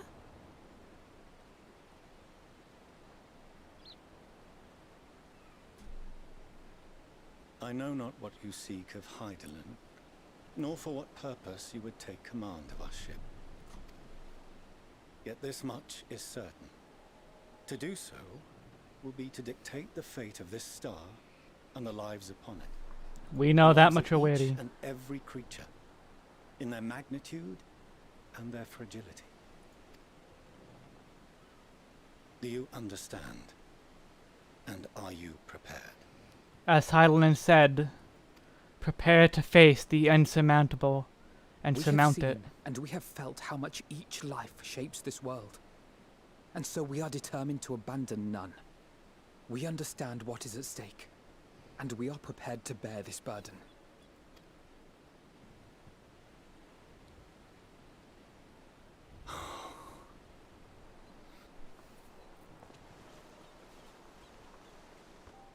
Then I will bear it with you. I beg you, share your struggles with me. As family.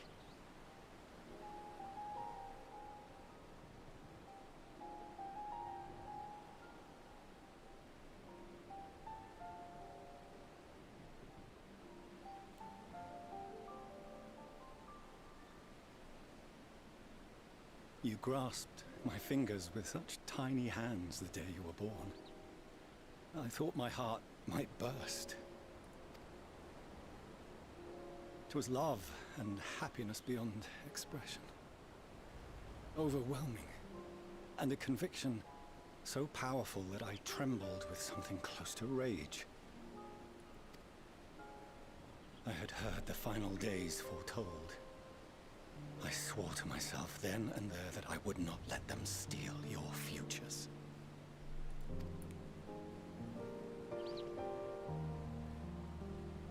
The great exodus would succeed, must succeed.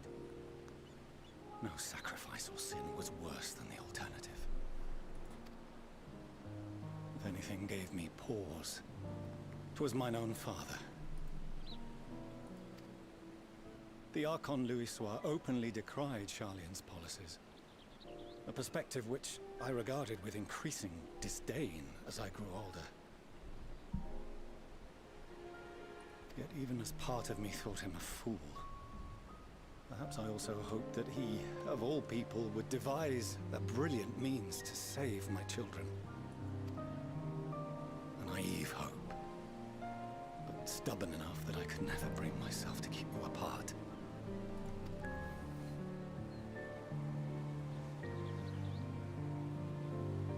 No, that was his doing, when he perished at Cartano. As we pulled that twisted slab of Dalamud from the sea, I remembered the warmth of your newborn touch. Chastened, I vowed never again to suffer any interference in my mission to protect you. No matter that you yourselves wished otherwise. Detest me, fight me tooth and nail, I would suffer it, and more, and be satisfied so long as I could force you onto the ship.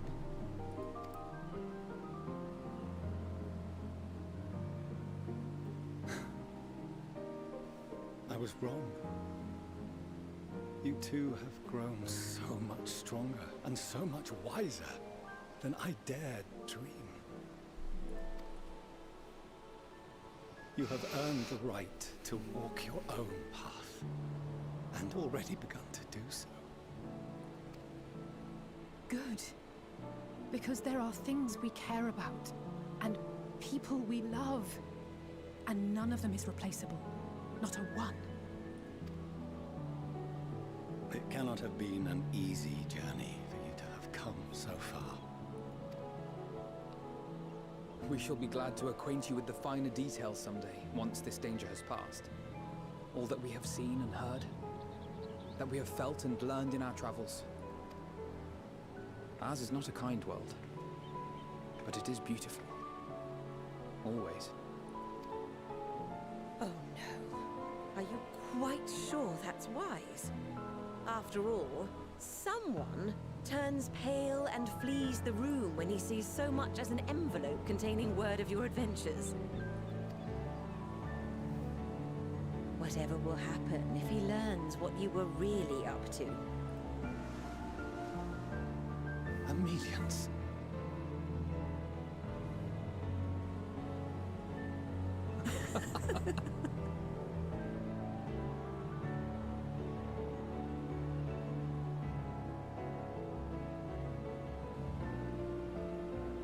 Though I have wronged my children, most gravely, I owe you an apology as well.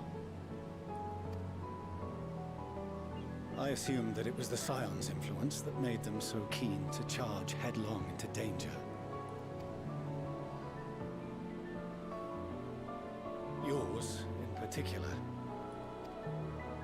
I see now that said influence instead brought them together with the many fine people gathered here today.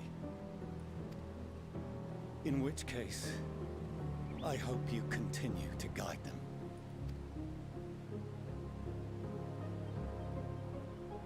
If we've finished loitering about the harbor, might I suggest we put our plans into motion?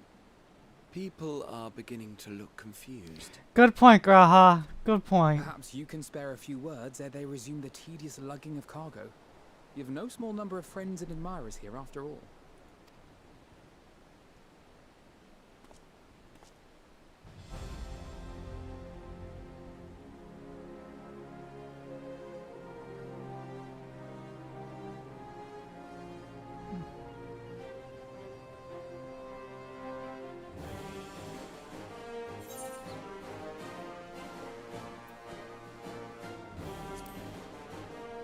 With me.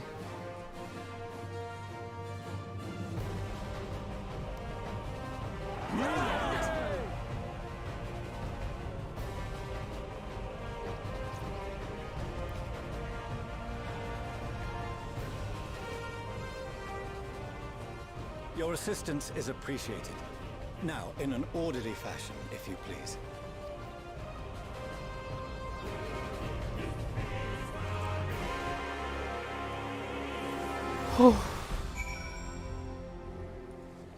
Holy crap.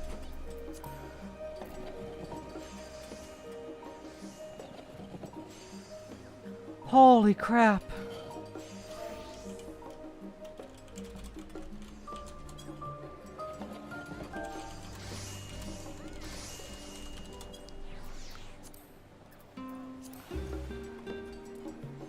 All the effort with every moment.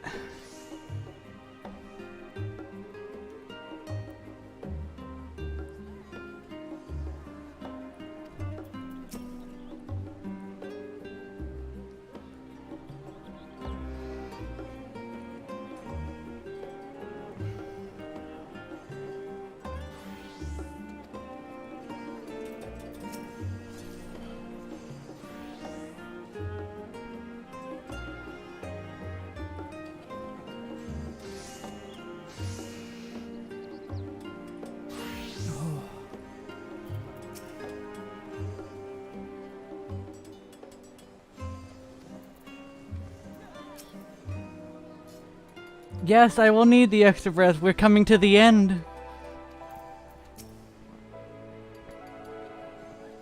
We're coming to the end.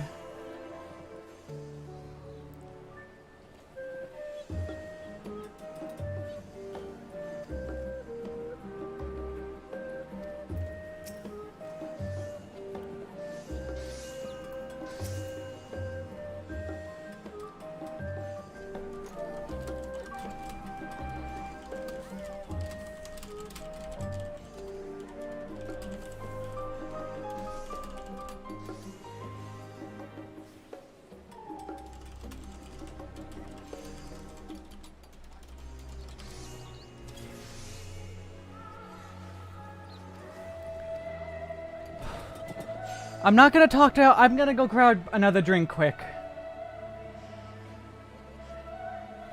I've been stealing myself all day. Okay, yeah, all day I've been stealing myself.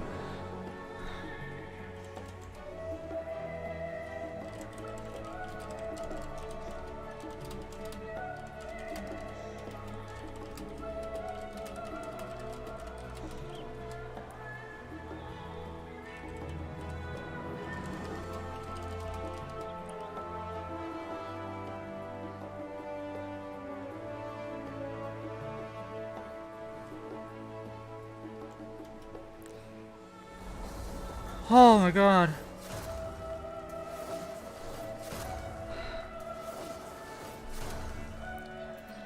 I don't think there's gonna be a single break leading up to the end. I'm grabbing a drink quick, because I need it for this last bit. Before dinner. I'm gonna get to 89 at least. Maybe do some of the role quests and get dinner.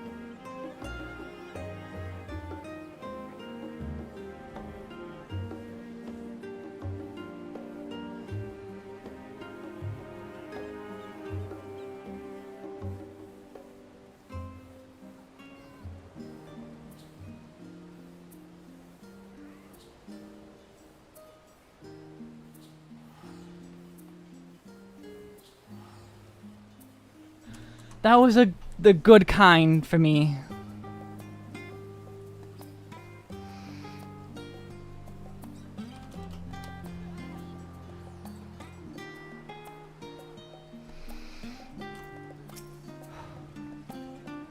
Alright, let's go. Cleared the harbor, and we've been invited to the forum. He will reveal how they contact Heidelin. I'm curious to hear what those might entail, but regardless, be warned. Most of those who arrive for the Adamantite have often to stay and see to any remaining tasks. The forum has already asked for my assistance in overseeing the process, so you needn't worry about a thing.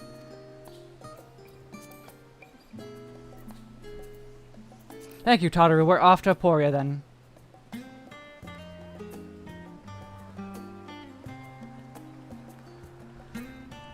Yeah, this time at least was a good sad.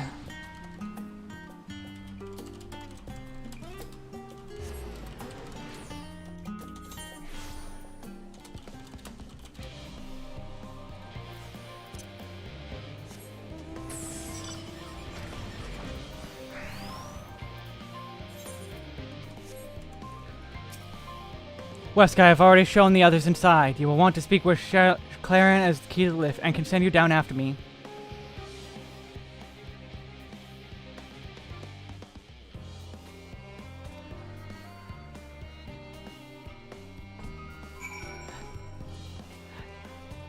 Do you mean water? Water or tears?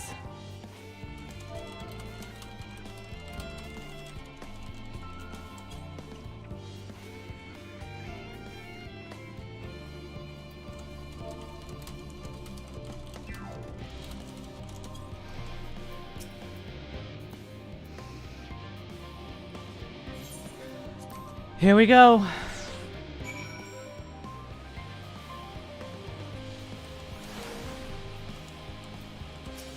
We're at the bottom level. Thalmazane, the closely guarded secret. It marks the beginning and the end of our efforts. once we delve to seek audience with the star, and once we will embark on a journey to see the heavens. This way, if you please.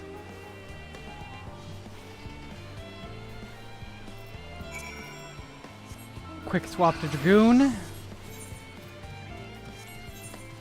Back to Reaper.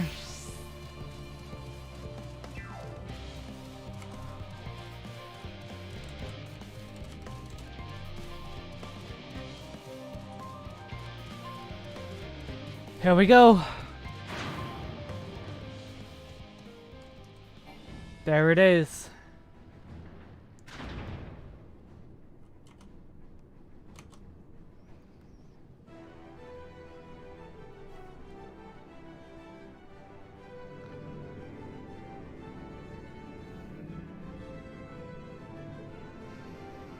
Forge ahead.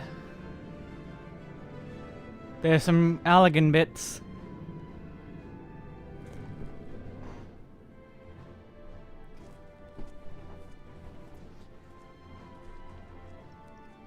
Yeah, numb and empty is about right. I bid you welcome to Thalmazane. Direct your attention toward its center to behold the arc over which we have long labored.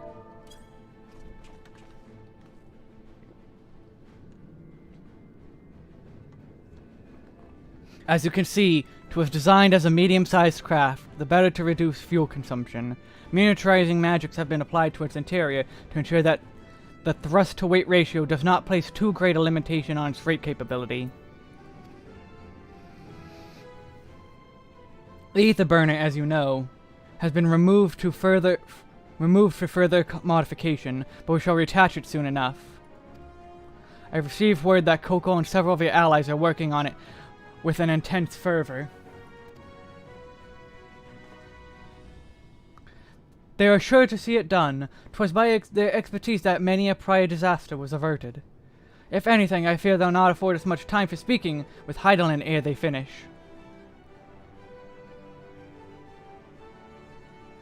Point taken, let us move on. I must warn you again, however, that even with the benefit of our device, to treat with her is not a simple feat.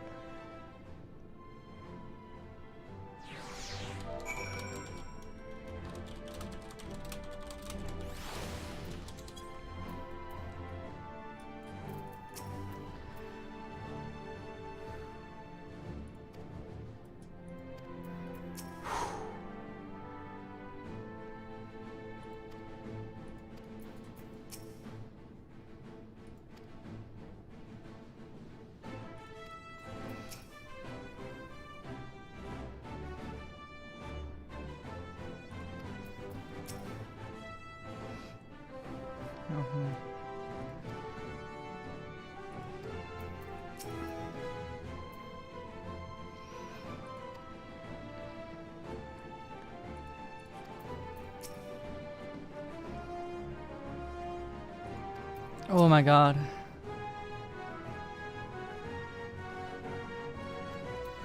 Yep, can feel Heidelin beneath us. I've done what I can to impress upon you of the gravity of what lies ahead. Are you prepared? I knew it. Alright. Roll quests.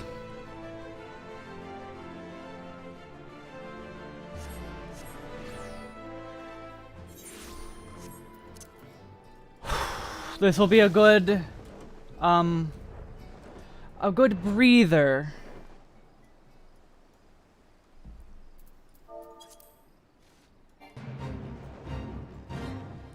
A good breather before the end.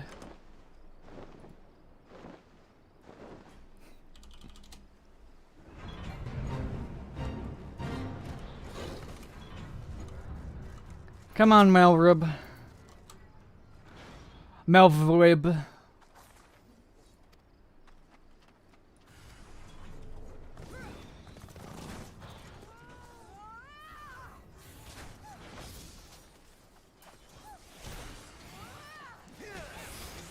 She is now following us.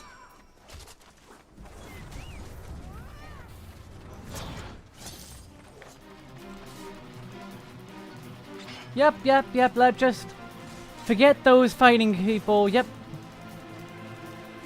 Fighting, fighting. Yep, yep, yep.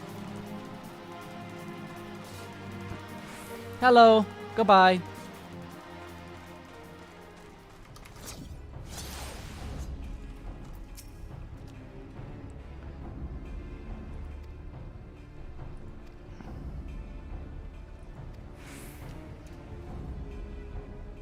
Be gone!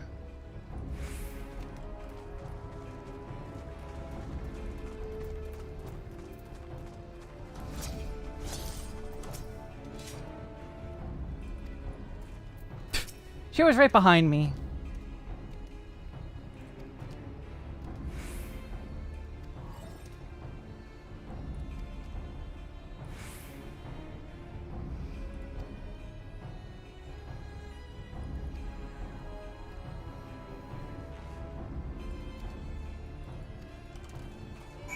He's the blasphemy now, isn't he?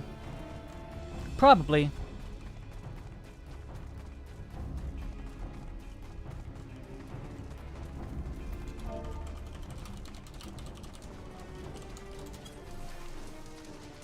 Nope, he's not the blasphemy yet.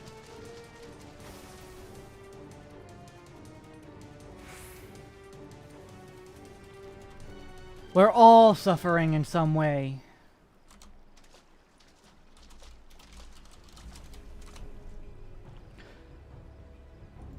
The displeasure. I presume. Mel Twin. Chief Admiral of Limpsolo Minsa, and this is West Galber. Parley, you say?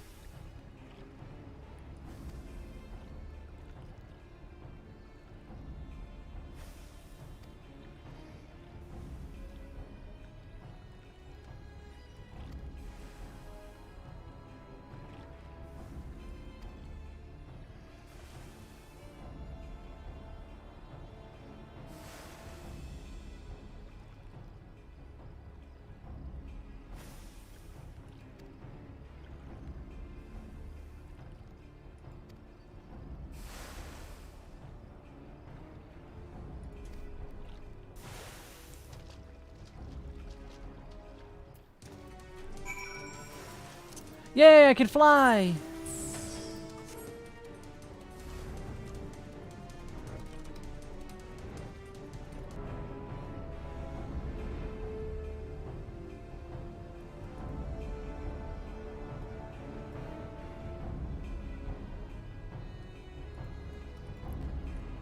I mean, I think that's like the story, the message of Endwalker. Suffering together isn't so bad, because you're together and you're suffering.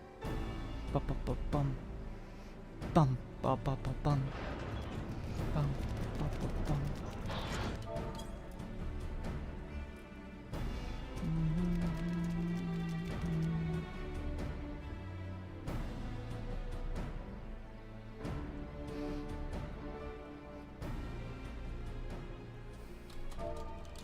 Thank you for joining us here, Master Dao.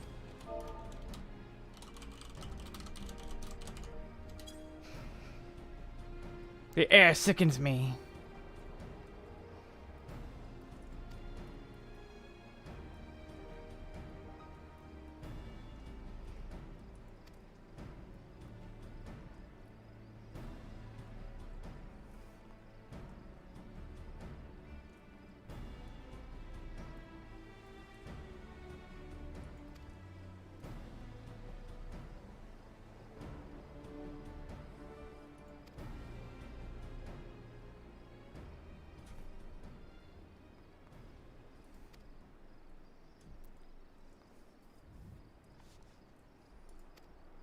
What threats do you speak of?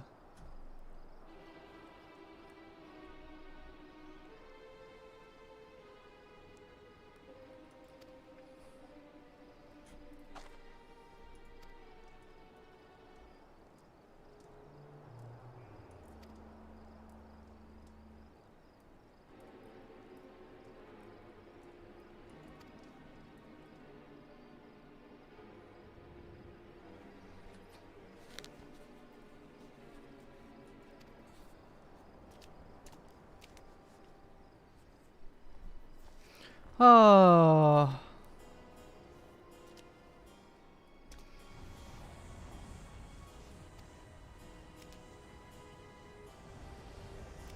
Well, hey, maybe this will convince him. Hopefully.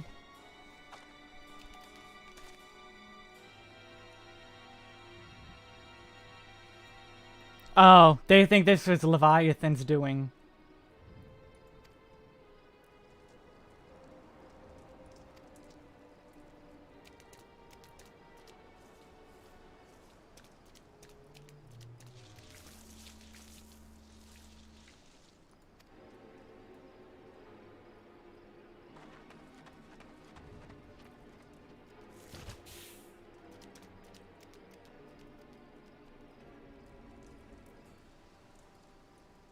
That's not power, no.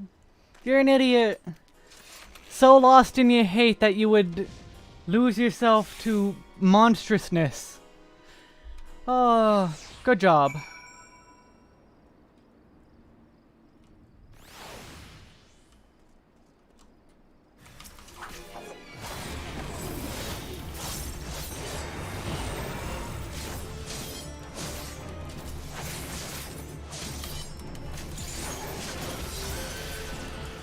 Oh, it had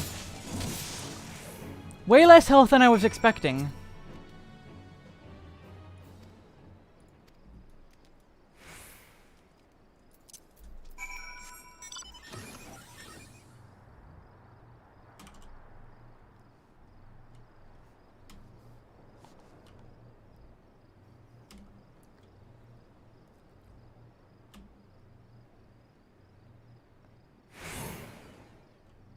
Oh, wait.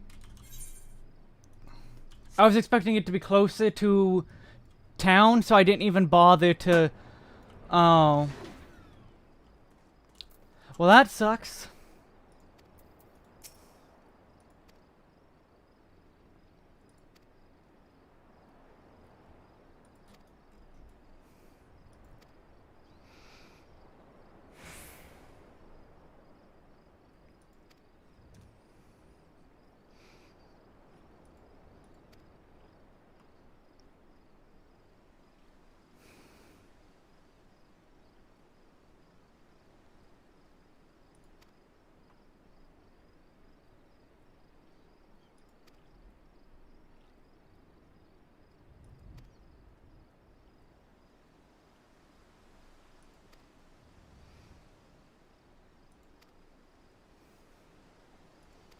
Alright, the Sahagin are gonna search the sea, and Melworld will search the land.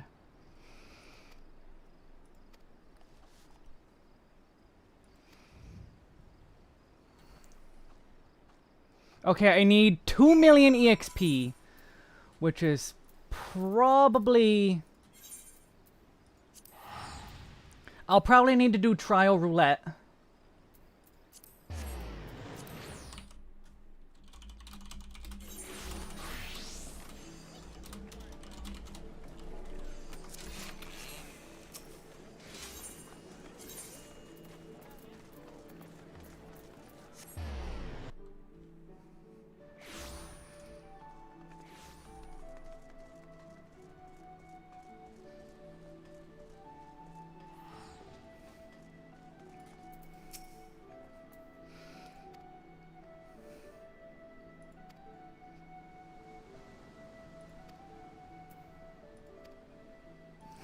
It shall be done.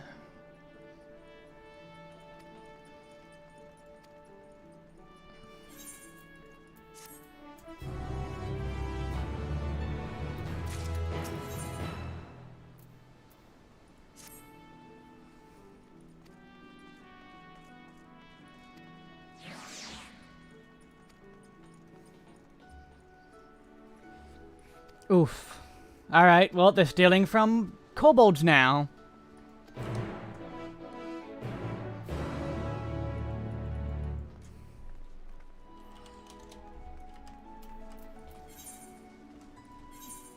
Okay, I'm just gonna... That should pop sometime at some point. I'm on no rush.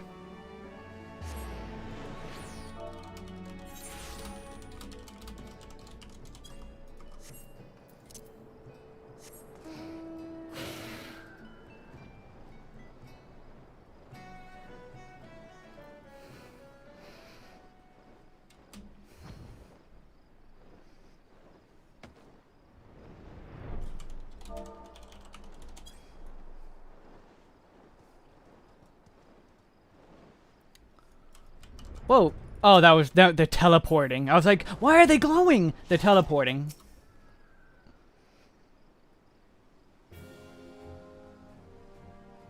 Thank you for coming, Wesk. The situation is grim. Crushing tide plundered the trading ships and received Ogomoro crystals. They still can't summon them, though.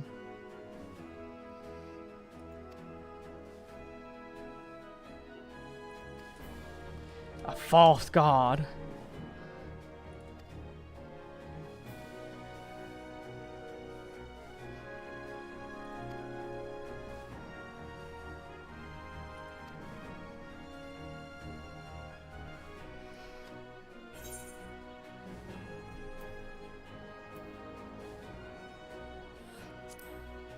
Yeah, the great powers, what about them?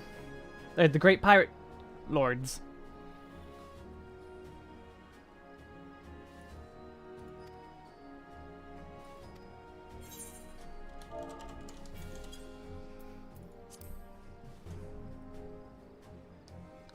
Yeah, they'd come out of retirement. At least those that can.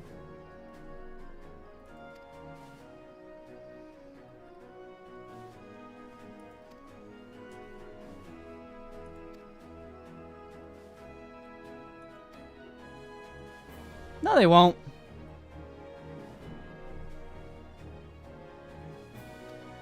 Oh, we're gonna meet the commander.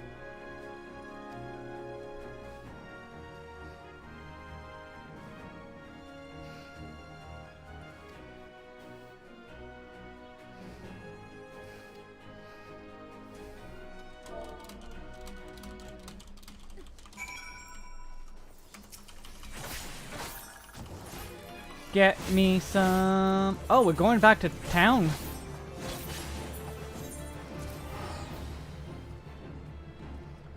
To the drowning wench.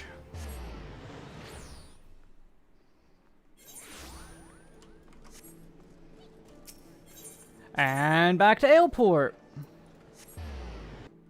Or Aft Castle, whatever spot this is.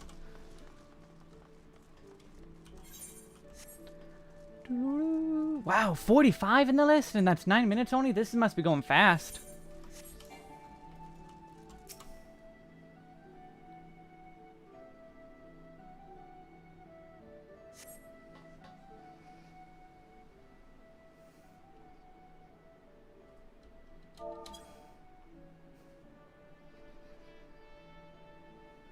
My apologies for the delay.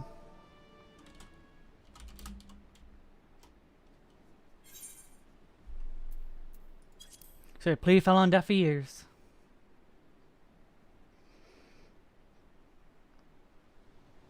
And here I swore 5 years ago that I was done playing Hero.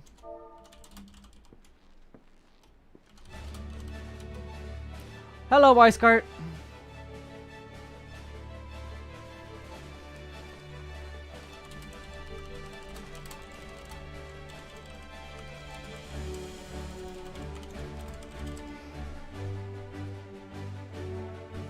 I'm surprised you don't know.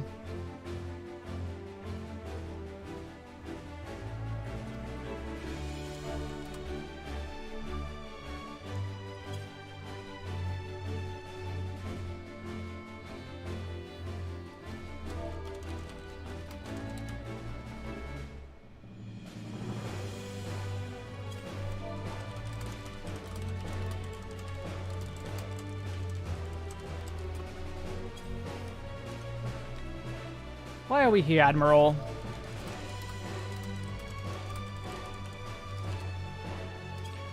Reform the company of heroes and lend Limso Lominso your strength.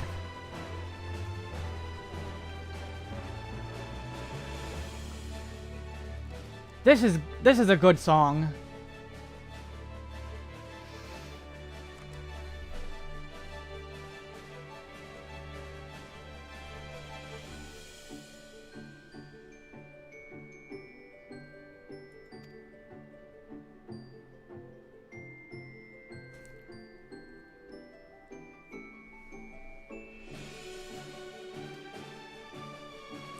A right pickle indeed.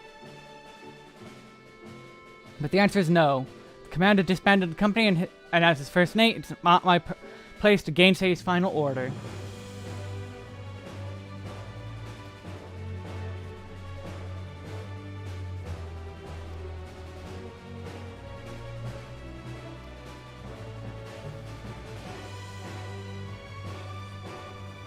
Ah, yes, your commander.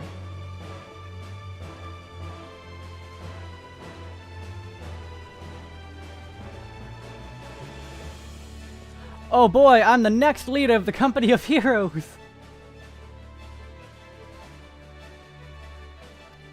I'm okay with this.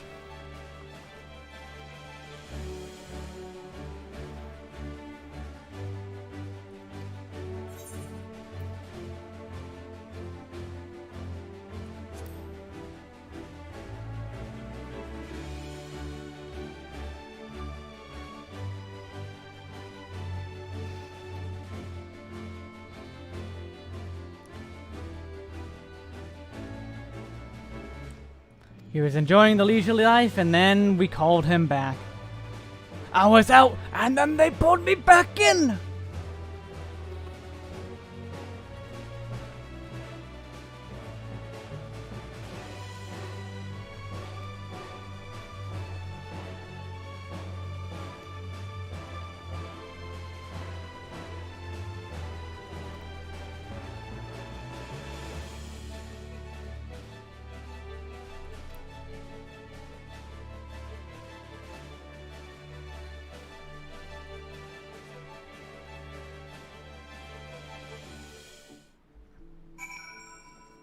Oh, wow.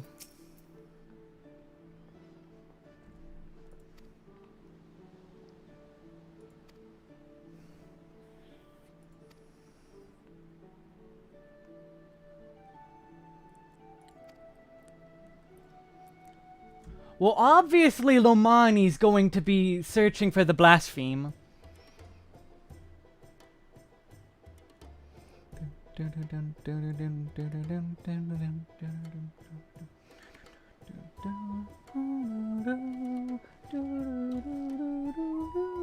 I love this song.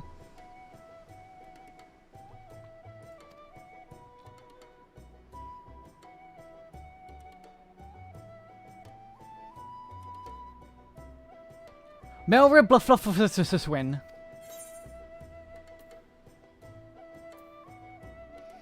Oh, but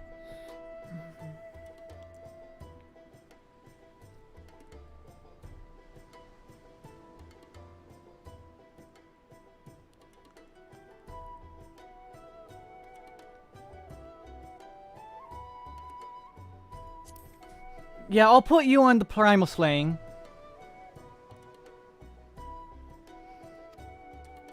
Touche, he's too bloodthirsty. Touche.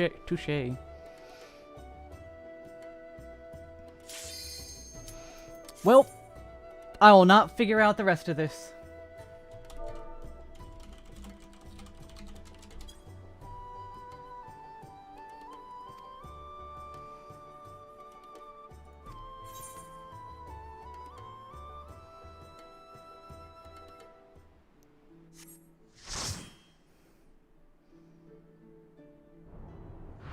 Oh, that's it? Okay.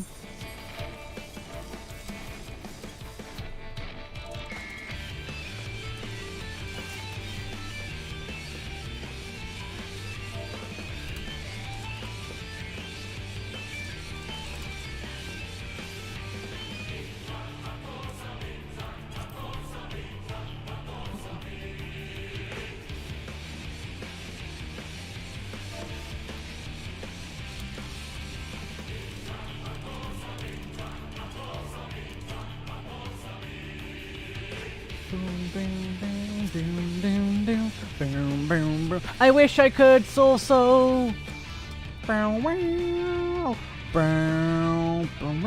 That's a lot of rabbit ears.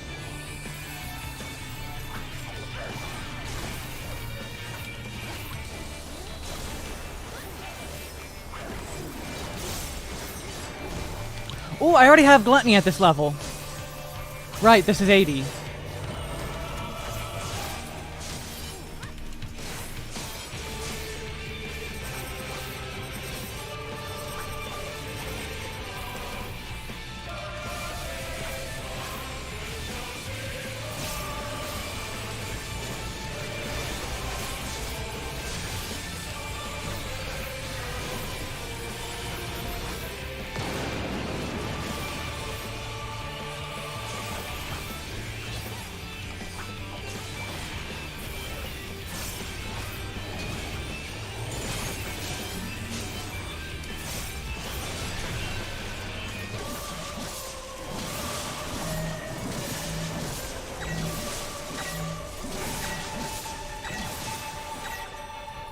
Okay, that's... It's not like Savage or Extreme where you don't have 100% uptime there.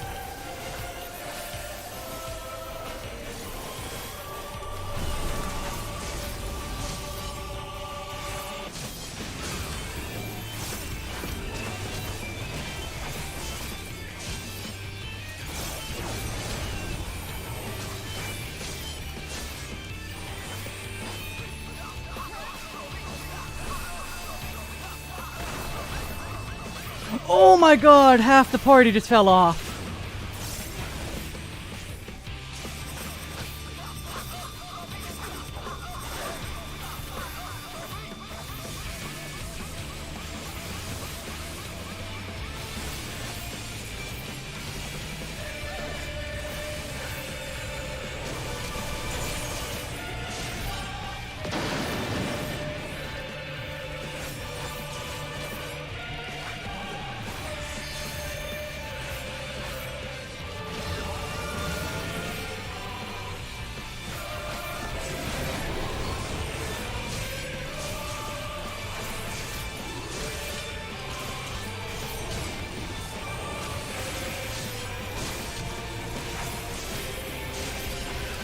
Bum, bum, bum, ba, bum.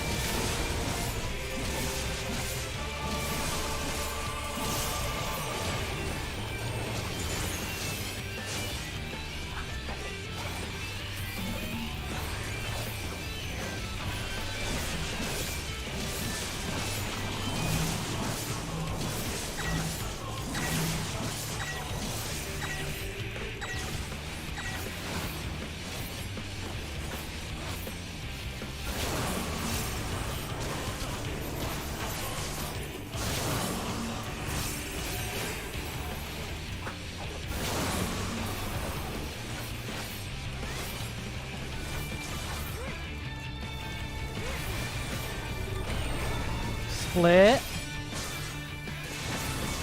I'm gonna faint just in case.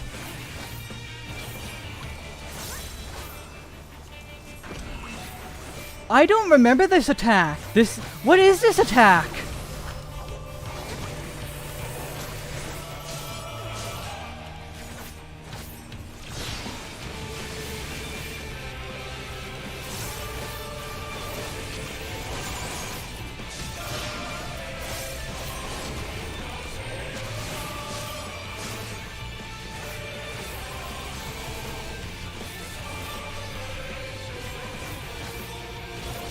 I should have waited for that.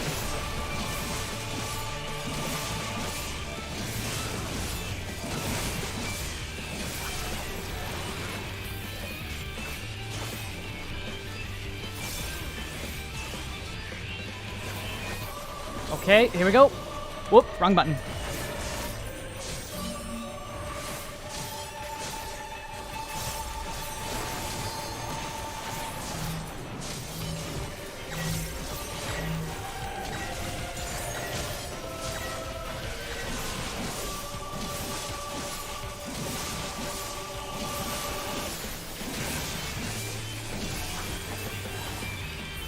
This is good music, but holy crap, this is such a long fight. I hope there's no enrage.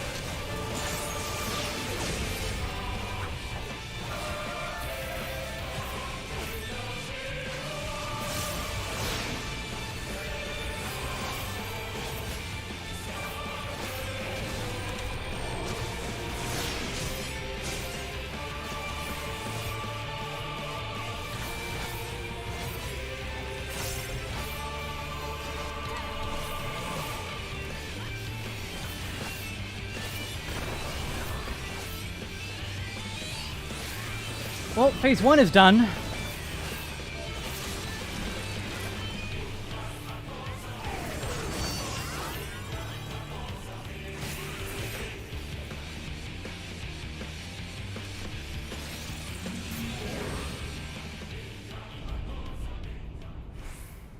But now here's the even better music.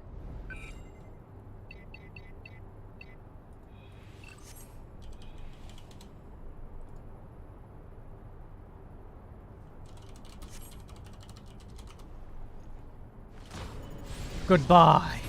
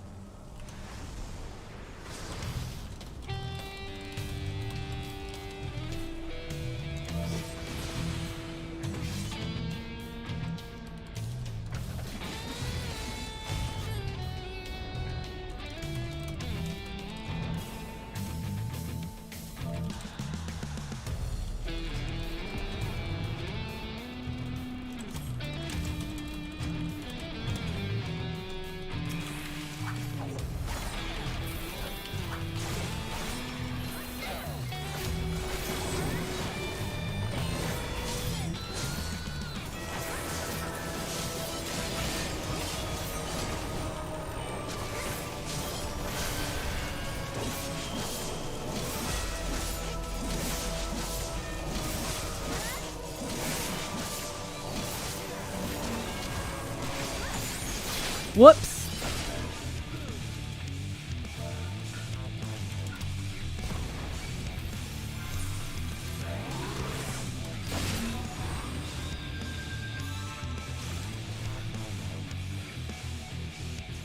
One. Good. Okay, I'm good.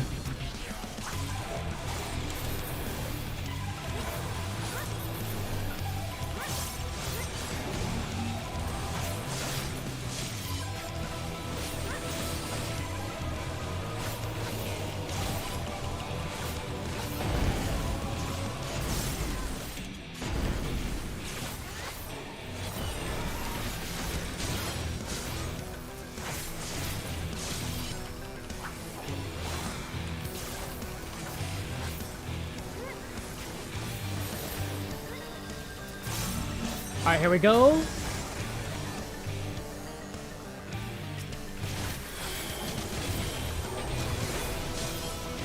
I forgot to put the buff up.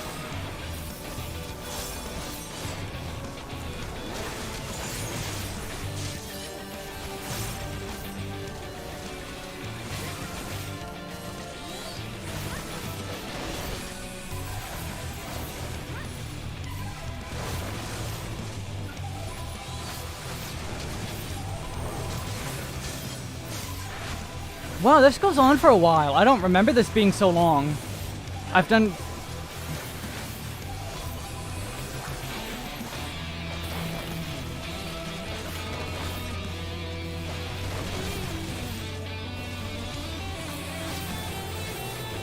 I'm trying not to, like, spend any gauge. There we go.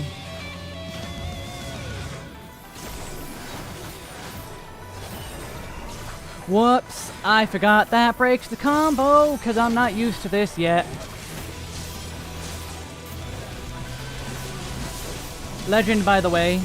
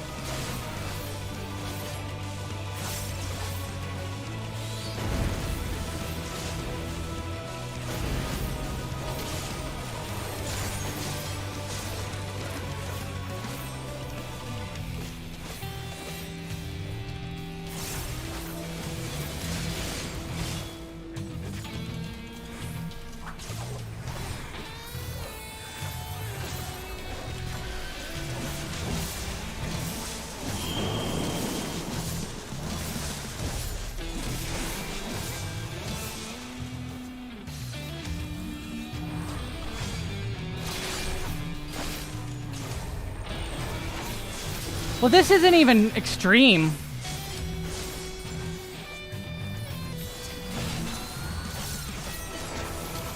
Extreme's the hard version.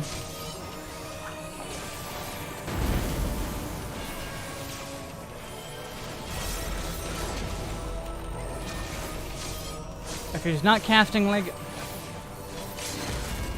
Alright, we good.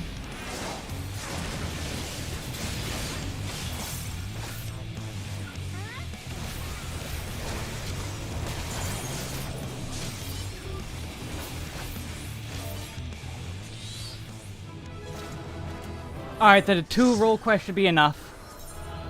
Alright, I'm gonna go eat dinner, and then I'll be back after dinner with the rest of the story.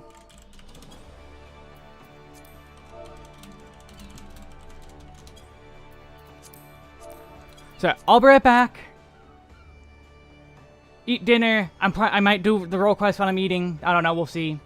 Look out for part 2 in your sub boxes. I'll be right back.